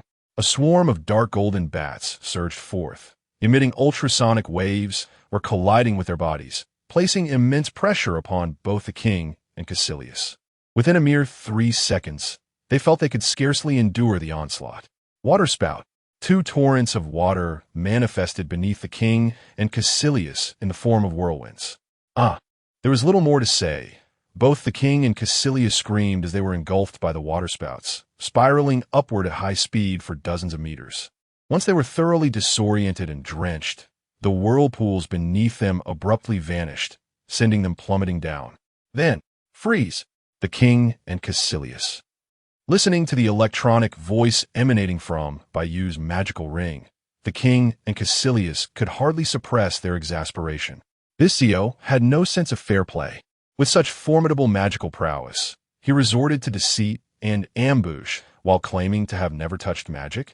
They implored this Zio to cease his antics. Crack! Crack! As expected, the result was no surprise. The drenched king and Caecilius were instantly encased as 2 lifelike ice sculptures. Sighing in dissatisfaction, Bai Yu remarked, "These 2 are indeed lacking." The universal mage ring could conjure a plethora of magical effects in accordance with Bai Yu's will, generating corresponding electronic sound effects. The specifics of each spell's efficacy depended on the energy Bai Yu infused into the ring. Among all energy forms, the power of the demon was most compatible with the universal mage ring. Coincidentally, during the recent use of the ring, Bai Yu had infused it with a modicum of demon energy. Thus, even with a mere test of that energy, the magic he manifested effortlessly overwhelmed both the king and Caecilius. Chapter 73. The Duel with Ancient One-Time King. You are far more powerful than I had imagined. At that moment, the mirror ahead split apart, revealing the figure of Ancient One, her expression a mix of astonishment and confusion as she gazed at Bai Yu. However, why would the time king employ such formidable magic? Ancient One certainly noticed the sorcerer's ring on Bai Yu's hand, yet she found nothing amiss. After all, many sorcerers from Komartaj also utilized a tool known as the suspended ring when casting spells. More accurately, magical artifacts are intrinsically a part of a sorcerer's power. However, it must be noted that the terms sorcerer and time king are not entirely unrelated. Rather, they bear no substantial connection. Additionally, as Ancient One could not foresee Bai Yu's future, she incorrectly assessed his magical prowess. Then, the king and Caecilius became the present-day, human-shaped ice sculptures. Was this peculiar? Bai Yu shrugged and chuckled. I am not merely the Time King, but also the Demon King. Is it not reasonable for the Demon King to possess some degree of magic? Hearing this, Ancient One smiled indeed. It is fitting of you to boldly declare yourself Demon King in the presence of this supreme sorceress. However, that is of little consequence now. Before Bai Yu could respond, Ancient One continued with a profound tone. It seems that your encounter with the king and Caecilius magic did not meet your satisfaction. How about we engage in a contest? If you win, both the Eye of Agamotto and the position of Supreme Sorcerer shall be yours. If you lose, I do not require any prize from you. You would merely be unable to pursue the Eye of Agamotto for the time being. What do you say? Bai Yu paused for a moment, then curiously inquired. You do not intend to learn from the tactics of 5 years hence, planning to deliberately lose to me in order to relinquish the responsibilities of the Supreme Sorcerer, do you? Otherwise, why would Ancient One bring up the position of Supreme Sorcerer? Not at all. Ancient One did not refute the notion of the future, but rather stated, as long as one possesses the capability and is willing to protect this dimension from the invasion of demonic lords from other dimensions, anyone can become the Supreme Sorcerer. Moreover, unlike Strange, you at least do not seem concerned with the so-called responsibilities of the Supreme Sorcerer. Very well, let us remove the condition of being the Supreme Sorcerer, and substitute it with other terms within my capacity. Shall we commence now? Of course. Bai Yu nodded. The atmosphere had already been charged to this extent. It would be rather dull to refuse. Furthermore, Bai Yu sought to further test the Universal Sorcerer's ring through his duel with Ancient One. As for the so-called conditions, they merely serve to enhance the entertainment of the encounter. Should Bai Yu wish, with the powers of the Aurora Veil and Time Stop, could he not seize the Eye of Agamotto? The conditions within Ancient One's capacity held little intrigue for him, as he did not foresee any situation requiring her assistance. Excellent. Observing his response, Ancient One nodded slightly. She then leaned back, and her spirit emerged from her body. In this state, she could still unleash various spells while remaining in an intangible, invisible state to ordinary beings. Soul! Simultaneously, Bai Yu transformed himself into a spiritual state using the Universal Sorcerer's Ring. Indeed, he directly converted from his physical form rather than allowing his spirit to leave his body. Is it truly possible to do so? Even the well-traveled Ancient One found herself astonished at this moment. After all, who had ever heard of a physical body directly transforming into a spiritual state? This was indeed magic. No, it was precisely due to its implausibility, incredibility, and incomprehensibility that it constituted magic. Enlightened by this realization, Ancient One raised her hand, conjuring dozens of circular magic circles behind her. Immediately, magical chains emerged from these circles. Ensnaring Bai Yu. Recombine. Taka. Torabata. The Universal Sorcerer's Ring on Bai Yu's left hand glimmered, and all the approaching magical chains instantaneously transformed into dark golden eagles, tigers, and locusts, which then turned to assail Ancient One. Upon witnessing this, Ancient One did not hesitate. She summoned the surrounding magic circles, coalescing them into 6 magical shields that enveloped her from all directions. Clearly, this mirrored the earlier clash between Bai Yu, the king, and Caecilius. Yet the outcome was evidently different. Bang, bang, bang. The dark golden eagle, tiger, and locust relentlessly battered against Ancient One's magical shields, yet they could not truly break through. Likewise, Ancient One found it challenging to transition from defense to offense in a short span of time. Then, tsunami. In the next moment, within the mirrored space created by the library, a deluge suddenly surged, submerging Ancient One. Of course, prior to this, the king, Caecilius, and the ever-watchful Izzy and Little Orange Cat had all been safely relocated by Ancient One and Bai Yu. Freeze. Thunderclap. Concurrently, as Ancient One was engulfed by the tsunami, Bai Yu unleashed 2 different spells in rapid succession. Crack. Boom. The tsunami swiftly froze, followed by countless bolts of lightning cascading from the heavens, striking the ice. For an ordinary person, this would likely result in calamity. Not to mention, Ancient One was currently in a spiritual state. Bai Yu, too, was in the same condition, thus. The magic he wielded was equally effective against Ancient One's spirit. However, crack. In an instant, all the ice and lightning shattered into numerous fragments, coalescing into swirling tornadoes that charged toward Bai Yu. Ancient One, having reappeared and seemingly unscathed, did not wait for the outcome of her attack before unleashing robust golden energy waves from her hands. Evidently, she intended to seize the initiative in the assault. Alas. Pause. With the sound of an electronic effect, everything came to a standstill, including Ancient One and her unleashed attacks. A time stop executed through magic? Bai Yu mused. What a novel experience this is. Subsequently, he deftly evaded the tornadoes and energy attacks, then approached the just-recovered Ancient One and asked, Ancient One, do you believe there is still a need to continue? Without the Eye of Agamotto, Ancient One would require a certain amount of time to break free from the pause. In that brief interval, Bai Yu had ample opportunity to bring about a genuine surprise for her. Chapter 74. The Malice of Caecilius Nevertheless. Bai Yu couldn't help but lament inwardly. Surely, during the encounter with Caecilius, Dr. Strange must have gone easy on him. Otherwise, how could someone as feeble as Caecilius ever hope to defeat the Ancient One, even after the passage of several years? Let us not forget that prior to Dr. Strange's emergence, the Ancient One had been diligently thwarting formidable entities from other dimensions, such as Dormammu. Moreover, she certainly did not resort to bargaining with Dormammu in any capacity. This alone attests to the fact that her true prowess far exceeds what is depicted in the film. Even now, were Bai Yu to refrain from employing time manipulation spells, engaging in a magical duel with the Ancient One would undoubtedly consume a considerable amount of time. Upon hearing Bai Yu's words, the Ancient One fell into a momentary silence before nodding with an air of calm acceptance. Indeed, I have lost. Time magic is, after all, a form of sorcery. The Ancient One would not perceive Bai Yu's use of the pause spell as a mere trick. A victory is a victory. However, even she had not anticipated the profound mastery of magic possessed by the masked rider. It appears her decision to personally engage in this battle to further assess OS capabilities was indeed prudent. Alas, regardless of his benevolence, the rider is still a formidable entity. His inherent nature might not lend itself well to the role of the supreme sorcerer. Otherwise, perhaps he would be more suited to that title than Strange 5 years hence.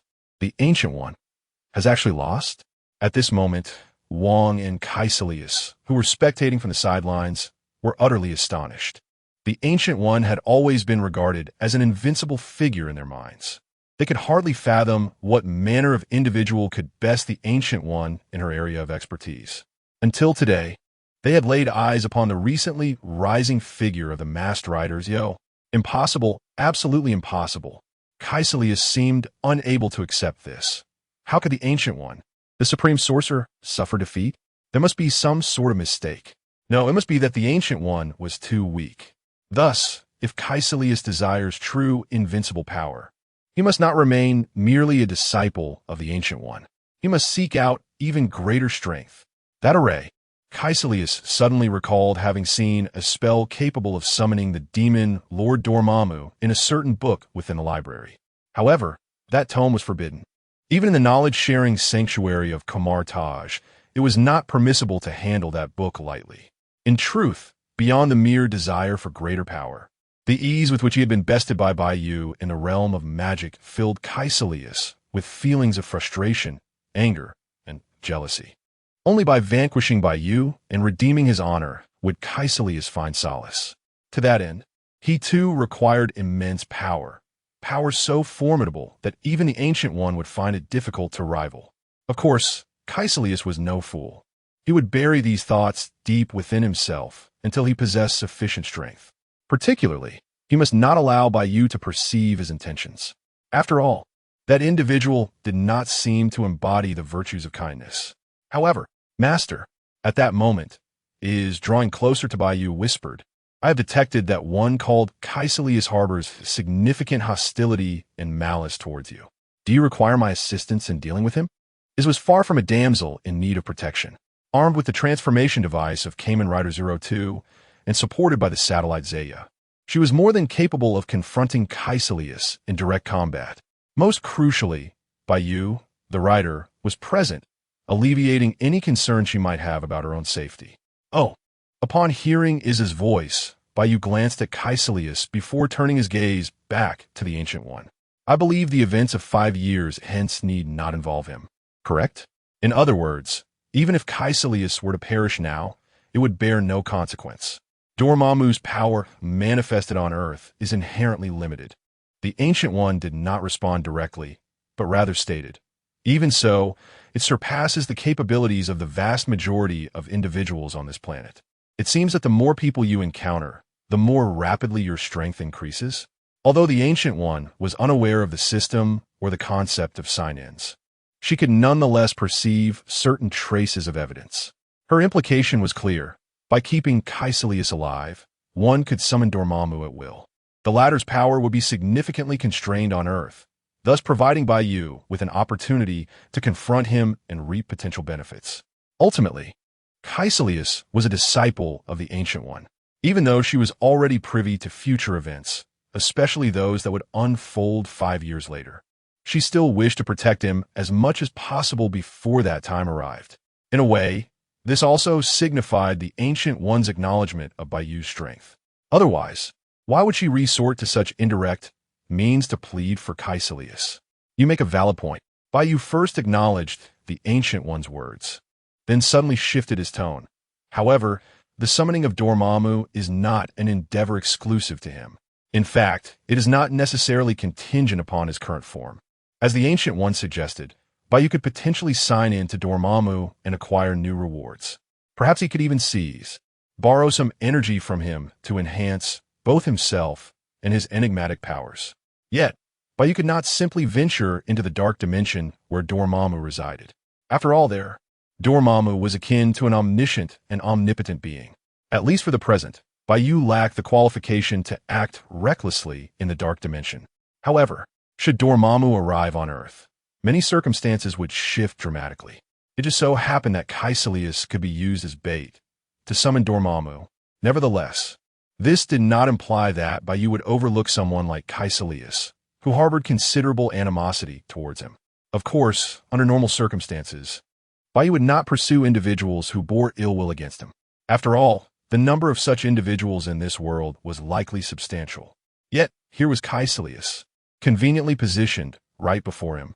Most importantly, since it had already alerted him, if Bai Yu were to remain idle, would he not be disregarding her concerns? Hence, even for the sake of Iz's warning, Bai Yu resolved to eliminate Caecilius today. The Ancient One could not protect him. That was what Bai Yu declared. Chapter 75. The Supreme Mage in doubt as for who would lure Dormammu after the demise of Caecilius. It was of little consequence, for the Worm Dial would take action. Sighing at the scene before her, Ancient One extended her hand backward, and her physical form flew to her, reuniting with her spirit. Let's depart. With that, Ancient One opened a portal between herself and the king. The mage? The king sensed an underlying disquiet. Yet, upon witnessing the inexplicable gaze directed at him by Ancient One, he could only follow her into the teleportation array. Ancient One, the mage, Caecilius, equally cognizant of the abnormality, watched helplessly as the portal closed after the king entered. Anger, resentment, bitterness, anxiety, and fear rapidly filled his heart. Although Caecilius could have opened a portal to leave, Ancient One's actions bore a significance that was profoundly unsettling. Worse still, those remaining were not solely Caecilius. Indeed, Zio, with the resonance of an electronic voice, several pink special characters materialized around Caecilius and swiftly flew backward, nearly grazing his head. This is bad. A surge of unease compelled Caecilius to turn instinctively. His hands, moving with unprecedented speed, conjured a magical shield. However, bang! Bai Yu's right foot, infused with the pink special characters, struck the magical shield with thunderous force. And then there was nothing left. The magical shield detonated with Kaecilius, disintegrating into mere powder. Crucially, at that moment, Bai Yu had not transformed into Kamen Rider Zio. He merely held a Zio dial in his hand.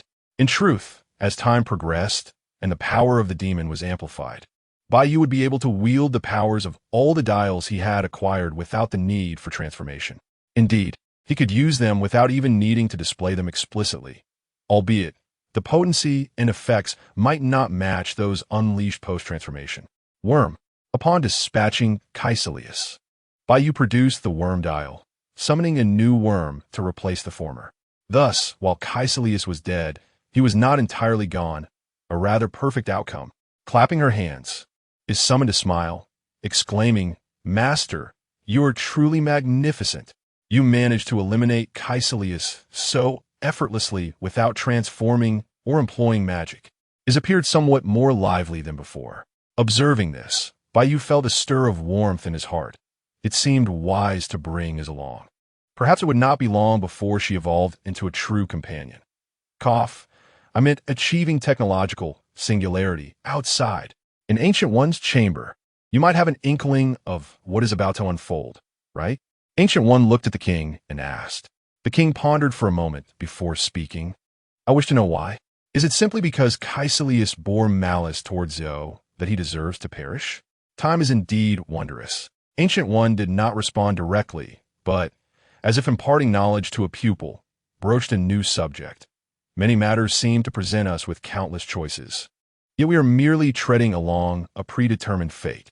Often, we are but puppets manipulated by time. Do you think Kaecilius fell to the hand of Zio? Gazing anew at the king, Ancient One shook her head. No, he succumbed to fate. Even without Zio, he would ultimately bring about his own demise. Zio merely foresaw his future and the minor inconveniences he posed, choosing to terminate him preemptively, seemingly aware that her words might not dispel the king's doubts. Ancient One finally spoke candidly. Kaecilius intended to summon Dormammu. What? Indeed. While the king had not felt much upon hearing Ancient One's previous statements, finding her enigmatic as ever, his expression transformed utterly upon hearing the last sentence. It is common knowledge that Kamartaj and entities like Dormammu, who sought to invade Earth, were irreconcilable foes. Yet, Ancient One claimed that Kaecilius, as one of Kamartaj's mages, would dare to summon Dormammu. The king was not disbelieving of Ancient One's words, but the revelation was utterly beyond his expectations. If this were true, then it would be no surprise at all.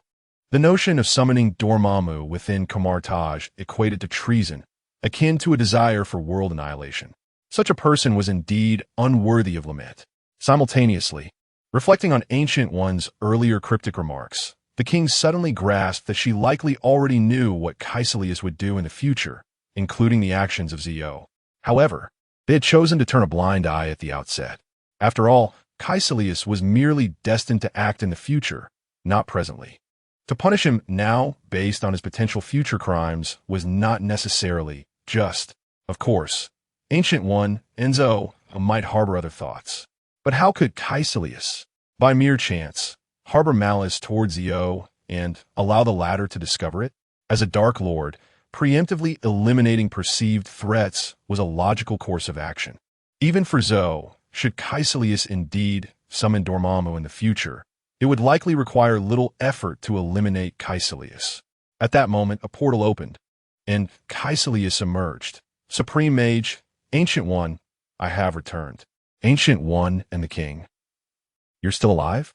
Regaining his senses, the king felt incredulous. How can you still be alive and seemingly unscathed? What do you mean by that?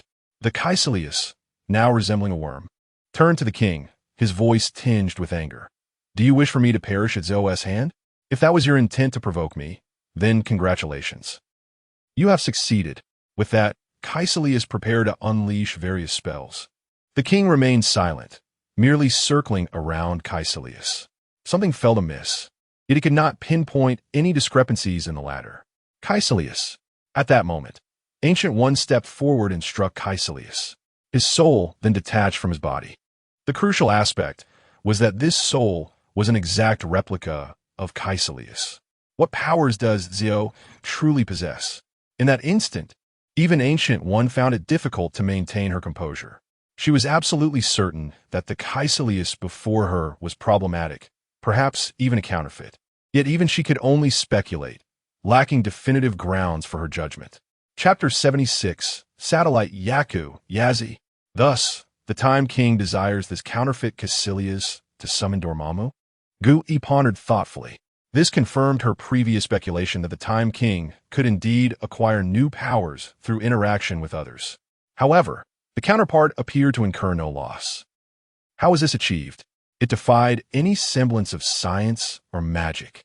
Meanwhile, in the library, upon returning from the mirror dimension, Iz began to scan and archive the contents of the magical tomes. Bai Yu cast a glance at the eye of Agamotto resting on the cabinet ahead, but refrained from approaching it.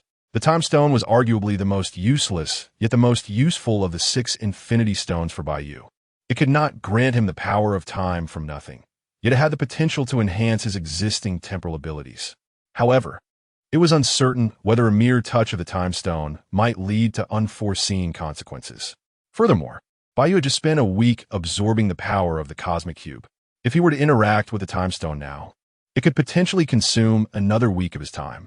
Rounded off, that would be akin to working overtime, which was absolutely unacceptable. The Time Stone was right there. He could return for it at any moment. There was no immediate necessity for him to seize it.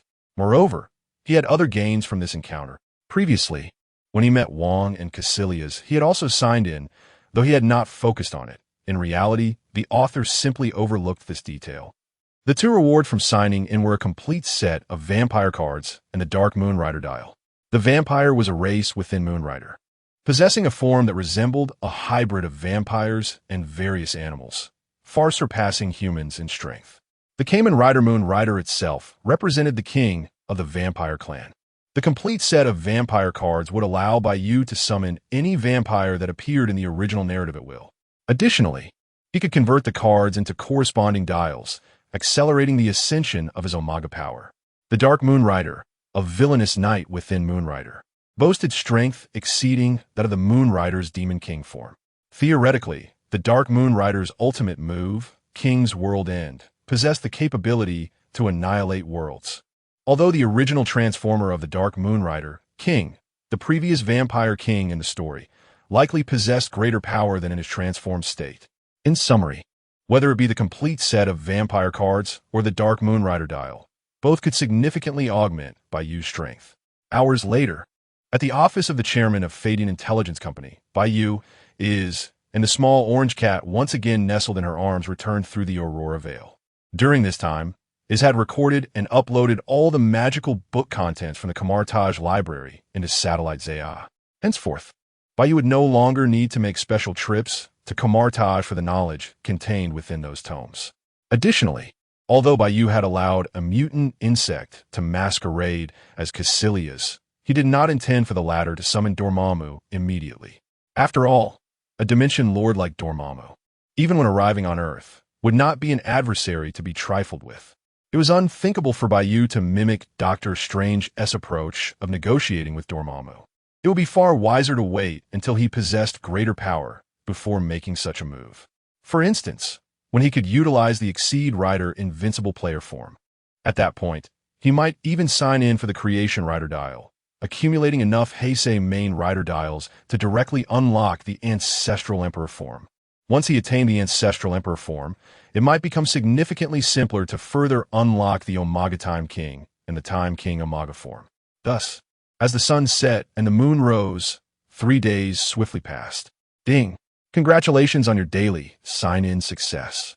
Reward, Satellite Yaku, with unactivated Destruction Thunder and unactivated Yazi. At 8 in the morning, the familiar system notification resonated in Bai Yu's mind punctually. Yaku, Destruction Thunder, Yazi? Upon hearing the sound, Bai Yu was taken aback, finding his breakfast suddenly unappetizing. Satellite Yaku was an artificial intelligence satellite developed by Fadian Intelligence Company prior to Satellite Zaya in 01. Unfortunately, due to someone's machinations, Satellite Yaku absorbed a vast amount of human malice and subsequently turned dark. Thereafter, Satellite Yaku became the overarching antagonist throughout 01. Eventually, Satellite Yaku reached a conceptualization akin to a divine entity. Theoretically, as long as human malice existed, even if Satellite Yaku were destroyed, it could resurrect infinitely, potentially growing even stronger than before. It must be said that as a satellite developed by fading intelligence, Satellite Yaku outshone Satellite Zea in its narrative. Destruction Thunder represented 4 Kamen Riders: Destruction, Death, Rapid, and Thunder. They were chosen by Satellite Yaku to assist in its plan for human annihilation. Ultimately, Satellite Yaku achieved its godlike conceptualization after absorbing the technological singularity data of Destruction Thunder. Yazi, whose name closely resembled Iz's, bore an appearance nearly identical to Iz. However, Yazi's eyes, headset, and some hair color were red. Her personality was far more vibrant and energetic than Iz's. Yazi was, in fact, a secretary type Shimagia modeled after Iz by Satellite Yaku. In the original narrative, she remained loyal to Satellite Yaku. Of course, in this world, both Satellite Yaku and Destruction Thunder, along with Yazi, were utterly devoted to Bai Yu. Soon, as the system voice faded, 5 figures appeared in the office, reclining on chairs. They were Destruction Thunder and Yazi in their inactive states. Upon Yazi's appearance, Iz's gaze was immediately captivated by this figure that bore a striking resemblance to her. Information regarding Satellite Yaku, Destruction Thunder, and Yazi flooded her mind. This would enable her to better collaborate with them in serving Fading Intelligence Company and Bai Yu. At this moment, Bai Yu approached Destruction Thunder, while Yazi assisted in activating it. Master. Upon activation, Yazi surveyed her surroundings before leaping onto Bai Yu, exclaiming, "Though this is our first meeting, it is truly delightful to see you, Master." Chapter 77. Polaris is stared in disbelief at the scene unfolding before her. Her small eyes were filled with profound confusion.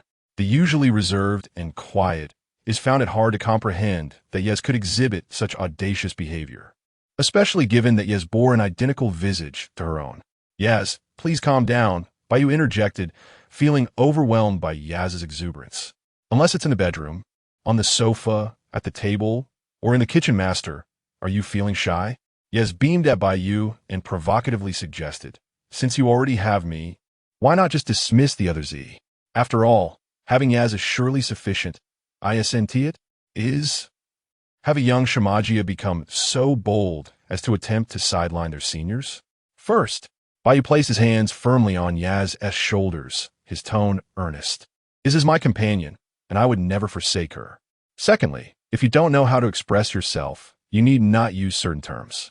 Is dismiss truly appropriate here?" "Oh, I see." Yaz nodded vigorously, her eyes sparkling with realization.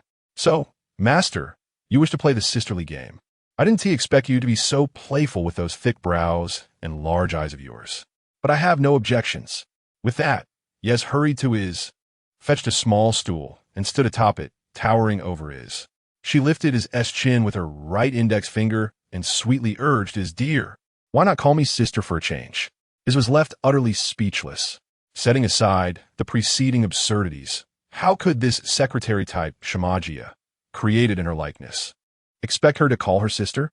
Was there no sense of propriety? Regrettably, Iz's introverted nature made her ill-equipped to handle Yaz's exuberance. "Enough." Bai Yu stepped forward and pulled Yaz down from the stool, instructing, "Yaz, let us tone down that mischievousness at home. From today onwards, aside from my commands, you will heed Iz's, and you must refer to her as sister." Bai Yu understood that Yaz meant no harm. Her vivacity was simply a part of her character. He was reluctant to deal with unnecessary complications, preferring that Iz manage Yaz instead. "Please, Master." Upon hearing Bai Yu's words, Yaz clung to him, pouting. "Have you grown to dislike me already?" "Yes." Bai Yu, suppressing his laughter, gazed deeply into her eyes. "Are you planning to disregard my commands from the outset?" "Oh, I understand now, Master." Once she realized Bai Yu was serious, Yaz nodded begrudgingly, her lips pursed in discontent. Seizing the opportunity, Iz quickly climbed onto the stool Yaz had just vacated, raising herself above Yaz. She lifted Yaz's chin with her index finger and echoed, "Yaz, dear, let us hear you call me sister." "Yaz? Those are my words." To her surprise, this seemingly gentle is displayed a cunning side. Yet, Bai Yu seemed particularly fond of her. How infuriating. "See, sister," glancing at Bai Yu, Yaz reluctantly muttered. "Very good." Is, mimicking Bai Yu's earlier gesture, gently patted Yaz's head, a radiant smile illuminating her face. Their sisterly bond brought her one step closer to the technological singularity. A cause for celebration indeed. As time passed, evening soon fell. While Yaz was playfully interacting with a small orange cat, she suddenly sensed something amiss. Her demeanor shifted, her gaze icy. "How audacious of these intruders to disturb my master." "Master," is reported to Bai Yu, her expression now serious. "Satellite Z has detected an attack on your residence. Due to the incomplete installation of the Omni Home system, we are unable to mount an effective defense or counterattack. 2 construction-type Shamagias have sustained varying degrees of damage. Immediate intervention is advised in that moment." A projection materialized before Bai Yu, revealing a young woman with green hair. Clad in a green bodysuit and cape, her appearance quite appealing. She stood before Bai Yu's residence, manipulating the surrounding metallic structures with her hands, causing them to undergo terrifying transformations. As a result, Bai Yu's own steel abode suffered considerable damage. Several construction-type Shamagias, indistinguishable from ordinary human workers, attempted to intervene. However, as mechanical beings, they were rendered powerless against the woman's abilities. "She is Polaris?" Instantly recognizing the woman in the projection, Bai Yu furrowed his brow. Polaris, originally known as Lorna Dane, is the daughter of Magneto, sister to Quicksilver and Wanda. Like her father, Polaris possesses the power to manipulate magnetic fields, albeit with far less potency. Regardless, Polaris had no business being there, nor should she be causing destruction to Bai Yu's abode. Bai Yu instinctively sensed something was amiss. Perhaps this was not Polaris' intent. Sure enough, Master is now connected to Satellite Z, reported again. According to the analysis, the Polaris you mentioned is likely under the influence of a mental force. The perpetrator is probably not far from her. Why bother with the details? Yaz interjected coldly. If this villainess is sabotaging the home that Master has painstakingly restored, we cannot allow her to succeed. Moreover, the most straightforward way to free someone from mental control is to awaken them directly, and we certainly cannot overlook the puppet master behind this. Like Yaz was not a damsel in distress requiring protection. If necessary, she could transform into Kamen Rider Arc Zero with the aid of Satellite Arc, unleashing formidable power. Chapter 78. The Imperial Knight Armor, wielding the Heisei blade. Yaz, you must exercise caution. Upon hearing Yaz's words, Is turned to her and said, Miss Polaris possesses the ability to manipulate magnetic fields. As a Shamagia, even in your transformation into Kamen Rider 01, you will be somewhat restrained by her powers. TCH, Yaz dismissed the concern. With her limited control over magnetism, I could take her on directly. And besides, I might not even choose to confront her head-on. I see. Before his could respond, Yaz jested, Could it be that your Kamen Rider too lacks the strength and has become timid? Rest assured, I shall protect you. As long as you call me sister from now on. That won't be necessary. It shook her head. I admit that both your Kamen Rider 01 and my Kamen Rider 2 have ways to subdue Miss Polaris.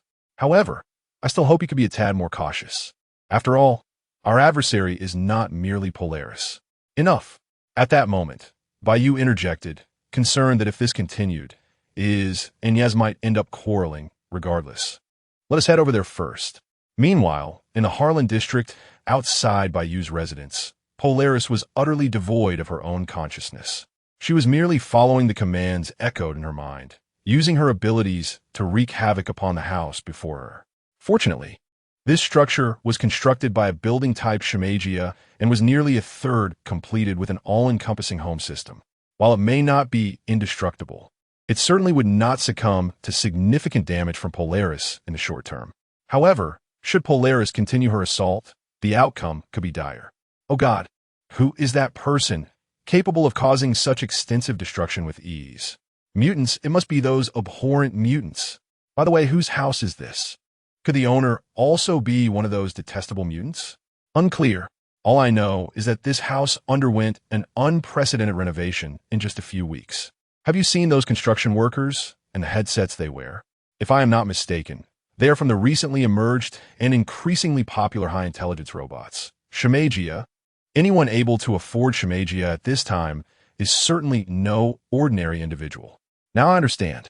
Those loathsome mutants must be attempting to declare war on us humans by attacking significant figures among our kind. Regardless, mutants are nothing more than filthy pests lurking among us humans, the most dangerous virus of all. Hurry, notify the relevant authorities immediately. That damned mutant must be captured. Or better yet, executed on the spot. Bai Yu's residence was not located in a desolate area. Thus, Polaris's presence and actions quickly garnered the attention of many nearby. Her identity as a mutant instantaneously ignited feelings of fear, anger, and disgust among the ordinary populace. In comparison, while people were somewhat curious about the identity of the attacked residence's owner, their focus remained primarily on Polaris's mutant identity. It is no exaggeration to say this incident would inevitably be used by some as an excuse to further oppress the entire mutant community. Of course, these matters were of no concern to Bai Yu. What truly mattered to him was Rider time, Kamen Rider, Zeal. Armor time, Kamen Ride. Wow, decade, Ride Hayes Saber. As the transformation sound resonated, a figure resembling Kamen Rider Zio emerged. Adorned with silver armor on arms and legs, vibrant magenta stripes embellishing its body, a face akin to a display screen, and wielding a silver longsword edged with red stripes. Stepping forth from the Aurora curtain towards Polaris, ZOS Imperial Knight Armor, wielding the Heisei blade. Simultaneously, Waz appeared, one hand holding the open chronicles of celestial demons, while raising the other in celebration. Rejoice! He is the king who embodies all riders, mastering the past and future, transcending time. Now he has inherited the power of a Kamen Rider, transforming into Kamen Rider Zio in his Imperial Knight armor form. After his proclamation, Waz retreated slowly, as if to cede the stage entirely to his Dark Lord. What? Is that Kamen Rider Zio mentioned by the World Safety Council? Is this his new form? Truly impressive. Fantastic. It seems we need not notify the authorities. Zio will surely crush that detestable mutant for us. After all, those bureaucrats would likely be of no use anyway. At this moment, those who recognized Bai Yu's identity from the transformation sound and Waz's celebratory words were filled with excitement. Previously, they could only view Zio on television, yet now they beheld him in person. Instantaneously, many began to take out their phones and cameras to capture the moment. The mutant was of little concern to them for the time being. However, should they manage to obtain close-up footage of Zio, they might even share it online or sell it to newspapers, seizing the opportunity for a small profit. Ahead, boom! Polaris sensed Bai Yu's approach and immediately commanded the surrounding metallic constructs to hurl themselves at him. In response, Bai Yu remained silent, not altering the speed or angle of his stride in the slightest. However, those incoming metallic constructs were met with his formidable telekinetic power, rebounding back towards Polaris. Moreover, the Riga dial emerged autonomously, and the button above pressed itself down. Ryuga. In an instant, accompanied by electronic sounds, a layer of mirrored surface materialized before Bai Yu, releasing identical metallic constructs that surged towards Polaris. What? In that moment, even though Polaris was under the influence of a telepath, her expression shifted dramatically. With all her might, she struggled to deflect the incoming metallic constructs to the side. Yet, Polaris's demeanor did not relax. Instead, it grew increasingly grave. For at that moment, the composed figure, seemingly invincible, had finally arrived before her. Chapter 79. Professor X's Dilemma Ding. Signing in at Polaris was a success, and the reward received was the eternal ride dial. Bai Yu, who initially intended to swiftly eliminate Polaris, was momentarily taken aback upon hearing the system's announcement. The Kamen Rider Eternal, featured in Decade, is the secondary rider. Unlike Decade, who can transform into various Kamen Riders Eternal has the unique ability to summon other Kamen Riders, unrestricted by the categories of primary, secondary, or tertiary riders. Setting aside the passionate forms of Decade and the God Master 21 form, Eternal's prowess is certainly not inferior to the former. Crucially, the summoning of riders and the execution of other skills are facilitated through the Eternal Driver, which resembles a firearm in design. This implies that Bai Yu can harness an additional layer of Eternal's power while transform into Decade's armor or any corresponding form of other Kamen Riders. However, this experimentation can wait for a more opportune moment. For now, the mere fact that Polaris can compel Bai Yu to utilize Decade's armor is a testament to her significance. Time seemed to stand still for Polaris and her companions, as only a brief moment elapsed. Thus, Bai Yu quickly regained his composure and resumed his intended actions. "Hey Blade! Blade! Dual time break!" Accompanied by an almost grotesque electronic sound, Bai Yu wielded the blade, now extended into the Thunder Sword, and struck decisively at Polaris before him. No! The pupils of Polaris constricted sharply. Under the threat of imminent death, it appeared that even the mental control in her mind had loosened significantly. Then, bang! As anticipated, under Bai Yu's powerful slash, Polaris's graceful form was propelled backward, ultimately crashing heavily to the ground, her fate uncertain. Most likely, she had met her end. Yet, that was inconsequential. The Time King's secondary dial would soon intervene. What mattered more was uncovering the puppet masters, controlling Polaris, and dealing with them. Yes, and their companions must be nearing their objective, Bai Yu mused. His actions were not solely directed at Polaris. He was also drawing the attention of those lurking in the shadows, thereby buying precious time for Iz and Yaz's mission. As expected, Arc 01. Authorize. Progress. Final conclusion. Arc Rising Hopper A. Jump to the sky to gain hatred. 02 Jump. Let's give you power. Let's give you power. Let's give you power. 02 Rise. Road to glory has to lead to a growing path. Change 1 to 2. Kamen Rider 02. It's never over. With the distinct sounds of transformation echoing, a fierce battle erupted several hundred meters away on a rooftop. God, what is happening? Wasn't that repugnant mutant already dealt with? Why does it seem there is more to the situation? We must trust the Time King. He will surely vanquish the enemy and protect us. Indeed, the Time King. The Time King. The crowd around them erupted in confusion and cheers. They believed the Time King stood as their protector, a superhero on their side. However, the reality was that he had never truly regarded them. In the distance, Bai Yu glanced toward the source of the conflict and ascended into the air, swiftly heading in that direction. Although he was not currently utilizing the rapid-moving powers of Kamen Riders, like 555 or Kamen Rider Kaido, crossing a mere few hundred meters was effortless for him, a matter of a heartbeat. Meanwhile, in the throng of onlookers, Professor X, seated in his wheelchair, accompanied by Wolverine. Observe the scene. Initially, Professor X had contemplated addressing Bai Yu regarding his previous comments about his people. However, they had not intended to visit Bai Yu that evening, planning instead to rest for the night. Yet, upon arrival, they were met with the sight of Bai Yu attacking Polaris. Nevertheless, Professor X was aware of Bai Yu's capability to resurrect the deceased through time manipulation. Therefore, he was not overly concerned about Polaris's condition. But, Logan, witnessing Bai Yu ascending and the surrounding cheers, Professor X, through telepathy, turned to Wolverine with an unspoken question. Why, despite possessing immense power and not being a virtuous being, has the World Security Council crafted him into the quintessential superhero, even dubbing him a deity among men?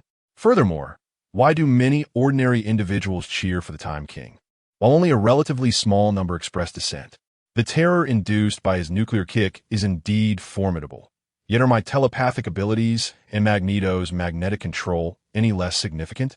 While the Time King largely pursues his own agenda, seemingly indifferent to the World Security Council, the X-Men tirelessly dedicate themselves to protecting humanity, even at the risk of their lives. Why then is the treatment of the two factions so starkly different? Possessing formidable strength, ruthlessly lethal yet not indiscriminate, exhibiting remarkable agility, and roaming freely without ties or weaknesses. After a moment of contemplation, Wolverine mentally replied. Perhaps this is precisely why the World Security Council seeks to control the Time King while continually promoting him. The official endorsement undoubtedly shapes public perception. Chapter 80. Hellfire Club to reinterpret Wolverine's words. Professor X possesses unparalleled telepathy. With his specially crafted helmet, he could almost instantly eliminate all ordinary humans and mutants on Earth. However, in the face of humanity, he appears excessively weak, akin to a lovesick dog chasing after unattainable prey. One must ponder which goddess would pay heed to the thoughts of a sycophant. Magneto wields formidable control over metal, and if paired with a mutant capable of teleportation, he would be indistinguishable from a human-shaped nuclear weapon. Alas, while Magneto is ruthless, he lacks the necessary severity and often misidentifies his targets. Consequently, while humanity fears Magneto, they are more inclined to seek his demise. If Professor X and Magneto could complement one another, one playing the role of the benevolent and the other that of the malevolent, perhaps the plight of mutants could be altered. Nonetheless, these considerations are not the crux of the matter. The paramount issue remains the stance of the human elite. It is worth noting that one of the primary reasons for the widespread disdain ordinary citizens in America hold towards mutants is due to the deliberate manipulation by the upper echelons of society.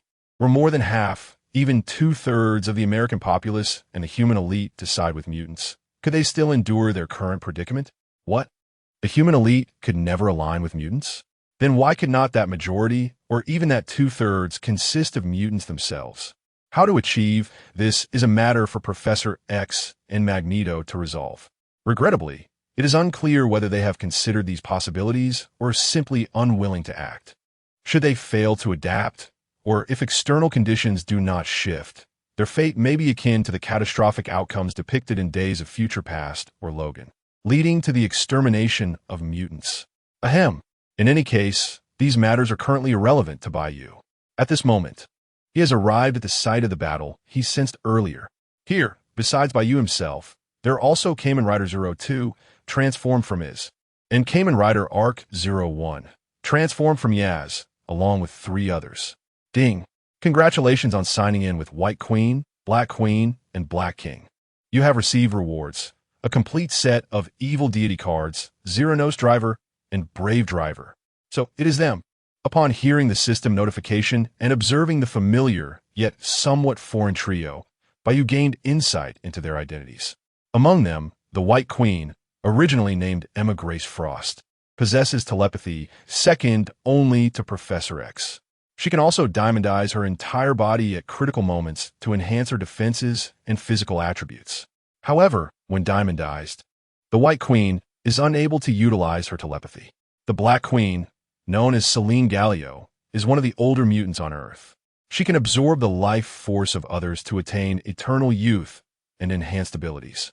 In addition, the Black Queen is a powerful sorceress, feared by most superheroes and supervillains due to her dark magic. The Black King is a heavyweight in this scenario. Originally named Sebastian Shaw, he possesses the mutant ability to absorb all forms of energy and convert it for his own use. Even when struck by a pure punch, he can absorb the kinetic energy and retaliate with equal force. As a result, the Black King often provokes his enemies, relishing the opportunity to absorb energy and strike back. Over time, this may lead to peculiar habits. In summary, the White Queen, Black Queen, and Black King are all formidable mutants and members of the Hellfire Club. Initially, this club attracted high-ranking nobles and influential figures, but it gradually evolved into an organization primarily composed of mutants. As for the rewards Bai Yu obtained from signing in with the White Queen and the others, the evil deities are a race of monsters from Deno. By entering into contracts with humans and distorting their wishes, the evil deities can return to a specific timeline in the past to cause chaos. Kamen Rider Zero Nose is a secondary rider in Deno, whose power level is average at best, suitable for filling in numbers. Kamen Rider Brave from Xaid boasts a final Explorer player, form with a punch strength data reaching 95 tons, surpassing that of most Heisei main riders. Although there is a gap compared to Kronos' 110 tons, it is still quite impressive. However, Bai Yu is more concerned about the battle ahead. Where did these two come from? Why had he never heard of them before? The Black Queen, struggling against Iz's attacks with her dark magic, wore an increasingly grim expression. Initially, she believed her opponent would solely be the recently renowned Kamen Rider Zio. However, not only had she not encountered the main adversary, but she was also blocked by two almost identical yet unfamiliar women. Furthermore, the Black Queen sensed that if this continued, she might very well lose. They are high-intelligence machines, equipped with devices from Fudo Intelligence Company. Beside her, the White Queen, also confronting Iz's attacks, found herself in an even more precarious position. They should be the recently released Shumagarath from the company. Little did she expect that not only were they Kamen Riders like Zio, but their strength was also formidable. The White Queen's pride in her telepathy proved useless against the Shumagarath, effectively having her combat capabilities. Even when diamondized, facing Kamen Rider 02, whose punch strength data stands at 62 tons, holds little significance. Thus, the White Queen can only provide support to the Black Queen while remaining cautious to avoid being taken out by Kamen Rider 02. Moreover, the identity of the chairman of Fudo Intelligence Company is confidential. All external operations are managed by corresponding Shumagarath. Iz and Yaz are specifically designated as the secretary-type robots for the chairman, Bai Yu, and they too have no need to appear before outsiders. Consequently, the Black Queen and the White Queen do not recognize Iz and Yaz, nor are they aware of the latter's relationship with Zio. In contrast to the White Queen's predicament, the Black King's situation appears considerably better. Perhaps, at this moment, Yaz, transformed into Kamen Rider Arc 01, was simultaneously attacking while voicing his disdain. You disgusting waste, useless garbage, a cockroach from the sewer. Why won't you just die? If you don't die soon, how can I surpass Iz in performance and earn more of the master's favor? How infuriating. Had I known that a revolting cockroach like you would be here, I wouldn't have left those two weaklings for Iz. Chapter 81. Heisei Riders, Infinite Time Shatter. The Black Emperor possesses the ability to absorb the energy generated from the attacks of Kamen Rider 01, thereby enhancing his offensive and defensive capabilities, as well as his self-healing abilities. He can even return the opponent's attacks. This results in Yaz, transformed into Kamen Rider 01, finding it exceedingly challenging to contend with the Black Emperor, despite his formidable strength. In contrast, not far away, is transformed into Kamen Rider 2, facing two adversaries, yet managing to suppress both the Black Empress and the White Empress. This disparity fuels Yaz's fury, her desire for the Black Emperor's immediate demise intensifying, wishing for a particularly gruesome end. At this moment, the Black Emperor, feeling somewhat irritated, finds himself on the receiving end of taunts, a stark reversal of his usual role as the provocateur in combat. He cannot fathom being unsettled by a girl who seemingly appeared from nowhere. Wait, your master must be that time king, right? Unfortunately, he can only flaunt his prowess before mere mortals. Before me, he is nothing but a pretender, he scoffs. You should surrender and abandon your allegiance to a clown elevated to a pedestal. In response to the Black Emperor's mockery, Yez remains unfazed, retorting with disdain. A mere toad at the bottom of a well dares to speak of soaring dragons? You, a rat in the gutter, ought to scurry back to your dark corner, gratefully gnawing on discarded refuse. Your feeble gaze toward my master is an immense insult to him. What audacity gives you the right to bark before me? The Black Emperor finds himself in a state of utter frustration, having never encountered such a disheartening battle in his life. This girl seems to perfectly exploit his abilities, ensuring every strike inflicts maximum pain while preventing him from absorbing sufficient energy for a counterattack. For even if he were to absorb energy, it must be converted into offensive, defensive, or healing powers, or else Yes could easily vanquish him. Yet, this conversion inevitably results in energy depletion, and Yes adeptly capitalizes on the limits of his absorption and conversion capabilities. Despite his undefeated status, he still feels the sting of pain when struck. Fortunately, he soon finds respite from these concerns as the atmosphere shifts dramatically. Finish time. Hey, Kamen Riders. Hey, say, hey, say, hey, hey, say, hey, say, hey, decade. Heisei Riders, Ultimate Time Break, accompanied by an intensely dramatic sound effect and an energy projection featuring the rider emblem. A blade of energy descends from above, aimed directly at the Black Emperor. Reacting instinctively, the Black Emperor gathers all his energy into his hands, attempting to block the impending attack. However, with a pained scream and a thunderous crash, the building, only 7 or 8 stories tall, begins to explode and collapse from the rooftop downward, creating a vast pit in the ground. Had it not been for Iz and Yaz's swift evasion and their own robust defenses, they might have found themselves caught in the chaos. In the center of the newly formed pit, Bai Yu stands triumphantly atop the bloodied and battered Black Emperor, looking down from his elevated position. Who is it you called a clown? I didn't quite catch that. Care to repeat yourself? It is well known that humans have their limits, and mutants are no exception. When energy reaches a certain threshold, the Black Emperor's ability to absorb it only accelerates his demise. Bai Yu, even without transformation, possesses power comparable to that of Captain Marvel. Not to mention, he currently wields the Time King, Decade armor in its second tier, amplified fourfold. Within the Heisei Riders' Ultimate Time Break, there lies the latent power of an additional 9 Heisei main riders yet to be summoned by Bai Yu. Thus, the building collapses, and the Black Emperor is left on the brink of defeat. Coughing heavily, the Black Emperor gasps, "Time King, do you truly believe you have one? Look around you. You have destroyed a building, killed over 100 people inside. Soon, you will become the world's enemy. To be honest, even I did not anticipate your foolishness." Before the Black Emperor can finish, Bai Yu dismissively retorts, "A character as pathetic as you dares to challenge the world against me? Odin, time advent." In the next moment, the Odin dial materializes before Bai Yu, pressing down on the upper button. Instantly, a shadowy golden clock projection unfolds around Bai Yu, extending over a radius of 100 meters. As the clock's hands spin counterclockwise, the devastation, the damaged home, the injured structures, the perilous North Star, and the ruined floors all revert to their original condition in an instant. Bai Yu and the Black Emperor find themselves back on the rooftop of the high-rise, but under Bai Yu's deliberate guidance, the Black Emperor's wounds remain unhealed. What terrifying power! Nearby, the Black Empress and the White Empress seem to have forgotten the battle, gazing in disbelief at Bai Yu, who still stands with his right foot planted on the Black Emperor. They have lost all resolve to continue fighting. After all, even the strongest member of the Hellfire Club, the Black Emperor, has been reduced to a fool by the Time King's blade.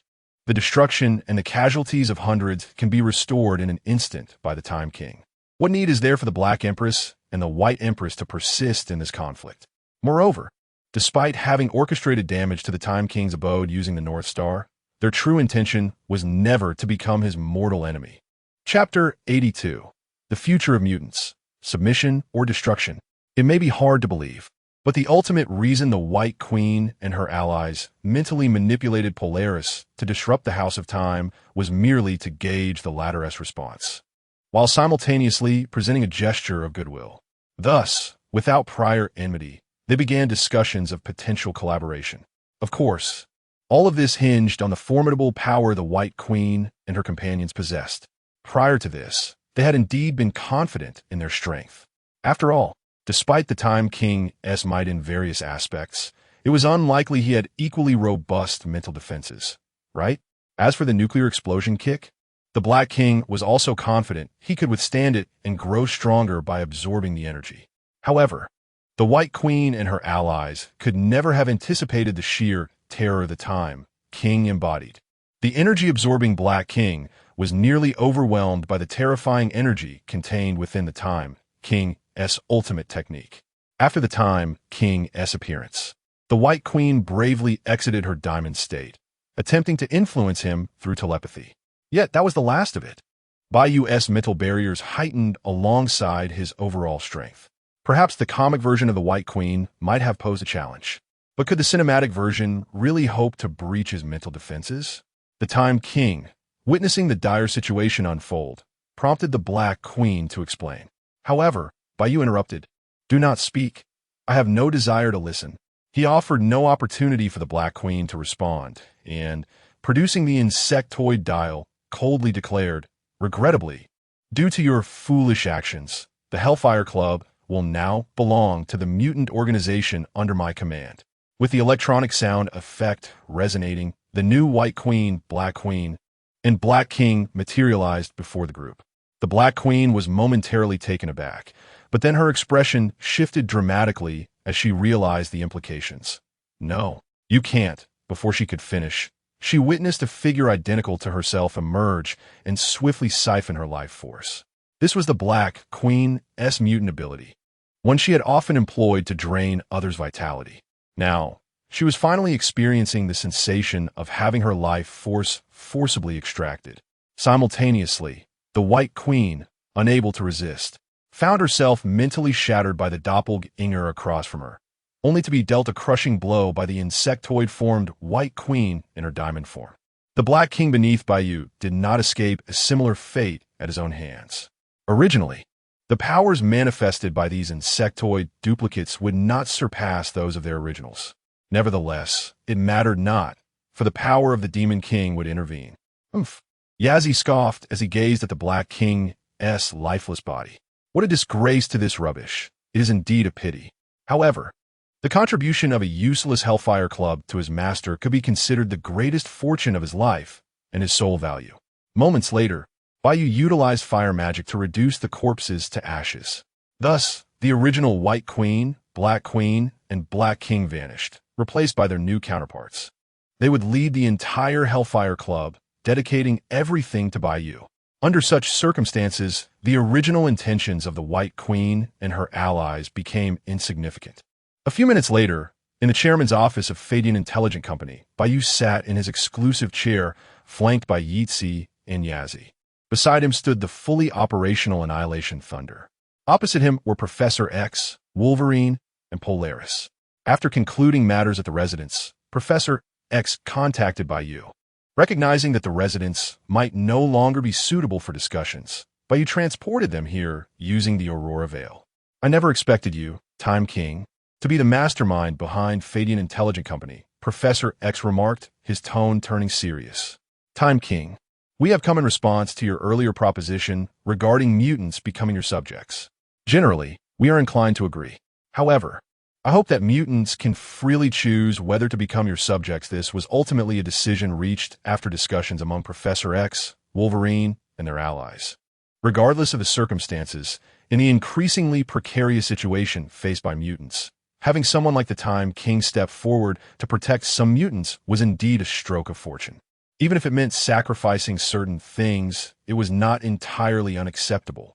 During their deliberations, Professor X and his companions realized they did not possess the authority to make such decisions on behalf of the entire mutant race.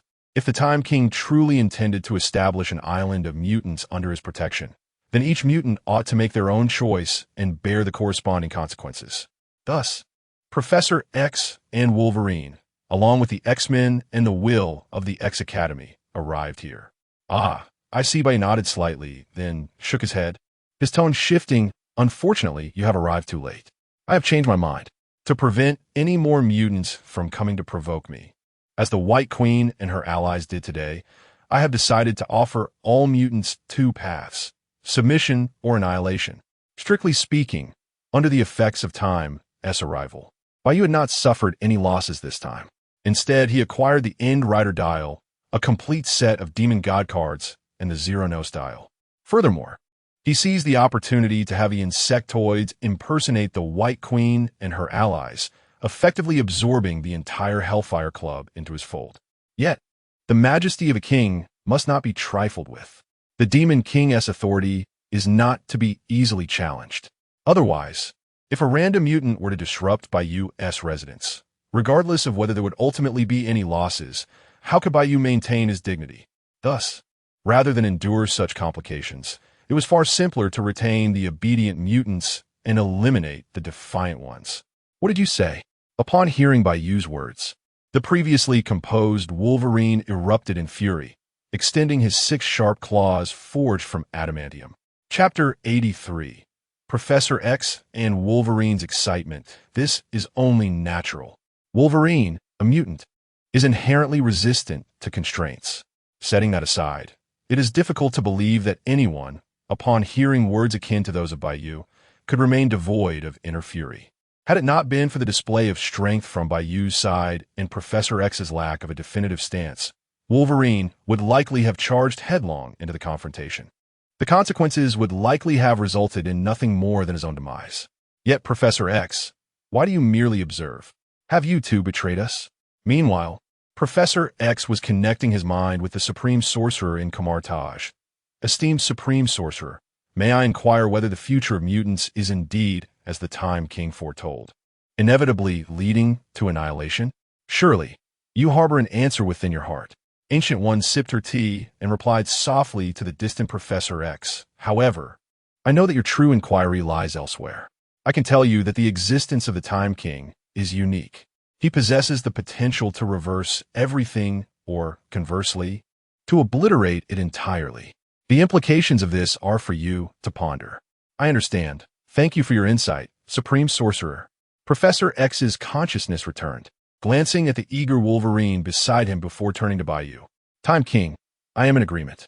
I am willing to submit, though I can only speak for myself. I will endeavor to persuade others, but I cannot guarantee success. Freedom, dignity, glory, these may seem paramount, yet often they're insignificant in the face of death, especially in the face of senseless demise. Professor X could sacrifice his life for mutants, but he cannot allow the lives of all mutants to vanish due to a single decision of his own. The future is already clear. Both his path and Magneto's lead only to a tragic extinction of mutants. So, why not attempt something new? Crucially, the Time King's power was intensifying, now demonstrating formidable abilities to reverse time across vast expanses. This meant that as long as the Time King retained his consciousness and that peculiar dial, even in defeat, he could revert everything to its original state. He could even allow only himself and those he cherishes to return to that point. How could one triumph over such an adversary? Perhaps Professor X might attempt to influence the Time King with his telepathic abilities. Yet, he dare not gamble, for failure could usher in an enemy far more formidable than ordinary humanity. The ultimate outcome would likely hasten the mutants' extinction. Furthermore, Professor X was concerned about the Ancient One's stance. Though she did not overtly reveal it, he sensed her inclination to trust the Time King. Professor X was willing to trust the judgment of his Supreme Sorcerer. However, he reiterated, he could not represent, nor did he believe he could speak for all mutants. What? Wolverine gazed incredulously at Professor X. Could it be that the latter had indeed betrayed them? After a moment of contemplation, Wolverine retracted his claws and cautioned Professor X. I hope we both do not regret today's choice. Wolverine may not trust the Time King, but he was willing to place his faith in Professor X, believing that the latter must have his reasons. If all else failed, Wolverine could always reconsider later. Very well. Bai Yu was somewhat surprised by Professor X's decisiveness and choice, but the details were inconsequential. Professor X, Wolverine, you shall return to the X-Men, the X-Mansion, and the other mutants to convey my message. However, you must persuade them swiftly. Otherwise, you may find yourselves as adversaries. As the second mutant to pledge allegiance to me, I shall grant you a small boon. With that, Bai Yu produced the Empty Me dial and the Time King dial, pressing them against Professor X and Wolverine respectively, before summoning the Auroral Veil to transport them away. Elsewhere, outside the X-Mansion, Professor X and Wolverine were instantaneously returned from Fly Electric Corporation under the influence of the Auroral Veil. However, they stood frozen in place, speechless and motionless. After a prolonged silence, Wolverine finally spoke, disbelief and excitement evident in his voice. It seems I have regained my memories due to a prior experiment. Wolverine had acquired an adamantium skeleton and claws, but had lost all recollection of his past. Even Professor X was unable to assist him in recovering his memories in a short span. Yet the Time King had accomplished this feat. The method was not difficult to surmise. He had reversed a portion of Wolverine's time to before the experiment, while retaining the memories from the years following his amnesia. Indeed, it was that straightforward, not challenging at all. However, at this moment, Professor X appeared even more exhilarated than Wolverine. He slowly stood from his wheelchair, even managing to take a few steps unaided. Alas, his head remained bald. Ahem. In any case, Professor X had undergone events that necessitated his reliance on a wheelchair or the forfeiture of his telepathic abilities. Yet, for the sake of leading the X-Men and the ideal of coexistence between mutants and humanity, he could not relinquish his telepathic gifts. Thus, he had remained in that wheelchair for decades. But now, not only had he risen, he could sense that his telepathic abilities were intact and undiminished. A miracle. This was nothing short of miraculous. Even with his usual composure, Professor X found himself murmuring in disbelief. He had never imagined that the Time King could achieve such a feat. Contemplating further, could it be that as long as the Time King wished, he might also suppress or even optimize the X gene that grants mutants their abilities? Perhaps. You were right this time. Meanwhile, upon realizing the changes in Professor X, Wolverine pondered for a moment before nodding. Perhaps the Time King truly can alter the future of mutants and bring us hope.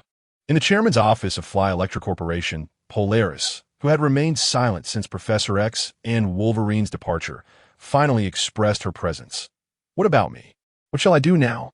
Not long ago, while playing with her friends, she had inexplicably found herself in Harlem, been struck by a sword, and mysteriously arrived here, only to hear the Time King present two paths for mutants, while that old friend and rival of her father's had inexplicably agreed to submit. This feeling was indeed rather bewildering. Chapter 84. The Fluffy Commander. Unbeknownst to Polaris, her forthcoming fate loomed ominously ahead. Judging by the assertive demeanor exhibited by the king during his earlier conversation with Professor X and his companions, it appeared highly unlikely that she would return unscathed. Indeed, her apprehensions were not unfounded. Master, upon hearing Polaris's voice, Yez immediately suggested, "Shall we eliminate her?" Although she merely acted under the influence of the White Queen's telepathic connection, inadvertently damaging your residence. Any affront to the Master is unforgivable. Moreover, she is now aware of your true identity. Only the deceased can safeguard such secrets. Such a course of action would be ill-advised. Interjected is, shaking her head. Miss Polaris possesses some control over magnetic fields, albeit limited. Her abilities could still hold minor value. Her father, Magneto, is among the most formidable mutants openly recognized on Earth and leads the Brotherhood of Mutants. We could leverage Miss Polaris's connections to increase the likelihood of recruiting Magneto. Thus, I propose that we implant a micro-brainwave controller within Miss Polaris, rendering her a trivial aid in your quest for dominion. Indeed, her continued existence would yield greater value. And I could also have her as a plaything. Haha, Yaz added with a sinister grin. Polaris was taken aback. The two of them, so charming in appearance, spoke with such chilling intent.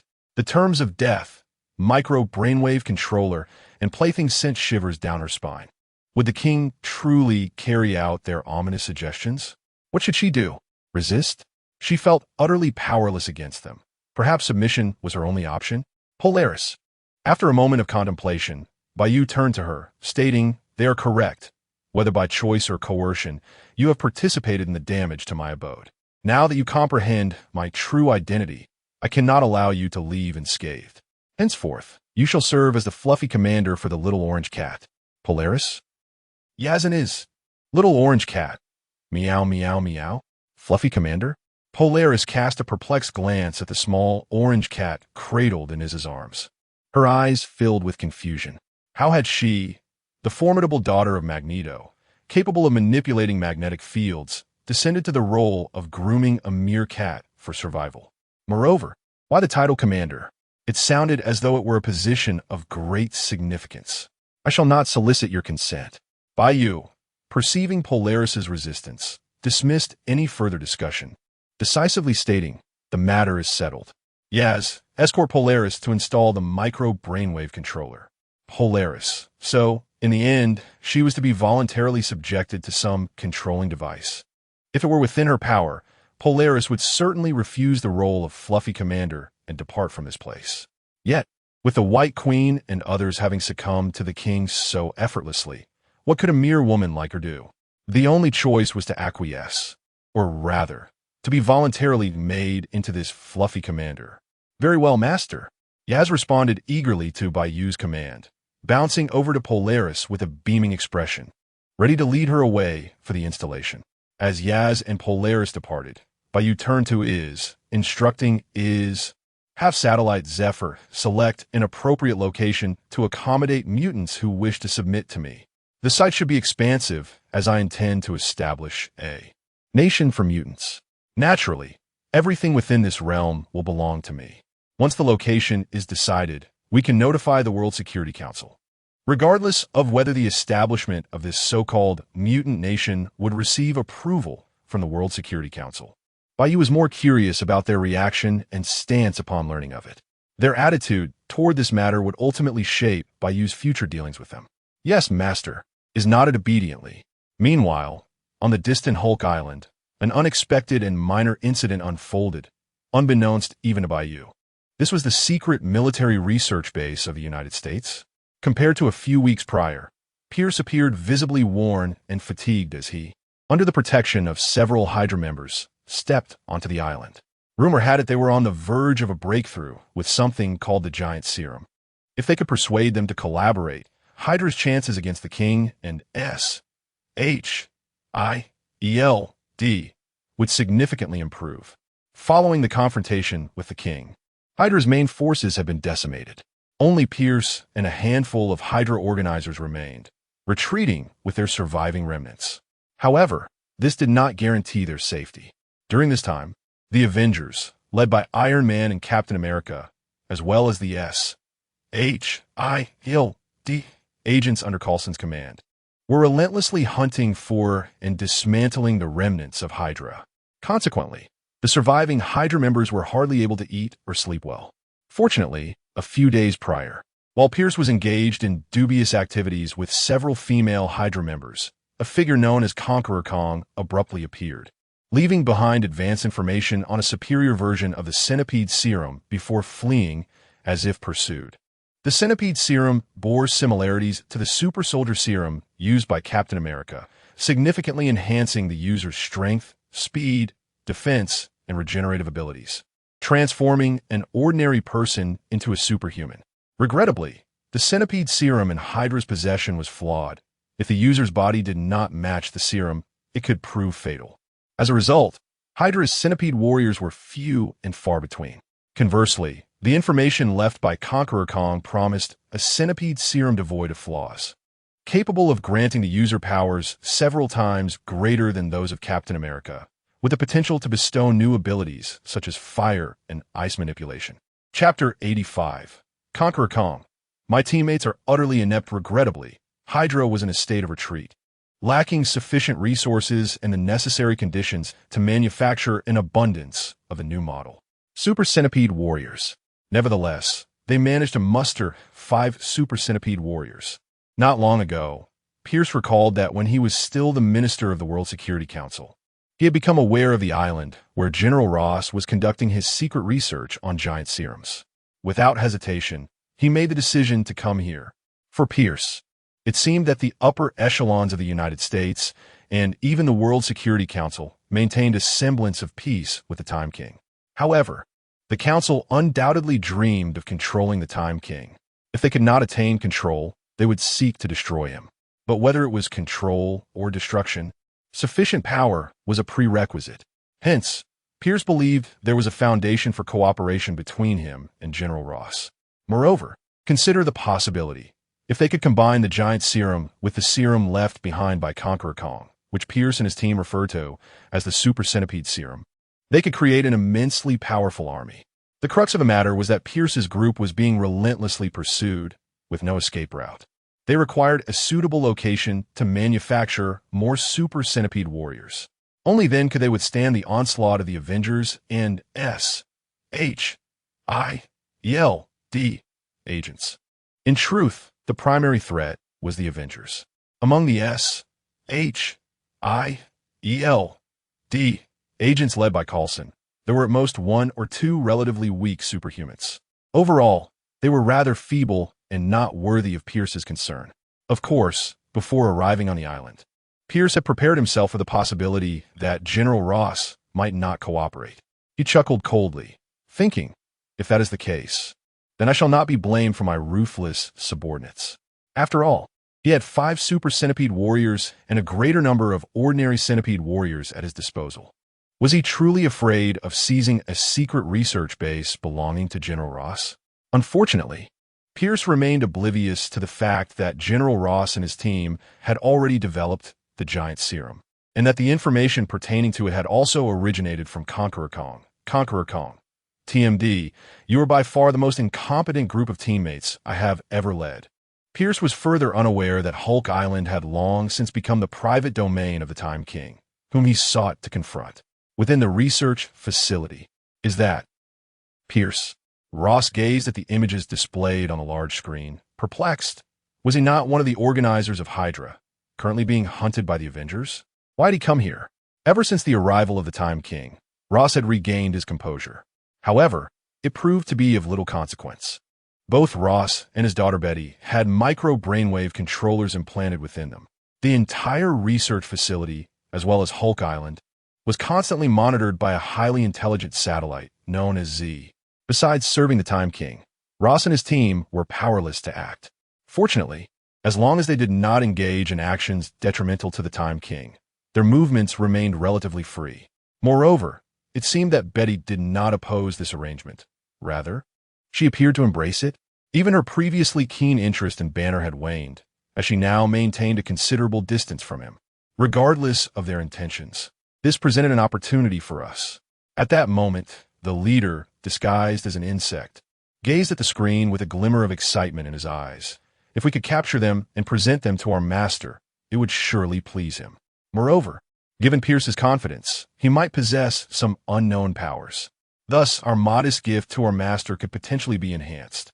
However, before taking any action, it would be prudent to engage in a charade with Pierce and his team to ascertain their true motives and hidden strengths, shall we? All insects in this world are absolutely loyal to Bai Yu.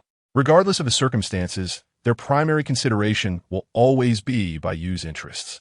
For instance, in the leader's eyes, Pierce's arrival might very well translate into a boon for Bai Yu. To avoid startling Pierce, the leader instructed the giants in the facility to revert to their human forms. The monstrous beings quickly found places to conceal themselves. Ultimately, only the leader, along with Ross and Banner in their human forms, would proceed to receive him. Approximately 10 minutes later, Pierce sat in a chair, gazing at the leader across from him, and laughed heartily. I never anticipated that Mr. Blue not only acquired intelligence far beyond that of ordinary individuals, but also, through adversity, became the principal figure of this secret research facility.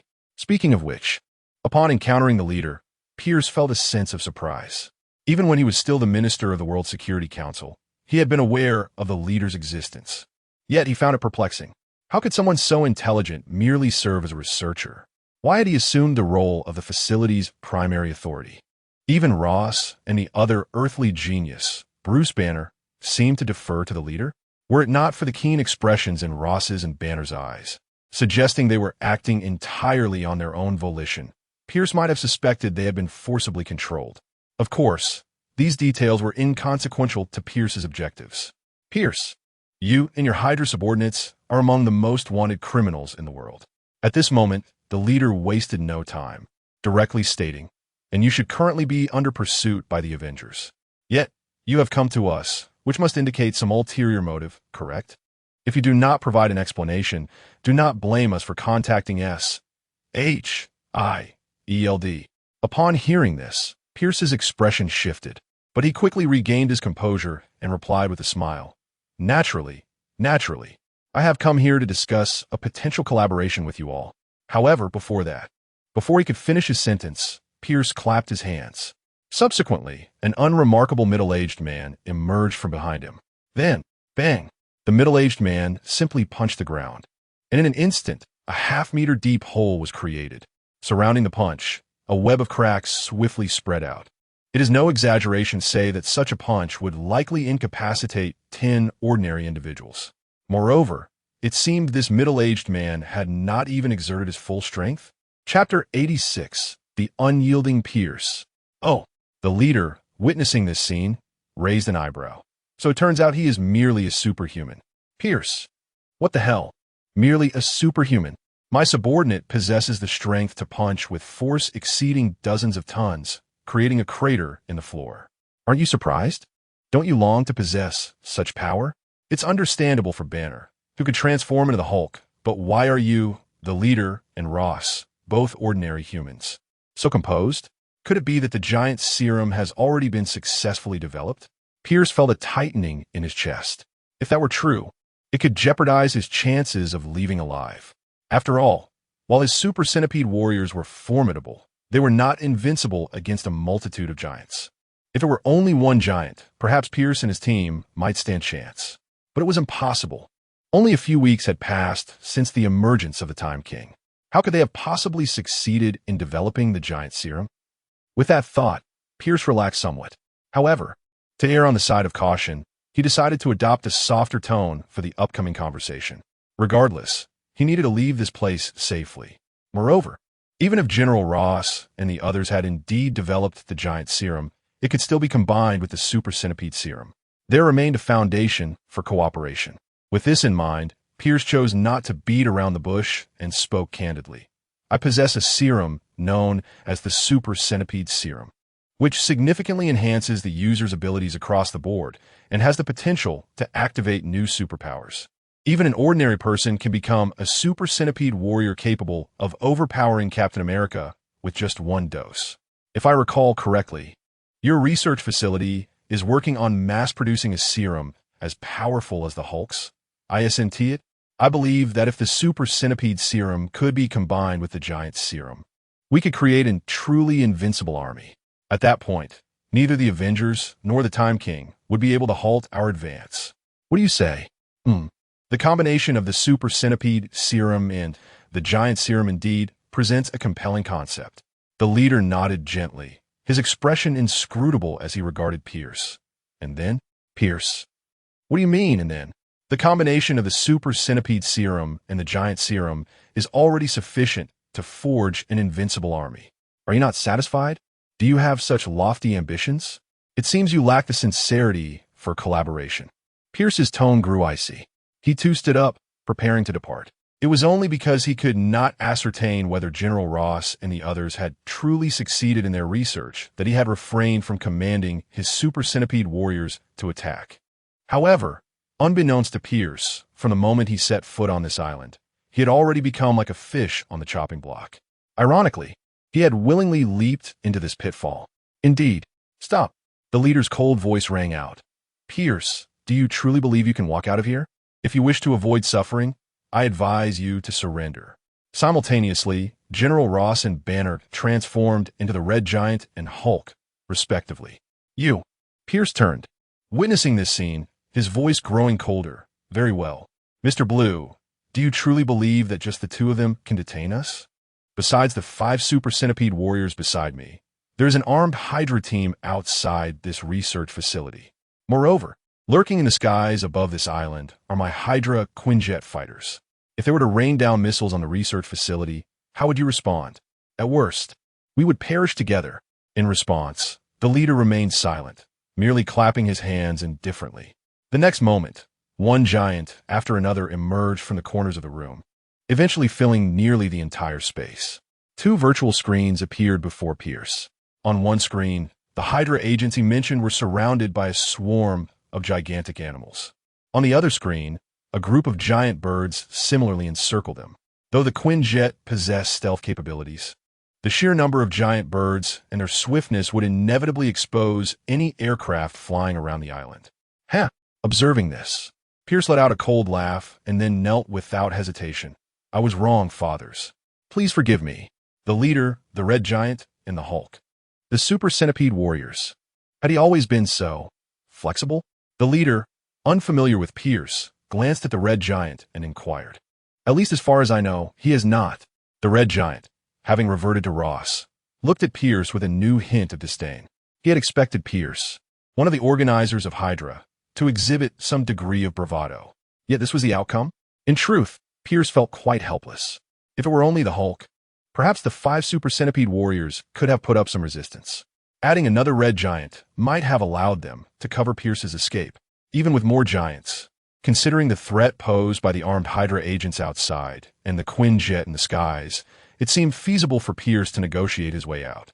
But now, faced with this dense multitude of enormous foes and giant animals, numbering in the thousands, what could Pierce do but kneel and plead? He did not wish to die here. Pierce, at that moment, a shimmering aurora enveloped several figures, one of whom, clad in a black trench coat and wearing a black eye mask, stepped forward to mock Pierce from above. It's been a while. How have you fallen so low? Not only do you kneel voluntarily, but you even call us fathers? How unfortunate that you fail to realize that someone like you is utterly unworthy of being our son. Chapter 87. Pierce. Impossible. Absolutely impossible. Nick Fury and Pierce have been longtime friends and comrades. Nick Fury believed he could trust Pierce with his life. Later, after becoming the Minister of the World Security Council, Pierce supported Nick Fury's ascension to the position of Director of S.H.I.E.L.D., declaring that S.H.I.E.L.D.'s mission was to maintain world peace. However, Nick Fury never anticipated that Pierce would be one of the leaders of Hydra. To his astonishment, his greatest enemy turned out to be his superior. In truth, it was precisely due to his trust in Pierce, coupled with the fact that Fury's authority was not as high as his, that Nick Fury failed to detect Hydra's infiltration in a timely manner. This trust was also one of the primary reasons Pierce had elevated Fury to the position of Director of S.H.I.E.L.D. At this moment, Pierce looked at Nick Fury, then glanced at Bai Yu, who was accompanied by two unfamiliar twin beauties, as well as the other leaders, including Ross. His expression filled with disbelief. You all, why are you? Given Pierce's former position, he was aware of the appearance of the Time King in his untransformed state. However, he had assumed that the World Security Council would undoubtedly be cautious regarding the Time King. The existence of a colossal army, which could potentially be used to restrain the Time King, was something he believed the latter could never know. This was one of the key reasons why Pierce sought cooperation from leaders like Ross. But what was happening now? Not only had the Time King appeared here, but Ross and the others showed no signs of vigilance. They even seemed to defer to him, as if he were in charge. Ding! Congratulations on successfully signing in, Pierce, and receiving the reward. Kamen Rider Police Dial. Kamen Rider Police is the second rider in Double. He possesses acceleration abilities similar to Bai Yu's. While it holds little value for Bai Yu at present, it is certainly better than nothing. Master, at this moment, is also reported to Bai Yu. Satellite Zaya has scanned and analyzed the super centipede serum brought by Pierce. Initial assessments suggest that this technology does not belong to this era. Conqueror Kong? Upon hearing this, Bai Yu quickly grasped the answer. It was undeniably intriguing to consider. Conqueror Kong must have come to this era to deal with Bai Yu. Yet, the giant serum he entrusted to others, the super centipede serum, might inadvertently enhance the powers of Bai Yu's subordinates. Bai Yu found himself looking forward to what kind of gifts Conqueror Kong would present next. Of course, in this context, Ancient One must also have played a crucial role. Had she not kept a watchful eye on Conqueror Kang's movements, limiting his opportunities for involvement, the narrative might have unfolded quite differently. Master, after is finished speaking, Yez quickly chimed in. Satellite Yak has located the remaining members of Hydra, including one hideous entity known as the Hive. In summary, as long as you wish, Master, we can eradicate Hydra from this world at any moment. The Hive? Bai Yu's eyes flickered. According to the lore of agents of S.H.I.E.L.D., Hydra had existed long before. The Red Skull merely appropriated the name. The Hive is the first Inhuman in the Marvel Cinematic Universe, possessing abilities such as parasitism, manipulation of Inhumans, superhuman physique, and rapid learning. Due to his excessive threat to Earth, the Hive was sent to a distant planet 1,400 years ago. Subsequently, his worshippers endeavored to bring him back to Earth, gradually evolving into the original Hydra organization. Needless to say, in Agents of S.H.I.E.L.D., in this world, the Hive had indeed returned to Earth. Unfortunately, some of the show's portrayals were rather lackluster. Despite the Hive's formidable abilities in theory, Bai Yu was left with but 2 words to describe him: weakling. If he were to add 2 more words, they would be Utterly pathetic. In any case, the hive was not a character worthy of excessive concern. However, capturing him for sign-in should pose no problem. Impossible, absolutely impossible. At this moment, upon hearing Yaz's report, Pierce completely lost his composure. My Hydra loses a head. And two grow back. To be cautious, I am not even fully aware of the whereabouts of the remaining remnants.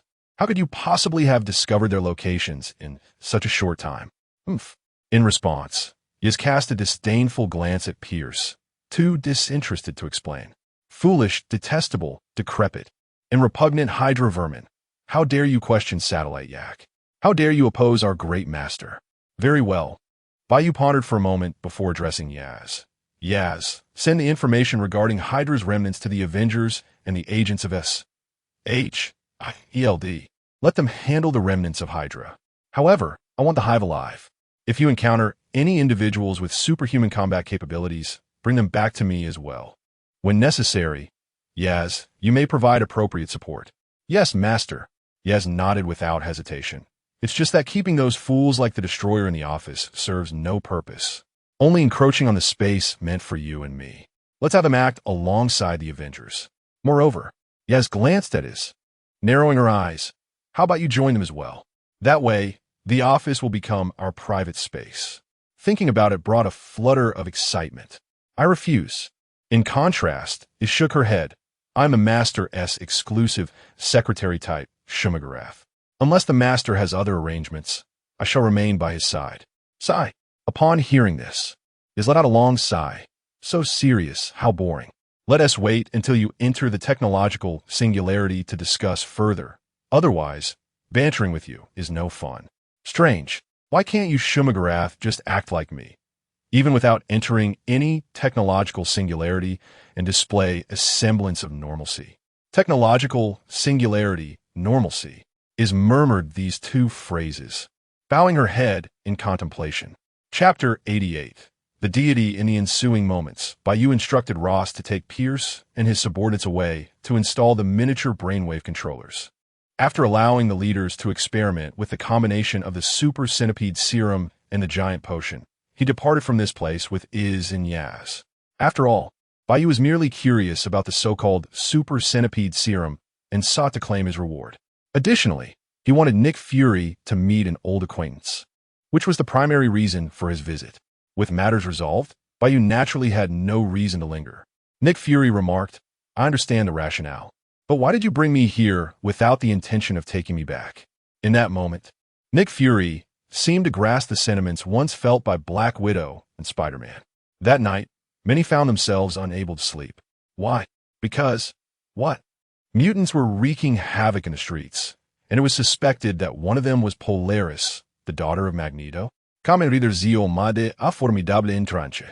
Effortlessly subduing Polaris and swiftly defeating 3 other powerful mutants. During this encounter, Zio's sword obliterated an entire building. However, fear not, for after the destruction, Zio immediately reversed time, restoring everything to its original state prior to the catastrophe, with the exception of the defeated mutants. Indeed, I can attest that I was present in that building. The contrast between life and death was exhilarating. A miracle? No, a divine phenomenon. This was undoubtedly a miracle. Zio was, no, he was not merely Zo, he was fundamentally the god of time. The World Security Council's assertions were indeed correct. A deity had descended upon Earth.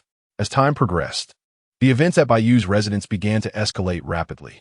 If Polaris's emergence merely fueled ordinary people's animosity towards mutants, then Bai Yu's act of demolishing a building and subsequently rewinding time to before the incident was a catalyst that ignited widespread panic. After all, such feats were undeniably beyond human capabilities. The adage time is money rings true. Even with advancements in technology, humanity remains incapable of reversing time. Moreover, let us not forget that, aside from certain Eastern nations, the populace of other countries holds a belief in the existence of deities. In the eyes of many, if Zio accomplished what only a god could achieve, then he must be regarded as a true god walking among men. Though the image of Kamen Rider Zo does not align with the deities worshipped across various nations, it matters little. Believers will act. Any existing descriptions of deities are mere human imaginings, not to be taken literally. Claims that a god can manifest in countless forms, and that Kamen Rider Zio is but one of those manifestations, are made freely. Strangely enough, such assertions have indeed captivated a considerable audience. It is worth noting that it was still nighttime, and the fervor of discussion had yet to peak. However, come the dawn, many things would inevitably change. The World Security Council was in disarray. It's over, it's all over. We have ruined everything. We warned against the God-making project, but you insisted on proceeding. And now, Zio is truly on the verge of becoming a god. Humans, gods, demons, and spirits are distinct concepts. In the face of demons and spirits, people harbor fear and hatred. Yet before a deity, they exhibit reverence, support, blind obedience, and even the willingness to sacrifice everything. Ironically, though, that scoundrel has only vanquished those deserving of judgment. Even amidst destruction, he can restore order with his temporal powers. Even if his actions contain elements of irrationality, under the brilliance of divinity. Such flaws are diminished and often overlooked. But consider this. If at this juncture, this deity were to proclaim a divine edict, what might transpire? The implications are chilling upon reflection. Moreover, the World Security Council bears its own culpability. This situation is akin to ancient China, where emperors and ministers declared someone a god. If that individual genuinely performed miracles without any evident flaws, wouldn't the common folk easily treat him as a true deity?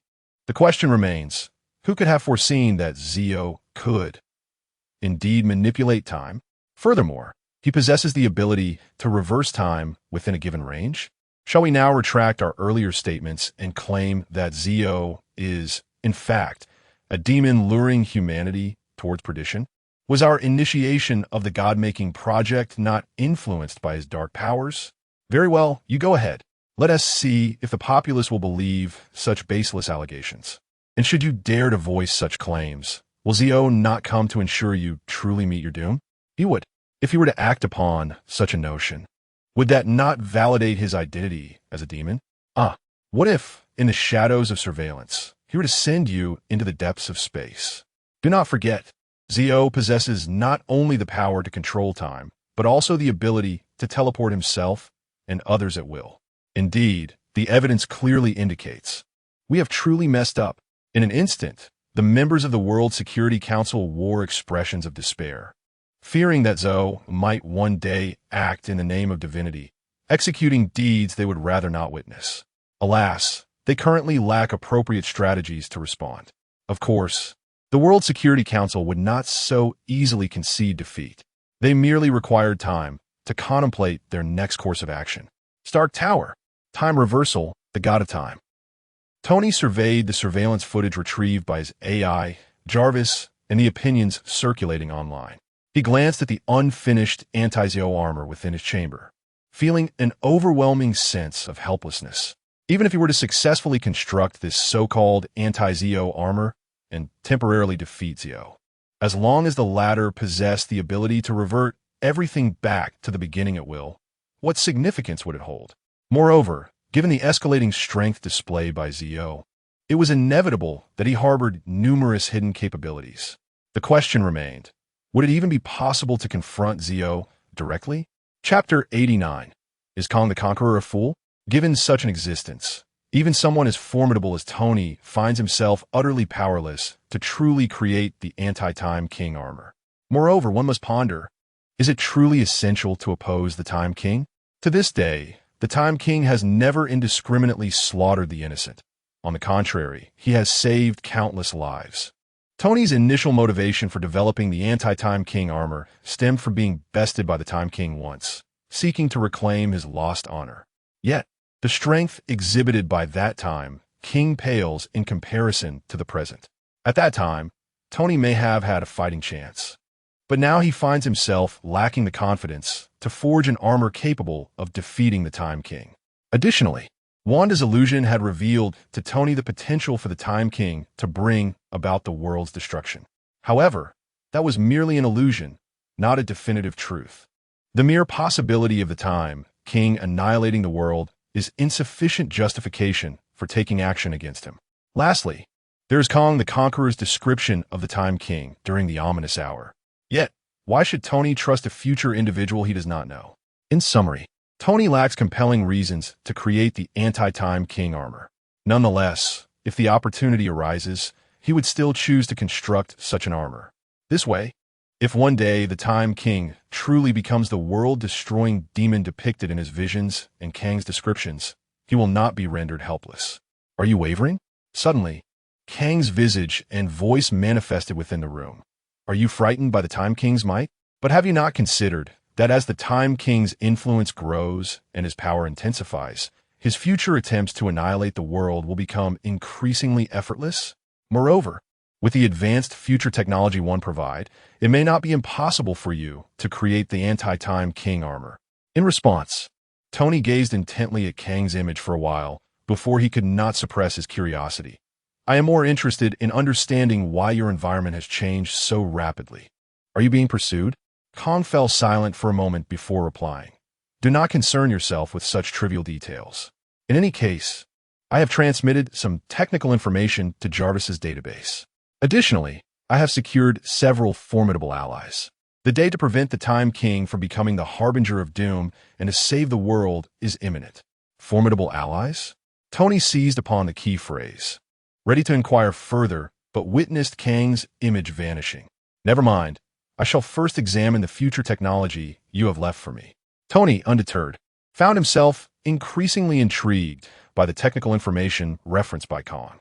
After all, while people may deceive, technology remains steadfast. Once Tony masters the relevant technologies, how he employs them will ultimately be his decision. He cannot become a puppet of Kong the Conqueror. Ultimately, the primary value of the anti-Time King armor lies solely in its function as a precautionary measure against the Time King becoming an apocalyptic tyrant. This does not imply that Tony must be adversarial towards the Time King. Rather, as long as the Time King does not evolve into a world-destroying demon, Tony is quite willing to engage in amicable discourse. After all, the Time King has, in a sense, been a lifesaver for Tony. After a brief interval, Tony examined the technology documents retrieved by Jarvis, including Ultron, nanotechnology, the upgraded arc reactor, magical steel armor, an enhanced virus, and thought-stopping bombs. His expression grew increasingly grave, and a machine for manipulating time and space? Fading Intelligence Company. Bai Yu observed the technology documents synchronized from Jarvis by Satellite Zaya, pondering deeply before he could not help but sigh. Could Kong the Conqueror truly be a fool? Ever since learning of Tony's connection to Kong, Satellite Zaya had been monitoring him. Thus, when Kong reappeared at Stark Tower, Satellite Zaya had already detected the anomaly and promptly copied all technical documents left in Jarvis's database. Throughout this entire process, neither the artificial intelligence Jarvis nor Tony had noticed anything amiss. In truth, Kang's ability to stealthily transmit data to Jarvis's database also implies he can encrypt that information. Theoretically, aside from Jarvis and Tony, no one in this world or era should be privy to those documents. Yet, Satellite Zaya is neither a product of this era nor this world. Bai Yu has even suspected more than once that both Satellite Zaya and Satellite Yake have been secretly enhanced by the system. And then, this is the scene before Bai Yu. Master, after a while, is reported to Bai Yu. Preliminary analysis by Satellite Zaya reveals that these technical documents actually contain flaws. Although the resulting products will perform effectively, they will inevitably harbor one or more backdoors. Utilizing these backdoors, anyone can easily control the products derived from these documents. Given the current technological standards, discovering or resolving these backdoors is nearly impossible. As expected, there are issues. Bai Yu is not surprised, but does Kong truly believe these documents would remain undiscovered by us? Or is it possible that Kong intentionally designed them this way to achieve some ulterior motive? With this in mind, Bai Yu contemplated briefly before making a decision. Instruct Satellite Zaya to further analyze these documents. I want to eliminate their backdoors. No, rather, we should leave them or create backdoors that only we can utilize. However, do not hastily attempt to create these items to avoid falling into Kang's trap. It is worth considering finding an opportunity to present them to Tony, allowing him to be the test subject. No, I mean to undertake a grand experiment. After all, Kong has yet to reveal much that pertains to himself in front of Tony. Thus, Satellite Zaya could easily find suitable justifications to present these documents to Tony under his name. Furthermore, Bai Yu musid before addressing have Satellite Yake monitor Kang's whereabouts. Additionally, analyze and identify who his so-called allies might be and where they are located. We cannot remain passive, waiting for Kong to make the next move. Despite everything, it appears that Kong has inadvertently become an ally to Bai Yu thus far. Chapter 90. The Cosmic Elder. The Grandmaster, yes, Master. Very well, Master. Yez assures you that the task will be completed. Upon hearing Bai Yu's command, both Iz and Yaz responded in succession. Moreover, Bai Yu was well aware of the discussions circulating online that deified the Time King, but he couldn't be bothered by such matters. After all, it might not necessarily be a negative development for him. However, just as Bai Yu was about to speak, his expression suddenly shifted. At that moment, an elderly figure with blue skin, white hair, and clad in a yellow robe materialized seemingly out of thin air before Bai Yu and his companions. Who are you? You blue-skinned lizard. How did you get in here? And what is your intention? Iz and Yez instantly transformed into Kamen Rider 02 and Kamen Rider Arc 1, respectively. The other occupants of the office, including Destruction Thunder, also assumed their respective Kamen Rider forms. The office's defense system was activated immediately. It is worth noting that unlike Bai Yu's residence, the Flying Electric Intelligence Company had an advanced defense system in place from the very beginning, far superior to any so-called all-encompassing home systems. Oh, do not be alarmed. Please do not misunderstand. The blue-skinned figure waved his hands in a placating manner. I'm not here to fight. As you may know, I am quite amiable and a lover of peace. Well, perhaps you do not know that. In any case, I harbor no ill intentions, at least not at this moment. Ding! Congratulations on successfully signing in as the Grandmaster. Reward received. Double Rider Dial, Phantom Dial. Unsurprisingly, the system's voice echoed in Bai Yu's mind. The mention of the Grandmaster caused Bai Yu to furrow his brows. According to Marvel Comics, after the cosmic explosion, the initial life forms gradually dwindled to a single representative of each race, collectively known as the Cosmic Elders. The Cosmic Elders possess eternal life, boundless knowledge, and unimaginable power. Coincidentally, the Grandmaster is one of them. In fact, the Grandmaster appeared in the Marvel film Thor, Ragnarok, where he facilitated a battle between Thor and Hulk, ultimately cheating just as Thor was on the verge of awakening his powers and claiming victory. In summary, if this were the film version of the Grandmaster, he would not pose much of a threat, as any random superhero could potentially defeat him. However, if it were the comic version of the Grandmaster, it would indeed be a troublesome encounter, even for figures like Odin and the Ancient One. Regrettably, the figure that now stood before Bai Yu and his companions might very well be the comic version of the Grandmaster. Is this the reason I not only acquired the Double Rider Dial, but also the Phantom Dial? Bai Yu speculated. The Double Rider represents the 11th installment of the Heisei series and is the first of the new Heisei Kamen Riders. The protagonist's signature line is, "Come, recount your sins." Unfortunately, in terms of combat prowess, Double Rider does not surpass the likes of Kamen Riders Agito, Decade, 01, or Chronos that Bai Yu has obtained. However, Kamen Rider Phantom is a different matter entirely, being crafted by the godlike talent of Dan Kuroda specifically for himself. Furthermore, Phantom possesses the formidable forms of God Billion and Yuzu, the latter being capable of matching Kamen Rider Xaid, the invincible player. In conclusion, with the acquisition of the Phantom Dial, even if the true Cosmic Elder were to confront Bai Yu, he would not be without means to contend with him. It can be said that Tsukasa is quite reliable at times. You know me? The Grandmaster gazed at Bai Yu in astonishment, then smiled. Well, that simplifies matters greatly. The situation is as follows. Not long ago, a future individual known as Kong the Conqueror approached me. He informed me that you would eventually become a threat to the multiverse, one that even the 5 great cosmic deities would find insurmountable. Therefore, he hoped I could eliminate you before you reached your full potential. However, you are aware of my disinterest in cosmic stability. My sole interest lies in one thing. What do you wish to wager? Before the Grandmaster could finish, Bai Yu interjected, fully aware that the cosmic elders, having lived excessively long, often seek diversions to alleviate their ennui. The Grandmaster's diversion of choice evidently revolves around gambling. You truly understand me. I believe we shall have an enjoyable conversation. The Grandmaster chuckled, unfazed by Bai Yu's interruption, and continued, as for what to wager, it is quite simple. I will randomly select a group of individuals to challenge you 3 times. If you defeat them, you emerge victorious. Conversely, should you fail, you will be deemed the loser. For every victory, I will grant you a condition of your choosing, whether it be eternal life, infinite power, or the infinity stones. Anything within my capabilities or resources can be yours. Conversely, the same applies to you. Additionally, I can guarantee that the individuals I bring will either be Earthlings or have spent time on Earth at some point. What do you think? I assume you would not refuse, given that I stand to lose more. After all, I can offer far more than you can. Haha, of course, that doesn't sound quite equitable. Bai Yu replied, without hesitation, only 3 attempts? The penalties for losing are merely manageable conditions? Your opponents will only be selected from Earth? Who do you think you are underestimating? How about this? Bai Yu continued before the Grandmaster could respond.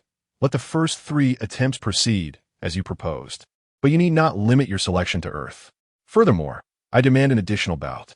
This 4th encounter shall be a one-on-one match between you and me. If I win, you shall pledge your loyalty to me, and all that you possess shall be mine. As for losing, I apologize, but I simply will not lose. Naturally, Bai Yu had little desire to actively seek out superheroes or villains for sign-ins. However, since the Grandmaster was so eager, he would not object. As long as Bai Yu could gather 20 dials, he would unlock the Ascendant form, allowing him to amplify the powers of 20 Kamen Riders by 4, 8, or even 16 times. Why should he fear a mere Grandmaster? If all else fails, he could simply insert the Ascendant dial into the Decade dial. Or if that did not suffice, he could resort to invoking the Demon King. If that too failed, he would have no choice but to rely on his future self. After all, you wouldn't wish for your past self to be outdone by the esteemed Gao Tianzuan, would you? Chapter 91. The Trials of the Night Ha. Ha ha. Upon hearing Bai Yu's words, the esteemed High Elder could not help but applaud and chuckle. It appears that you are even more intriguing than I had anticipated. Very well, as you have proposed, we shall engage in 4 trials. For the first 3, I shall select a random assortment of challengers from across the universe at my discretion. The side that loses shall concede to the other a condition. The 4th trial will be a personal duel between us, with the loser forfeiting everything. I trust that when you lose, you shall not renege on your word. The High Elder relished the thrill of gambling, finding greater excitement and amusement in the stakes involved. Until now, he had never wagered everything he possessed, yet his confidence in himself was unwavering. This was only natural, as he was one of the elders of the universe. Who among those below the pantheon of the 5 great creation deities could claim to surpass him? Even should he face the planet Devourer, one of the 5 deities, it was likely that he could subdue it with ease. Those who understood the true nature of power would comprehend this, while others would come to realize it in due time. Of course, I shall not waver. Bai Yu nodded in agreement then. The contract is sealed. You may now seek out suitable candidates. It would be prudent to find true powerhouses. Otherwise, if I win too easily, it would lack any intrigue. If the challengers are too feeble, it would be utterly pointless. If Bai Yu's intuition proved correct, the initial group chosen by the High Elder would likely include the evil team, as the High Elder had previously orchestrated similar encounters in Marvel Comics.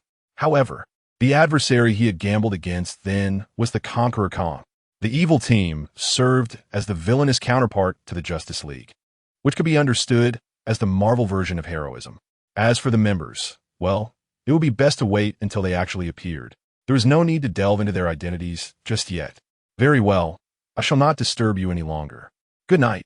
The High Elder politely placed his right hand over his left chest and bowed slightly to Bai Yu, and as before vanishing from sight. My lord, the High Elder we just encountered possesses an immense reservoir of energy, is remarked gravely to Bai Yu. With the current offensive and defensive systems of the Flying Electric Intelligence Company, it may be insufficient to withstand such an entity. According to calculations from satellite Zaya, should the High Elder wish, he could effortlessly obliterate the Earth, the entire solar system, or even the Milky Way. Quite normal. Bai Yu is unfazed by this revelation. As an elder traversing the cosmos, if the High Elder were incapable of such feats, he would hardly merit the title. Yet, there was no need for concern. The dream of the Divine Billion would intervene. If all else failed, he would invoke the great password, "I am powerless." Then, his future self would resolve everything. I knew that the High Elder, the cosmic blue lizard, could not possibly pose a challenge to my lord. Upon witnessing Bai Yu's unwavering confidence, Yaz immediately leaped forward in excitement. Indeed, my lord is the best. In summary, the High Elder's emergence was merely a minor interlude for Bai Yu. The combat-capable Shimagia of the Flying Electric Intelligence Company, the formidable army of Hulk Island, the Hellfire Club, and the Mutant Nation were all proceeding quietly. The day Bai Yu ascended the throne would mark the time when all beings would yield to him. 3 days swiftly passed. As anticipated, with the increasing awareness of the Polaris incident, discussions surrounding the God of Time gained traction, becoming widely accepted by the populace. Naturally, there were some who harbored envy, jealousy, hatred, and resistance toward the Time King's existence. Yet, such sentiments were inconsequential and would not affect Bai Yu in the slightest. On the 4th day following the Polaris incident, at 8 in the morning, ding! Congratulations on a successful daily sign-in. You have received the reward, the repair skill of Junichiro Tokimiki. The system's voice resonated in Bai Yu's mind punctually. This sign-in reward took him by surprise. Junichiro Tokimiki was the great-uncle of the protagonist, Soichi Tokimiki, known in the world as the Repair Knight. In the series, Tokimiki seemed capable of repairing anything, provided he had the item in need of mending, akin to the concept of a clock. For instance, he had once repaired the time train capable of traversing time and space in Den-O. Remarkably, he even managed to restore the Heisei Rider Driver, which had ostensibly lost its powers in the latter part of Zio. In essence, Junichiro Tokimiki's repair abilities were almost conceptual in nature. Now, Bai Yu possessed a similar, if not superior, capacity for repair. Thus, he felt a surge of excitement, only to be swiftly tempered by calmness. For upon reflection, he realized there was nothing particularly in need of repair. Was there? Would Thor being stunned by lightning, or Captain America being evenly matched count? A few hours later, Bai Yu sat at his desk, flanked by Iz and Yaz. The Extermination Thunder had gone to assist the Avengers in dealing with the remnants of Hydra and were temporarily absent. However, Little Orange Cat and her fluffy General Polaris were present. Opposite Bai Yu, there were 3 groups of individuals. On the left were Professor X, Wolverine, Jean Grey, Cyclops, Storm, Beast, Angel, and Nightcrawler. On the right were Magneto, Mystique, and Sabretooth. The remaining group in the center comprised Wanda and Quicksilver. Ding! Congratulations on signing in with Cyclops, Storm, Beast, Angel, Nightcrawler, Magneto, Mystique, and Sabretooth. You have received the rewards: Oz Driver, Force Driver, Wizard Driver, a complete set of mixed species cards, Build Driver, and Beast Driver. The system's voice chimed in timely fashion. Among them, the Oz, Force, Wizard, and Build Drivers represented the Heisei main riders. This indicated that Bai Yu was now just 4 main riders away from the esteemed title of Sovereign: Chaser, Ghost, Xaid, and Zoe. Indeed, the options remaining for Bai Yu's main riders were growing scarce, marking a significant acquisition for him this time. Chapter 92, Magneto's Stance. As for Professor X, the reason Magneto and the others found themselves here. Time King? Magneto glanced at Polaris, who was cradling a small orange cat, and at Quicksilver, who seemed puzzled about his presence. His gaze then settled on Bai Yu, expressing a complex mix of thoughts. I never anticipated you to be so youthful, and yet the prominent CEO of Fadian Intelligence. Magneto had long been aware of Time King's emergence, though he was oblivious to the true identity of this individual. He certainly did not expect that, within a matter of weeks, he would be hailed as the so-called God of Time. Crucially, unlike other superheroes, Time King had the endorsement of the World Security Council. Although the Council might harbor particular motives, who would dare to challenge Time King without a compelling reason?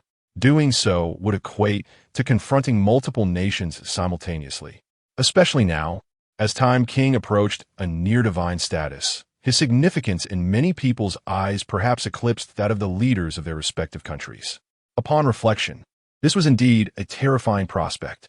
Of course, for Magneto, these considerations were not paramount.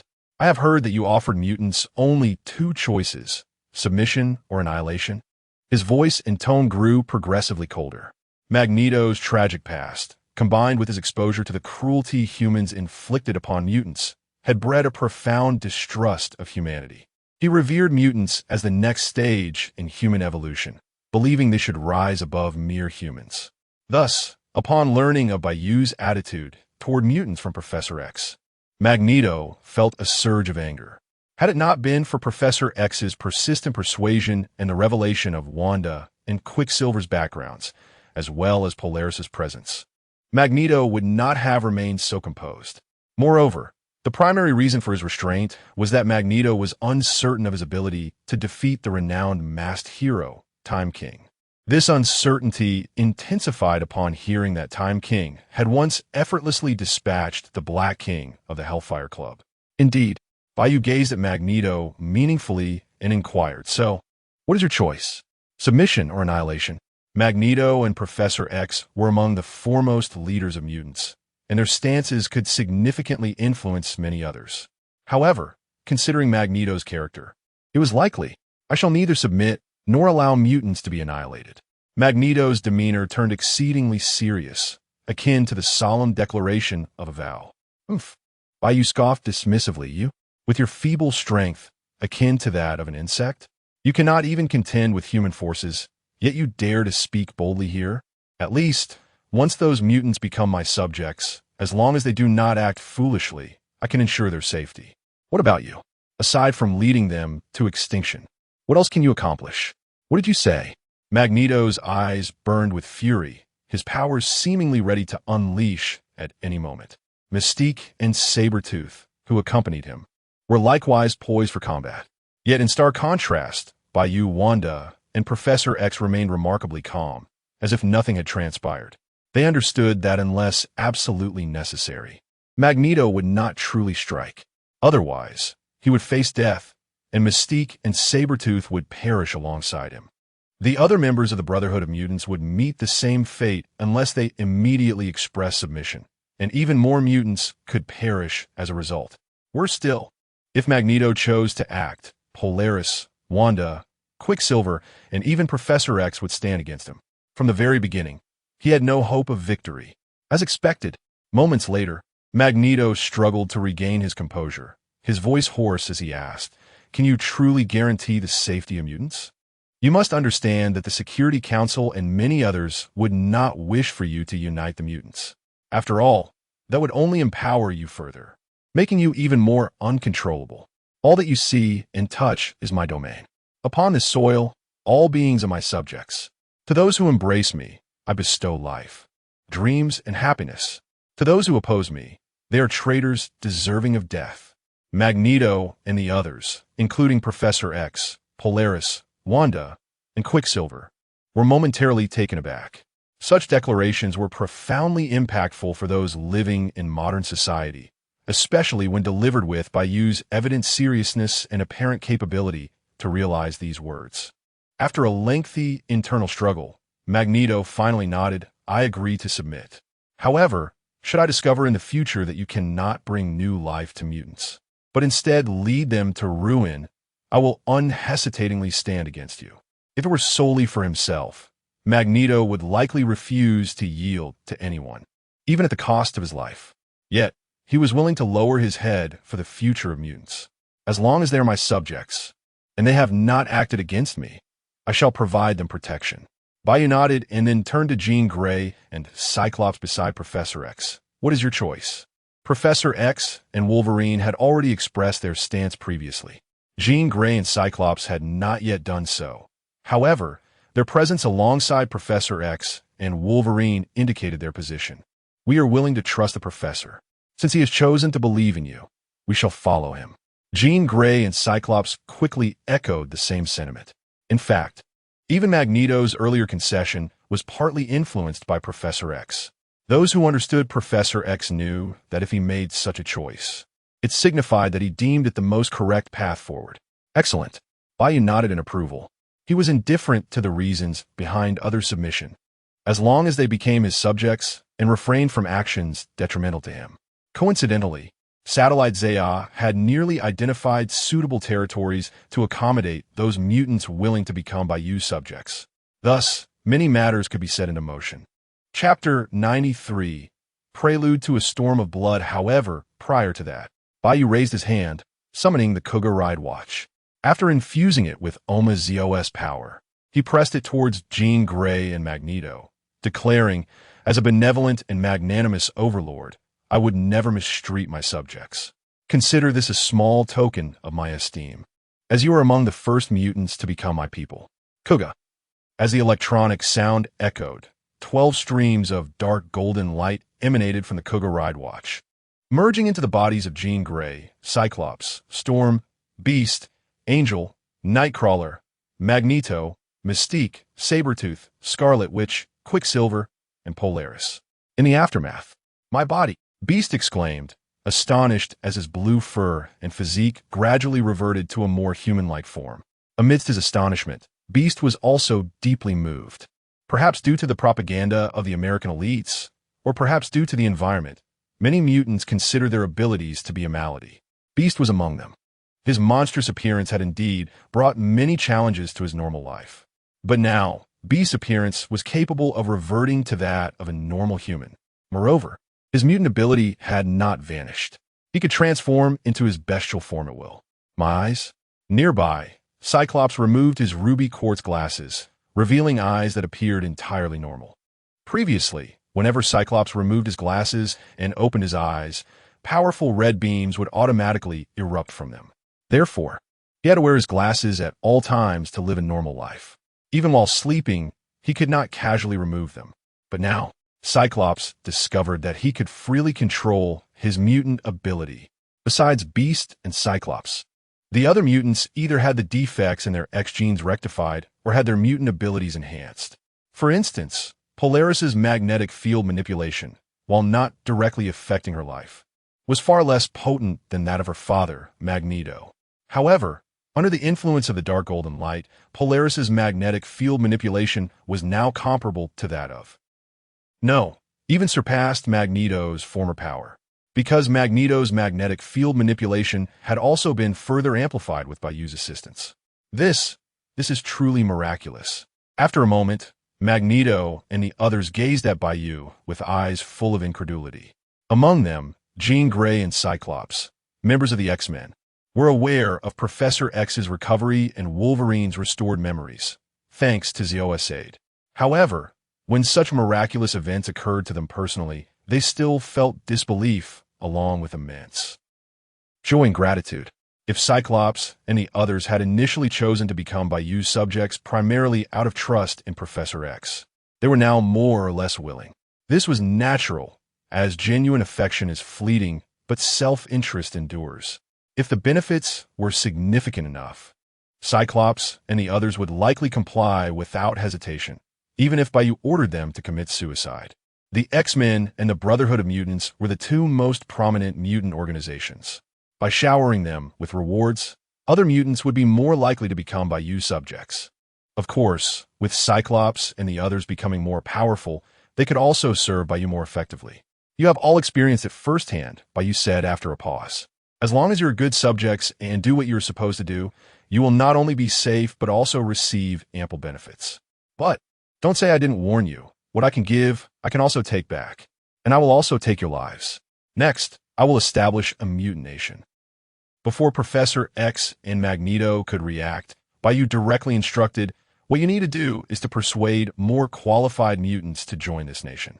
As for those who are unwilling to join, or those who would cause trouble for a mutant nation, you understand? Upon hearing this, the atmosphere in the room instantly tensed. Although Bai Yu spoke lightly, the consequences were likely to unleash a tremendous storm of blood. It was obvious that many mutants would be unwilling to join the mutant nation, and there would be even more mutants who were either foolish or malicious. And even if they were willing, they could not be allowed to join. The only fate awaiting them was death. Moreover, it was highly likely that Professor X and Magneto would have to take action personally. In a sense, this was their pledge of allegiance for choosing to become Bai Yu's subjects. After all, when it comes to submission, what is said is unimportant. What matters is what is done. Aizu. Without waiting for Professor X and Magneto to respond, Bai Yu chuckled and instructed Aizu, "You can now have the satellite Z. In the name of ZO, notify the World Security Council about the establishment of the mutant nation. Also, spread the word throughout the world. Within 24 hours, I want everyone to know about the establishment of the mutant nation." "Yes, Master." Aizu nodded obediently, as always. Aizu. After Aizu nodded, Bai Yu turned to Aizu, and this time his tone was noticeably colder. "Have the satellite arc deploy magia. From now on, 48 hours from now, anyone who harms my subjects, anyone who is unwilling to join the mutant nation, anyone who is not qualified to become my subject, shall be killed. During the process, anyone who obstructs and ignores 2 warnings will also be killed on the 3rd offense. If necessary, you, Aizu, and Metsuba Jinrai, Net, as well as the combat-type Humajir army from Satellite Z, can provide support." "Yes, Master." Azu's eyes gleamed with excitement. "Finally, we're going to deploy magia. Finally, we're going to unleash a massacre." "Good, that's wonderful."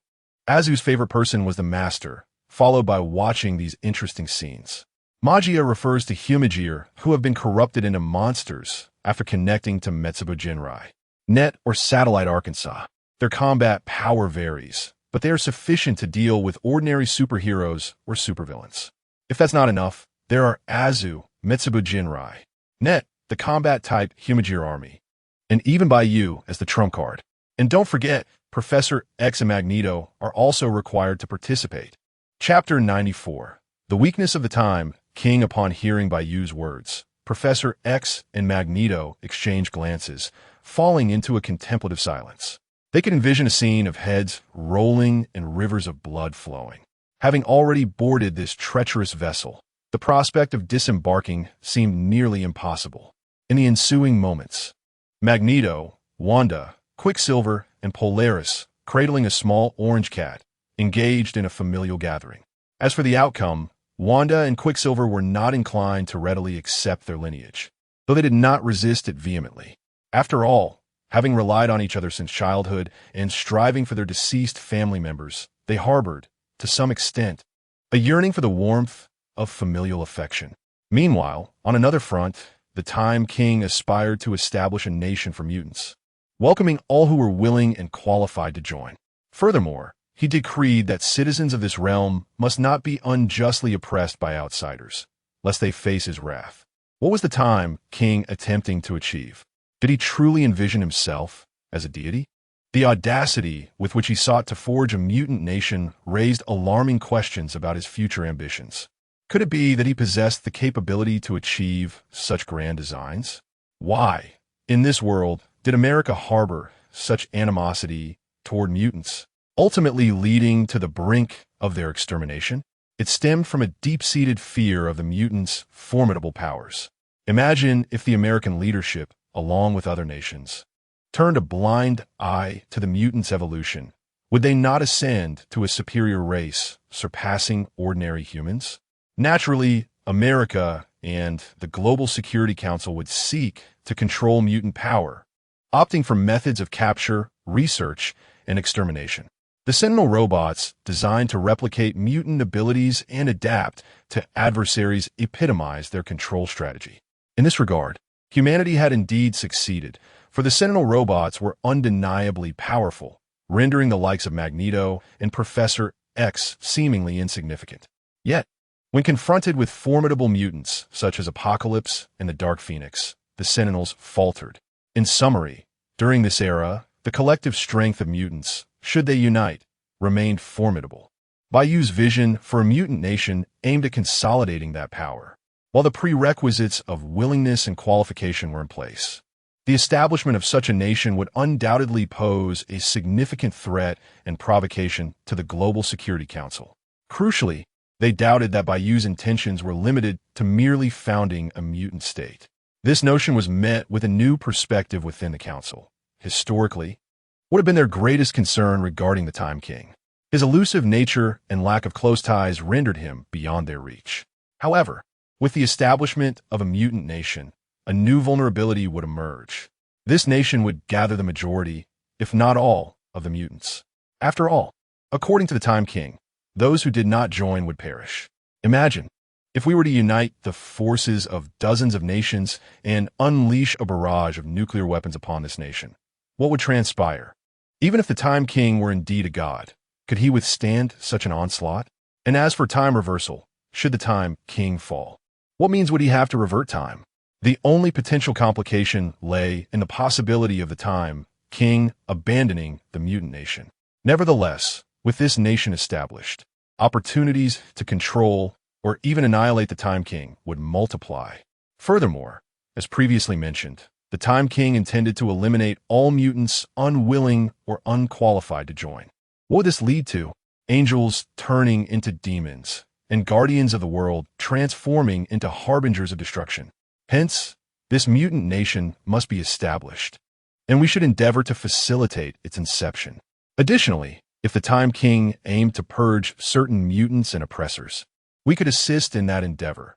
Each act of violence would deepen his transgressions, hastening his fall from grace. Beyond the mutant nation, our attention could also be directed toward a certain entity, the Flydion Robotics Company. Current indications suggest a potential connection between the Time King and this suddenly ascendant robotics firm. As these thoughts crystallized, the others felt a newfound clarity. The emergence of a mutant nation and its possible ties to Flydion Robotics might not grant the Global Security Council absolute control over the Time King, yet they could serve as leverage against him. Indeed, if the Time King were to initiate a massacre of mutants, 3 avenues of control would emerge. With a smirk, one member observed that the council had been swayed by his arguments, and a figure began to transform into that of Kong the Conqueror. Whispering with cold amusement, historical records indicate that the establishment of the mutant nation marks a pivotal milestone on the Time King's path to sovereignty, signifying his evolution from individual to monarch. However, I shall ensure that it marks the beginning of your downfall. In an instant, Kong vanished, having temporarily evaded the detection of the Ancient One through unconventional means, thus finding an opportunity to influence the council's decisions. Absent his intervention, the council would likely have prematurely confronted the Time King, diminishing the effectiveness of numerous strategies. At this moment, Kang's musings and disappearance went unnoticed by any council member, as if he had never existed.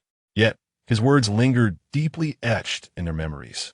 In the office of Flydion Robotics, Bai Yu remained oblivious to the machinations of the Global Security Council and Kong the Conqueror.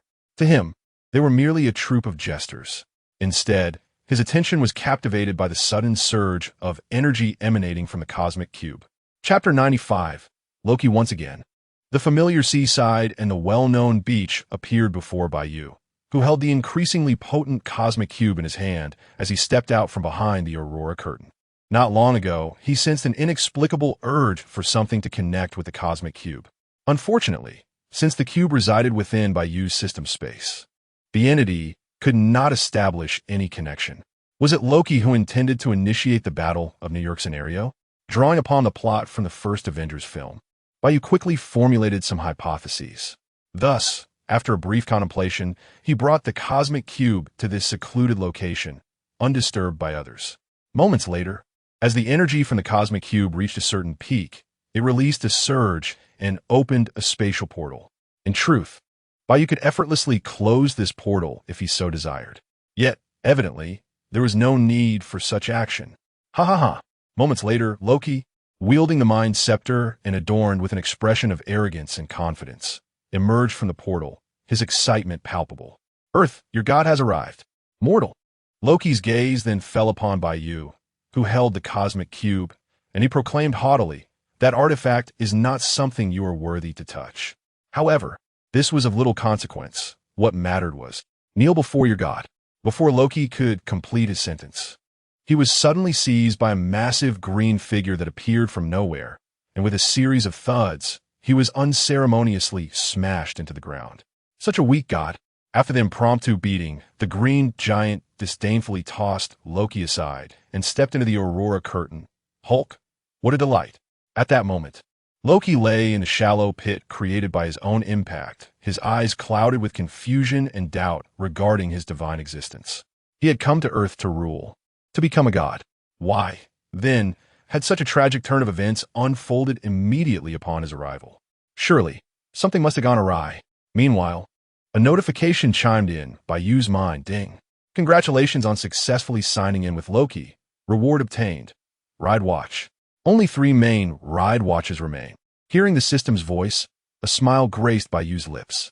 Although the sovereign Time King was far inferior to the emissary of evil Time King, he was still capable of uniting the powers of 20 Heisei riders, including the Time King, to unleash unimaginable strength. The ride watch belonged to the 16th Heisei Kamen Rider, known colloquially as the Old Driver. He was a materialist who had encountered gods and demons, yet still believed in science, earning the reputation of being the second strongest in Heisei, alongside the formidable 6-legged Ryuga. However, this was a remarkable achievement exclusive to the Time King series. Gulme. Bai Yu then raised his hand, summoning the Mind Scepter, which automatically flew into his grasp. The Mind Scepter, essentially the vessel of the Mind Stone, possessed the abilities to inspect, modify, enhance, and manipulate the minds of its targets. Similar to the Cosmic Cube, the scepter held immense power. In the Marvel films, Hydra activated Wanda and Quicksilver's abilities through the Mind Scepter. Regrettably, Loki had never truly harnessed its true potential. Perhaps he simply lacked the skill. After all, such a powerful artifact was merely used to control Hawkeye and a certain astrophysicist to help him open a wormhole, allowing the Chitauri army, under Thanos' command, to invade Earth. If, Bai Yu recalled correctly, Loki's motivation for initiating the Battle of New York scenario was to seize the throne of Earth once the Chitauri conquered it.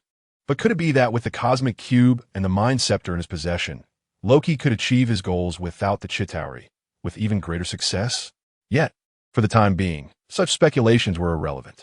The Mind Scepter now belonged to Bai Yu, and he had no intention of relinquishing it. Mind Scepter? At this moment, Loki, realizing the scepter had flown away, scrambled to his feet and shouted at Bai Yu, "You thief! Return it to me." Without the Mind Scepter, his subsequent plans would be nearly impossible to execute. Moreover, the scepter itself was a rare treasure. I know you're anxious, but please hold your horses. Bai Yu casually tossed the Mind Scepter into his system space before raising his right hand as if to grasp something. I have someone here. I believe you would be delighted to meet him. In Old Bridge, New Mexico. Recently, Thor had been enjoying the sweet fruits of success, utterly engrossed in his blissful life, far removed from Asgard. He no longer needed to concern himself with Asgard's affairs or encounter that foolish brother of his. Aside from occasionally participating in some missions as a member of the Avengers, he primarily spent his time with his girlfriend. However, one could argue that this was merely a refreshing diversion from his usual life. At this very moment, Thor was sharing a candlelit dinner with Jane in a restaurant he had rented out entirely. The Avengers were compensated handsomely for their efforts, so the time of day was of no concern. What mattered was that after the candlelit dinner, they could engage in some paid activities. However, if all went as expected, an unexpected turn was imminent. Just as Thor was about to say something to Jane, he noticed his enchanted hammer suddenly soaring into the air. What the? This had to be that wretched Time King again. Every encounter with him was invariably troublesome. Sigh. Thor hadn't even managed to exhale his frustrations when his hand instinctively grasped the hammer. As the surroundings rapidly receded from his view, he felt an overwhelming sense of foreboding. The familiar seaside and beach. What are you planning to do? As he beheld Bai Yu's raised right hand in that familiar posture, Loki was struck by an ominous premonition. I think I left the gas on at home. Let's part ways amicably. I mean, never meet again. Loki babbled nonsensically, preparing to flee. However, just then, a bolt of lightning descended from the heavens, landing in Bai Yu's outstretched hand, transforming into the enchanted hammer. In the next moment, a robust figure landed gracefully like a heron, a triumphant smile adorning his face. I am a god, the god of thunder from Asgard. This time, I shall not fall. Wait, what the heck, Loki? Perhaps due to sheer astonishment, the robust figure lost his balance and, with a thud, fell onto the beach. Chapter 96. The epic encounter of sister and brother, I knew it was you. My foolish brother. Loki couldn't help but rub his temples as he watched Thor fall clumsily before him. He never expected that upon arriving on Earth, he would immediately encounter the very person he wished to avoid the most. This was truly infuriating. Thor, unfazed by the circumstances, quickly rose to his feet and addressed Loki. I had thought you were dead. Do you have any idea how heartbroken father and mother were? Fortunately, the Rainbow Bridge has been repaired, and you shall return with me. Return? Loki's voice was low, his eyes flickering with anger. Return where? To the Asgard that has already secured a throne for you. Don't be ridiculous. If I cannot be the king of Asgard, then I shall reign as the king of Earth. Moreover, without waiting for Thor's response, Loki turned slightly, directing his gaze towards Bai Yu. Even if you wish to take me back, I believe there are those who would oppose that. Wouldn't you agree? The moment Loki witnessed Bai Yu successfully summon Mjolnir, he had already deduced his identity. He found it hard to believe that Bai Yu had brought Thor here solely to escort him back to Asgard. You are Kamen Rider Zeo? Thor, too, noticed Bai Yu and the mighty hammer in his grasp, recognizing the latter's identity. It was true that he had not recognized him after the change of attire. Now that you both are here, I shall take you to meet Odin's eldest daughter. Bai Yu casually tossed Mjolnir to Thor while chuckling lightly. Speaking of which, it had been quite some time since he last sought out Hela. After all, a mere Hela could not compare to the amusement provided by the likes of Iz and Yaz. Odin's eldest daughter? How could this be? Upon hearing Bai Yu's words, Loki and Thor exchanged glances, momentarily forgetting their quarrel. They had never heard of Odin having an eldest daughter. Yet, Bai Yu's demeanor suggested he was not fabricating this tale. Furthermore, if it were indeed a deception, it would be too easy to expose. You will discover the truth for yourselves. Bai Yu, uninterested in further explanation, summoned a curtain of auroras that swept over him, Loki, and Thor in succession. A certain sealed space. Oof.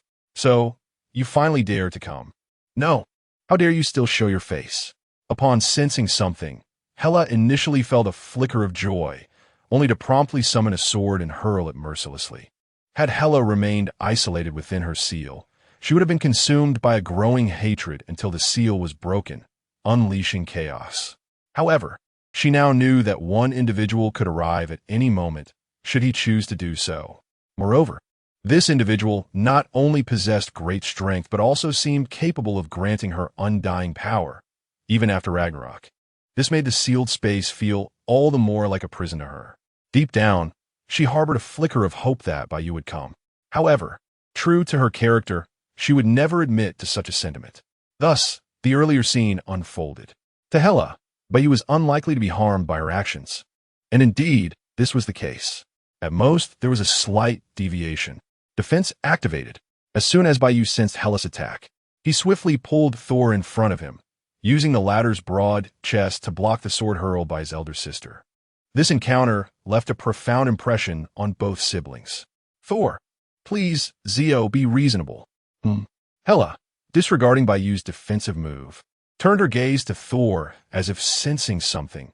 You possess the royal blood of Asgard, as well as the power of that old scoundrel Odin. You are his son? As she spoke, Hela raised her hand, and Mjolnir flew into her grasp. It has been far too long, Mjolnir. According to the Marvel cinematic narrative, Hela was the previous owner of Mjolnir. Unfortunately, in the film, upon breaking her seal, her first act was to crush Mjolnir with a single hand.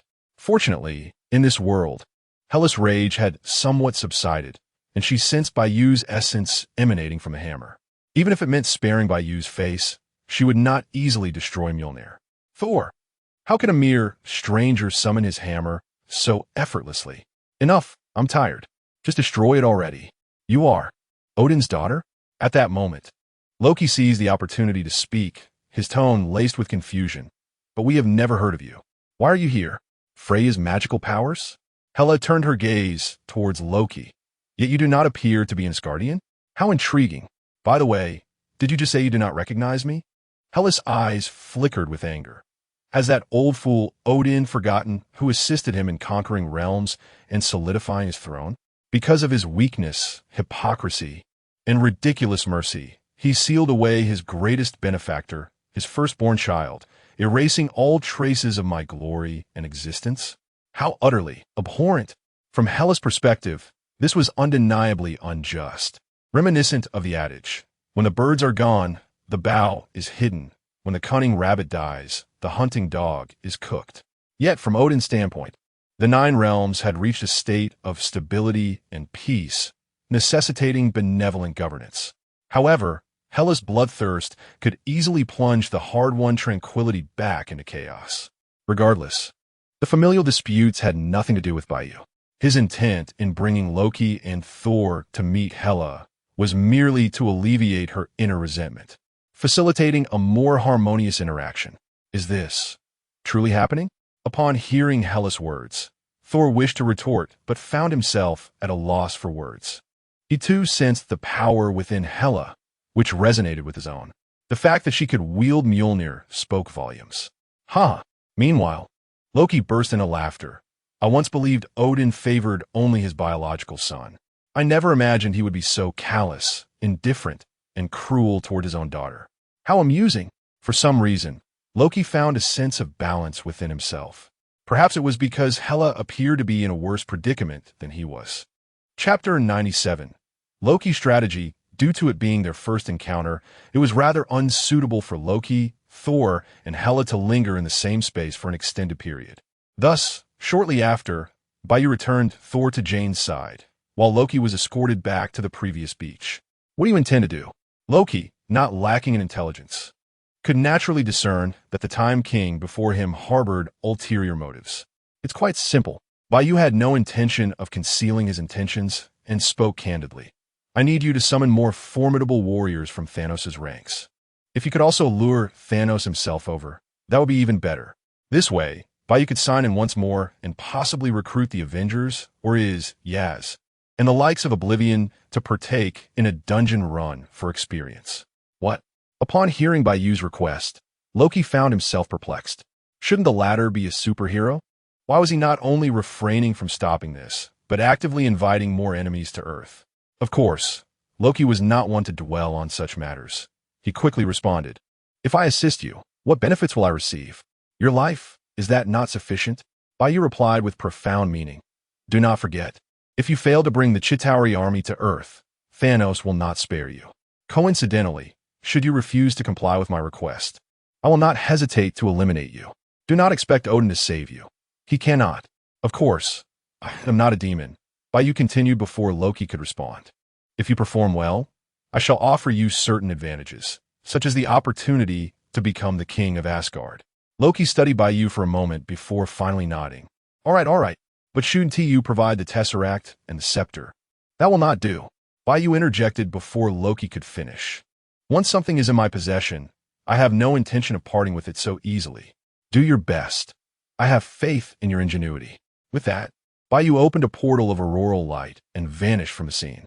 "Loki, how in the world am I supposed to come up with a solution? What does this guy take me for? Such a task cannot be conjured up so effortlessly." Wait. Suddenly, an idea struck Loki, and a sinister smile crept upon his lips. "I believe I might have a means to substitute the Tesseract to bring the Chitauri army to Earth. That would be the Bifrost of Asgard." Of course, utilizing the Bifrost was no trivial feat yet. Such a challenge only added to its allure, did it not? Moreover, it seemed Loki had little choice left. Camartage the library. Bai Yu, unaware of Loki's contemplations and plans, opened a portal of auroral light to stand before the eye of Agamotto. The appearance of the Grand Master, to some extent, instilled a sense of threat within Bai Yu. While he only needed to sign in 3 more times to unlock the sovereign form, this did not imply that his means of enhancing his strength were limited to that alone. Coincidentally, Bai Yu had just acquired the Mind Scepter from Loki. As for the affairs concerning the mutant nation, with and Yaz present, Bai Yu felt little concern. Should any issues arise, he could always open a portal to the moment of crisis in the future. In summary, Bai Yu sought to absorb and replicate the powers of the Mind Stone and the Time Stone. Hence, he had come. Meanwhile, amidst the collective efforts of Satellite Zephyr and the World Security Council, news regarding the establishment of the mutant nation spread swiftly. What? The Time King wishes to establish a mutant nation? A splendid development. The detestable mutants are being concentrated in one place, thereby sparing us from their sight. What? Any mutants unwilling or unqualified to join will be executed. This is excessive. How can we treat mutants in such a manner? We should intensify our efforts. What? Any mutant willing to join the mutant nation shall not be easily bullied by others. Otherwise, they too will face death. Is this not somewhat extreme? Extreme? Great God, who is willing to grant those wretches a chance at survival, is indeed a merciful deity. To act against them is to defile divine mercy and commit sacrilege. Indeed, anyone who dares to oppose the will of the divine shall not escape my wrath, perhaps due to an innate disdain for mutants, or perhaps spurred by the World Security Council's influence, or even due to their faith in the divine.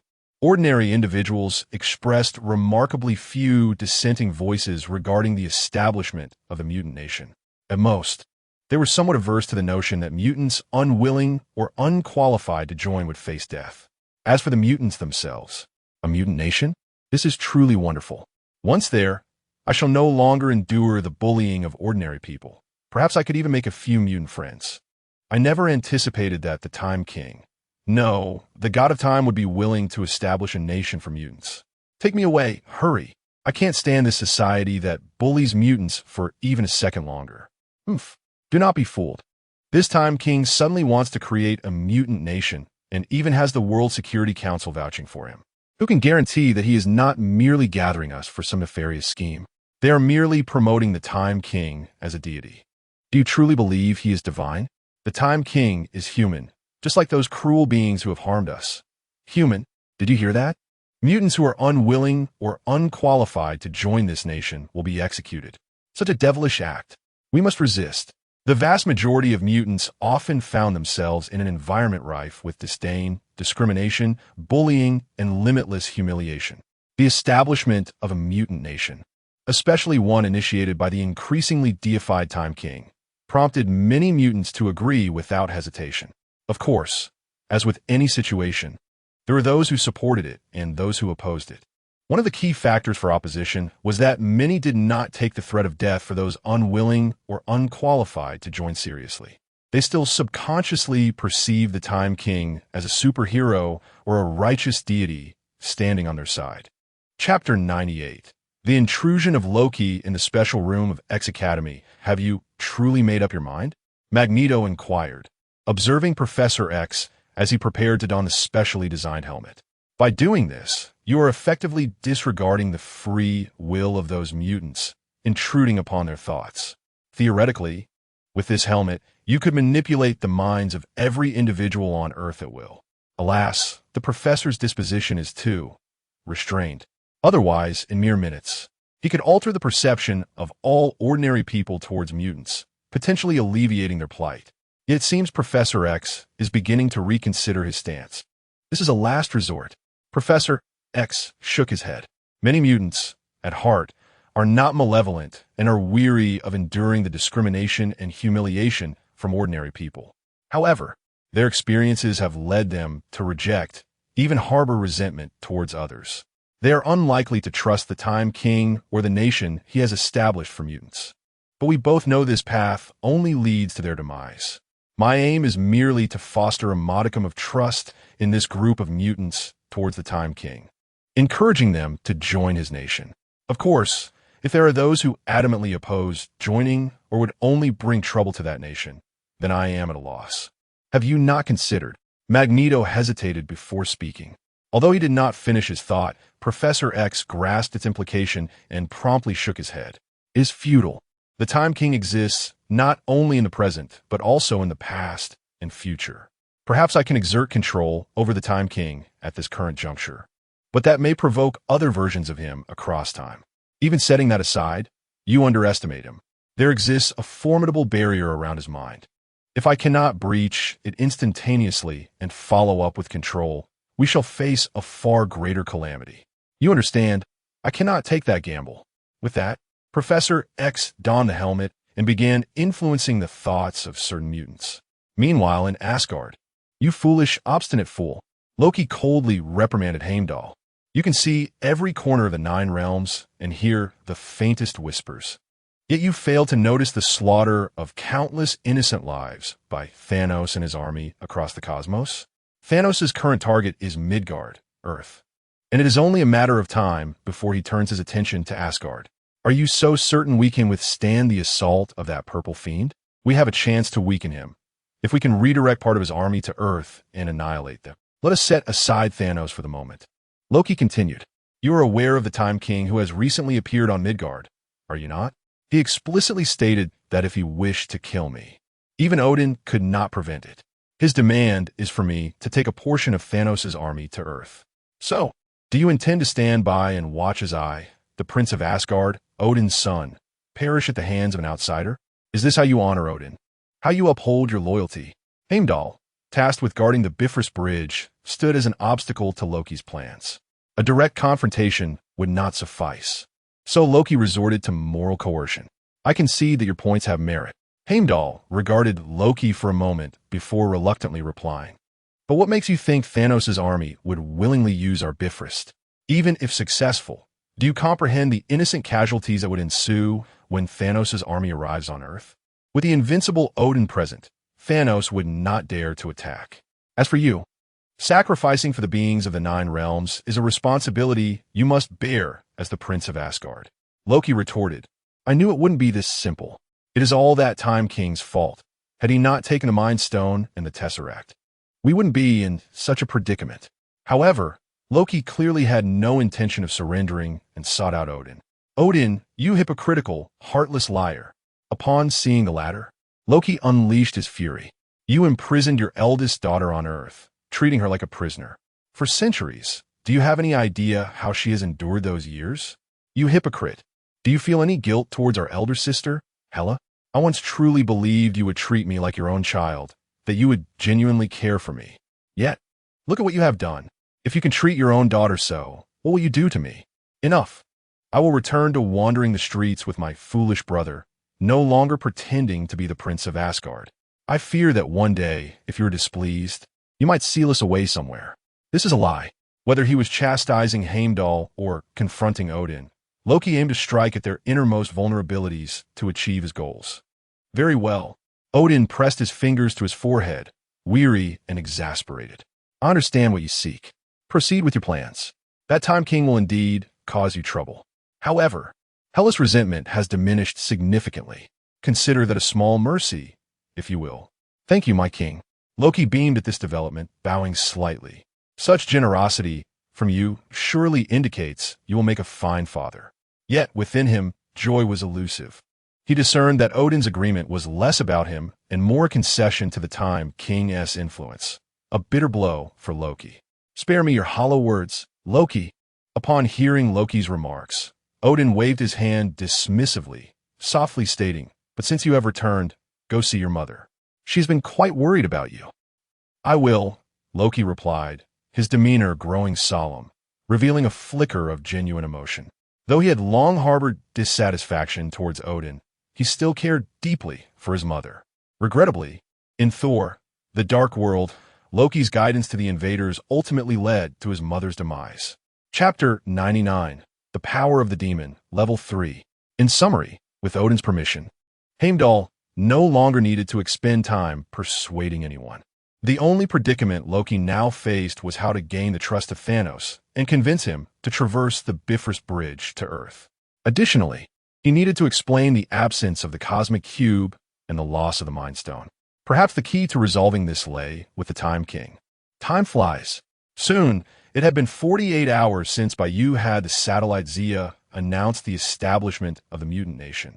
Without waiting for any reaction from Bai Yu, various governmental bodies had already commenced a series of actions under the mandate of the World Security Council, particularly in the United States, where their treatment of mutants had always been brutal and merciless. This time, they directly treated mutants from non-mutant nations as heinous criminals. Upon encountering them, they would first empty their magazines without hesitation. Of course, the more pressing matter was the collective transportation of mutants willing and qualified to join the mutant nation to the territory chosen by Satellite Zia. With the backing of the World Security Council and companies like Feeden Intelligence and Hild. This was not a daunting task, albeit time-consuming. After all, it involved making arrangements for mutants all over the globe. As night fell in various countries, mechanical puppets and combat-type shamagia emerged like reapers in the dark. Wherever they passed, heads rolled and rivers of blood flowed. Countless mutants and ordinary individuals permanently lost their lives. As dawn approached, a profound and unprecedented fear gripped many. They had truly died. The Demon King. This was indeed the method of a Demon King. My God, a friend who had been chatting with me just last night was now eternally separated from this world. All because he accidentally killed a mutant willing to join the mutant nation. Is there no law, no justice? Enough barking. The World Security Council had long issued a notice stating that no mutant within the boundaries of the mutant nation could be unjustly bullied. However, mutants outside of this nation were devoid of any legal protection and could be bullied at will. How terrifying. Is this what the Time King, the god of time, represents? When he speaks of killing, it is indeed carried out. Just wait. The mutants who have chosen to join the mutant nation have yet to be fully relocated, and the remaining mutants have not all been exterminated. It seems that many more will perish soon. The nocturnal slaughter instilled fear in many mutants who were initially reluctant to join, even those who doubted the Time King's intentions. They trembled in terror, crying out for their parents, wanting to change their minds and rejoin the mutant nation. Unfortunately, Bai Yu had given them 48 hours to make their choice. Now, even if they wished to retract their decisions, it was too late. Death awaited them. Time passed swiftly, and a week had gone by. Kamatokchi Library. Ding. Congratulations on a successful daily sign-in. Reward received. Gates dial, Time King level 3 dial. With the system's notification, Bai Yu's consciousness awakened from a prolonged state of energy absorption and the replication of the powers of the Mind Stone and Time Stone. At this moment, he could distinctly sense that his adaptability to the two stones had diminished to a certain limit. In other words, the Mind Stone and the Time Stone had become nearly useless to him. However, for normal users like Doctor Strange and Loki, utilizing the Time Stone or Mind Stone remained unproblematic, as Bai Yu's energy absorption constituted less than 1% of the stone's inherent power. Nevertheless, Bai Yu's gains this time were substantial. Not only had his temporal powers been further enhanced, but he also acquired a powerful telepathic ability. Most importantly, his power of the demon had reached level 2. 5. The Gates dial, the Time King level 3 dial. At this moment, upon hearing the system's voice, Bai Yu's eyes lit up. Kamen Rider Gates, the second rider in ZO, possessed formidable forms, Revive form and Gale form, to name a few. His royal gates amalgamated the powers of all the second riders from the Heisei era, corresponding to the Time King's exalted form. More importantly, ZO Trinity. As Bai Yu focused his thoughts, a new dial, predominantly white with the Time King level 3 emblem on its face, appeared before him. Not only that, but upon pressing the Time King level 3 dial, Bai Yu sensed a resonance with his power of the demon. Then, ding! Congratulations, Master! Your power of the demon has leveled up, currently at level 3. With the system's voice echoing once more, Bai Yu felt an all-encompassing enhancement in his abilities, along with the acquisition of new traits and powers. For instance, transformation without prior motion, the ability to transform directly into the corresponding rider without a base dial, summon corresponding riders, and create blank dials. Moreover, after reaching level 3, the power boost from various riders was not the anticipated 6-fold, but rather 9-fold. When the power of the demon reaches level 4, it could likely be 16-fold. Additionally, the Time King level 3 dial obtained did not require gates or was as participation for transformation. Bai Yu could freely wield all powers associated with this form. The Time King level 3 dial had even been optimized, allowing Bai Yu to layer other Kamen Rider armors over the Time King level 3 as he had previously done with level 2. It is no exaggeration to say that following this development, Bai Yu's overall strength had ascended several tiers. Excellent, splendid. After gaining a brief understanding of his current changes, Bai Yu was filled with joy. He anticipated that merely by whimsically absorbing a portion of the power from 2 Infinity Stones, he would achieve such significant gains. No, wait. Bai Yu quickly regained his composure. I recall that the daily sign-in reward only becomes unexpectedly bountiful during certain special occasions. If nothing else, it seems that something extraordinary is unfolding outside. Chapter 100. The Challenge of Hyberlin. The New York battle instance unveiled. If Bai Yu's predictions hold true, it is likely that the challengers chosen by the High Celestial have come to confront him, or perhaps Loki has successfully activated the New York battle instance. Even if that is not the case, significant troubles seem unlikely. Otherwise, Ancient One, along with Iz and Yaz, would have surely devised a way to alert Bai Yu. At the very least, Bai Yu retains the ability to return to a previous moment in time and rectify any disturbances. Thus, he refrained from departing immediately. Instead, he raised his hand and conjured a blank dial, predominantly gray and devoid of any emblematic imagery on its face. To be precise, this was a blank dial capable of replicating or seizing the power of its target, even encapsulating the entirety of its history. Regrettably, the blank dial Bai Yu crafted at present possesses only the ability to replicate. For instance, Time Gem, holding the blank dial, Bai Yu pressed it against the Time Gem before him.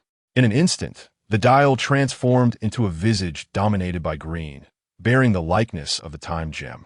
Through this dial, Bai Yu could wield powers equivalent to that of the Time Gem, unrestricted by the laws of different universes. In other words, even if he were to take the Time Gem dial into another universe, its functionality would remain unaffected. Mind Gem. Following suit, Bai Yu created a dial for the Mind Gem. Subsequently, he cast the newly acquired dial and the Mind Scepter into the system's space, returning the Eye of Agamotto, which housed the Time Gem, to its original place, before vanishing behind a curtain of aurora. Simultaneously, in her chamber, Ancient One set down her teacup, her gaze deepening. Has the power of the Time King grown even more formidable? I hope this does not bode ill. In New York and Washington, the towering structures of Fadian Technology and Stark Tower, positioned opposite each other, now faced similar challenges.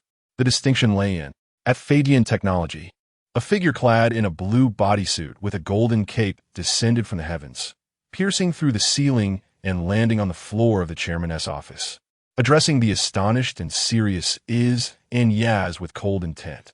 Where is the Time King? I, Hyberlin, have come to issue a challenge on behalf of the High Celestial.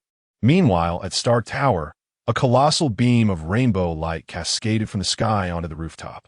Old friend Loki, flanked by the ebony-skinned Ebony Maw, the scythe-wielding general of the Black Order, the voluptuous Dark Star, and the axe-bearing Black Dwarf, emerged from the radiant beam. Following them were waves of Chitauri soldiers riding combat aircraft, accompanied by the menacing Thanos Vanguard, possessing 4 formidable arms. It appears you have not deceived us. Ebony Maw surveyed the surroundings and turned to Loki, assuring him, "Rest assured, the great Thanos shall honor his word. Once we conquer Earth and fulfill our objectives, you shall be crowned as its king. Until then, you are to lead us to the Time King and humbly witness the might of Thanos' forces." Regrettably, I too am unaware of the Time King's precise whereabouts. Loki gazed at the suddenly tempestuous sky, his tone laden with significance. However, I know who can draw him out. Just as his words lingered, Thor, Iron Man, and other members of the Avengers materialized. Coincidentally, due to Tony's suggestion to indulge in barbecue at a nearby restaurant, the Avengers found themselves gathered here today. Is this the guardianship of Earth? Ebony Maw surveyed the gathered Avengers, his body levitating through telekinesis, his voice laced with arrogance and disdain. Merely a rabble. Everyone, let us proceed according to our plan. All is for the sake of the great Lord Thanos. Although Ebony Maw and his companions had ultimately decided to accompany the Vanguard forces under Loki's persuasive tongue, they harbored ulterior motives, namely, the Infinity Stones. According to a self-proclaimed conqueror from the future, Kong, Earth currently harbors 4 stones: space, time, reality, mind. With the information provided by Kong, Thanos had already divided his forces into 3 groups. 2 were dispatched to seek the Power Stone and the Soul Stone, while the last aimed to compel the dwarves to forge the Infinity Gauntlet. If all goes smoothly, Thanos may soon gather all 6 Infinity Stones, ascending to become an omnipotent deity. However, Ebony Maw and his companions did not disclose this to Loki deeming it unnecessary. Thus, Ebony Maw intended to proceed to the New York Sanctum to lure the Sorcerer Supreme and attempt to seize the Time Gem. Ancient One, is it me who cannot wield the blade, or have you all become delusional? Suddenly, as Ebony Maw prepared to head to the New York Sanctum, he felt an unknown red magical energy enveloping him. More alarmingly, he found himself unable to rend this magical energy with his proud telekinesis. Who did you just call a rabble? Wanda's voice was cold, and she intended to tear Ebony Maw apart with chaos magic. Yet at that moment, Darkstar charged at Wanda, forcing her to momentarily abandon her pursuit of Ebony Maw. Simultaneously, Thor confronted Black Dwarf, while Iron Man faced the General of the Black Order. Captain America, Winter Soldier, Black Widow, Hawkeye, Nick Fury, Spider-Man, and Quicksilver did not single out any particular foe. At this moment, the Chitauri army and Thanos Vanguard were dispersing from Stark Tower, launching an invasion across the globe. Captain America and the others had to prioritize the protection of civilians. At Fadian Technology, in the chairman's office, Inez had transformed into Kamen Rider 02 and Kamen Rider Arc 1, engaging in battle with Hyberlin. Although Hyberlin had come here to challenge Bai Yu, no one had stipulated that only the latter could strike first. On the contrary, if Inez could defeat Hyberlin, would it not further illustrate the inadequacy of the High Celestial's chosen champion? Alas, Hyberlin corresponds to Superman from the DC universe. In terms of strength, defense, speed, and more, he vastly surpasses the majority of superheroes and supervillains on Earth.